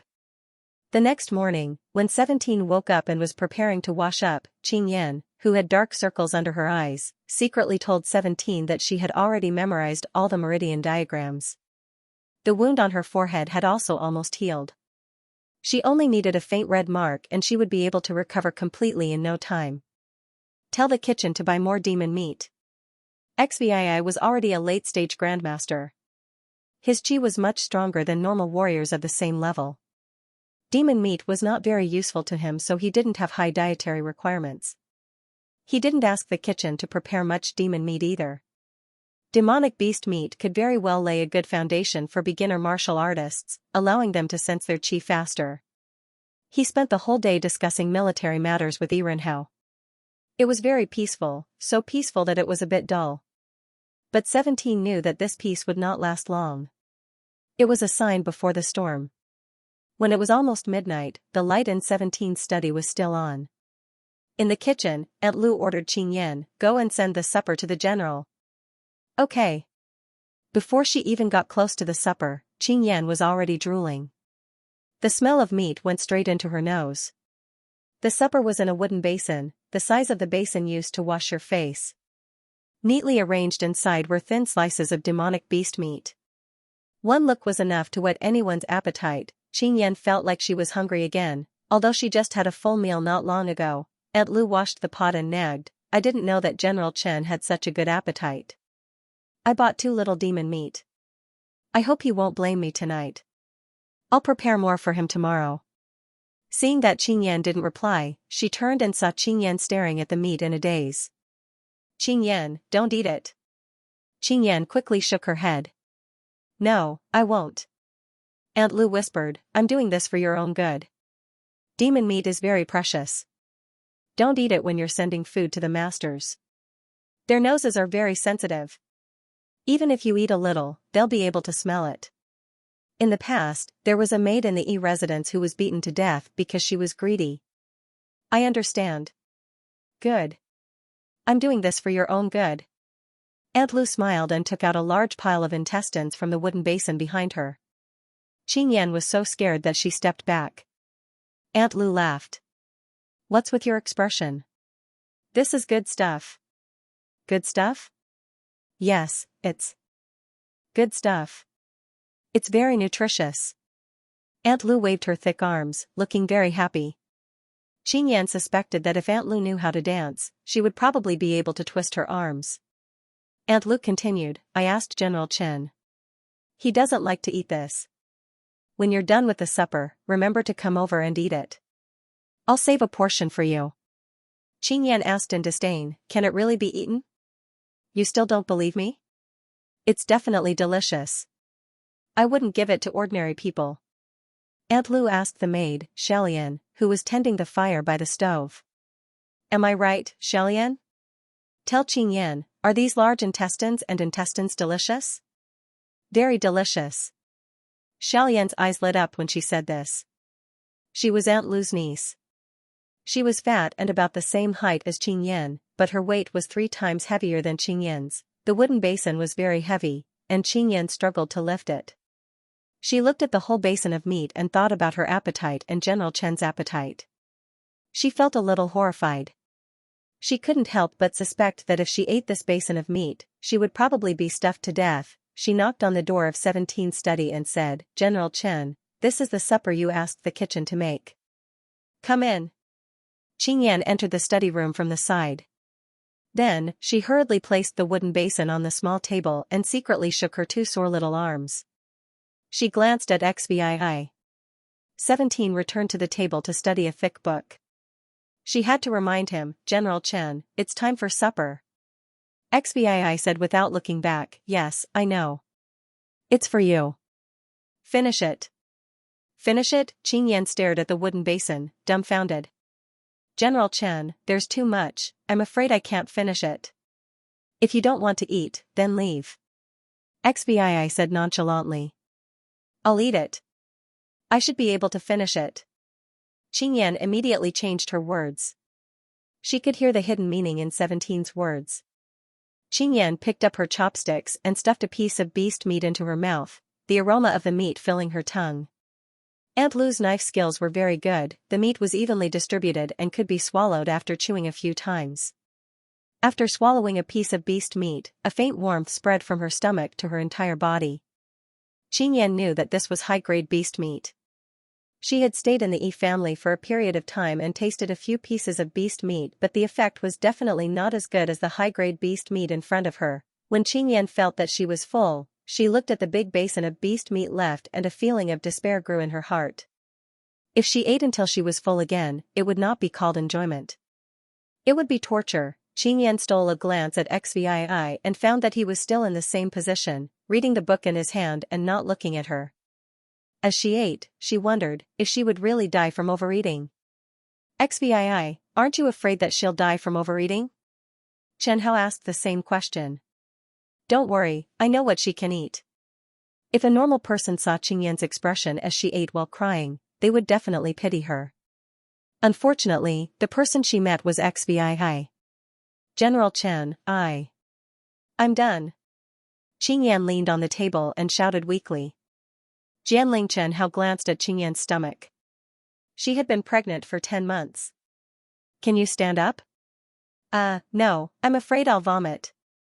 Then sit down. I'll tell you how to sense qi. Go back and practice it. When you're able to cultivate true qi, tell me. XVI patted Qingyan's shoulder lightly. Qingyan felt her body turn cold and her stomach felt much better. You have to listen carefully because I'll only say it once. Okay. XVI began to explain the basic knowledge of martial arts to Qingyan, as well as the way to cultivate the first strand of vital essence. XVI spoke carefully, and Qingyan listened carefully. Qingyan was very smart. When she listened to the lecture, she would occasionally ask a few key questions. XVI didn't show any impatience and patiently answered her questions one by one. Got it? That's good. You can go back. Qingyan stuck out her small belly and brought the wooden basin to the kitchen. Aunt Lu had already cleaned and cooked the internal organs of the demonic beasts. She warmly invited Qingyan to eat with her, but how could Qingyan have the appetite to eat? She invited Qingyan again and again, but Aunt Lu saw that Qingyan refused to eat, so she did not force her anymore. Qingyan's room was quite spacious. There were 4 small beds in the room, but she was the only one living there. The mansion was very large, and there were even many rooms prepared for the servants. As 17's maid, she was assigned a single room. Even though she hadn't slept the entire night, Qingyan still didn't feel sleepy. Since yesterday, she had been in a state of excitement and agitation. Practicing martial arts was something that she had always dreamed of. In Wanhua Building, Sister Bai couldn't possibly teach her martial arts. None of the girls in Wanhua Building were allowed to cultivate martial arts. In the Yi family, even though they treated her well, they didn't teach her martial arts. She had asked Yi Wenbin before, and desperately wanted to express her desire to cultivate martial arts. Yi Wenbin's answer was simple: she needed Chen Pengfei's permission. When she heard this, Qingyan gave up completely. She knew her own situation. General Chen didn't even like her. As long as she stood in front of Chen Pengfei, she would definitely be exposed. However, these obstacles couldn't defeat Qingyan. Yi Wenbin wasn't willing to teach her martial arts, but the other collateral descendants were also a breakthrough point. However, Qingyan had failed repeatedly. She finally managed to sneak in contact with a young collateral descendant and developed a good impression of him. In the end, he said he could teach her martial arts, but Qingyan had to agree to marry him. Qingyan didn't dare to agree. She planned to stay in the Yi family for a long time. If she really agreed, he might ask for something even more outrageous. Just as Qingyan was about to meet the second Yi branch descendant who looked honest, Yi Renhao suddenly asked to see her. Qingyan thought she had been exposed. She didn't expect Yi Renhao to just say some words of concern. He asked her how she was doing recently. How did the Yi juniors treat her? Was she used to food and accommodation? She was really flattered that such a powerful general cared about her so much. She was still a little confused. Of course, she only knew how to praise the Yi family. Brother Wenbin took good care of her. That guy didn't show up for half a month. The collateral descendants treated her well like their own sister. They even wanted to take care of her and make her their wife. The Yi family servants respected her. Actually, the housekeeper didn't even look at her. That's good.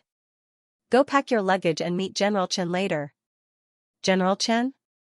Qingyan exclaimed. He's in Yin City? Yes, he's going to stay in Yin City for a while. You should go take care of him. Yi Renhao smiled. But I can't bear to leave here. In the end, Qingyan was still thrown in front of XVI, as his personal maid. Qingyan shook her head and sorted out her thoughts. She took off her shoes and coat, revealing her 2 fair arms. She was about to blow out the oil lamp when she stared at the flickering flame in the lamp.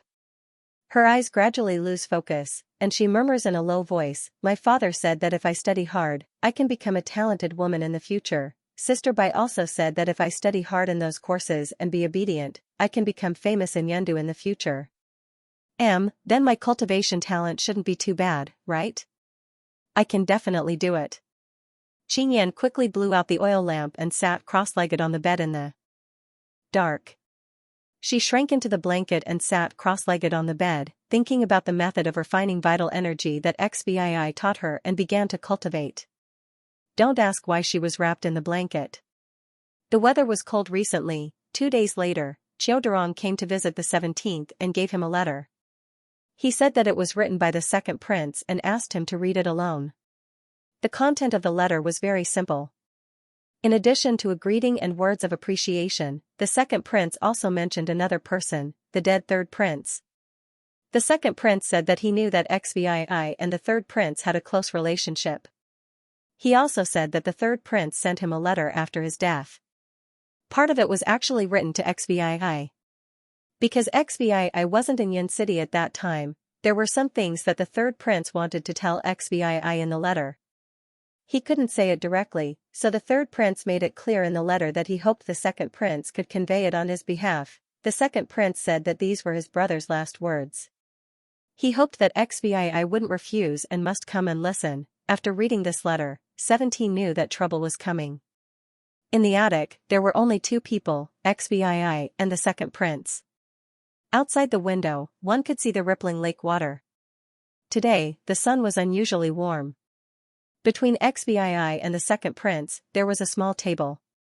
On the small table, there were a few exquisite dishes. In the jasper cup, there was clear wine. Behind the screen, there was a melodious and soothing sound of a zither. The second prince was called Yin Weiyang. He was in his 20s. He was tall and sturdy, with thick eyebrows and big eyes. His eyes were sharp and dignified. His nose was also very big. He really looked like the dead emperor. XVII came to see the second prince and was directly arranged here. The maid poured the wine and left. The second prince put his hands on his knees and looked at the wine and dishes. He smiled and said, "It's really not easy to see General Chen. In order to protect the safety of Yendu, I have been busy with military affairs recently. Please forgive me, Your Highness." The second prince glanced at XVII and said with a smile, "To be honest, I heard that General Chen is less than 16 years old. I didn't believe it before, and now I don't believe it even more." XVII smiled and didn't say anything. He didn't want to discuss the age issue. "Let's drink first." N. After clinking the cup, XVII drank the wine in one gulp. The second prince was about to get the wine jug, but 17 quickly stopped him and said, "Your Highness, let me do it." The second prince didn't insist. After 17 poured the wine, the second prince raised his glass again and said, "Actually, I've wanted to meet General Chen for a long time, but I never had the chance. This time I can meet General Chen, it's all thanks to my dead third brother. Let's drink again, as a toast to my dead brother." Okay. Following that, second Prince Yin Weiyang praised 17's military exploits and martial talent, saying that 17 was a once-in-a-century genius in the Southern Cloud Nation, a cornerstone of the Southern Cloud Nation's future. XVII, of course, expressed modesty, thinking that he didn't deserve such praise. It was a bunch of hypocritical politeness. The second prince didn't say anything, and XVII was happy to pretend to be confused. "General Chen, you're old General Su's disciple. You fought against the Black Blood country and led troops under old General Yi. You even led the army to defeat the Qin country's White Dragon Corps. I want to ask, what do you think of the current situation in the Southern Cloud country?" XVII sighed, "There are many hidden dangers, and there is a risk of overturning at any moment." He did not avoid this question. He was not without feelings for this country. He grew up in the Lan family, and the Lan family was very loyal to the Southern Cloud Nation's royal family. When the Lan clan's elder was teaching the clan's younger generation, when he was narrating the history of the clan's rise, he would also introduce the Southern Cloud Nation's royal family. His tone was filled with respect and loyalty. "Why do you say that?" 5 years ago, the new emperor of the Black Blood country succeeded the throne. He wanted to establish his achievements and get rid of the influence left behind by the previous emperor. His appetite was very big, and his target was Zhou country. In recent years, he has been attacking Zhou country. However, Zhou country's national strength is very strong. The number of elite troops in the country is huge, and there are many experts. They don't lose to the Black Blood country at all, so the Black Blood country's attack had little effect. Instead, they lost many experts. XVI said in a low voice, encountering these setbacks, the new emperor shouldn't continue to fight to the death with the Black Blood country. He should know that it's impossible to annex Zhou country in a short period of time. Changing his target is the best way. And the Black Blood country's recent actions against Southern Cloud country have almost indicated that our Southern Cloud country is their target. XVI looked at the second prince and smiled. I only know that the Black Blood country's abnormal troop movements, the fall of the majestic Residence Pass, the destruction of the Golden Armor Army, and the annihilation of the Lan family, as well as the fall of Great General Yi, all of these are related to the Black Blood country. Think about it, if I didn't defeat the White Dragon Army, what would the result be? Baisha County would fall completely, and Cloud City would be in chaos. At this time, as long as the Black Blood country takes the opportunity to send their troops to attack Blackwater County. I don't believe that the second prince doesn't know what I said. XVI said, these military affairs, the second prince should have more comprehensive information than me. Moreover, you shouldn't lack aides who are good at analyzing the country's affairs. There's no lack of aides, but those people are completely useless. They only know how to boast to the heavens. It's as if as long as we use them, they will be able to lead the Southern Cloud Nation to defeat the Black Blood Nation, annex Zhou Nation, and dominate the southern region. The second prince shook his head and said, their ability to paint a big picture, I'm afraid ordinary people would be fooled by them. But I know that they are unreliable. What can they use to defeat the Black Blood country? With their mouth? XVI chuckled. He believed in the scarlet blood in his hands more. In my opinion, soldiers like Great General Sui and General Chen are the hope of our Southern Cloud country. The second prince is overpraising. The second prince laughed and said, General Chen doesn't need to be modest, I know it very well. This time, XVI didn't know what to say anymore. I have something I don't understand, I hope General Chen can explain it. Please say. After beating around the bush, XVI felt that the real show was coming. General Chen has just defeated the White Dragon Army and recovered the lost Baisha County. Logically speaking, as long as you stay in Baisha County and wait for me or my sister to ascend the throne, we can't ignore your contribution. But why do you have to come to Cloud City? The second prince looked at 17's eyes and said seriously, don't give me a random reason.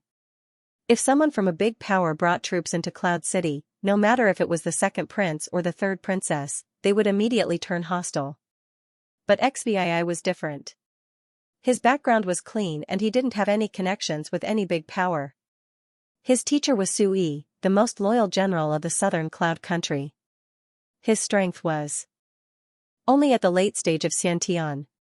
He was ridiculously young and had outstanding military achievements. Among the remaining generals in the army, there were only a few who could compare with him in military achievements.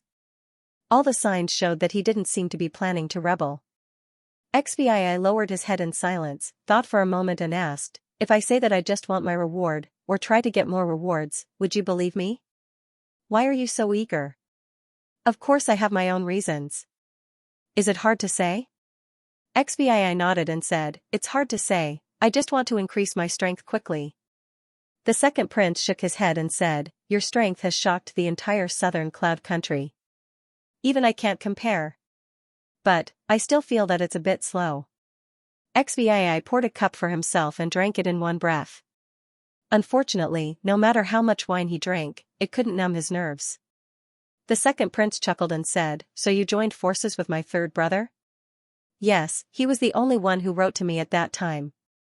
XVI didn't hide it. You delayed for so long because you don't want to stand on my third brother's side, right? Yes. Then what are you going to do now? The second prince said, join me? I have this plan. Now that things had come to this, 17 had no other choice. The second prince had something on him, how could he go back to the third princess? As for flipping the table, he had the red blood sword in hand. But he would never do that unless he had no other choice. After all, that would be his last resort, whether he won or lost, he would die. And the chances of losing were far greater than the chances of winning. The imperial family of Southern Cloud Nation was much stronger than the top sects in the country, and they probably had more than one Heavenbreaker expert. No one knew whether they were at the peak or late stage of the Heavenbreaker realm. 17 had never heard of them fighting either. 17 suddenly sat up straight and asked seriously, "Is the second prince willing to accept me?" "Of course, I'm more than willing." The second prince laughed. Don't worry, as long as I inherit the throne, I won't give you anything less." The second prince thought for a moment and asked, "I heard that General Chen and General Yi have a good relationship?" "Not very close, but it's okay." "Can you do something for me?" The second prince said in a low voice. "Help me win over Irenhao." 17 thought for a moment, then said, "I can try." "Then I'll leave it to you, General Chen." The second prince said with a satisfied expression. "You flatter me." After the two clinked glasses, the second prince looked at 17 with a much friendlier expression. "General Chen, I used third brother's letter to coerce you to come over, please don't take it to heart." "It's fine, I understand." The second prince said with a smile, "Actually, General Chen should be grateful to me for this letter." "What do you mean, second prince?" The second prince said softly, "After I read this letter, I immediately sent someone to monitor the palace and intercepted another letter at the palace gate. You should be able to guess, right?" "And it was written by the third prince?" The contents of the letter are exactly the same as the one for me." The second prince said with a smile, "That third brother of mine is actually a little shrewd, but his subordinates aren't good enough." Hearing the second prince's reminder, Xi's expression was also grave. He knew very well that the dead third prince wanted his subordinates to deliver two identical letters to the second prince and the third princess.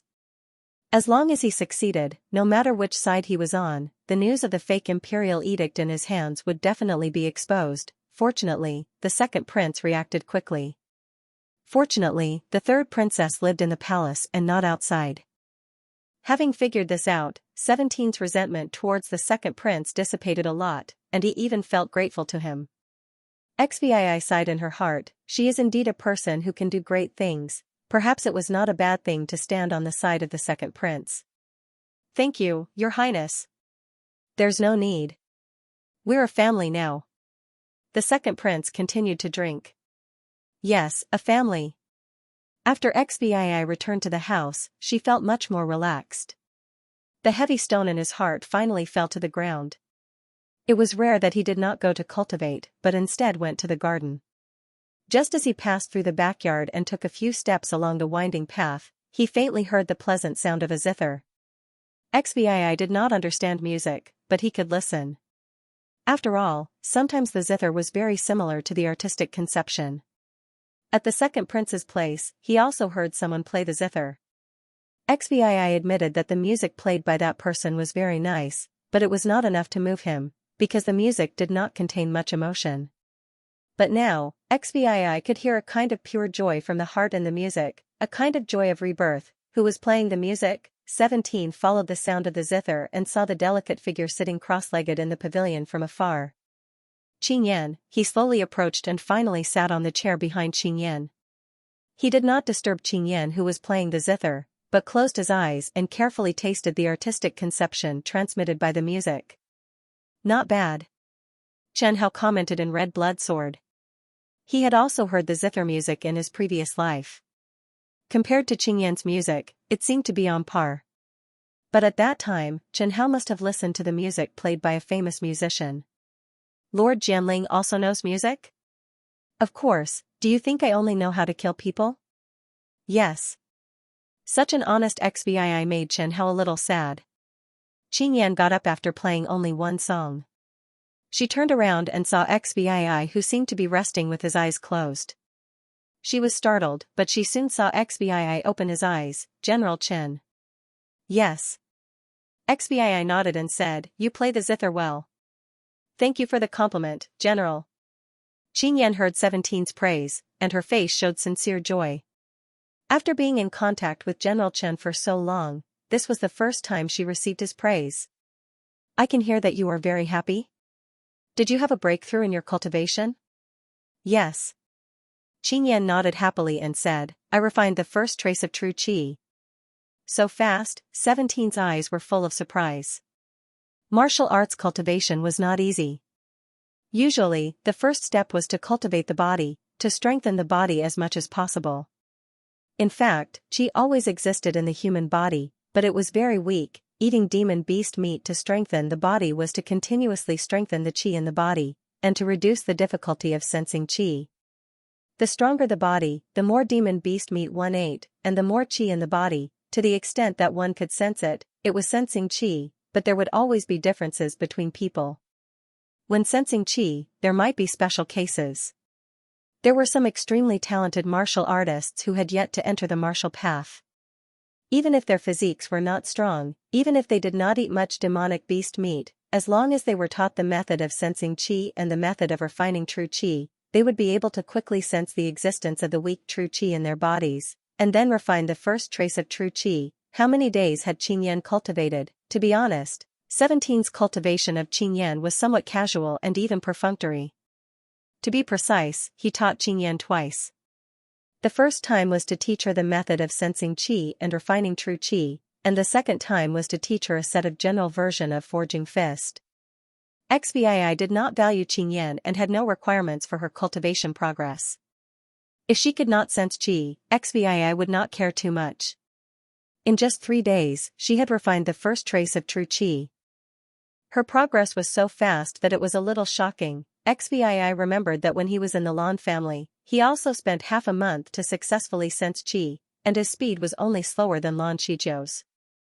Although the demon beast meat he fed Qingyan was more precious, Qingyan's talent was also terrifying. Even if he knew that Qingyan's talent was extraordinary, Xvii still did not care too much.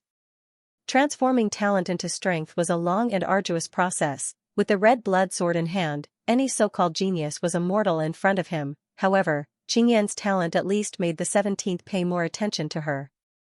Not bad, your talent is not bad. Xvii nodded in approval. Really? General, my talent is not bad? Qingyan was a complete novice in cultivation.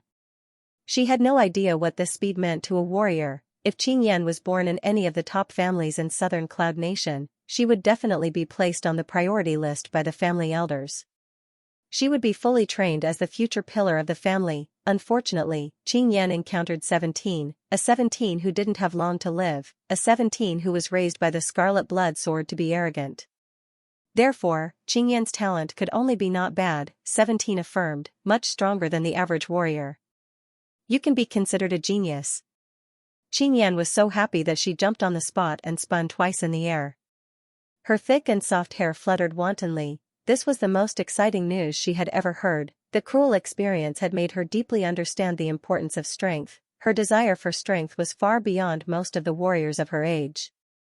And her goal in life was to become a strong warrior like General Chen. Qingyan was excited for a moment, then she suddenly remembered that General Chen was standing in front of her. She immediately stopped her rude actions and put her hands together in front of her body. Sorry, General Chen. I was just too happy. She was very upset in her heart. She was very worried that General Chen would be unhappy. Qingyan was very concerned about General Chen's opinion of her. However, 17 didn't pay attention to her explanation, but asked seriously, "What kind of martial arts do you want to learn?" Martial arts? Yes, cultivation techniques are used to improve the realm, while martial arts are used to kill the enemy. 17 explained simply. Martial arts are usually divided into palm techniques, fist techniques, sword techniques, knife techniques, staff techniques, spear techniques. What do you want to learn? Of course, sword techniques. Qingyan said excitedly, sword techniques are the strongest.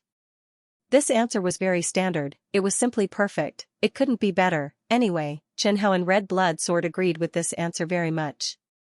That's right, sword techniques are the strongest. What level of cultivation method or martial skill do you want to learn? Xvii had told Qingyan about this basic knowledge.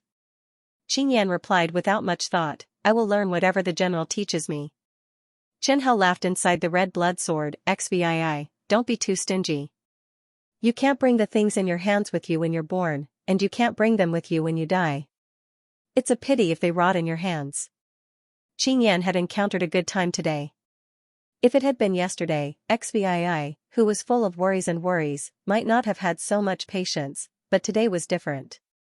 XBII thought for a moment, looked at Qingyan and said, I walk the path of strength and fierceness, my moves are big and wide, but you are different from me, the martial arts you are good at is not suitable for you. Hearing this, Qingyan's heart almost jumped.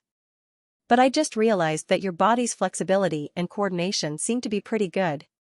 Yes, I practiced dancing in Wanhua building.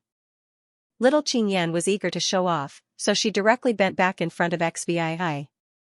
She stood on the spot, leaned back, and her waist seemed to be broken. Her small head leaned against her hips, and her hands grabbed her ankles, revealing a cute little belly button. I also know how to do this. Qingyan straightened her body, split her legs, and put her head on her calves. Then she stood up again, supported her whole body with her left foot, and stretched out the other foot in front of her chest. Chen Hao said, 17, didn't you want to check her coordination and flexibility? Let's see her dance. XBII thought for a moment, but still didn't object to Master Jianling's suggestion, dance for me. Okay. Qingyan nodded shyly. She hadn't performed for anyone since she learned to dance.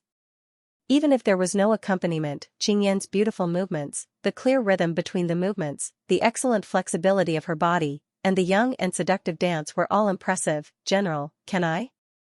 Qingyan asked, panting. She really did her best for this dance. Yes, very good, you've worked hard. XBII agreed. Thank you. Qingyan said happily. She wiped her sweat, and felt that the tiredness just now disappeared. Among the sword techniques, you should be more suitable for the soft sword. Soft sword? Yes, a very rare sword. XBII took out a long sword from the space ring, just like this soft sword. The body of the long sword was longer than a normal sword, almost half as long. The shiny silver body was very narrow and thin, as if it would break with a slight bend. XBII pressed the tip of the sword against the ground, and pressed it lightly, the whole body of the sword bent. Qingyan couldn't help but frown. General Chen, can this sword kill people? She had never seen such a strange long sword before. Why not?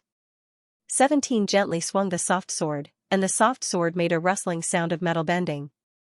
The soft sword in 17's hand quickly wrapped around the railing of the pavilion, and then with a gentle pull, the railing was directly cut off by the soft sword. As long as you inject true qi, the soft sword will also stab like a normal long sword. XBII gently pierced the long sword into the pillar. Of course, the essence of the soft sword is the strange and tricky angle of attack. XBII held the soft sword in her hand, and Qingyan watched the soft sword swing in the air like a snake. She seemed to have understood something. The soft sword is very similar to the whip technique, it's very difficult to cultivate, and it's a test of one's martial arts talent. XBII said slowly, but as long as you cultivate it well, you'll definitely give all your enemies a headache. How about it, are you willing to learn? I'm willing. Qingyan replied. She knew very well that she was very lucky that the other party could teach her martial arts, she couldn't ask for too much. Besides, 17's demonstration just now did make Qingyan interested in the soft sword. Here, these are the martial arts techniques that I've left for you, take them and cultivate well. XBII had continuously fought with the Black Blood Kingdom and the Chen Kingdom, killing many innate masters, and had a rich collection of high-level martial arts techniques in her hands. In terms of preciousness, it was enough to surpass the martial arts techniques of a medium-sized family. Qingyan took the 5 martial arts techniques and was extremely surprised. General Chen, I'll work hard, I won't let you down.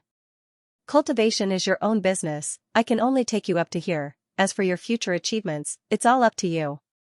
XBII looked at the excited Qingyan and said in a heavy tone, Qingyan, you have to remember. Qingyan looked like she was listening to a lecture. You have to remember, I can't protect you for long. Qingyan looked at XBII and was stunned for a moment, then her eyes filled with tears, she asked in a sobbing tone, General, are you planning to chase me away? XBII shook her head and said, I don't need to chase you away, you'll leave when the time comes. Impossible, as long as General doesn't chase me away, I'll never leave you.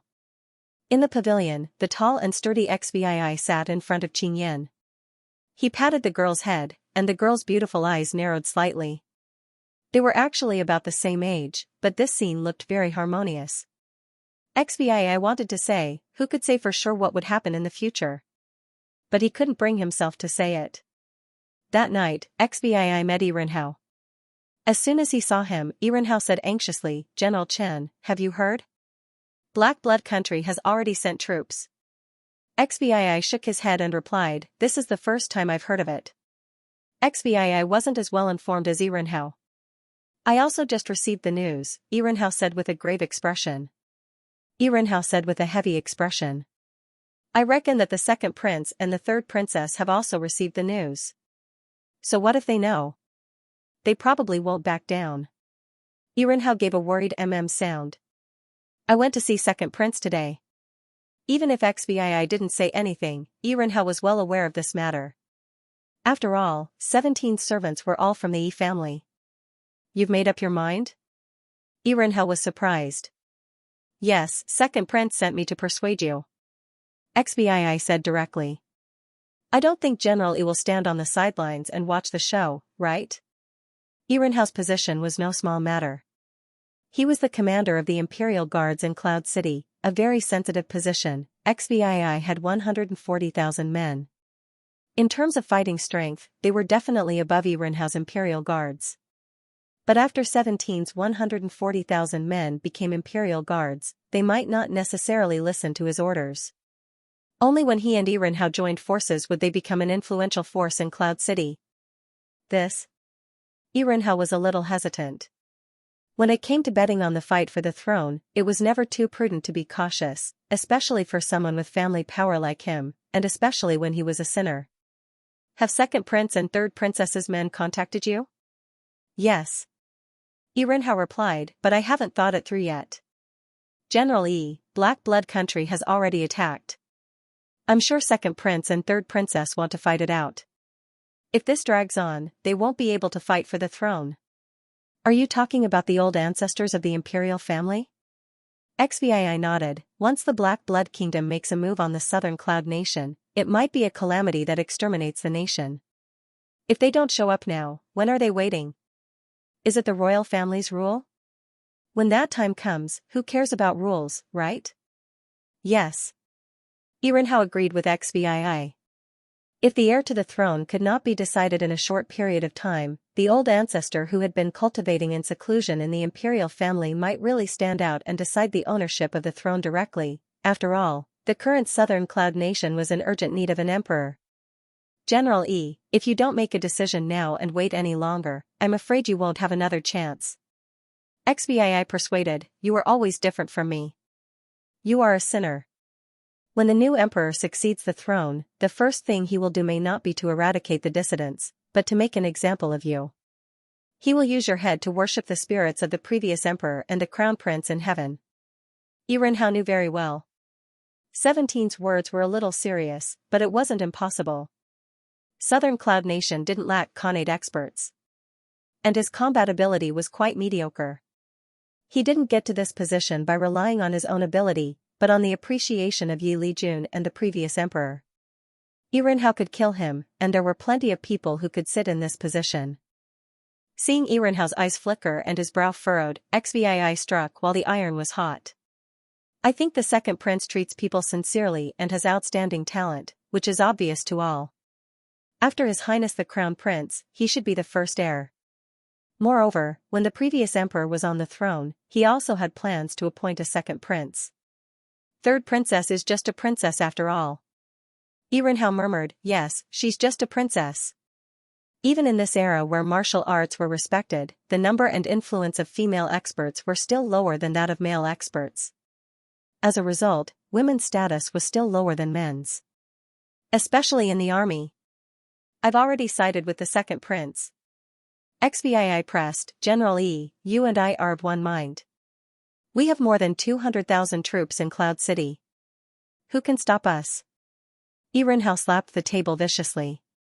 That's it, we'll fight the second prince. A wise choice. That night, XVI came to the second prince's mansion in disguise and told him of Yirenhao's decision. No matter how hard the second prince tried to control himself, XVI could still see the excitement in his eyes. General Chen, you've made a great contribution. When I ascend the throne, I'll never forget your contribution. Thank you, second prince. He was very much looking forward to the big picture the second prince had painted. Can I invite General Yi over for a chat? XVI looked at the second prince in surprise. He didn't expect him to be so anxious. Wasn't he evenly matched with the third princess? The second prince said in a low voice, General Chen, please help me.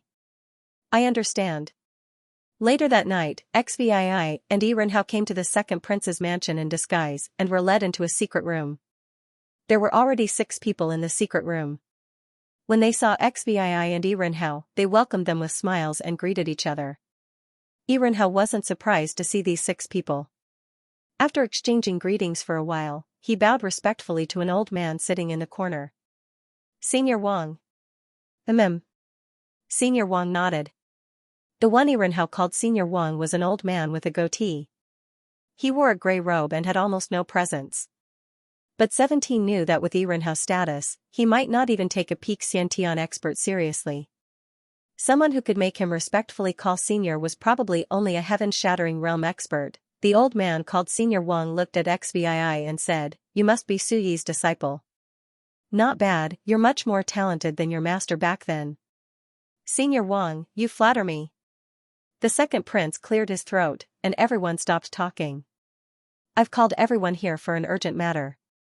I'm sure everyone knows that Black Blood Country is invading Blackwater County. We know. Everyone replied. Those who could stand here were all the second prince's core members. Their forces weren't weak. According to the news I've received, Black Blood Country's attack on our country has been planned for a long time. Southern Cloud Country will be destroyed. The second prince said with difficulty. It's hard to defend against Black Blood Country's full attack with just the Redbud Army. XVI lowered his head. He knew clearly that the second prince was exaggerating the Redbud Army's strength a bit. Although the Redbud Army was Southern Cloud Country's strongest elite army, the gap between them and Black Blood Country was too big. The Black Iron Army that fought with the Redbud Army without falling into a disadvantage wasn't the Black Blood Country's elite army. The Black Blood Country's elite army had always been in Zhou Country. If Black Blood Country really attacked with full force, the result was obvious. At this time, our Southern Cloud Country can only resist Black Blood Country if we work together. The raging flames cast a shadow on the second prince's resolute face. He tightly clenched his fists and roared in a low voice, and I, Southern Cloud Nation's second prince, Yun Wei-yang, am the most suitable choice. The second prince was obviously very good at giving speeches. His gestures, his motivational words, and even the beautiful tomorrow he described were very tempting to everyone present, even 17. Through his speech, everyone present could tell that he was a meritorious prince.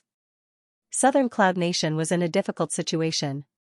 An ambitious, capable emperor was more suitable for this nation. He introduced 17 and Yi Renhao to the others. Everyone present was full of goodwill towards their arrival. After all, no one could ignore Cloud City's Imperial Guards. Especially after 17 brought 140,000 soldiers to join the Imperial Guards, the number of Imperial Guards swelled to more than 200,000 people.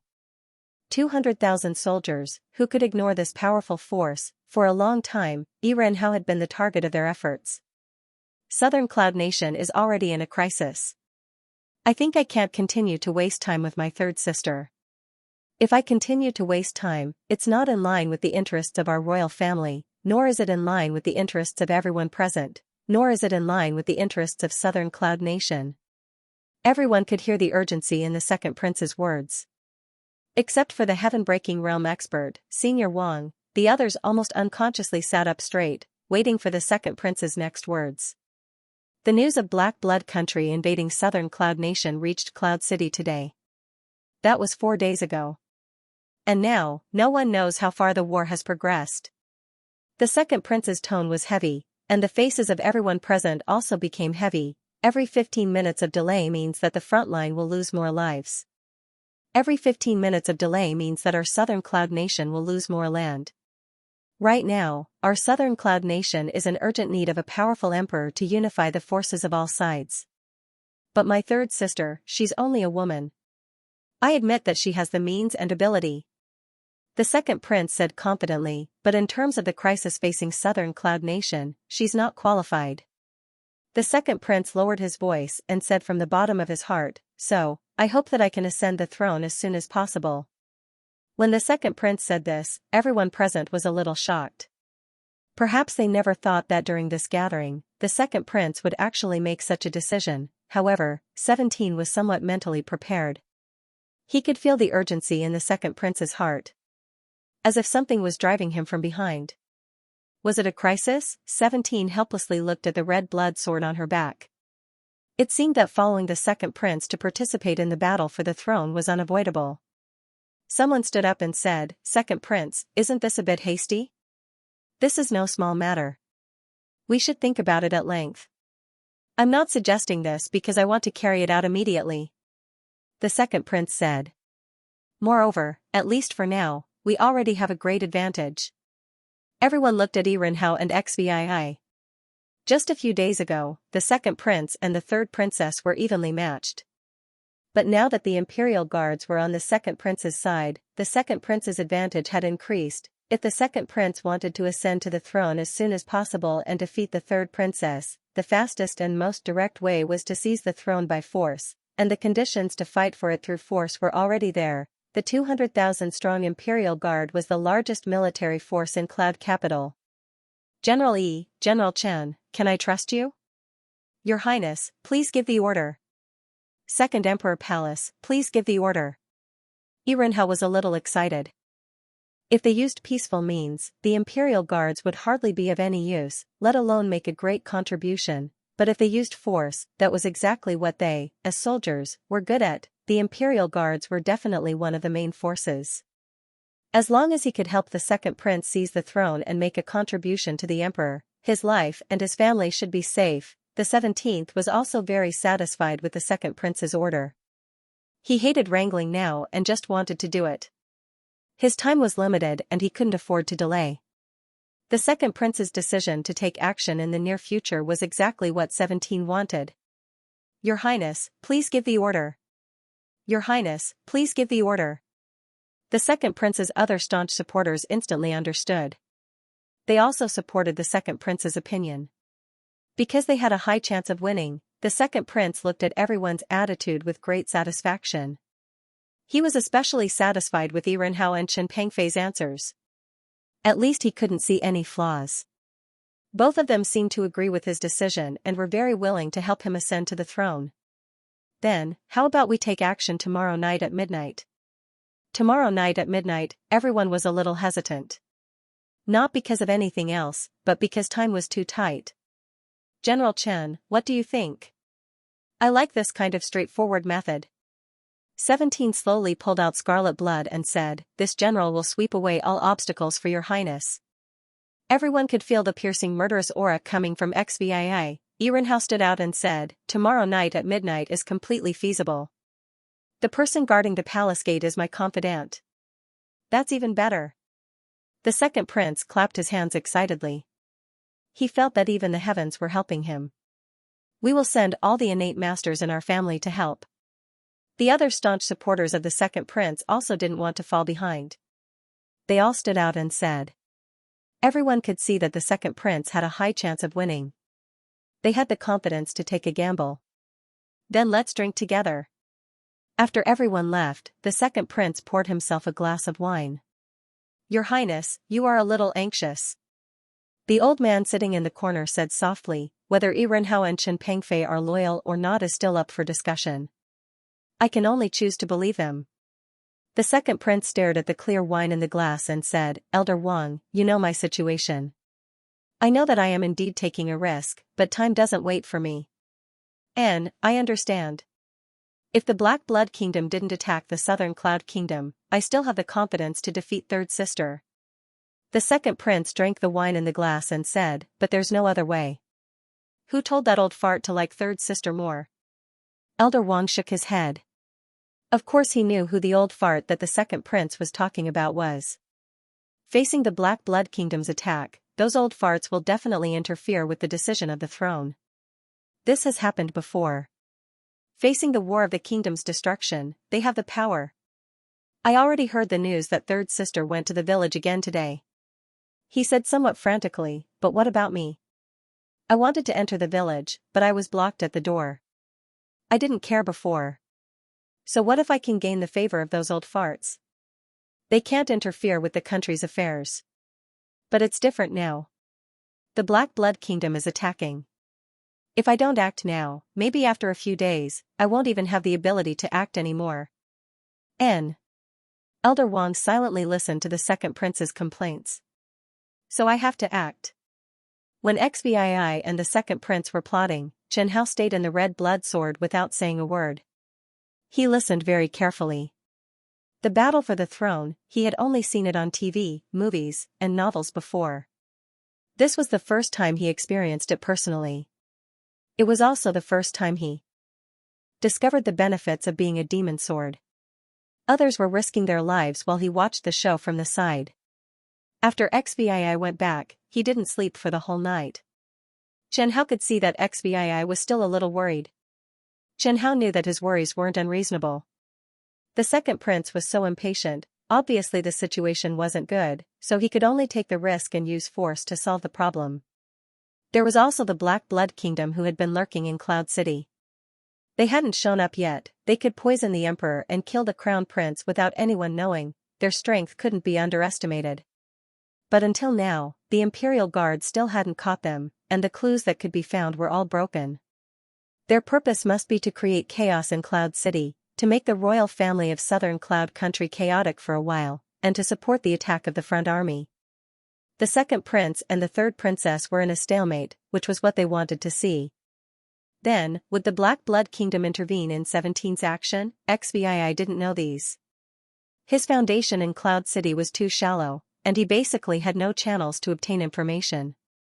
In the past, Chou Yiming could still help him with information, and he had the authority to use the royal family's intelligence network, but since they returned to Cloud City, the authority to obtain information was withdrawn. I hope the second prince's plan can be carried out smoothly. Looking at the dark night sky, Xvii whispered. In the morning, Xvii woke up early and called Qingyan, "How's your cultivation?" "I haven't learned it yet," Qingyan said with some embarrassment. It was normal that she hadn't learned it yet. "Take this space bag, go out and hide for a few days," Xvii said. "In the next few days, Cloud City may be a little chaotic." Qingyan took the space bag, but didn't open it. Instead, she asked worriedly, "Will the general be in danger?" "Don't worry about this." Xvii thought for a moment and added, "Also, don't talk nonsense." "Okay, I'll stay at home and wait for the general to come back." Qingyan lowered her head and looked at the space bag in her hand. "As you wish. General, you must come back." Xvii didn't answer Qingyan's question. If I can come back, who would want to die? For the whole day, Xvii was with Yirenhao, inspecting the entire Imperial Guards. Because there were many Imperial Guards, it was impossible for all of them to gather together at once. If they really did gather together, it was very likely that it would attract the attention of others. They only went to the various camps to have secret talks with the Imperial Guard generals. It was impossible for more than 200,000 Imperial Guards to participate in this operation. Among them, there were also some who were closely related to the third princess. The generals who participated in the operation this time were all people that Xvii and Yirenhao absolutely trusted. Among them, Xvii took most of the soldiers from Yandu City. After all, most of these soldiers were city guards from various places. They had just arrived in Yandu. Even if the third princess was interested in them, it was impossible to win them over in just a few days. Before midnight, the Imperial Guards gathered urgently in the various camps.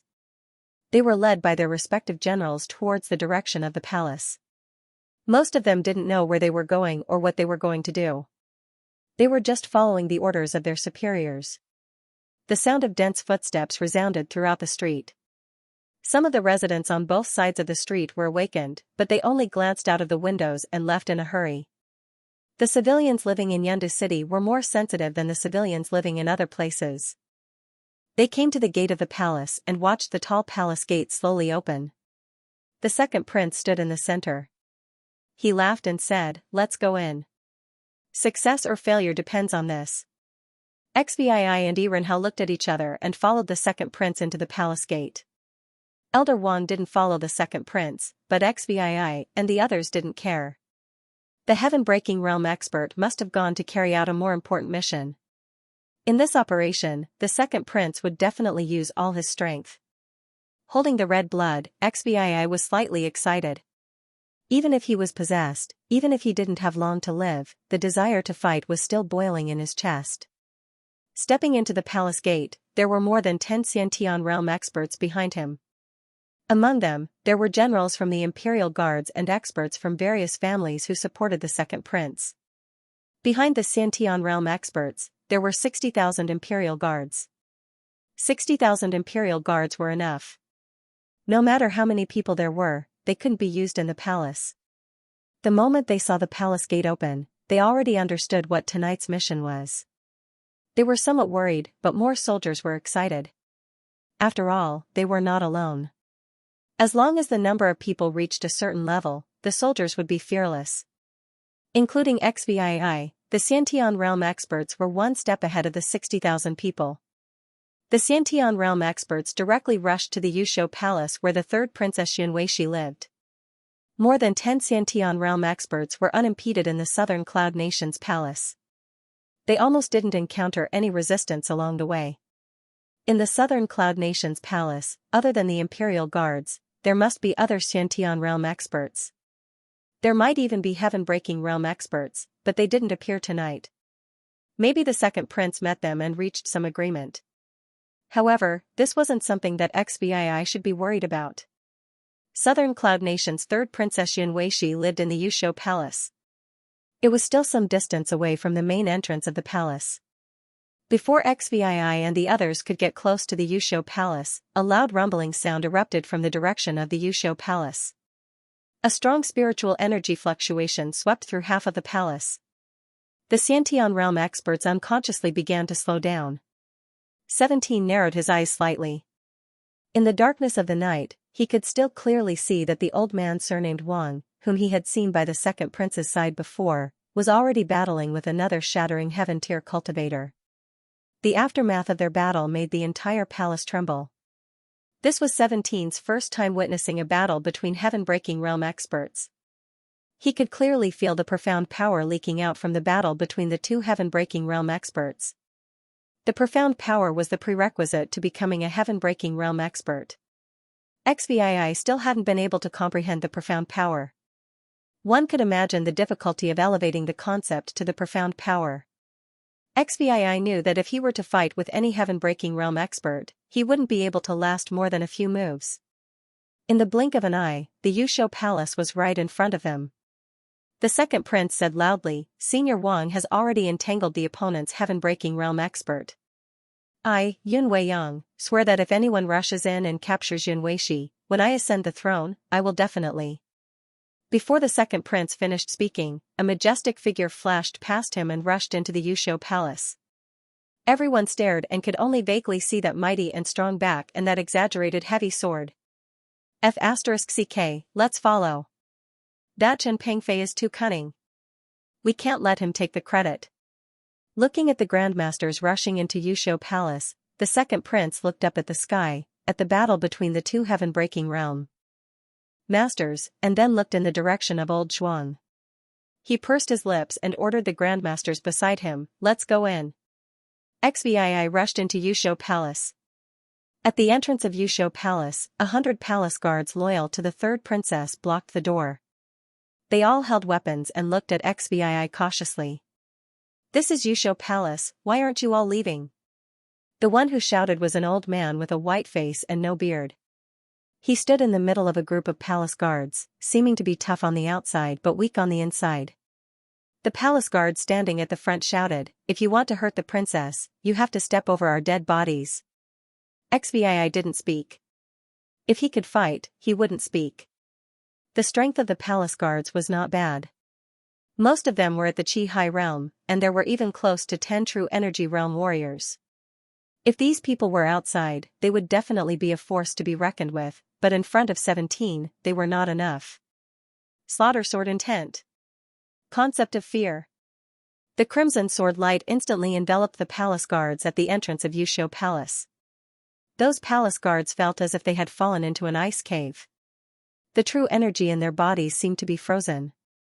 They had never seen such a terrifying murderous aura. In their eyes, the figure of the man holding the heavy sword in front of them was gradually twisting and expanding like a monster. For no reason, their hearts were filled with fear. 17's face was wooden. He slashed with his sword, and the crimson sword light shot out. The crimson sword light flew in the air and kept elongating. With just one move, more than half of the palace guards standing in front of Yusho Palace were cut in half. The remaining palace guards almost lost their will to fight. If they were facing other grandmasters, they might still have the courage to fight. Unfortunately, they were facing XVI. XVI was best at breaking the opponent's will. XVI stepped on their bodies and pushed open the door of Yusho Palace. Just as he opened the door, a cold light flashed. XVI raised the red blood sword and blocked in front of him. With a ding, sparks flew. The master who tried to sneak attack XVI suddenly retreated. Only then did XVI see the decorations in Yusho Palace clearly. Inside Yusho Palace, in the brightly lit grand hall, a young and beautiful woman was sitting in the center of the hall. There were 4 beautiful maids standing on both sides of her. On both sides of the maid stood a man in a black robe. The man in the black robe was wearing a hood, so his appearance could not be seen clearly. And the warrior who wanted to deal with XVI by surprise, 17 also saw clearly that it was an ordinary-looking, petite female warrior. The female warrior was wearing the uniform of a palace guard and was looking at him with hatred. XVI asked, "Third princess? Is it General Chen?" Sitting on a large golden chair carved with complicated patterns, third princess said with a smile, "I didn't expect that General Chen would side with my second brother." "Surrender," XVI said directly. "Second prince doesn't intend to harm your life. As far as I know, General Chen's combat strength is extraordinary. If you help me resist my second brother, I'll double the conditions he promised you. How about it?" Third princess's expression was not good. She did not answer 17's words directly. Instead, she tried to persuade him to surrender. "Not good." XVI replied coldly, "Since you're not willing to surrender, then I'll offend you. I originally took pity on you for being a talent. Since you don't belong to me, then die." Third princess's expression turned cold. She waved her long sleeve. "All of you, attack together. Be sure to kill him." The black-robed elder on the right side of third princess suddenly moved.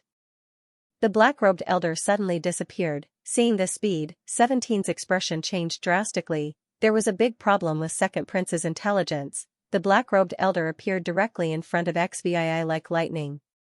A black palm was about to imprint on 17's chest. XVI had no time to resist. He could only rely on instinct to block the red blood sword in front of his chest. Golden body tempering art. The elder's seemingly light palm imprinted on red blood sword. With a muffled bang, XVI flew out of Yusho Palace. Seeing XVI fly out, the black-robed elder exclaimed, "What a strong body." He actually didn't die after taking a full blow from this old man. He was about to rush out when third princess called out, "Poison master, please protect me." It turned out that second prince's Khanate experts had rushed in. XVI was directly sent flying hundreds of meters. He fell to the ground, smashing a large hole in the stone floor. He rolled for more than 10 meters before stopping. Just as he stopped, he sat up from the ground and spat out a large mouthful of black blood. XVI was poisoned, and it was highly toxic. It seems to be the profound meaning of poison. How can there be a heaven-breaking realm expert? XVI asked in distress. Didn't second prince say that third princess only has one heaven-breaking realm expert protecting her? Why do I feel that heaven-breaking realm experts are like cabbages? Chen Hao said in annoyance in red blood sword, "This is Cloud City, this is the Imperial Palace, what's impossible? And you still believe in intelligence now? Haven't you suffered enough from intelligence? She said that she only has one heaven-breaking realm expert by her side, and you believe it? Then this operation, XVI could imagine what kind of variable it would bring to second prince's plan if there was an additional heaven-breaking realm expert in Yusho Palace. We're going to lose," Chen Hao said in a low voice. Not far away, XVI heard the shouts of the Imperial Guards. There seemed to be a battle on the side of the 60,000 Imperial Guards. What should we do? Xianxia said uncertainly, why don't we run? The 17th was unwilling. I'll take a look again. You can take a look, but you must not be hit by that black-robed man. I understand. XVI knew the power of the other party's profound meaning of poison. He clearly used red blood sword to block that palm, but he was still poisoned. The concept of poison kept corroding 17's body, but XVI could still hold on. Xianxia thought for a moment, and then suddenly reminded, right, XVI, that expert who uses the profound meaning of poison, seems to be injured. I don't know if you remember anything? You mean that poison demon who killed General Chen? In the entire southern region, heaven-breaking realm martial artists were experts standing at the top of the pyramid. There were not many heaven-breaking realm experts, and heaven-breaking realm experts who cultivated the profound meaning of poison were not common in the first place. There were no heaven-breaking realm experts who cultivated the profound meaning of poison in southern Cloud Nation, so it wasn't strange that XVI could think of poison demon. Third princess actually has something to do with Black Blood Kingdom? XVI said in a low voice. I thought it was third prince who had something to do with Black Blood Kingdom. If it were me, I wouldn't support that third prince either, he's a complete loser. Xianxia said carelessly, after the crown prince died, second prince originally had a great chance to ascend the throne. With his ambition, it's impossible for him to cooperate with Black Blood Kingdom, they were originally enemies. Third princess is different, I haven't heard much about her before, she rose too quickly. Then I still have to go take a look. Just as the 17th was unwilling to give up and said that she wanted to go take a look, another golden light appeared in the sky. All of you, stop. The voice was shockingly loud, shaking 17's ears to the point of ringing. In the sky, the two breaking heaven realm experts fighting fiercely stopped at the same time. Another breaking heaven realm expert? Xianxia said with a smile. 4 people at a table of mahjong, now there's enough. XVI wasn't in the mood to ask what mahjong was. Who is this? Xianxia said, to be able to shout for everyone to stop so domineeringly, I'm afraid it's those old ancestors hidden in the imperial family. And, it should be, I want to go take a look. Xianxia knew that XVI thought that with the imperial family's breaking heaven realm expert coming out, then the second prince's side still had a chance to turn the tables. When XVI saw Yushu Palace again, the first thing she saw was an old man wearing a golden dragon robe standing in front of the steps with a cold face. On the left side of the old man stood a female breaking heaven realm expert in her 30s. On the right side of the old man, Senior Wang, who had been following the second prince, stared blankly at the corpse in front of the third princess. That's right, that corpse was the second prince's. The third princess cried and complained to the old man, old ancestor, I'm sorry, second brother wanted to kill me, I had to resist, I actually didn't want to do this. XVI soon found the black-robed man. He hid very well, restraining his aura. He stood in a group of palace guards, hiding behind a huge stone pillar. If one didn't look for him, they wouldn't find him at all. At least at this time, the main character wasn't him, the third princess attracted almost everyone's attention. Other than XVI, there were only 3 Khanate realm experts left who supported the second prince, and one of them was Yirenhao. At this time, all 3 of them had their heads lowered, waiting for the punishment. If the second prince was still alive, they still had a chance to turn the tables, but the second prince was killed. They knew very well the cause of the second prince's death, he died at the hands of the third princess's experts. The old man glanced at the second prince's corpse, whose throat was slit with a sword, and said in a low voice, he actually disregarded the relationship between siblings, he deserved to die. In short, the second prince was dead. That was a fact. Moreover, it was the second prince who had taken the initiative to attack Yushu Palace and was killed by the third princess instead. No one could blame the third princess. The Black Blood Kingdom has already entered the Blackwater County. I've received news that the current situation is very bad. It will be very difficult for Sui to resist. The old man said in a heavy tone, the foundation of our ancestors is at stake, but now you, humph. The old man snorted coldly, and almost everyone present lowered their heads. Ancestor, I know I was wrong. It's good that you know you were wrong. The old man did not pursue the matter any further. He looked at the third princess and said, "The southern cloud country cannot do without an emperor. The fourth prince mentioned to me not long ago that he will not participate in the competition for the throne." "Xianxia? Xianxia is here. Then you shall inherit the throne," the old man announced. In order to fight for the throne, the princes and princesses of each generation had fought fiercely. The old man had also passed by, so he allowed the winner, Yun Weishi, to inherit the throne. Among the remaining princes and princesses, Yun Weishi was indeed the best choice. At the very least, he had the ability and means to do so. The second prince's corpse was proof. "Thank you, ancestor. Xianxia will definitely be a good emperor. I will integrate all the forces of the southern cloud country and strive to defeat the Black Blood Kingdom." "I hope so." The imperial ancestor turned around and looked at the two heaven-breaking realm martial artists and the innate master. He said in a heavy voice, "Did you all hear that? The throne of the southern cloud country will be inherited by Weishi. You all must properly assist her in the future." The second prince was dead. With the imperial ancestor's words, the situation was set. Xvii stood in the distance and happened to see the cold light in the third princess's eyes when she glanced at him. "Royal proclamation, do you understand?" Senior Wang, who followed the second prince, looked at the corpse on the ground and did not reply. He did not give the imperial ancestor any face at all. The third princess said in a timely manner, "As long as everyone properly assists me in the future and works for me, I will not pursue today's matter." Chen Hao asked in a low voice, "Xvii, do you believe this woman's words?" Xvii said, "I don't really believe it. From the moment he met this woman, she never spoke the truth." The third princess, who was secretly supported by the Black Blood country to succeed the throne, Chen Hao felt that the southern cloud country was in big trouble. It was not impossible for the country to be destroyed. At this moment, Chen Hao saw 17 move. He walked step by step towards the Yusho Palace. The experts present with sensitive five senses noticed Xvii at the same time. He was the only one present who had the sense to move.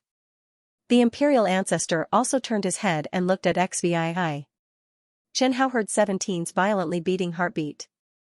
Was he going to expose her? Directly exposing the third princess's backer was a good choice, but it was a bit risky. What if that black-robed man was not the poison demon of the Black Blood country? Reporting to Imperial Ancestor Yun, "I have something to say." Just when Xvii was about to speak, one of the surviving palace guards stood out and directly knelt on the ground and said. Everyone present was stunned, including Xvii and Chen Hao, who were about to speak. Everyone turned their gazes to the palace guard kneeling on the ground at the same time. That palace guard raised his head and looked fearfully at the imperial ancestor. The palace guard looked like a passerby, the kind that would immediately disappear when thrown into a crowd. His strength was at the middle stage of the true element realm, very ordinary. However, a mere true element realm martial artist with the identity of a palace guard actually dared to speak directly to a heaven-breaking realm expert at this time. He really had guts. "What do you want to say?" The imperial ancestor stared at the palace guard in front of him, his face expressionless. However, everyone knew that the guard had better say something important, otherwise, he would definitely die very miserably. The third princess frowned at that guard. Obviously, the third princess did not know what that guard was going to say. It was not within the scope of the plan. However, in front of the imperial ancestor, she could not make a move. Perhaps there were many Khanate experts present, including 3 heaven-breaking realm experts, and also experienced a great battle, but this palace guard's face was somewhat pale. He glanced at the third princess, then quickly lowered his head and said in a trembling voice, "Imperial ancestor, I exposed the third princess's collusion with the Black Blood country." Everyone present was dead silent. No one had thought that this ordinary guard would actually reveal such shocking news. The third princess was colluding with the Black Blood country? Nonsense. The third princess suddenly laughed, laughing calmly. "Imperial ancestor, this person is slandering me. How could I possibly collude with the Black Blood country? I suspect that he's a spy sent by the Black Blood country to drive a wedge between our imperial family. That's right, this person definitely harbors evil intentions. The heaven-breaking realm expert standing on the third princess side said, about to make a move. However, just as she made a move, she was blocked by the Imperial Ancestor. The third princess said somewhat aggrievedly, Imperial Ancestor, you can't possibly believe this spy's words, right? Why don't you let him finish? The Imperial Ancestor asked the guard in a low voice. Let me ask you, do you have evidence? I do, of course I do. The guard had just escaped from the gates of hell, and was afraid that he would be beaten to death if he spoke slowly. XVII, which faction do you think that Imperial Guard belongs to? Xianxia sighed softly. He hid so deeply, only coming out after the second prince died. I don't know. XVII also couldn't think of which prince or princess would have a chance after the third princess failed. Of course, he wouldn't naively think that the Imperial Guard really reported the third princess out of righteous indignation. The Imperial Guard continued, recently, a black-robed expert suddenly appeared by the third princess's side. Even the Southern Cloud Nation's old ancestor was attracted by the Imperial Guard's words.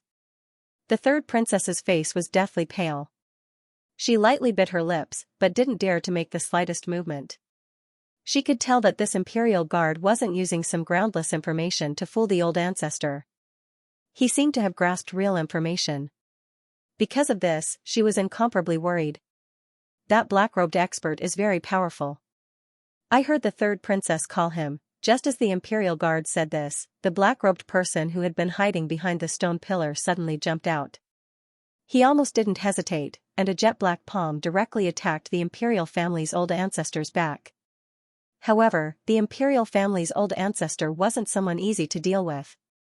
He reacted almost at the same time the black-robed person attacked. However, what he didn't expect was that the female heaven-breaking realm martial artist beside him who had been fighting with Wang Shu, who had been following the third princess, suddenly attacked, similarly stabbing at him. This sword was too unexpected. The Imperial family's old ancestor barely dodged the sword, but he couldn't dodge the black-robed person's palm attack from behind. After just one palm attack, everyone could see the palm print on the Imperial family's old ancestor's back. The palm print quickly dyed the golden clothes into a greenish-black color. Pooh! The Imperial family's old ancestor spat out a mouthful of black blood, pathetically trying to escape the pincer attack of the two heaven-breaking experts. However, how could the two heaven-breaking experts let go of this great opportunity to possibly kill the Imperial family's old ancestor? Under the siege of two heaven-breaking experts, the Imperial family's old ancestor who was originally heavily injured by the sneak attack completely fell into a disadvantage. However, even in such a dangerous situation, the Imperial family's old ancestor still had a calm expression. He looked angrily at the black-robed person and said, Poison Demon, I didn't expect you to actually dare to stay in the Imperial Palace. Imperial Palace? This time I didn't come to the palace on my own accord. It was the third princess who invited me in. Poison Demon laughed strangely. Poison Demon's words infuriated the royal family's patriarch. Saying Ning, how did you get involved with Poison Demon? The Imperial family's old ancestor was still unwilling to give up. While barely resisting the siege of two heaven-breaking realm experts, he asked the female heaven-breaking realm expert facing him, the Southern Cloud Nation has treated you well, right? Yunelong, it was the third princess who took the initiative to introduce Poison Demon to me. Poison Demon and I can be considered to be old friends at first sight. I feel that Southern Cloud Nation will never be a match for Black Blood Nation. I'm not a member of your Imperial family, and I've already been stuck in the early stage of Shattering Heaven tier for almost 50 years. I can't wait any longer. Only Senior Poison Demon is willing to help me. Poison Demon and Sang Ning had teamed up against Yunelong. Even if Yunelong had been at his peak, he would not have been a match for the two of them. Furthermore, he had been ambushed by Poison Demon first. Soon, Yunelong fell into an absolute disadvantage. Poison Demon said mockingly, Yunelong, I haven't seen you in 50 years. You don't seem to have improved at all. So what if you've improved? Yunelong said, not to be outdone. Yi Lijun is the true junior, but weren't you still heavily injured by him? He's a madman. Poison Demon said coldly. In short, he's already dead. I'm guessing that when you received the news of Yi Lijun's death, your Imperial family must have been heartbroken to death, right? Ha ha ha ha. Humph. Yunilong shouted loudly. Wang Shu, what are you still standing there for? Hurry up and come help me. Wang Shu raised his head and glanced at Yunilong, then looked at the second prince's corpse on the ground. He sighed heavily and said, I have no intention of interfering in the conflict between Southern Cloud Nation and Black Blood Nation. I choose to withdraw. Hearing this, Yunilong's lungs were about to explode. However, he could not flare up. Wang Shu was not a heaven-breaking realm expert belonging to the imperial family. When one's strength reached the heaven-breaking realm, he had the qualifications to not help either side. Right, this little girl should be useless now, right? Wang Shu glanced at the third princess, then suddenly raised his head and asked, Can I take her away? Poison Demon spoke first. She's already useless to me. If you like, you can take her away. Anyway, I agree. However, she's Yunilong's direct descendant after all. You can ask him, he might have an opinion. To Poison Demon, the third princess had already been exposed. She had completely lost her value. Yunilong thought for a moment and said, Wei Shi, as a member of the imperial family, colluded with Black Blood Nation to secretly harm other imperial family disciples. She even has the suspicion of secretly harming her own imperial father. Her crime cannot be punished. Yunilong's thoughts were simple. He could not even handle Poison Demon and Sang Ning. If Wang Shu joined in, he might be dead for sure. Hearing this, Wang Shu slowly nodded and turned his gaze to the third princess. Beside the third princess, a late-stage innate realm female expert stood in front of her. Old ancestor. These were the third princess' last words in this world. At the scene, except for the three heaven-breaking realm experts above, no one was a match for Wang Shu. Wang Shu quickly left, taking away the second prince's corpse and the third princess' head. When he flew away, he only glanced at 17 from the corner of his eyes, and then quickly disappeared into the dark sky. Chen Hao discovered that the relationship between Wang Shu, Southern Cloud Nation, and the second prince was somewhat strange. There seemed to be even more secrets hidden within. However, these secrets were likely to be buried forever with Wang Shu's departure. Yunilong was beaten very miserably. The Poison Emperor's poisonous palm imprinted several times on Yunilong's body. However, to kill Yunilong in a short time, even if the two of them worked together, it would still take a lot of effort. 17 stood on the ground and watched the three heaven-breaking realm experts fight to the death. Witnessing the battle of several heaven-breaking realm experts with his own eyes, he benefited a lot. 17 had no interest in Yunilong's life or death. The second prince was dead, and the third princess was also dead. It could be said that 17 spent so much energy entering Cloud City this time, but in the end, it was all for naught. Not long after, Poison Demon said, Sang Ning, let's hurry and leave. Those old monsters of Southern Cloud Nation's Yun family are about to come out. Seeing Poison Demon and Sang Ning about to escape, Yunilong was powerless. At the moment, he was seriously injured. The profound meaning of poison contained in Poison Demon's cultivation method made Yunilong suffer unbearably. He simply had no ability to stop the two, unless he was willing to use his life to delay them.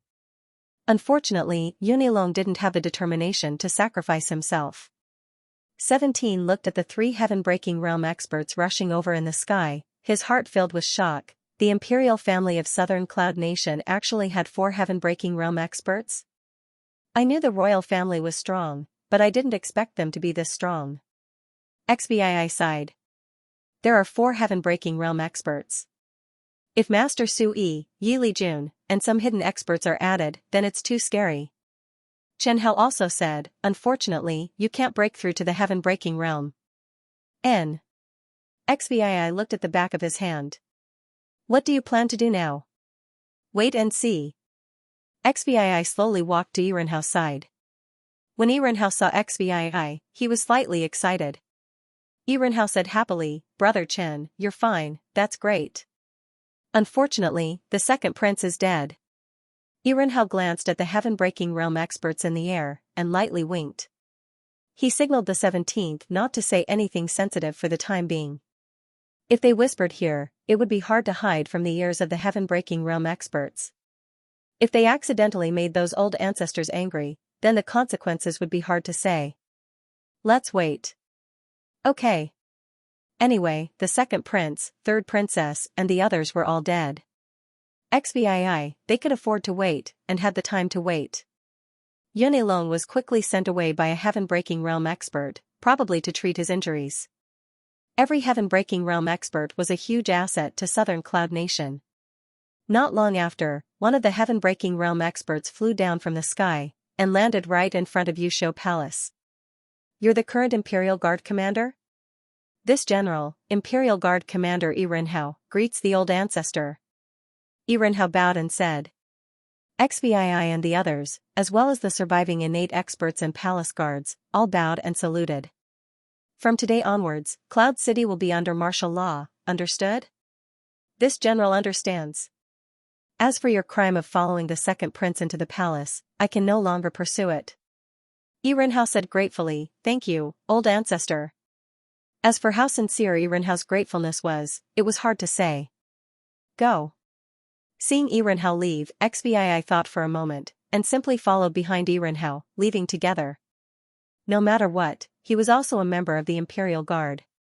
There was nothing wrong with leaving together. Last night, the 60,000 elites that were brought into the Imperial Palace had not been depleted much. Last night, when the Xiantian realm experts rushed to the Yusho Palace, although these 60,000 elites were met with the stubborn resistance of the Imperial Palace guards, the battle was stopped by the Southern Cloud Imperial family's old ancestor, Yunilong. After asking the generals to bring the soldiers back to the barracks, Irenhao immediately ordered that the entire Cloud capital was under martial law. More than 100,000 Imperial guards were assigned to the streets and alleys of the Southern Cloud Nation. No matter where they were, the commoners of Cloud City could see the fully armed Imperial guards. The tense atmosphere made people feel suffocated. At night, the curfew was enforced and only the Imperial guards were patrolling the streets. XVII followed Irenhao for the entire day. She also used Irenhao's information network to find out who would inherit the Southern Cloud Nation's throne. There were only XVII and Irenhao at the table. Yesterday, the two of them had gone through thick and thin together. They were both stray dogs, so the relationship between the two of them had become much closer. Actually, the fourth prince is still the most suitable. Irenhao shook his head and said, the fourth prince's talent is excellent, but unfortunately, he's a martial arts maniac. He clearly expressed that he has no interest in the throne. Then what about the late emperor's other children? Other than the fourth prince being the oldest, the other princes and princesses, the oldest one is not even 13 years old. Then can we look for the late emperor's brothers? Irenhao shook his head, the late emperor's brothers and sisters are relatively mediocre. We still have to see the opinions of those old ancestors. Actually, even if he becomes the emperor, so what? Doesn't he still have a few ancestors above him? Who knows, maybe he's just a puppet. He might still have power, but it's restricted. XVII thought for a moment and said, but now, whoever sits on the throne will have a headache. The few old ancestors are still fine, but the problem is the fourth prince of the Black Blood Nation is quite smart. So, among the late emperor's adult princes, he's the only one who's still alive. The martial law in Cloud Capital was still in effect. XVII was somewhat anxious about when the new emperor would inherit the throne. However, with the appearance of the few old ancestors of the Southern Cloud Nation, XVII didn't have to wait for long. Just 3 days later, Irenhao suddenly received news that the Qin family of Brightsword City had entered Cloud Capital. Qin family of Brightsword City? What are they doing in Cloud Capital? Hearing that the Qin family of Brightsword City had entered Cloud Capital, 17's right hand couldn't help but place on the hilt of the red blood sword, somewhat eager to try. She heard that the Qin family of Brightsword City was famous for their swords. It's probably the Qin family's old ancestor who personally came. Irenhao lowered his voice and said, a Yun family's old ancestor personally came to receive them. Among the people accompanying them, there's not only the Qin family's old ancestor, but also the Qin family's young master and the Lan family's young miss, Lan Yanlin. Lan Yanlin? Are you sure? XVII suddenly raised her head and stared at Irenhao. Of course I'm sure. We've checked the Lan family's carriage. The Imperial guards in charge of the carriage saw Lan Yanlin with their own eyes. Irenhao said, of course, we can't rule out the possibility that the Lan Yanlin in the carriage is a fake, but I don't think the Chen family would be so bored. After all, the entire southern Cloud Nation knows that Lan Yanlin is in the hands of the Chen family. Why, you seem to be very interested in Lan Yanlin? I've seen her in Yang City before, and I have a good impression of her. XVI changed the topic. What do you think the Chen family is planning to do by coming to Cloud Capital at this time? Yirenhao gently patted the table, then suddenly raised his head and muttered to himself, maybe, if, then, it seems that it's really possible. XVI looked at Yirenhao and patted the table, asking, General Yi, can you explain it clearly? It's like this. After Brother Chen's reminder, I suddenly remembered that about 10 years ago, there was a rumor in Cloud Capital that Lan Yanlin wasn't Lan Lailei's biological daughter, but the late emperor's daughter. Are you telling the truth? Of course it's true. Yirenhao nodded seriously. At that time, there weren't many people in Cloud Capital who knew about this rumor. Later, Great General Yi took action, and I also participated in catching those who spread the rumor. So, that rumor is true? Who knows? Yirenhao spread his hands, then said seriously, but for Lan Yanlin to come to Cloud Capital at this time, maybe that rumor is true. XVI discussed in a low voice, do you still remember that palace guard who exposed the third princess last night? At that time, I was curious which side on earth he was on. You're saying it's the Chen family? Yirenhao said in surprise, if Lan Yanlin really is the late emperor's illegitimate daughter, then wouldn't the eldest young master of the Chen family be a prince? XVI lowered her head and was silent for a moment. Do you think the imperial family can form a marriage alliance with Bright Sword City's Chen family? Why not? Yirenhao said, the current situation in southern Cloud Nation is very bad. Yesterday, the second prince and the third princess fought, and the imperial family lost a lot of experts. Wang Shu, Sang Ning, and that old ancestor of the imperial family were also seriously injured. Everyone knows that it's impossible to resist Black Blood country's attack by relying solely on the imperial family and the military. If Lan Yanlin's father was really the late emperor, then many of the mysteries that happened to her could be solved. For example, her background, and why after the Lan family was destroyed, the Chen family of Bright Sword City still chose to fulfill the marriage contract. If their idea was to let the young master of the Chen family marry the future empress of the southern Cloud country, then everything made sense. But the empress of the southern Cloud country, was this position really suitable for Lan Yanlin? It was simply putting Lan Yanlin on the fire to roast. These inferences were just guesses made by XVI based on the information he got from Yirenhao. In the past few days, he also used his position to secretly get close to Lan Yanlin. But the effect wasn't very good. Lan Yanlin was too tightly protected by the Chen family. XVI couldn't even get close. He could only look at Lan Yanlin from afar. Lan Yanlin was thinner and paler than a year ago. XVI clenched his fists tightly, trying to restrain the anger in his heart. Chen family, the chaos in Cloud City had come to an end. After the old ancestor of the southern Cloud country appeared, the entire southern Cloud country's central operation was smooth. The work of the Imperial Guards was also gradually on track. XVI handed over the work in his hands to Yirenhao and decided to go back. Since the failure of Yusho Palace, XVI didn't go back.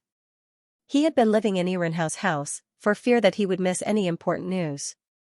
Knowing that Lan Yanlin was suddenly brought to Cloud City by the Chen family, XVI, who was worried about his lifespan, was not so worried anymore. Lan Yanlin was right under his nose. He knew where she lived. As long as he wanted, he could even go and take a look at her at any time. Since leaving the Lan family, it was the first time he was so close to Lan Yanlin. He knocked on the door of the house, and the person who opened the door was Qingyan. Qingyan looked at XVI. She didn't say anything, but tears flowed down. She lowered her head and greeted, General, you're back? XVI could see the worry and concern in Qingyan's eyes, but he didn't care and didn't want to care about these. The only thing he wanted to figure out was when he would die. The only problem he wanted to solve was how to arrange a good ending for Miss Lan. He didn't have time to think about anything else. In just 4 days, Qingyan seemed to have grown a lot taller. Her height was almost 1.6 meters. Her cultivation speed was also not bad. She had already become a Qi revolving realm martial artist and was not far from the middle stage. Thinking of Lan Yanlin and looking at Yi Qingyan, XVI suddenly felt regretful. It was a pity that Lan Yanlin could not practice martial arts. If Lan Yanlin could practice martial arts, then he wouldn't have to worry so much about XVI. As long as the red blood sword was given to her, she should be able to live well. General Chen, I heard that the second prince and the third princess died 3 days ago. Qingyan turned around and asked with concern, you won't be in any danger, right? There's no danger for now. 17 casually replied, the surviving old ancestors of the southern cloud country's royal family have already stood up. The successor will be decided by them, so we don't have to worry about it. That's good. As long as the general is fine, I'm relieved. No, 17 reacted. Why did he reply to Qingyan just now? XVI put one hand on Qingyan's head and said impatiently, you should practice martial arts properly. I don't need you to worry about my matters. Humph. Qingyan secretly rolled her eyes. On the third day of the Chen family's arrival in Cloud City, the southern cloud country announced to the world that the daughter of the Marquis of Liang, Lan Lilei, was proven to be a descendant of the late emperor. Therefore, Lan Yanlin was officially renamed to Yun Yanlin. Among the princes and princesses left behind by the late emperor, the most suitable one to inherit the throne was Yun Yanlin. Therefore, Yun Yanlin would officially be enthroned 3 days later. The enthronement ceremony, according to the norm, would take at least half a month to prepare. Half a month was compressed into 3 days. 3 days later, the enthronement ceremony would be held. The time couldn't be rushed. However, the southern cloud country was in a crisis and urgently needed an emperor, even if it was only in name.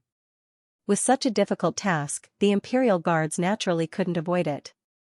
In the spirit of everyone sacrificing for the country, Irenhao also dragged XVI into the water. XVI reluctantly agreed. In order to prepare for the enthronement ceremony, the new emperor who was preparing to inherit the throne would definitely personally attend the rehearsal. Unless she was not afraid of making a big joke at the ceremony. Sure enough, things were as XVI guessed. Lan Yanlin came out this time. When XVI saw Lan Yanlin for the first time, she felt like her heart was pierced by a knife. In the Lan family, Lan Yanlin was only physically weak, but her spirit had always been good. Occasionally, XVI could still see a faint smile on her face. But now, Lan Yanlin was like a flower frozen in the brilliant season. Beautiful, but she had lost her vitality. She was like a puppet doll, letting those servants dress her up and play with her. Her soul seemed to not be in her body. Among the people present, most of them were royal servants, and there were only a few Chen family members. Among them, there was also an acquaintance of XVI, the fourth young master of the Chen family, Qin Yushuan. Seeing Qin Yushuan again, even in the face of Qin Yushuan's deliberate flattery, XVI didn't give anything away. With 17's identity, he could really look down on Qin Yushuan, even if his elder brother could really marry Lan Yanlin. The coronation ceremony was originally simple. After 3 days of preparation, the ceremony was carried out in an orderly manner according to the necessary procedures, and there were not many mistakes. XVI just stood among the imperial guards and watched the girl he had been thinking about ascend the throne in front of him and become the empress of the southern cloud country. They were very close to each other. In fact, it was only the distance of a mask. But in fact, they were very far away, so far that XVI didn't dare to take off his mask and reveal his identity. One must know that since XVI was promoted to general, XVI had a few fantasies, fantasizing that he would reveal his identity as an innate master in front of Lan Yanlin, and then fantasizing about what kind of surprise Lan Yanlin would have.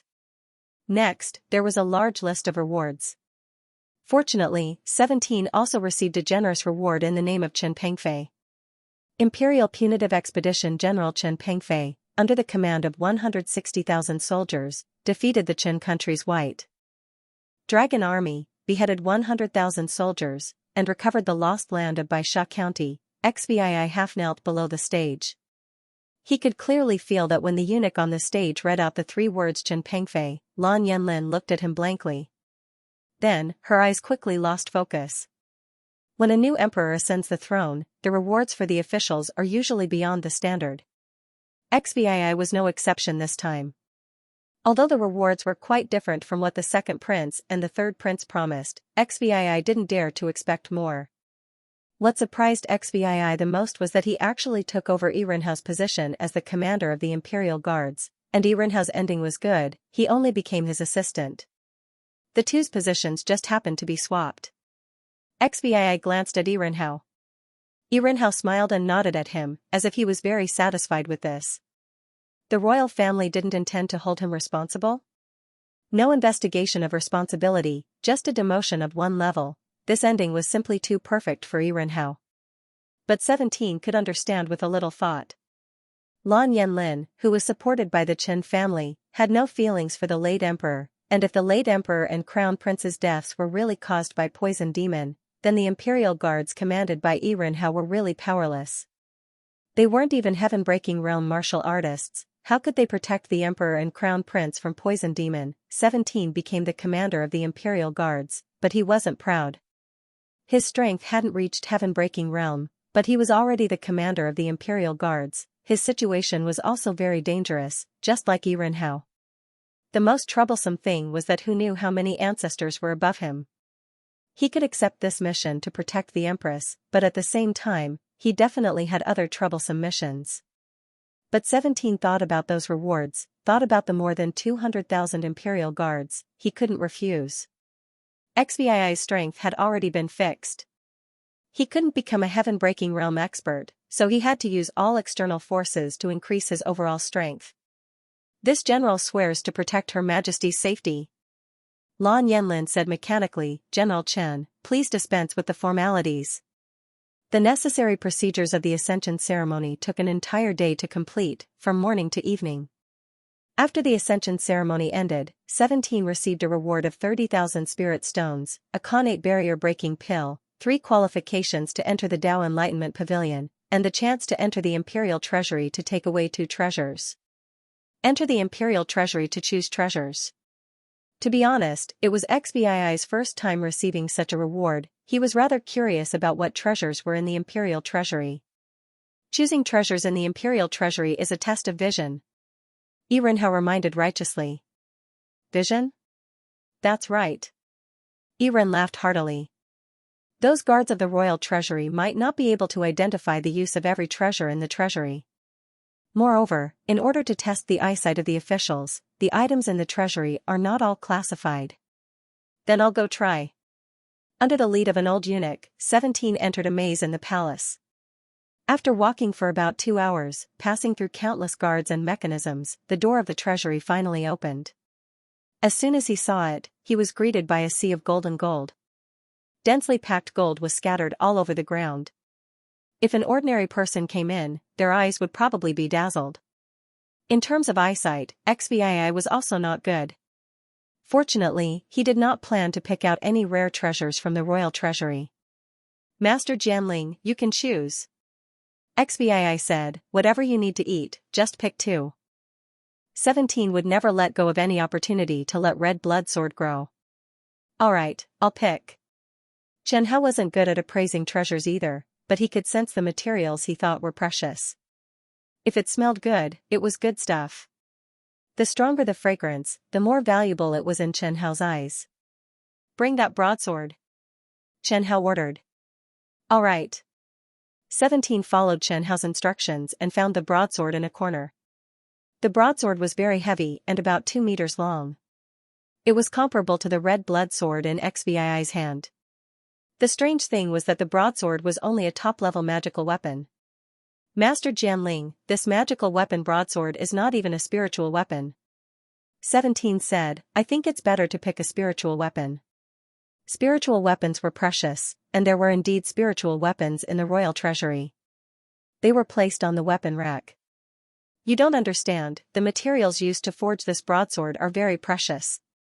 But unfortunately, we met an unreliable refiner, so it's only a top-level magical weapon now. If it wasn't placed in the treasury but wandered outside, maybe in a few decades, it would have a chance to become a spiritual weapon. Next, even Chen Hao began to fall into a difficult process of selection. There were many precious sword-forging materials in the royal treasury. In the end, Chen Hao had to weigh the value of the 2 treasures with their weight. 17 happily left the royal treasury with the broadsword and a broken longsword. He felt that he was one step closer to the evolution of the red blood sword. The red blood sword quickly absorbed all the materials. 17 picked up the red blood sword and waved it around. Looking at the ground that looked like it had been plowed, 17 nodded with satisfaction. The red blood sword could more easily let 17 exert his strength advantage. Master Jianling, are you going to evolve? Xianxia said angrily, the materials I absorbed this time are not bad, but there's still a long way to go before I can evolve. Of course, the most important thing is not the sword-forging materials, but the blood and souls of living creatures. These can't be replenished in a short time. Xianxia urged, 17, the situation in southern Cloud Nation is changing too quickly. While you're still in Cloud City, quickly consume the reward from the Tao Comprehending Pavilion. Increase your strength to the peak of the innate realm first. Understood. 17 also understood the current situation very well. He only hoped that the Red Bud army could withstand the pressure from the Black Blood country.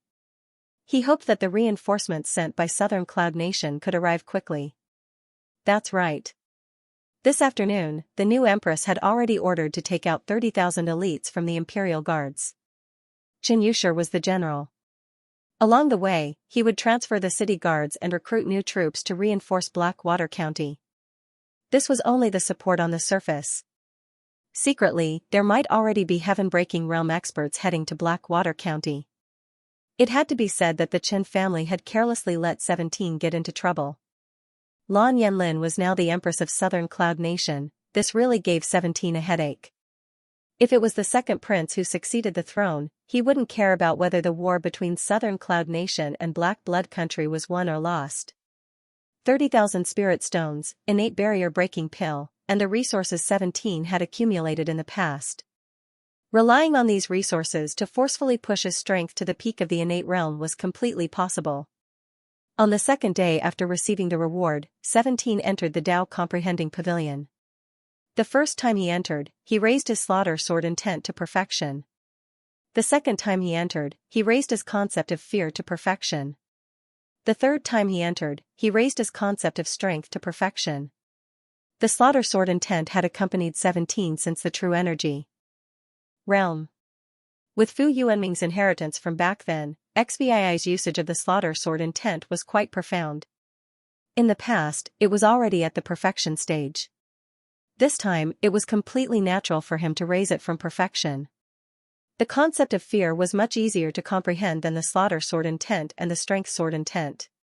Maybe because he had seen too much fear, XVII's concept of fear was like a rocket in the short 2 hours he spent in the Tao Comprehending Pavilion. From minor perfection to perfection. The concept of strength was the concept that gave 17 the most headache. It was clearly what he was best at, but at the same time, it was also the hardest to comprehend and cultivate. Now, his concept of strength had only reached the perfection stage. It was still some distance away from perfection. 30,000 spirit stones, piled up together, could definitely make ordinary warriors go crazy. However, this did not include XVII. 17's need for spirit stones had always been very small. It could even be said that spirit stones were dispensable to him.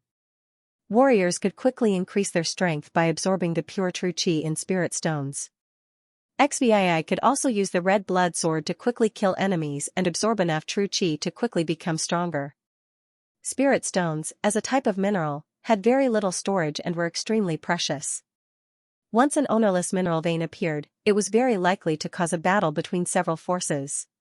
However, there were simply too many enemies for XVII. After one batch was cut, there would be another batch. It seemed that no matter what, they would not die. Therefore, if XVII wanted to quickly increase his strength, he usually would not rely on spirit stones.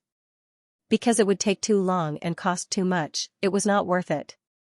However, ever since XVII took the risk to increase his strength to the late stage of the Xiantian realm in Full Moon Mountain, he had no choice but to use the stupid method of absorbing spirit stones to increase his strength. Every day, once XVII returned home and finished dinner, he would stay in the training room and absorb spirit stones until dawn the next day.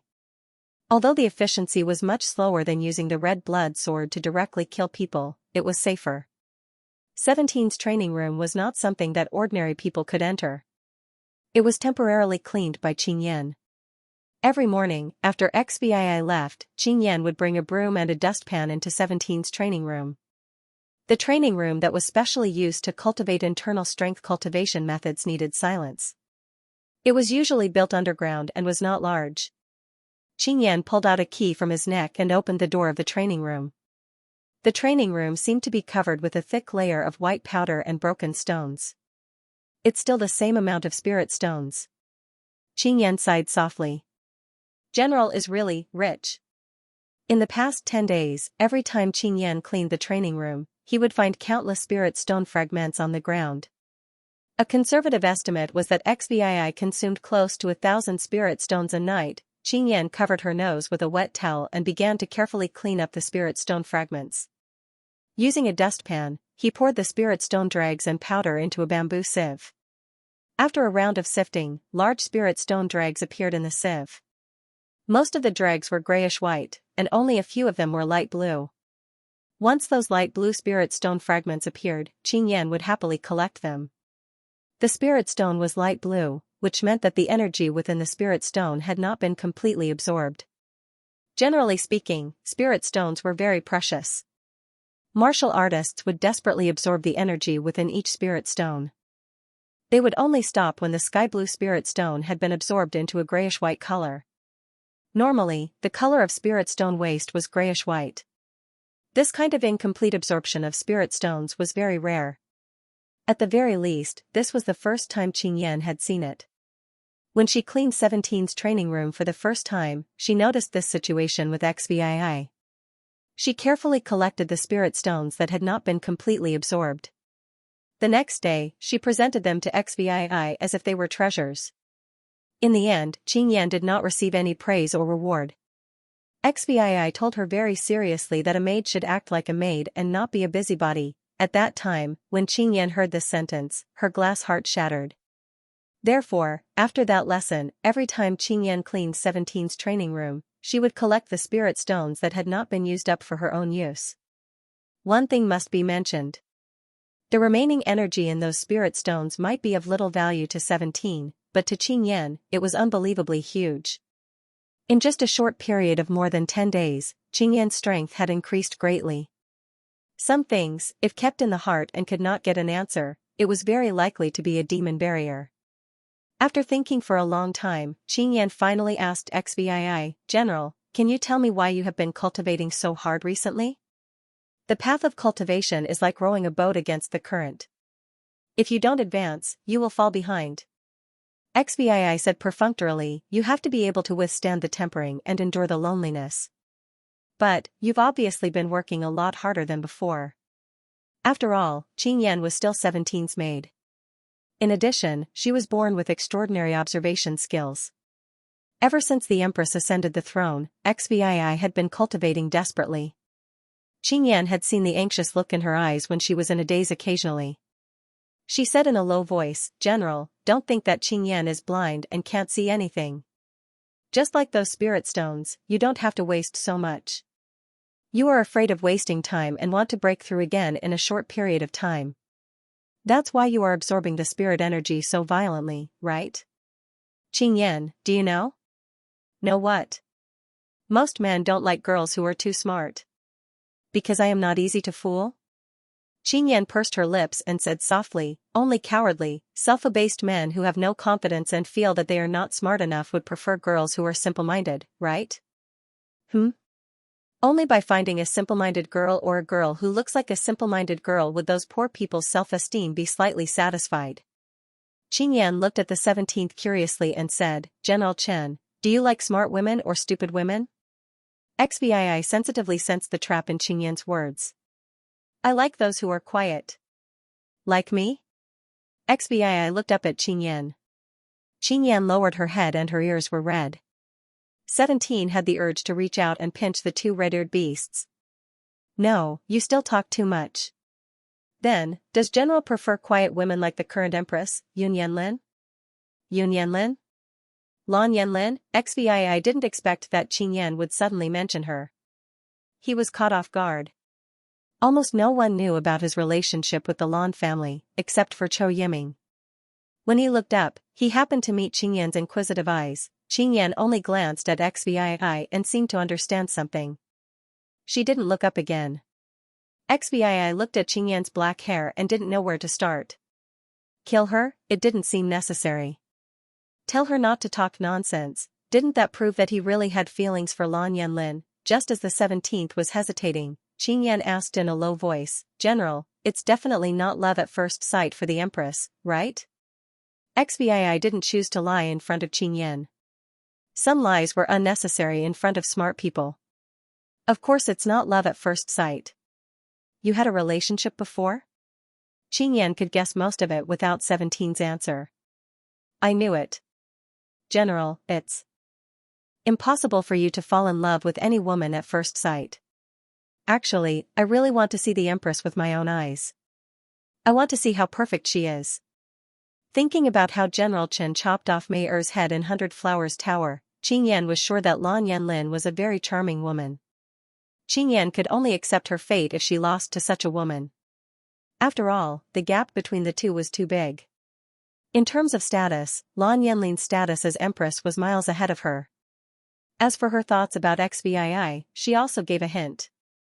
Even if she couldn't compare to Empress, she didn't need to compare herself to Empress. If she could really marry Chen Pengfei. Even if Chen Pengfei didn't really like her, Qingyan would be satisfied even if she was just a concubine. Ever since she came into contact with XVI, the idea of marrying Chen Pengfei spread like wild grass in Qingyan's heart. No matter how she looked at it, Chen Pengfei was the perfect match. Strength, status, talent. Chen Pengfei's performance was almost perfect in all three aspects. Qingyan, who had suffered and been sold to Thousand Flowers Tower for a long time, was far more mature than other girls her age. She was more realistic than almost anyone her age. Because she had tasted the pain and sweetness of strength. At 14 years old, she was already at the age where she could get married. In addition, she was influenced by Thousand Flowers Tower. She knew what she should know, and she also knew a lot of things she shouldn't know. She had thought of becoming Chen Pengfei's disciple, but Chen Pengfei's attitude towards her made her very confused. He taught her martial arts but didn't allow her to call him master. He also didn't allow her to reveal their relationship to outsiders. If she didn't know that Chen Pengfei was a straightforward person, Qingyan would have suspected that Chen Pengfei had some kind of fetish for the teacher-student relationship. Qingyan, who was born with no sense of security, found that the path of master and disciple didn't seem to work. She needed to build a stronger bond between her and General Chen.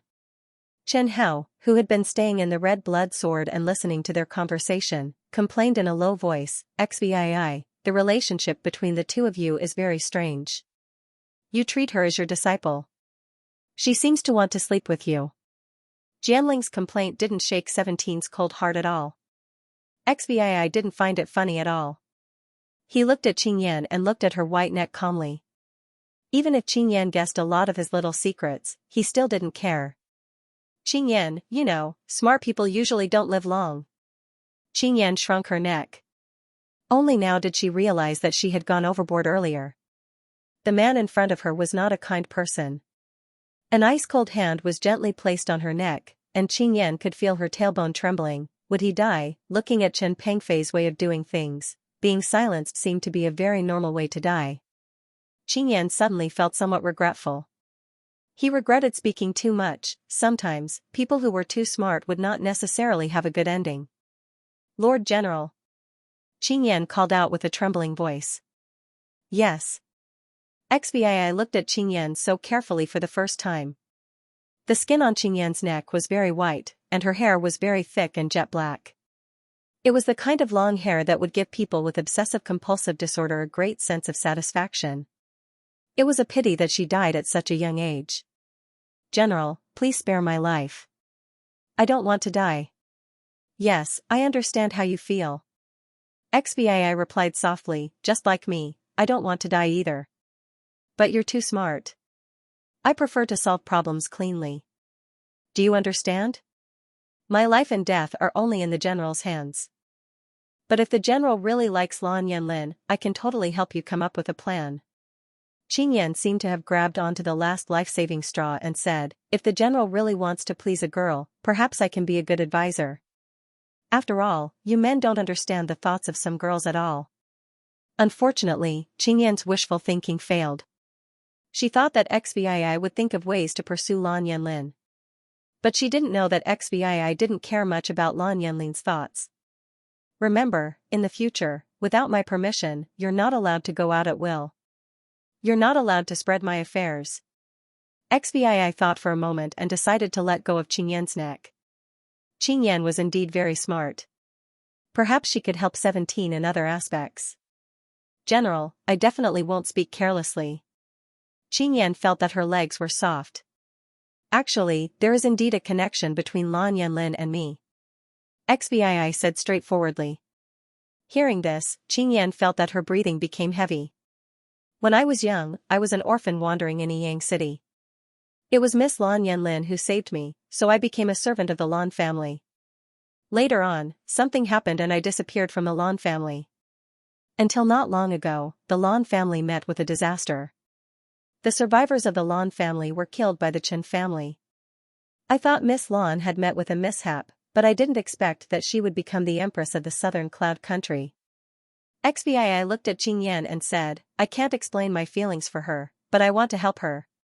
Qing Yan tried hard to calm down her mood. It was because the information she just received was too explosive. The rare genius of the southern cloud country, Chen Pengfei, was actually a servant of the Lan family, but she didn't forget her mission. If she didn't perform well, she would definitely be strangled to death by the other party. "You want to help her?" "Yes. She has done a great favor for you. Let's not consider your feelings for her first. Let's talk about repaying the favor. To what extent do you plan to repay the favor?" XVI didn't think too much and simply said, "She saved my life." "A life for a life."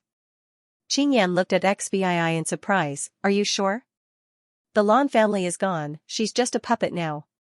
Your life is much more valuable than her life." "I'm sure."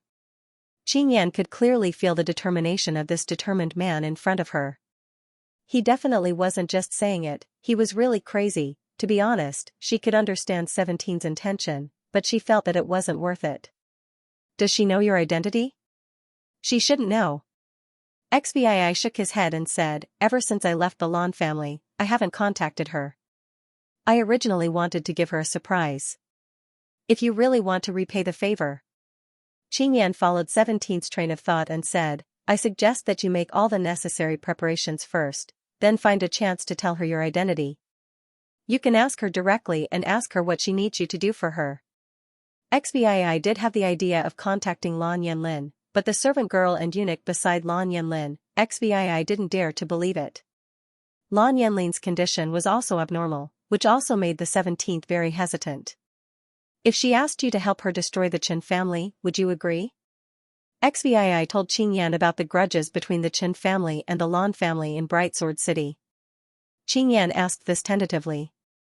"Why wouldn't I agree? General Chen, that's the Chen family of Bright Sword City." Qing Yan emphasized, "The top family of southern cloud country."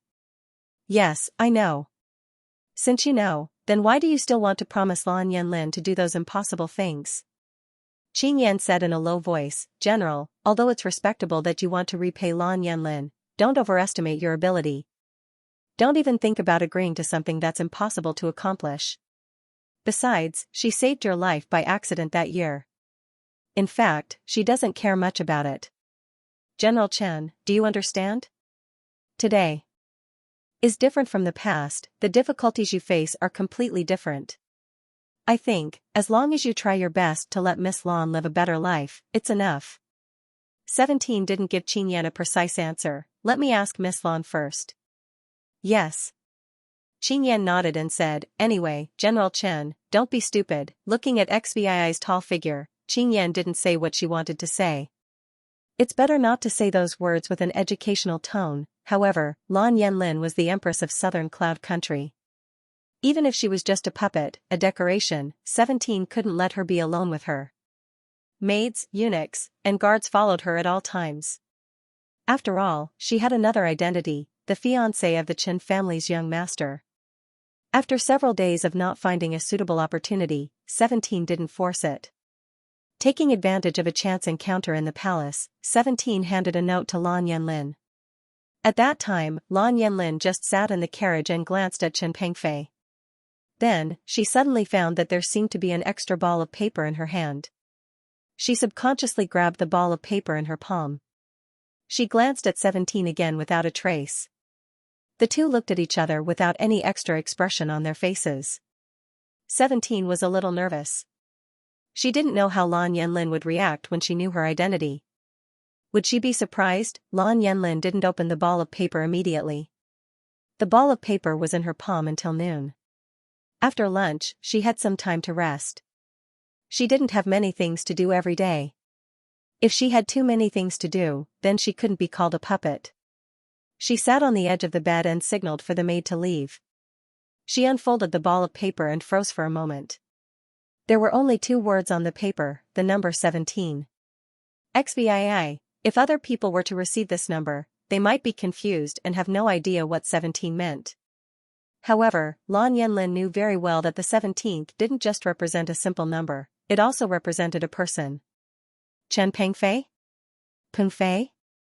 Lan Pengfei, is Chen Pengfei really 17? Thinking of the heavy sword that Chen Pengfei always carried with him, Lan Yanlin remembered Chen Pengfei's tall and sturdy figure that she was familiar with, and that silver mask. Even if this matter was too legendary, Lan Yanlin had to admit that Chen Pengfei was blue 17. There was no other logical explanation. Originally, after the Lan family was almost destroyed, Lan Yanlin had almost lost the motivation to live. Perhaps the Lan clan's side branches or a few direct descendants were still wandering outside, but the Lan clan no longer existed in the southern Cloud Nation. Take revenge on the state of Chen, the Black Blood Kingdom, and the Chen family. Lan Yanlin didn't even dare to think about these things. Lan Yanlin knew that if XVII didn't take the initiative to pass the paper to her, she definitely wouldn't recognize XVII. Then what was his intention? Was he planning to help her? Do I need to accept it? The late stage of the innate realm was still too weak. Lan Yanlin shook her head and stuffed the paper in her hand into her slightly green mouth. She chewed hard and swallowed it. However, knowing that XVII was still alive, knowing that XVII was actually doing so well, Lan Yanlin would be lying if she said that she wasn't happy. She didn't beg for mercy for him in vain. Ever since she received that paper, Lan Yanlin would also pay attention to 17's situation when she occasionally met XVII. Between the two, their gazes quickly collided and gave feedback. Unknowingly, a thing called tacit understanding was formed between the two of them. 17's strength was still lacking, so Lan Yanlin didn't think of taking revenge through XVII. She just felt that in the imperial court, it would be more reassuring to have someone she was familiar with. Now, she was almost under house arrest in the palace by the Chen family. Although Lan Yanlin changed her name to Yun Yanlin, she wouldn't consider herself as a member of the Yun family. Many of those in the royal family also didn't like her as an illegitimate daughter. Therefore, the Yun family almost didn't care about Lan Yanlin being under house arrest. After attracting Lan Yanlin's attention and receiving her attention, 17's mood became better, which was rare. After returning, he even taught Qingyan a few sword techniques, which was rare. Qingyan saw all of this and felt very jealous, but there was nothing she could do. She was very smart. She knew her position in 17's heart. After more than 20 days of hard work and spending nearly 30,000 spirit stones, XVII finally pushed his strength to the edge of the peak stage of the innate realm. The slaughter sword intent and the concept of fear had been perfected. XVII only needed to use abundant resources to push his strength to the peak stage of the innate realm. After accumulating enough strength and having enough strength to break through to the peak stage of the innate realm, XVII didn't delay any longer. He informed Iren how to take a day off and told Qingyan that he was going into seclusion. XVII sat cross-legged in the practice room. The innate breakthrough pill was one of the rewards from last time. It had a very good effect on helping innate warriors to break through small realms. It was very precious in the southern Cloud Nation. After eating the innate breakthrough pill, the pill melted in his mouth. Under the effect of the medicinal liquid, 17's true yuan was very active in his meridians. After opening up a few meridians, 17's strength directly reached the peak stage of the innate realm, the limit that XVII could reach. Walking out of the practice room, the fresh and cool night air brushed against his face. XVII took off his black gloves and looked at the spirit ice soul on the back of his left hand. He took a deep breath. "General, is everything going well?" "It's going well." XVII nodded. "So, the peak stage of the innate realm?" "Yes." XVII touched Qingyan's head. This was a habit that he had recently developed. Qingyan's hair was very thick and smooth. It was also fragrant. It was the kind that felt good to touch. Peak stage of the innate realm, so strong. "In the future, you can use my practice room." XVII said in a low voice, "You don't have a quiet practice room."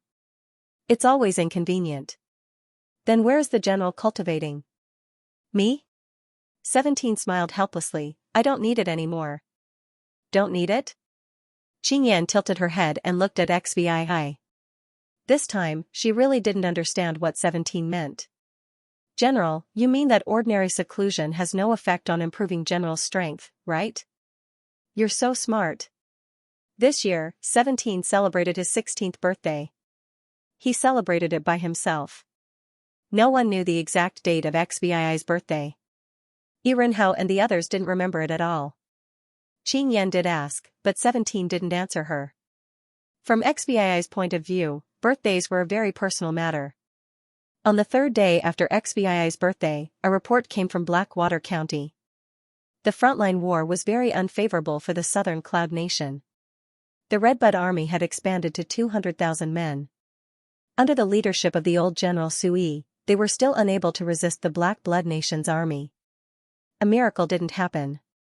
The Redbud Army's 200,000-strong army was tightly besieged in Redbud City, unable to move. While the Redbud Army was besieged, the other cities in Blackwater County weren't spared. Under the attack of the Black Blood Nation, the cities fell one after another. If the Southern Cloud Nation didn't continue to send reinforcements, the fall of Blackwater County was only a matter of time. The urgent matter is to continue sending reinforcements. A courtier reported loudly, "The Cloud City Guard has recently expanded by 160,000 soldiers. These 160,000 soldiers have defeated the White Dragon Army before. They are definitely the elites of our Southern Cloud Nation." There's also the Imperial Guard commander, General Chen Pengfei. He has been on the battlefield for a long time and has outstanding military achievements. He's also the disciple of General Sui. He's simply the best candidate to reinforce. 17 looked at the courtier who suggested him to participate in the war. He was somewhat curious. Did the courtier come up with this suggestion himself, or did other forces use the courtier's mouth to transfer him away from Cloud City? Cloud City's Imperial Guard commander was indeed a very important position. On the surface, 17 wasn't a direct descendant of the Emperor. After the Emperor's throne was settled, he should hand over his authority. That courtier's suggestion was approved by the majority. At least in the Southern Cloud Nation's crisis, it would be a waste if a valiant general like 17 was placed in the rear. Moreover, other than having a good relationship with Irenhao, 17 didn't have any forces behind him. No courtier was willing to speak for him. The Southern Cloud Prime Minister asked, "What do you think, Your Majesty the Empress, about transferring 100,000 soldiers under Chen Pengfei to Heishui County to support General Su?" The Prime Minister was personally appointed by the Southern Cloud Imperial family's old ancestors. Lan Yanlin had never received the strict education of the Imperial family. She didn't have the experience of being the Crown Prince. She didn't have the experience of reviewing memorials. She didn't even have the experience of being a prince or princess. But it didn't matter. The Yun family's old ancestors had already arranged everything for her. She only needed to accept the Prime Minister's opinion. The Prime Minister nodded. Lan Yanlin saw his little movement and looked at XVII again. "I agree to transfer 100,000 elite soldiers from the Royal Guards. They will be led by Chen Pengfei and go to Blackwater County to support General Su. They will also serve as General Su's assistant to defend against the attack of the Black Blood Kingdom." Let Chen Pengfei be Suyi's assistant. The Prime Minister was a little confused.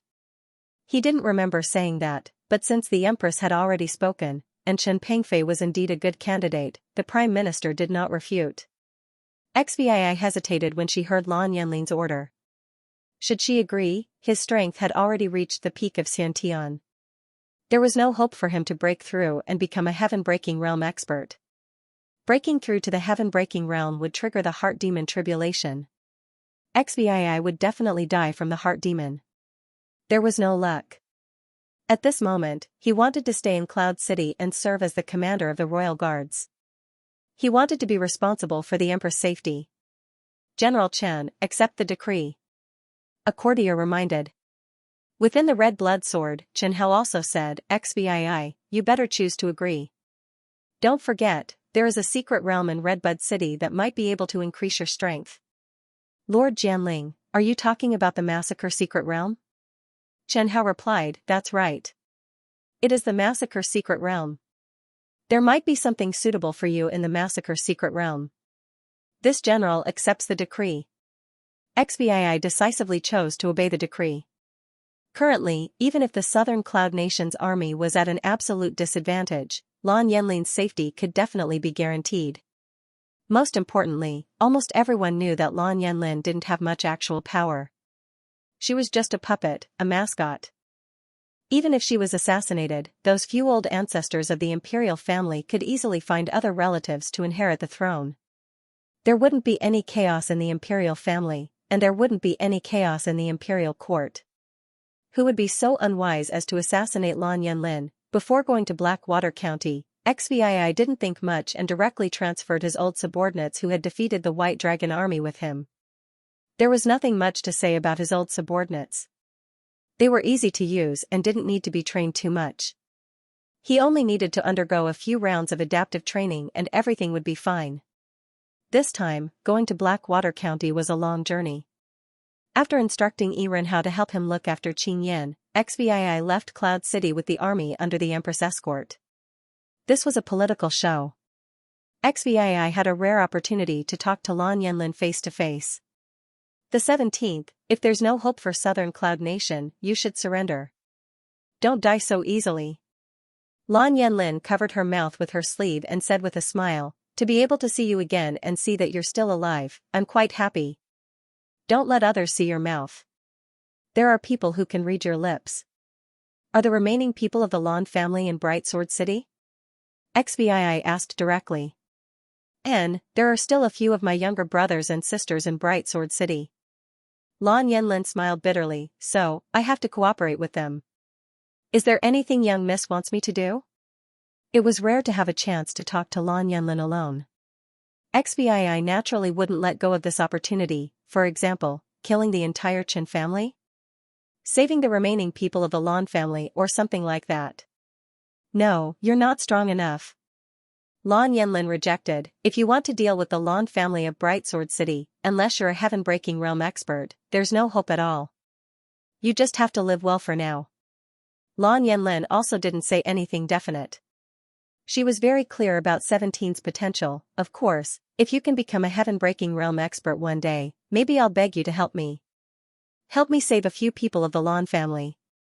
Lan Yanlin said softly, they said that my surname should be Yun, but they think that my surname is still Lan. Almost all the elders have died in battle. Such a big Lan family doesn't even have a pre-celestial expert. Currently, only I can save my younger brothers and sisters. If it's still possible, help me kill a few more people of the Chen family. Speaking of killing a few people of the Chen family, Xvii could hear the bone-deep hatred in young Mrs. Hart.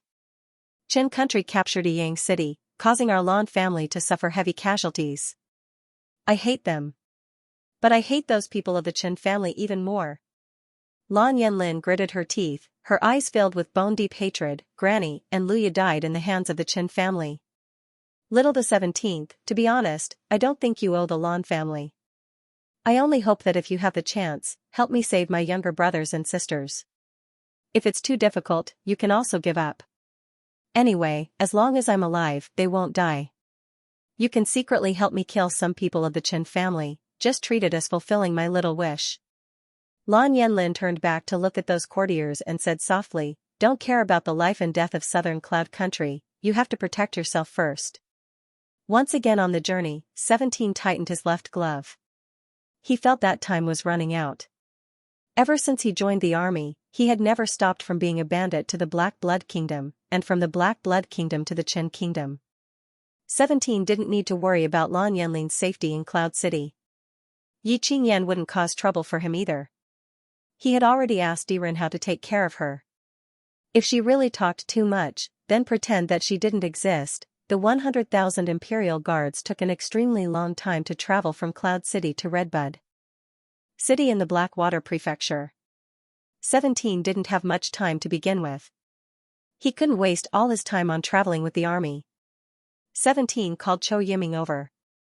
You'll be in charge of recruiting soldiers, incorporating the city guards, and training the recruits along the way. General, what are you going to do? I'll go to Redbud City first. 17 said in a low voice. I'll wait for you in Redbud City. Remember to contact the Redbud Army at any time. Don't get ambushed by the Black Blood Kingdom halfway. I understand. General, don't worry. I'll go first. Chou Yiming had a better grasp of these basic methods of marching and fighting than 17. Looking at XVII's disappearing figure, Chou Yiming felt excited and happy. He didn't like staying in Cloud City. In Cloud City, he couldn't help but worry about 17. After all, the way the Qin family treated the Lan family was really too ugly. He wouldn't be surprised if 17, who was on the verge of going crazy, got angry one day and killed all the Qin family members in Cloud City. Now that he was out of Cloud City and couldn't see the Empress or the Qin family, General Qin Pengfei should be in a better mood. As a soldier, Chou Yiming thought that the best ending for Qin Pengfei, who was about to die, was to die on the battlefield. 17 arrived at Redbud City in just a few days. You still know to come back? Sui glanced at 17 and complained, I thought you stayed in Cloud City because you wanted to take over Yi Legion's position. Teacher, about General Yi, I know about him. Sui waved his hand and said helplessly, this is the fate of a soldier. Moreover, he was able to hold on until he achieved success before dying. He was already much luckier than most of the martial artists. At least, most of the martial artists in the Southern Cloud Nation still remember this person. Recently, the situation in Blackwater Prefecture has been very bad. I am very happy that you are back. Suyi's complexion was not good and his eyes were filled with fatigue. XVII was too embarrassed to say that she had only come here after receiving orders from the higher-ups.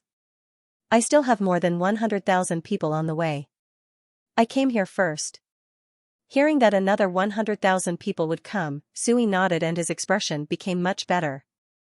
He suddenly said, I heard about you. You did well in White Sands County.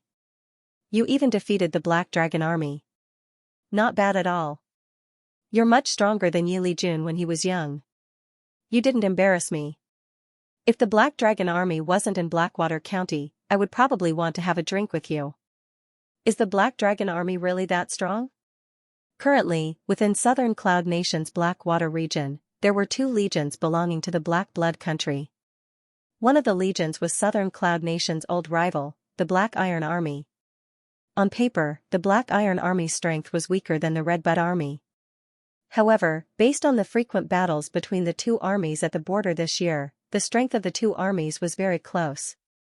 If 17's battle results were not taken into account, even if the Redbud Army was completely defeated. However, the Black Iron Army was not the main army of the Black Blood Country. There was only one main army of the Black Blood Country, the Black Dragon Army. The Black Dragon Army is very strong. Sui clenched his chin and said, really very strong. The 100,000 Black Dragon Army almost suppressed our 200,000 strong Redbud Army. I didn't dare to fight them head-on and could only temporarily hole up in Redbud City. I could only rely on the defense of Redbud City to barely hold on. This is the first time I fought with the Black Dragon Army. This time, I have seen it for myself. XVII asked curiously, I heard that the Black Dragon Army has a military spirit? Yes, the Black Dragon Army has a military spirit. Sui smiled bitterly and said, in the entire southern region, to determine if a nation can become a powerful nation, we must first see if their army has formed a military spirit. But our Southern Cloud Nation doesn't have one. Not only did the Southern Cloud Nation not have one, the Qin Nation also didn't have one. Among the neighboring nations of the Southern Cloud Nation, only the Zhou Nation and the Black Blood Country had one. For an army with a military spirit, as long as the number of soldiers reaches 30,000, they will have the ability to fight against Breaking Heaven realm martial artists. This is also the first time I fought against an army with a military spirit. When the Black Dragon army formed a battle formation, I didn't dare to charge into the formation. XVII asked again, then how many Breaking Heaven realm experts do we have in Redbud City? Including me, there are a total of 3. XVII was Su Yi's assistant and already had the qualifications to know this top secret information. Can we win? For now, I can't think of how we can win. When facing other generals, Su Yi would always be more optimistic when talking about the situation of the battle. After all, the army's morale largely came from the general's performance. If the general was disheartened, then the army's morale wouldn't be far from collapsing. But when facing XVII, it would be different. I only hope that the Zhou Nation can help us. Su Yi said, as long as the Zhou Nation acts like they are attacking the Black Blood Nation, then the Black Dragon army might be transferred back. At that time, our Southern Cloud Nation will be safe. Our Southern Cloud Nation is still too weak. The gap between the Black Blood Nation and the Southern Cloud Nation was too big. In terms of national strength, the Black Blood Nation was 7 to 8 times stronger than the Southern Cloud Nation. If the Zhou Nation didn't help, then the Black Blood Nation had no reason to lose. Teacher, I want to enter the Massacre Secret Realm. Su Yi looked at XVII in surprise and exclaimed, Pekin 8? Yes, during the battle with the Qin Nation's White Dragon Army, I was lucky enough to break through. XVII didn't mention the matter of forcefully breaking through and going berserk. After returning to Cloud City, Her Majesty the Empress also bestowed me with many cultivation resources, so my strength increased very quickly. My Massacre Sword intent has already reached perfection, but regarding the comprehension of profoundness, I still have no clue at all. What do you want me to say about you? Su Yi smiled and said, do you really think profoundness is that easy to comprehend? The Zhou Nation once calculated that within the borders of the Zhou Nation, the chances of a Xianxia expert successfully breaking through to Breaking Heaven realm is only about 3%. If it's our Southern Cloud Nation, the chances of breaking through might be even lower. Profoundness isn't as simple as you think. Su Yi looked at XVII and thought for a while before saying, however, although I didn't comprehend the massacre concept, I also know that the Massacre Secret Realm is indeed a good place for you to comprehend profoundness. In the entire Southern Cloud Nation, there are very few places that can slightly increase a Xiantian expert's chances of comprehending profoundness, and the Massacre Secret Realm is one of them. The effect is definitely at the top of the Southern Cloud Nation, or even the Southern region. Unfortunately, it's only effective for martial artists who have comprehended the massacre concept. If you want to feel the massacre profound, then you have to try your best to walk in. Entering the Massacre Mystery Realm again, the Massacre Mystery Realm was still blood red. The entire world was filled with an intense evil chi that could drive ordinary warriors crazy. Breathing. In the familiar air, he walked slowly along the stone road. There were still many warriors comprehending the massacre essence on both sides of the road. XVII saw many warriors last time. After half a year, they were still sitting in the same position, maintaining the same posture, and some of them even had the same confused expression. Seeing the blood river, XVII heard someone shout again, Kid, I advise you to adapt to the evil spirit in the Massacre Mystery Realm first, then cross the stone bridge and try to kill the blood demon. Why is it you again? The old man was still the same old man last time. His hair was white, his face was still covered in blood, and his armor was even more broken than last time. Even part of his blood-red pants was exposed. Yes, I'm here again. The old man looked at XVII and was stunned for a moment. Then he slowly knelt down. General Qingwei greets you. No need for formalities. Just comprehend it well. XVII could see that Qingwei's strength was still at the peak of the true energy realm. His lifespan was reaching its limit. The Massacre Mystery Realm was still the same Massacre Mystery Realm. But XVII was no longer the XVII from before. Even Qi Shui was no longer the Qi Shui from before. XVII could faintly feel the red blood sword's excitement and the will of the Massacre Mystery Realm. Yes, the Massacre Mystery Realm had an overall will. That will was simple and pure, without any impurities, only killing intent. Chen Hao urged loudly, "The 17th, hurry up, don't dawdle, rush in." Okay. In the Massacre Mystery Realm, the Blood Demon was still as crazy as before. Unfortunately, 17's strength had reached the peak of the innate realm. From the early stage of the innate realm to the peak of the innate realm, he had crossed several small realms in a short time, and his strength had improved by leaps and bounds. And the red blood sword had been strengthened by countless precious sword-forging materials. Early stage True Energy Realm Blood Demon, Middle stage True Energy Realm Blood Demon. Peak stage True Energy Realm Blood Demon, Early stage Xianxia Blood Demon, Middle stage Xianxia Blood Demon. XVII, the Blood Devil's fearless attacking attitude made them die even faster under the red blood sword. After killing a group of middle stage Khanate blood demons, XVII went deep into the secret realm again. The murderous aura in the secret territory was getting thicker and thicker, constantly corroding the warrior's willpower and state of mind. This kind of powerful ability to disintegrate willpower had a tendency to surpass red blood sword's demonic aura. In order to explore the secrets of the secret realm, Chen Hao had already turned off the devilish aura. XVII had already turned into a demon and was relying on the ice soul to suppress it. If the devilish aura was activated, under the dual effects of the devilish aura and the will of the mystic realm, 17's lifespan would very likely be greatly reduced. It might even affect the purpose of this operation. This was something that Chen Hao would not allow. 7 or 8 late-stage Khanate blood devils appeared in 17's line of sight. The blood devils' appearances were strange. They had pale skin and no hair. Their naked bodies were deformed in the eyes of humans. The only thing they had in common was their pairs of crazy red eyes. Slaughter sword intent. Concept of power. Concept of fear. XVII was completely useless. He doubted whether these blood devils, who only knew how to kill crazily, had the emotion of fear. The blood devils did not retreat at all. XVII smashed and killed them one by one.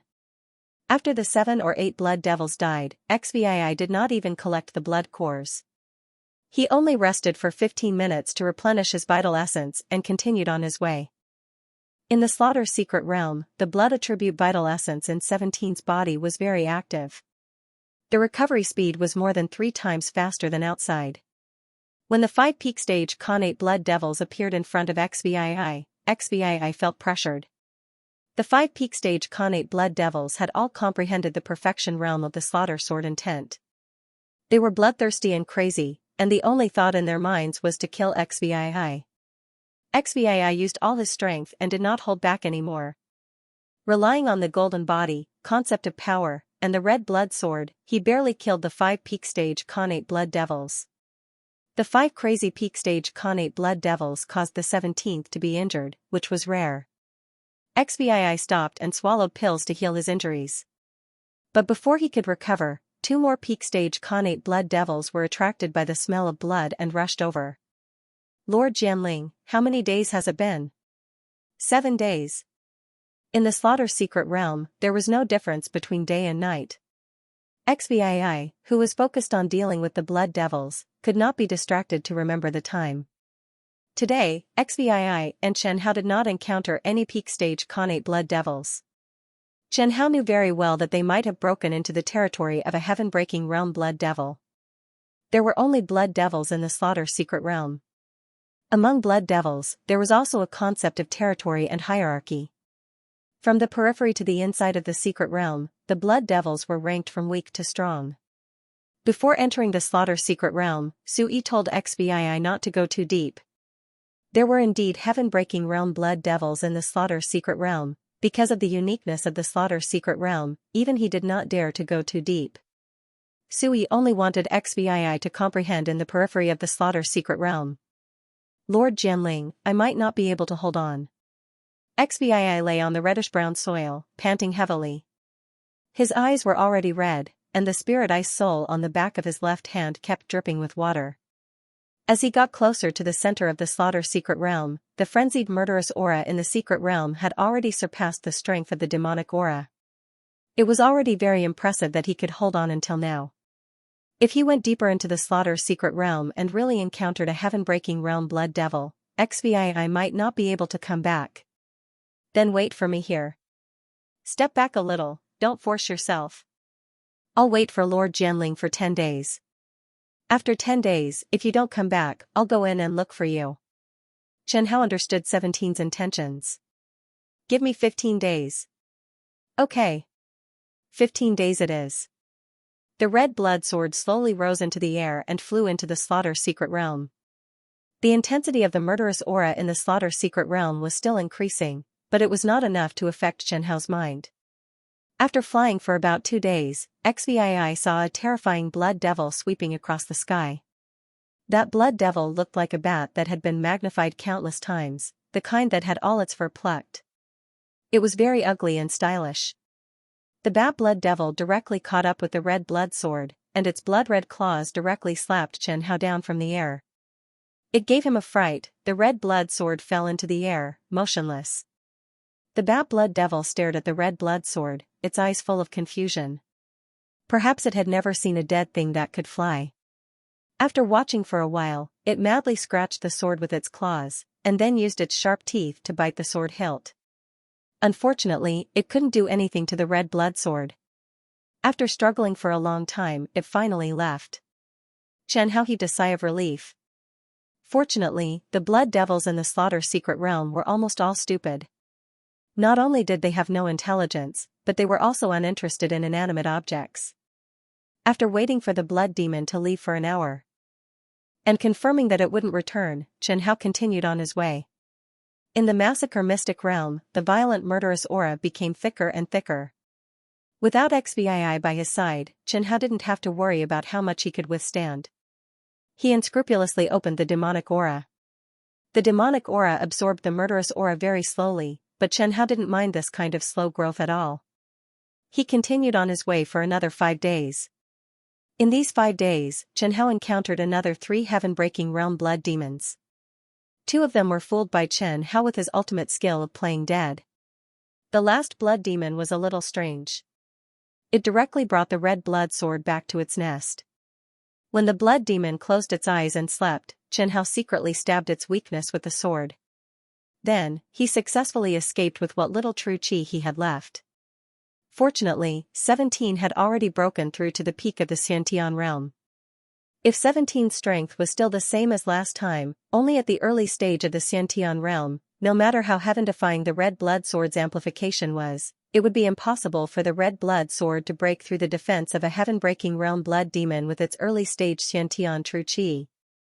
Looking at the thick blood-red murderous aura around him, the red blood sword broke through the murderous aura and continued to advance toward the deepest part of the massacre mystic realm.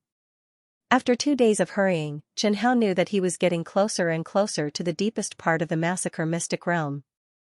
In these 2 days, as the red blood sword went deeper, Chen Hao couldn't find a single blood demon. The massacre mystic realm should have a limit. Even heaven-breaking realm blood demons couldn't withstand this terrifying murderous aura. They also couldn't survive in the depths of the massacre mystic realm. After another day, Chen Hao seemed to have arrived at the source of the massacre mystic realm, a small blood-red lake. The blood-red liquid in the small lake was like boiling water, constantly bubbling. The bubbles surged up from the depths of the lake, spewing out a terrifying murderous aura. Feeling that terrifying murderous aura, red blood sword trembled with excitement. Chen Hao could clearly sense that in the depths of the blood lake, there was definitely a treasure that was very important to him. The difference between the Slaughter Intent Domain and the Slaughter Upanishad should be something above the Slaughter Upanishad. Chen Hao did not sense any living creatures nearby. Even a heaven-breaking tier blood demon wouldn't be able to withstand the murderous qi in this place, which basically put an end to the possibility of other experts disturbing Chen Hao while he was snatching the treasure. He didn't think too much about it. Red blood sword plunged into the boiling blood lake. As soon as he entered the blood lake, the demonic aura was instantly activated. The 2 killing auras of the same origin merged together. The red blood sword trembled violently. It paused for a moment, then suddenly spun in half a circle on the spot. Then, it seriously changed its direction and shot towards the depths of the blood lake. The blood in the blood lake seemed to be stirred by an invisible force. Chen Hao's soul trembled with excitement. What was there? Red blood sword dived at least 10,000 meters. Along the way, Chen Hao encountered countless bones that had settled at the bottom of the blood lake. Half of these bones belonged to humanoid creatures, and some of them were grotesquely shaped. Chen Hao estimated that they belonged to demonic beasts. Most of these bones were relatively soft and could be penetrated by red blood sword. But occasionally, he would encounter some bones that even red blood sword couldn't penetrate. But fortunately, Chen Hao was not here to open a path. He was here to search for treasure, so he could take a detour. The blood in the depths of the ground was as thick as mud. The bones he encountered became thicker and harder, but this did not stop Chen Hao's enthusiasm at all. As he chiseled open the blood-red rock, a crazy murderous chi gushed out from the cracks in the rock. Red blood sword ignored it and chiseled the cracks wider and wider. Soon, under Chen Hao's greedy gaze, a dark red metal fragment the size of a grain of rice appeared in front of him. It really was a fragment the size of a grain of rice. Looking at the fragment that was emitting a terrifying blood-red aura. In a trance, Chen Hao seemed to have seen a broken peerless demonic tool, and now, in front of him, it was just an unremarkable fragment of that peerless demonic tool.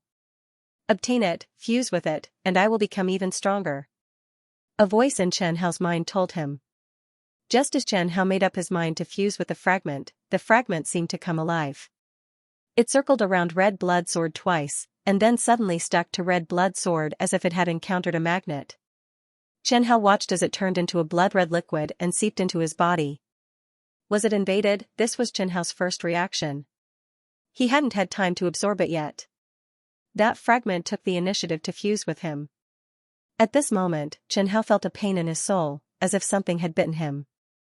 He came back to his senses and immediately discovered that beside his soul in red blood sword, the shadow of a blood-red insect had appeared. That blood-red shadow was like a disgusting leech, and one end of it was firmly attached to his soul. Damn it!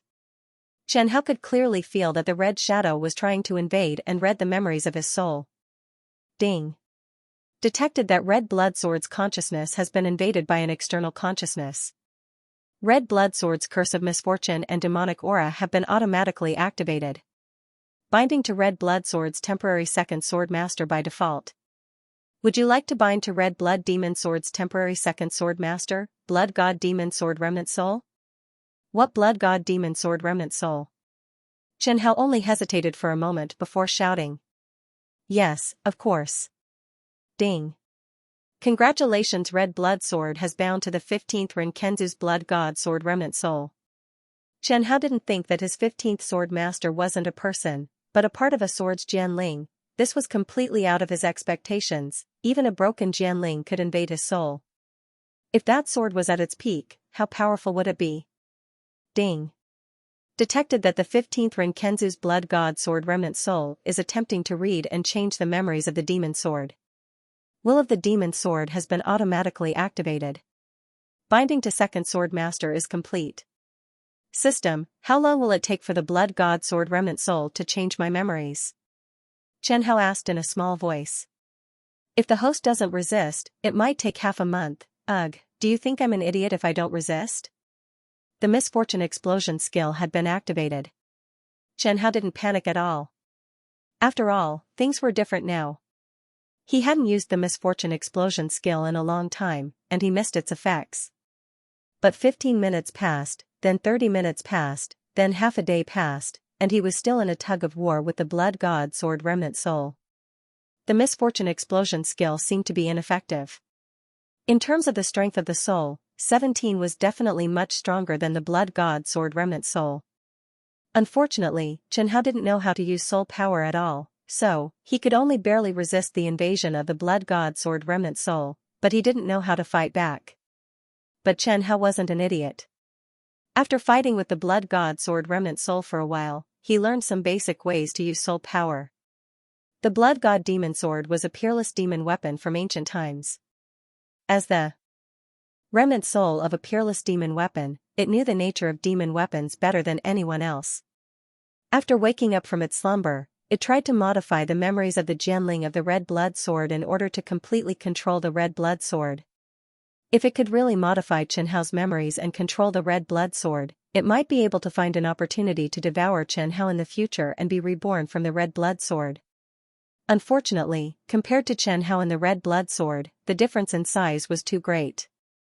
The remnant soul of the blood god demon sword could never have imagined that such a powerful soul would be hidden within a spiritual artifact-grade demon sword. As the remnant soul of the blood god demon sword stole information from Chen Hao's mind, Chen Hao also quickly found a way to deal with the remnant soul of the sword master.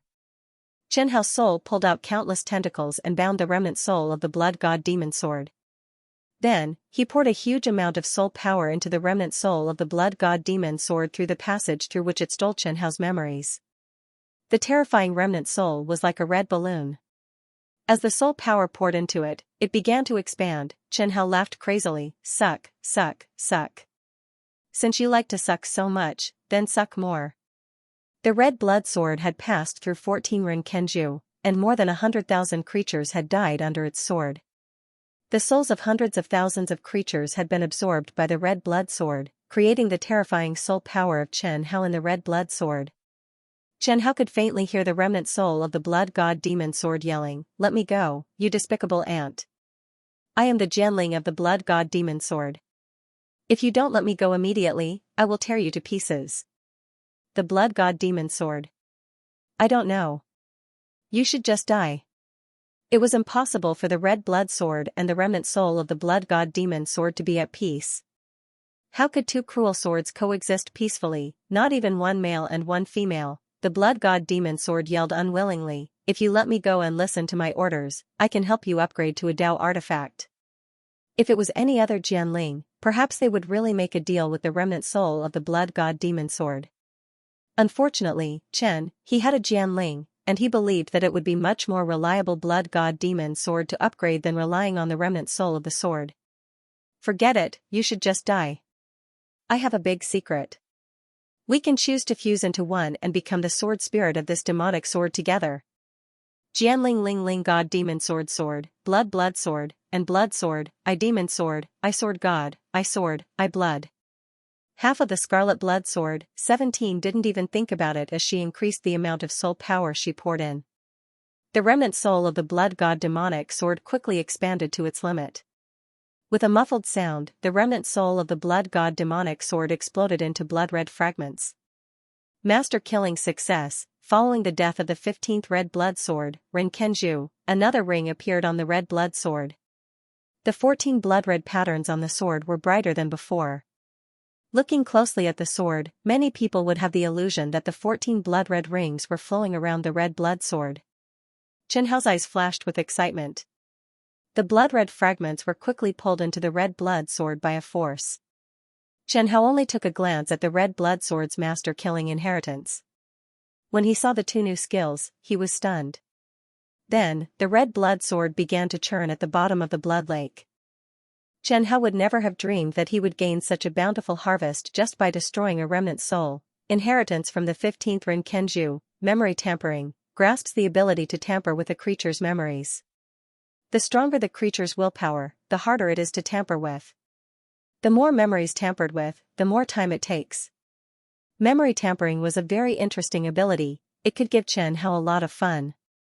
Memory tampering was interesting, but it wasn't enough to make Chen Hao so excited. The 15th Sword Master of the Crimson Blood Demon Sword also brought Chen Hao another huge surprise, which also came from its great inheritance: Slaughter Domain, damaged, Blood Domain, damaged. Chen Hao knew about the slaughter concept and the slaughter profound. However, this was the second time he heard about the slaughter domain. The first time he heard about it was from Sui.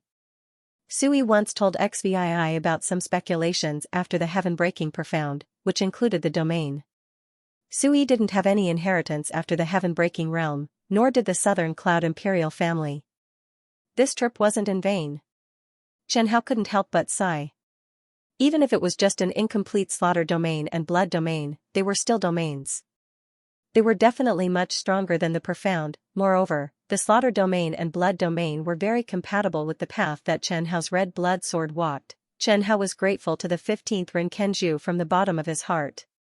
Even if it was only a remnant soul, Chen Hao still wouldn't abandon it. It was simply a moving gift bag, after reading a bit about the slaughter domain and blood domain, Xianxia finally understood the origin of the slaughter secret realm. Many years ago, the blood god demon sword's owner fought with a strong enemy. The blood god demonic sword had inadvertently sliced off a piece of space that happened to contain a fragment of the blood god sword. Under the influence of the slaughter and blood domain contained within the fragment, this space gradually became a slaughter secret realm. The blood demons in the slaughter secret realm weren't natural creatures. The blood demons were strange creatures formed by the souls of those who died under the blood god demon sword. They merged with the power of the slaughter domain and blood domain. They couldn't reproduce and had no intelligence. They only had a remnant will to kill and an unconditional hatred for life. All the blood demons and murderous aura in the slaughter secret realm originated from the fragment of the blood god demon sword.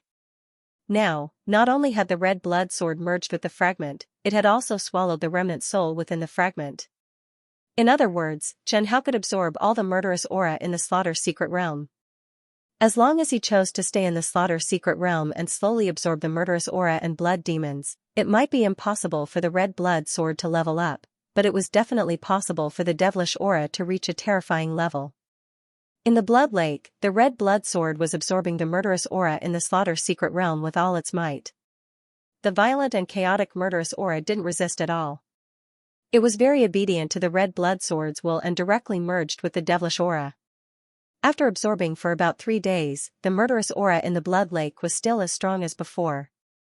Xianxia had to admit that the blood god demon sword was powerful.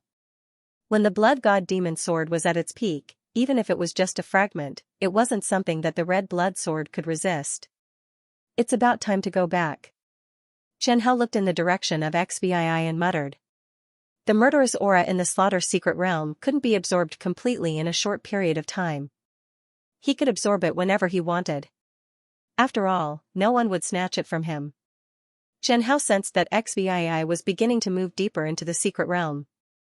Red blood sword had been absorbing for so long, and the murderous aura in the secret realm was still strong, and the blood demon in the secret realm was still active. If Xbii was accidentally killed by a heaven-breaking realm blood demon, how could Xianxia justify himself? Red blood sword returned to 17's side, and 17 was slightly excited. Lord Jianling, you're back? Did you get anything? Red blood sword swallowed an ancient demonic artifact fragment in the massacre secret realm, and the harvest is quite rich. Xianxia directly sent the information of massacre domain, incomplete, and blood domain, incomplete, to 17. Massacre domain? 17 tried hard to suppress his excitement and asked, Lord Jianling, can I use it to comprehend the massacre esoteric meaning? The massacre domain was at least a level higher than the massacre esoteric meaning. Deducing the massacre esoteric meaning from the massacre domain was of course feasible. With your comprehension ability and my help, it should be very likely to succeed. Xbii looked at red blood sword with a face full of eagerness, as if he couldn't wait any longer. Don't you plan to rest for a while? Xianxia asked with some uncertainty. Xbii had already stayed in the massacre secret realm for more than a month, and in this month, he hadn't left the secret realm.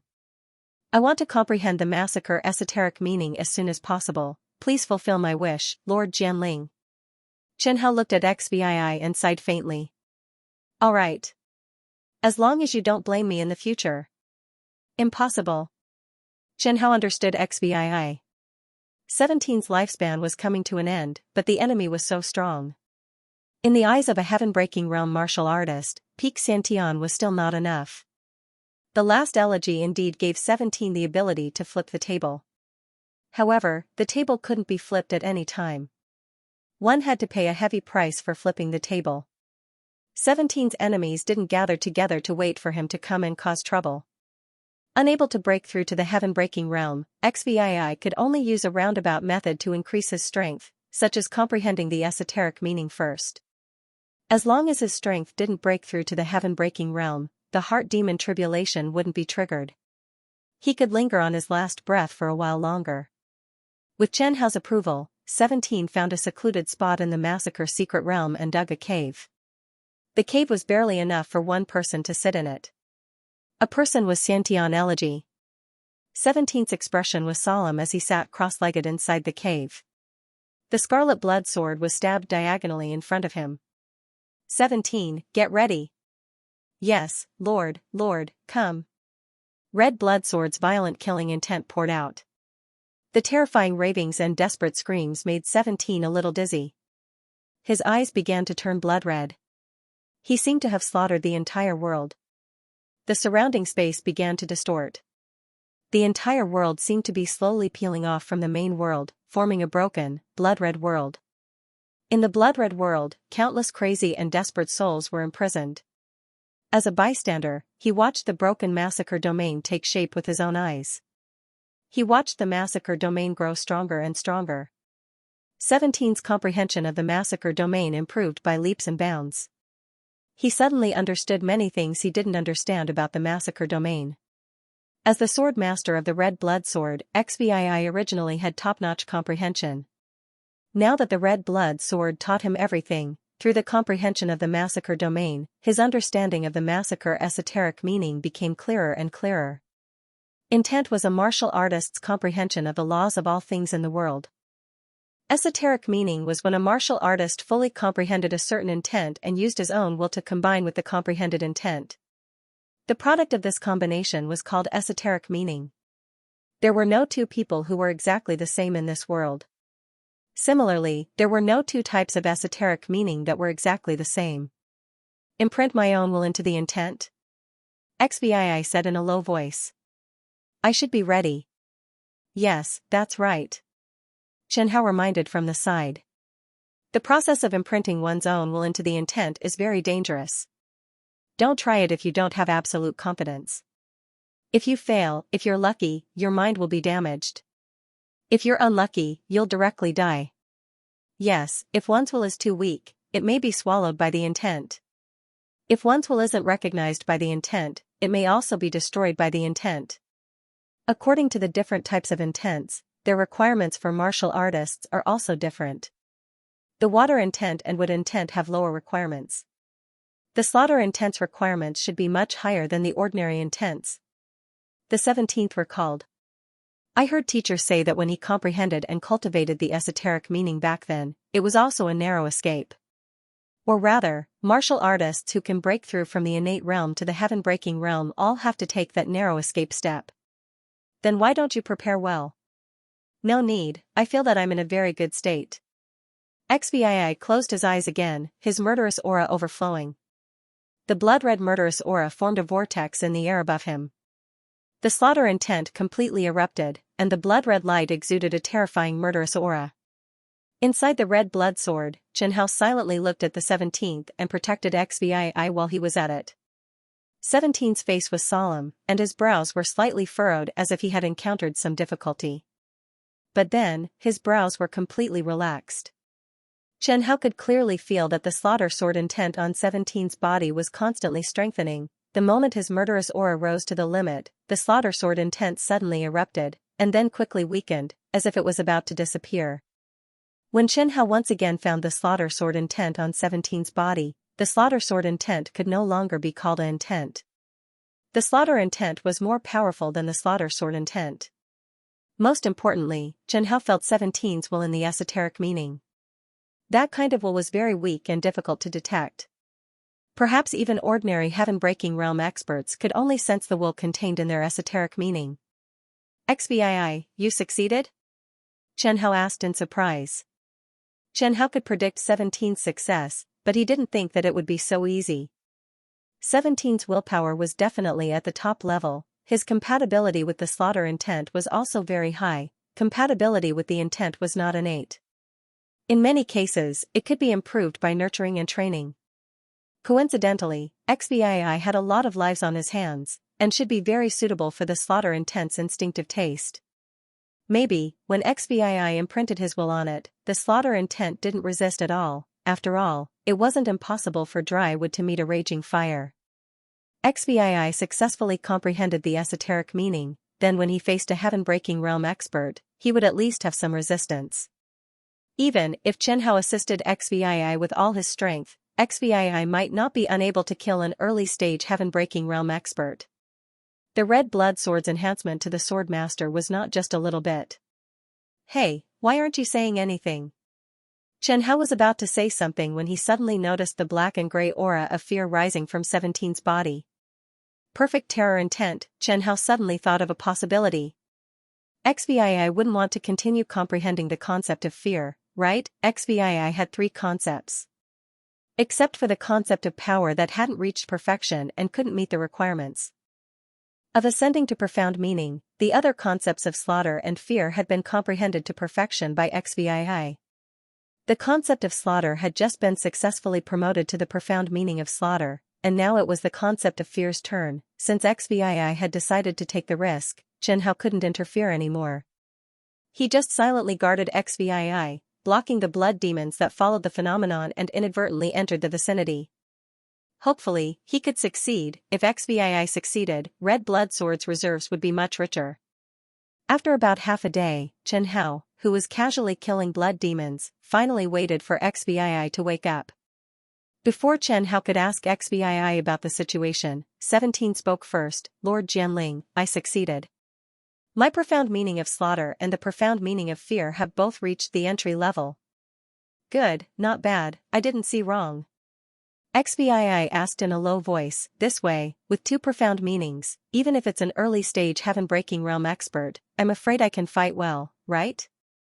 Chen Hao hadn't fought with a heaven-breaking realm martial artist, so how could he know how strong a heaven-breaking realm expert was? However, based on the experience he heard from others, he still answered 17's question, you should be able to deal with a weaker heaven-breaking realm expert.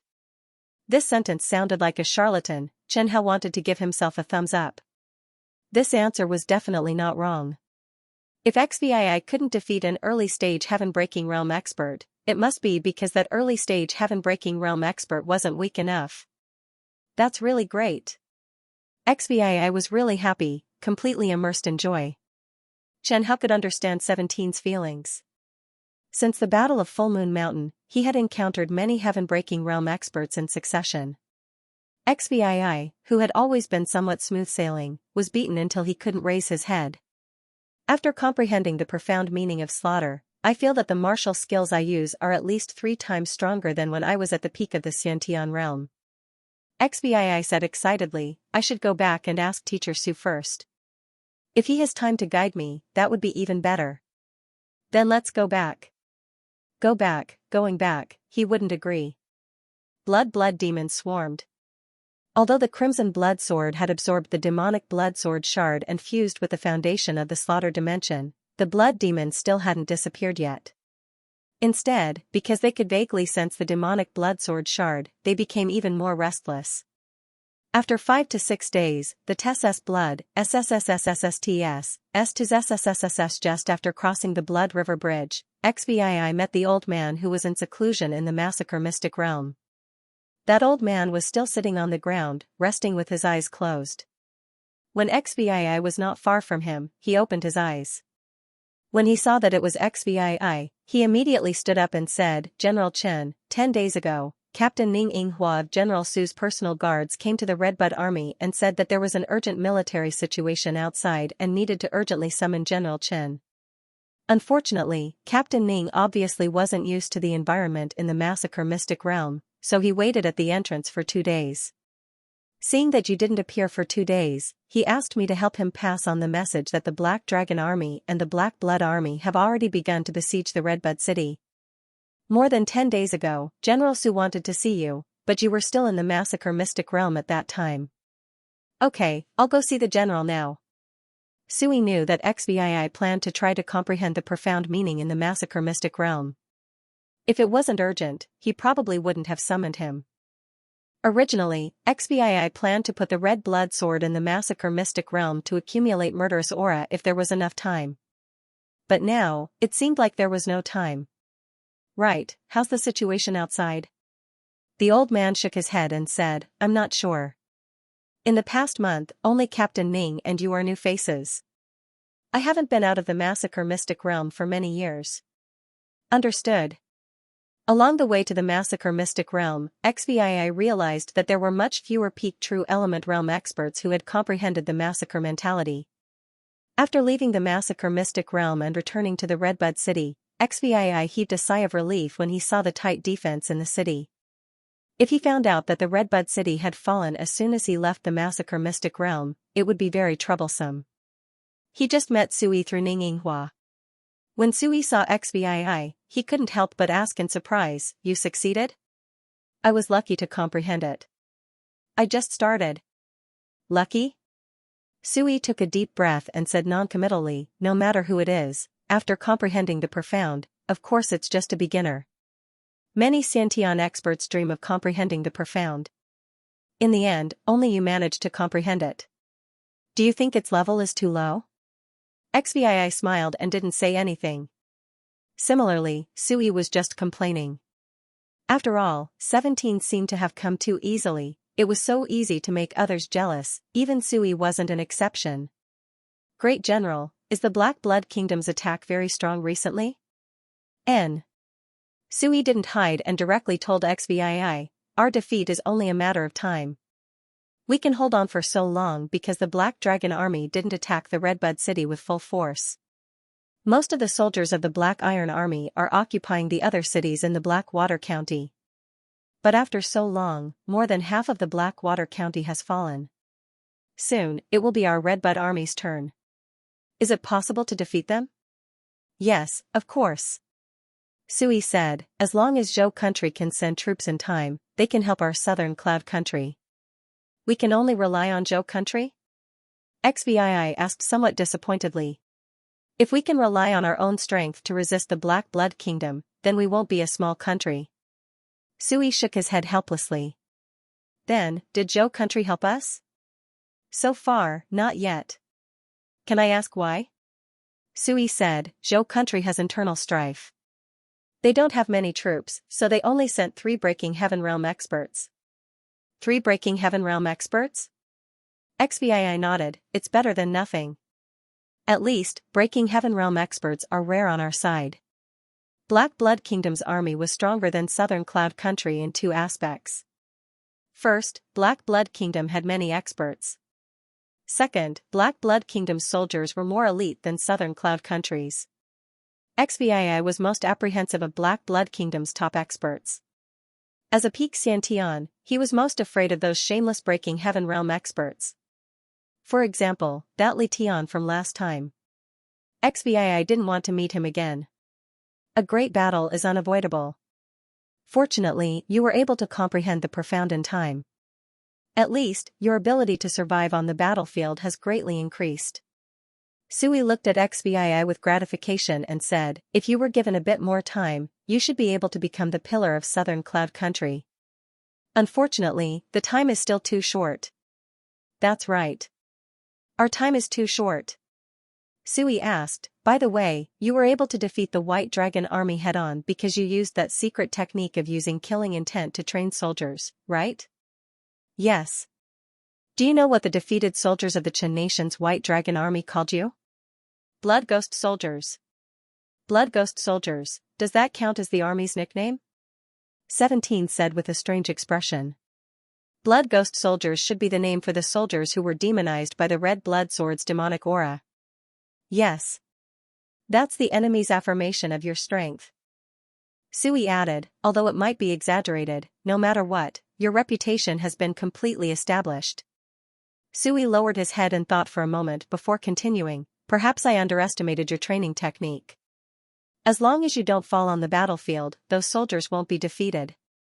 I only considered the possibility that you might be killed directly, but I didn't think that you would be a terrifying deterrent to the local soldiers by standing on the battlefield." Yi Lijun must have considered this point, which is why he gave you such a heavy responsibility. Now, you've already comprehended the profound meaning, and with the Heaven-Breaking Realm experts from the Zhou Nation supporting us, it won't be easy for the Heaven-Breaking Realm experts of the Black Blood Kingdom to kill you." Sui asked in a low voice, "Chen Pengfei, if I want to train all the Redbud Army into Blood Ghost Soldiers, how long would it take?" 5 days. "So fast?" Sui said in surprise. Almost every country's elite corps had to select sturdy and strong soldiers, undergo a long period of military training, go through a series of cruel battles, and win one victory after another. Behind every elite army, there was a country that spared no effort in supporting it, and it would take years, decades, or even centuries. XVII's 5 days was indeed very fast. It was fast enough to make everyone go crazy. That's already quite conservative. 17 said seriously. The secret technique of using killing intent to train soldiers is still focused on me. They just need to get used to that feeling. Then from tomorrow onwards, you need to train all the soldiers of the Redbud Army. This general obeys. I hope you don't have to fight. Sui forced a smile and said, once you use that secret technique, the battlefield will be out of your control. That secret technique of yours is good at offense, not defense. The best defense is offense. Asking a group of soldiers who had gone crazy under the influence of the demonic aura to defend was too high of a request. That may be the case, but if we really attack, we might just be digging our own graves. XVII didn't say anything. However, he understood that from Su Yi's request to train the Redbud Army, he didn't have many other options. In the next 5 days, XVII started to train the soldiers with Su Yi's support. The current size of the Redbud Army had already reached 300,000 soldiers. Even if the baleful aura was fully utilized, it would barely be able to envelop half of the soldiers. Using life to train soldiers was not without a price. White hair began to appear on 17's head. Xianxia casually mentioned it, but the next day, XVII shaved all the hair on her head, which was not long to begin with. That shiny forehead, along with the mask that also shone with silver light. When Sui saw her for the first time, he was stunned. This is my proud disciple, Chen Pengfei.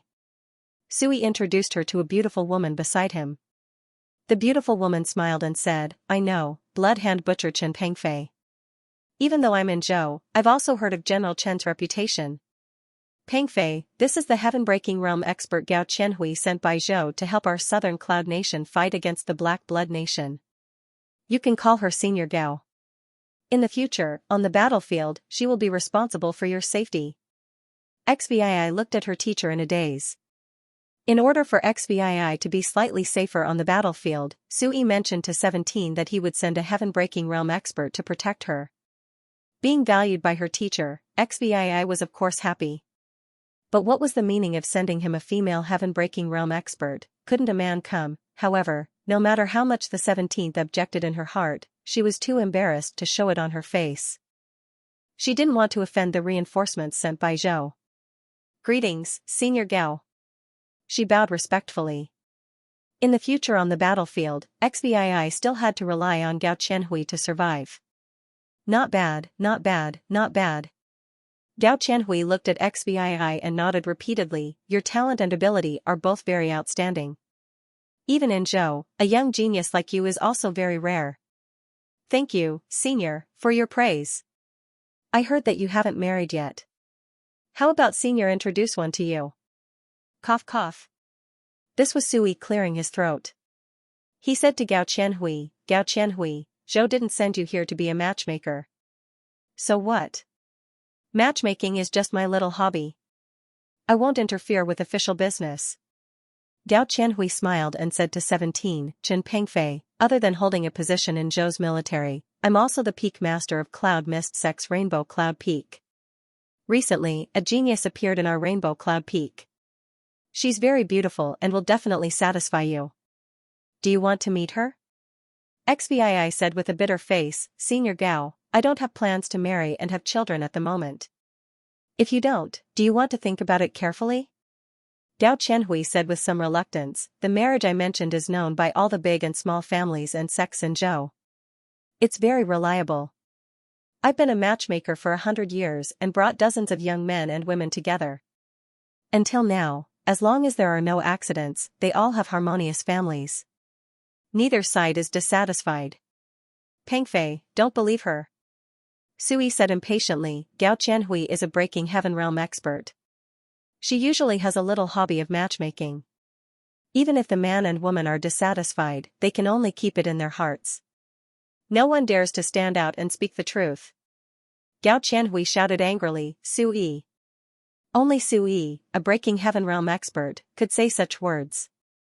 If it were anyone else, they would probably be beaten to death. 17's strength on the battlefield had gained Suyi's attention.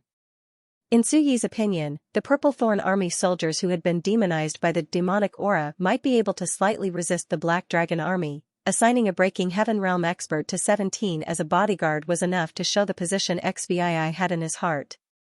As for why he asked Gao Qianhui to protect XVI, Su Yi also said later. Strictly speaking, the 3 Breaking Heaven Realm experts sent by Zhou to reinforce Southern Cloud weren't under Su Yi's jurisdiction. They had a lot of autonomy, which meant that they might not even care about Su Yi. None of them would be willing to protect the peak Xianxia on XVI. Su Yi didn't have a more suitable choice. Among the 3 Breaking Heaven Realm experts, only Gao Qianhui had the mildest temper. She even had some friendship with Su Yi before. Seems like old Su really plans to hand over the Redbud Army to you. Seeing the 17th busily training the Redbud Army, Gao Qianhui sighed. I see that many of the soldiers in the Redbud Army are looking at you with respect. Have you ever bewitched them? XVI replied softly, maybe it's because I've never lost before. The Redbud Army was where he rose to power. Many of the soldiers in the army had fought alongside XVI. XVI was the legend of the Redbud Army. Almost all of the soldiers had heard of his name. There was even a portion of the new soldiers who joined the army because of 17's name. Hearing 17's confident reply, Gao Qianhui froze for a moment. She suddenly smiled, indeed. All of the soldiers like generals who can continuously bring about victories. As a member of the Zhou nation's military, Gao Qianhui naturally knew of Chen Pengfei's achievements. In the Zhou nation's military's evaluation of the potential of the Southern Cloud nation's generals, 17's ranking was extremely high. His rank even surpassed some of the Southern Cloud nation's heaven-breaking realm experts. Senior Gao, do you think we have any hope of winning against the Black Dragon Army? No. Gao Qianhui replied directly, actually, I don't think you have any chance. If you don't have our Zhou nation's support, you definitely won't be able to resist the Black Blood Kingdom's full force attack. Is the internal strife in Zhou nation that serious? Very serious. Gao Qianhui said softly, the rebel army has already swept through 3 counties. There's even the shadow of the Black Blood Kingdom behind them. We suspect that this rebellion is to facilitate the Black Blood Kingdom's annexation of the Southern Cloud Nation. The Black Blood Kingdom really thinks highly of us. Not only against you, but also against us. Gao Qianhui said, ever since their emperor ascended the throne, he doesn't seem to have any outstanding achievements. It's normal for them to think so highly of the Southern Cloud Nation. Not long after the 300,000-strong Redbud Army was trained, the war finally arrived. The Black Iron Army occupied more than half of the Blackwater County. The 100,000 Black Dragon Army didn't seem to be willing to besiege Redbud City. They urgently wanted to eliminate the Redbud Army in one fell swoop. As long as they eliminated the Redbud Army, the 2 counties in the south of the Southern Cloud Nation would be theirs. Within the entire Redbud City, there were a total of 6 heaven-shattering realm experts holding down the fort. Other than the 3 from Zhou Nation, there was also a Heavenbreaker old ancestor from the imperial family of Southern Cloud Nation, a Heavenbreaker realm expert from the military, and Su Yi. It was even 17's first time fighting together with so many Heaven-breaking realm experts. On the high city wall, Su Yi stood at the edge of the city wall. XVI followed him, and beside him was Gao Qianhui. The other heaven-breaking realm experts were scattered around the various city gates. They're coming? Intense war drums sounded. 17 looked at the distant soldiers in pure black armor. They looked mighty and strong. Their bodies were emitting a dense baleful aura as they pushed towards Redbud City. On their armor, there was a blood-red dragon-shaped pattern. This is the Black Dragon Army? XVI gasped. Very strong, right? Gao Qianhui laughed. The Black Dragon Army can be said to be one of the top armies of the southern region. The fact that your Redbud Army has been able to rely on Redbud City for so long has already surprised our Zhou kingdom. XVI lowered his head and didn't say anything. He remembered that Southern Cloud Nation and Zhou kingdom were still allies. Su Yi didn't mind Gao Qianhui's words. Instead, he pointed at XVI and said, Pengfei, look carefully at the Black Dragon Army's formation. The Black Dragon Army was worthy of being called the elite army of Black Blood Nation. The average strength of their soldiers was less than a level higher than that of Redbud Army. The dense killing intent emitted from their formation was enough to let all enemies understand that they were a mighty army that had been through hundreds of battles. Just as the Black Dragon army continuously pressed into the city wall, a strange energy fluctuation appeared in their neat and majestic formation. The killing intent on all the Black Dragon army soldiers seemed to be attracted and gathered, gradually forming a black smoke-like dragon image above the army. Even though XVI was very far away, he could still feel that tyrannical aura. That's the army's soul? That's right. That's the army's soul. Sui continued, at the level of breaking heaven realm experts, ordinary armies are almost unable to pose any real threat to them. However, elite armies with army soul are an exception. They're here. Accompanied by the intense sound of military drums, the aura of the 100,000 Black Dragon army grew stronger and stronger. The Black Dragon image above them became more and more solid. When they were close to Redbud City, their aura reached its strongest state. That Black Dragon image seemed to have come alive. An army with army soul is able to gather the spirit of all the soldiers. Under the command of the soldiers, they are able to use unique army techniques. These techniques are enough to threaten the lives of breaking heaven realm experts. An army with army soul is extremely rare. They are the foundation of a strong nation. How can an army have army soul? XVI asked. Battle, and continuous victory. Only then can the embryonic form of army's soul be condensed. Sui said to 17. If we lose, try to bring people back to Cloud City. Teacher. Maybe we can win? We can win, but what do we rely on to win? Rely on miracles? Living in this world, I don't believe in miracles. Sui said. The soldiers you trained are still too inexperienced. However, you are still young and cannot die. The future of Southern Cloud Nation still depends on you. Don't we have 6 breaking heaven realm experts? XVI said. Relying on Redbud City's defense, we might be able to hold on? 6 breaking heaven realm experts? Sui smiled noncommittally. Don't forget, Zhou Nation's 3 breaking heaven realm experts are just there to make up the numbers. If we let them fight with the wind, that's fine. However, if we go against the wind, Gao Qianhui smiled. I say, old Su, we are old acquaintances. Can't you consider my face? Sui looked at Gao Qianhui with fear. Peng Fei, can you promise me something? What is it? If something happens to me and you are still alive, can you continue to be loyal to Southern Cloud Nation? Teacher, how could something happen to you? Your teacher is afraid that I will poach his disciple. Gao Qianhui smiled in disdain. Old Su, I suggest that you don't die. Let me tell you, if you really die, even if your beloved disciple doesn't want to go to Zhou Nation, I will kidnap him. Do you believe me? However, what Gao Qianhui didn't expect was that Sui looked into her eyes and said, I don't believe you. You're not that kind of person. I'm just afraid of the other 2 people from Zhou country. If they make any strange moves, I hope that Qianhui can help Peng Fei for my sake. Just treat it as leaving behind a spark for our Southern Cloud country. Is he really that strong? Gao Qianhui looked at XVI and asked. I have never seen a youth with better talent than him. Sui said seriously. After so many days of careful observation, Sui discovered the greatest value of 17 soldier training technique. As long as XVI could break through breaking heaven realm and have the strength to stand firm on the battlefield, then with his soldier training technique, he might be able to create a strong army for Southern Cloud Nation. Gao Qianhui sighed softly. You don't have to die. If Southern Cloud Nation doesn't have you, it will be more difficult in the future. Whether I die or not, it is not up to me to decide. As the great general of the Redbud Army, Sui was the main target of Black Blood Nation. He turned and continued to ask the 17th. Peng Fei, I know that my request is too much for you. But I still hope that you can abide by your duty as a soldier and protect Southern Cloud Nation. Can you do it?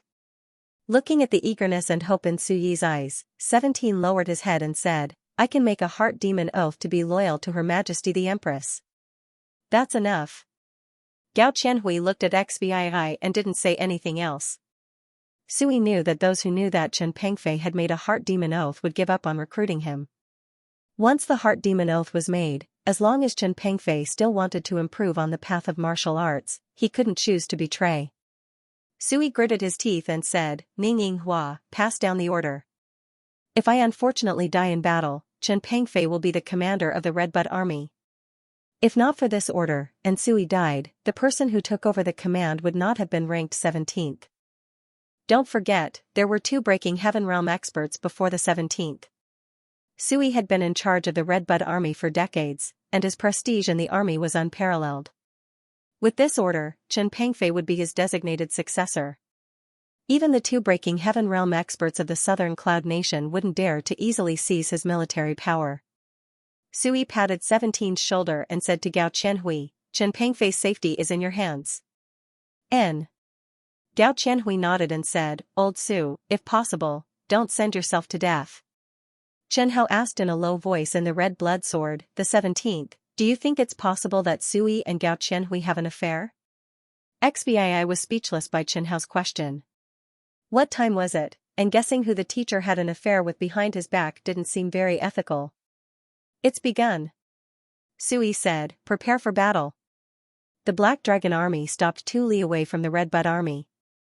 More than 10 Xiantian experts flew towards the Redbud army, led by 5 Breaking Heaven Realm experts. At the same time, on the Southern Cloud Nation's side, 4 Breaking Heaven Realm experts rushed to Sui's side. Redbud City was indeed very big, but no matter how big the city was, Breaking Heaven Realm experts could still arrive in a breath's time. The Breaking Heaven Realm experts of the Southern Cloud Nation nodded to each other and flew into the sky together with many Xiantian generals. 11 Heaven-Shattering Realm experts, including Gao Qianhui, and several dozen Xiantian Realm experts attacked at the same time. On the ground, the 100,000-strong Black Dragon Legion and the 100,000-strong Black Iron Legion were attacking the 300,000-strong Redbud Legion. This was the largest battle Chen Hao had ever seen. To the Southern Cloud Nation, this war was a matter of life and death. However, the war had just begun, and the outcome seemed to have been decided. This was the tragedy of a small country. Against the Black Blood Kingdom, anyone would feel despair. The Black Blood Kingdom was simply too powerful. After the Black Dragon Corps had surrounded Redbud City, the Redbud army had holed up within the city.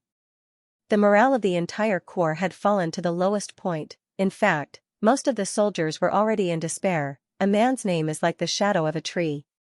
How could they not have heard of the Black Dragon army? The reason why the Redbud army hadn't directly rebelled was because of General Sui's prestige in the army. The Xiantian Realm and Heaven-Breaking Realm experts from both sides were the first to engage in battle. In an instant, gorgeous and colorful true origin energy and various concepts exploded in the air. Even the ground was shaking.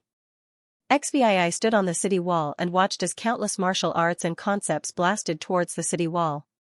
He could feel the city wall groaning in pain. Facing such a large-scale attack, no one could protect the city wall that stretched for dozens of miles.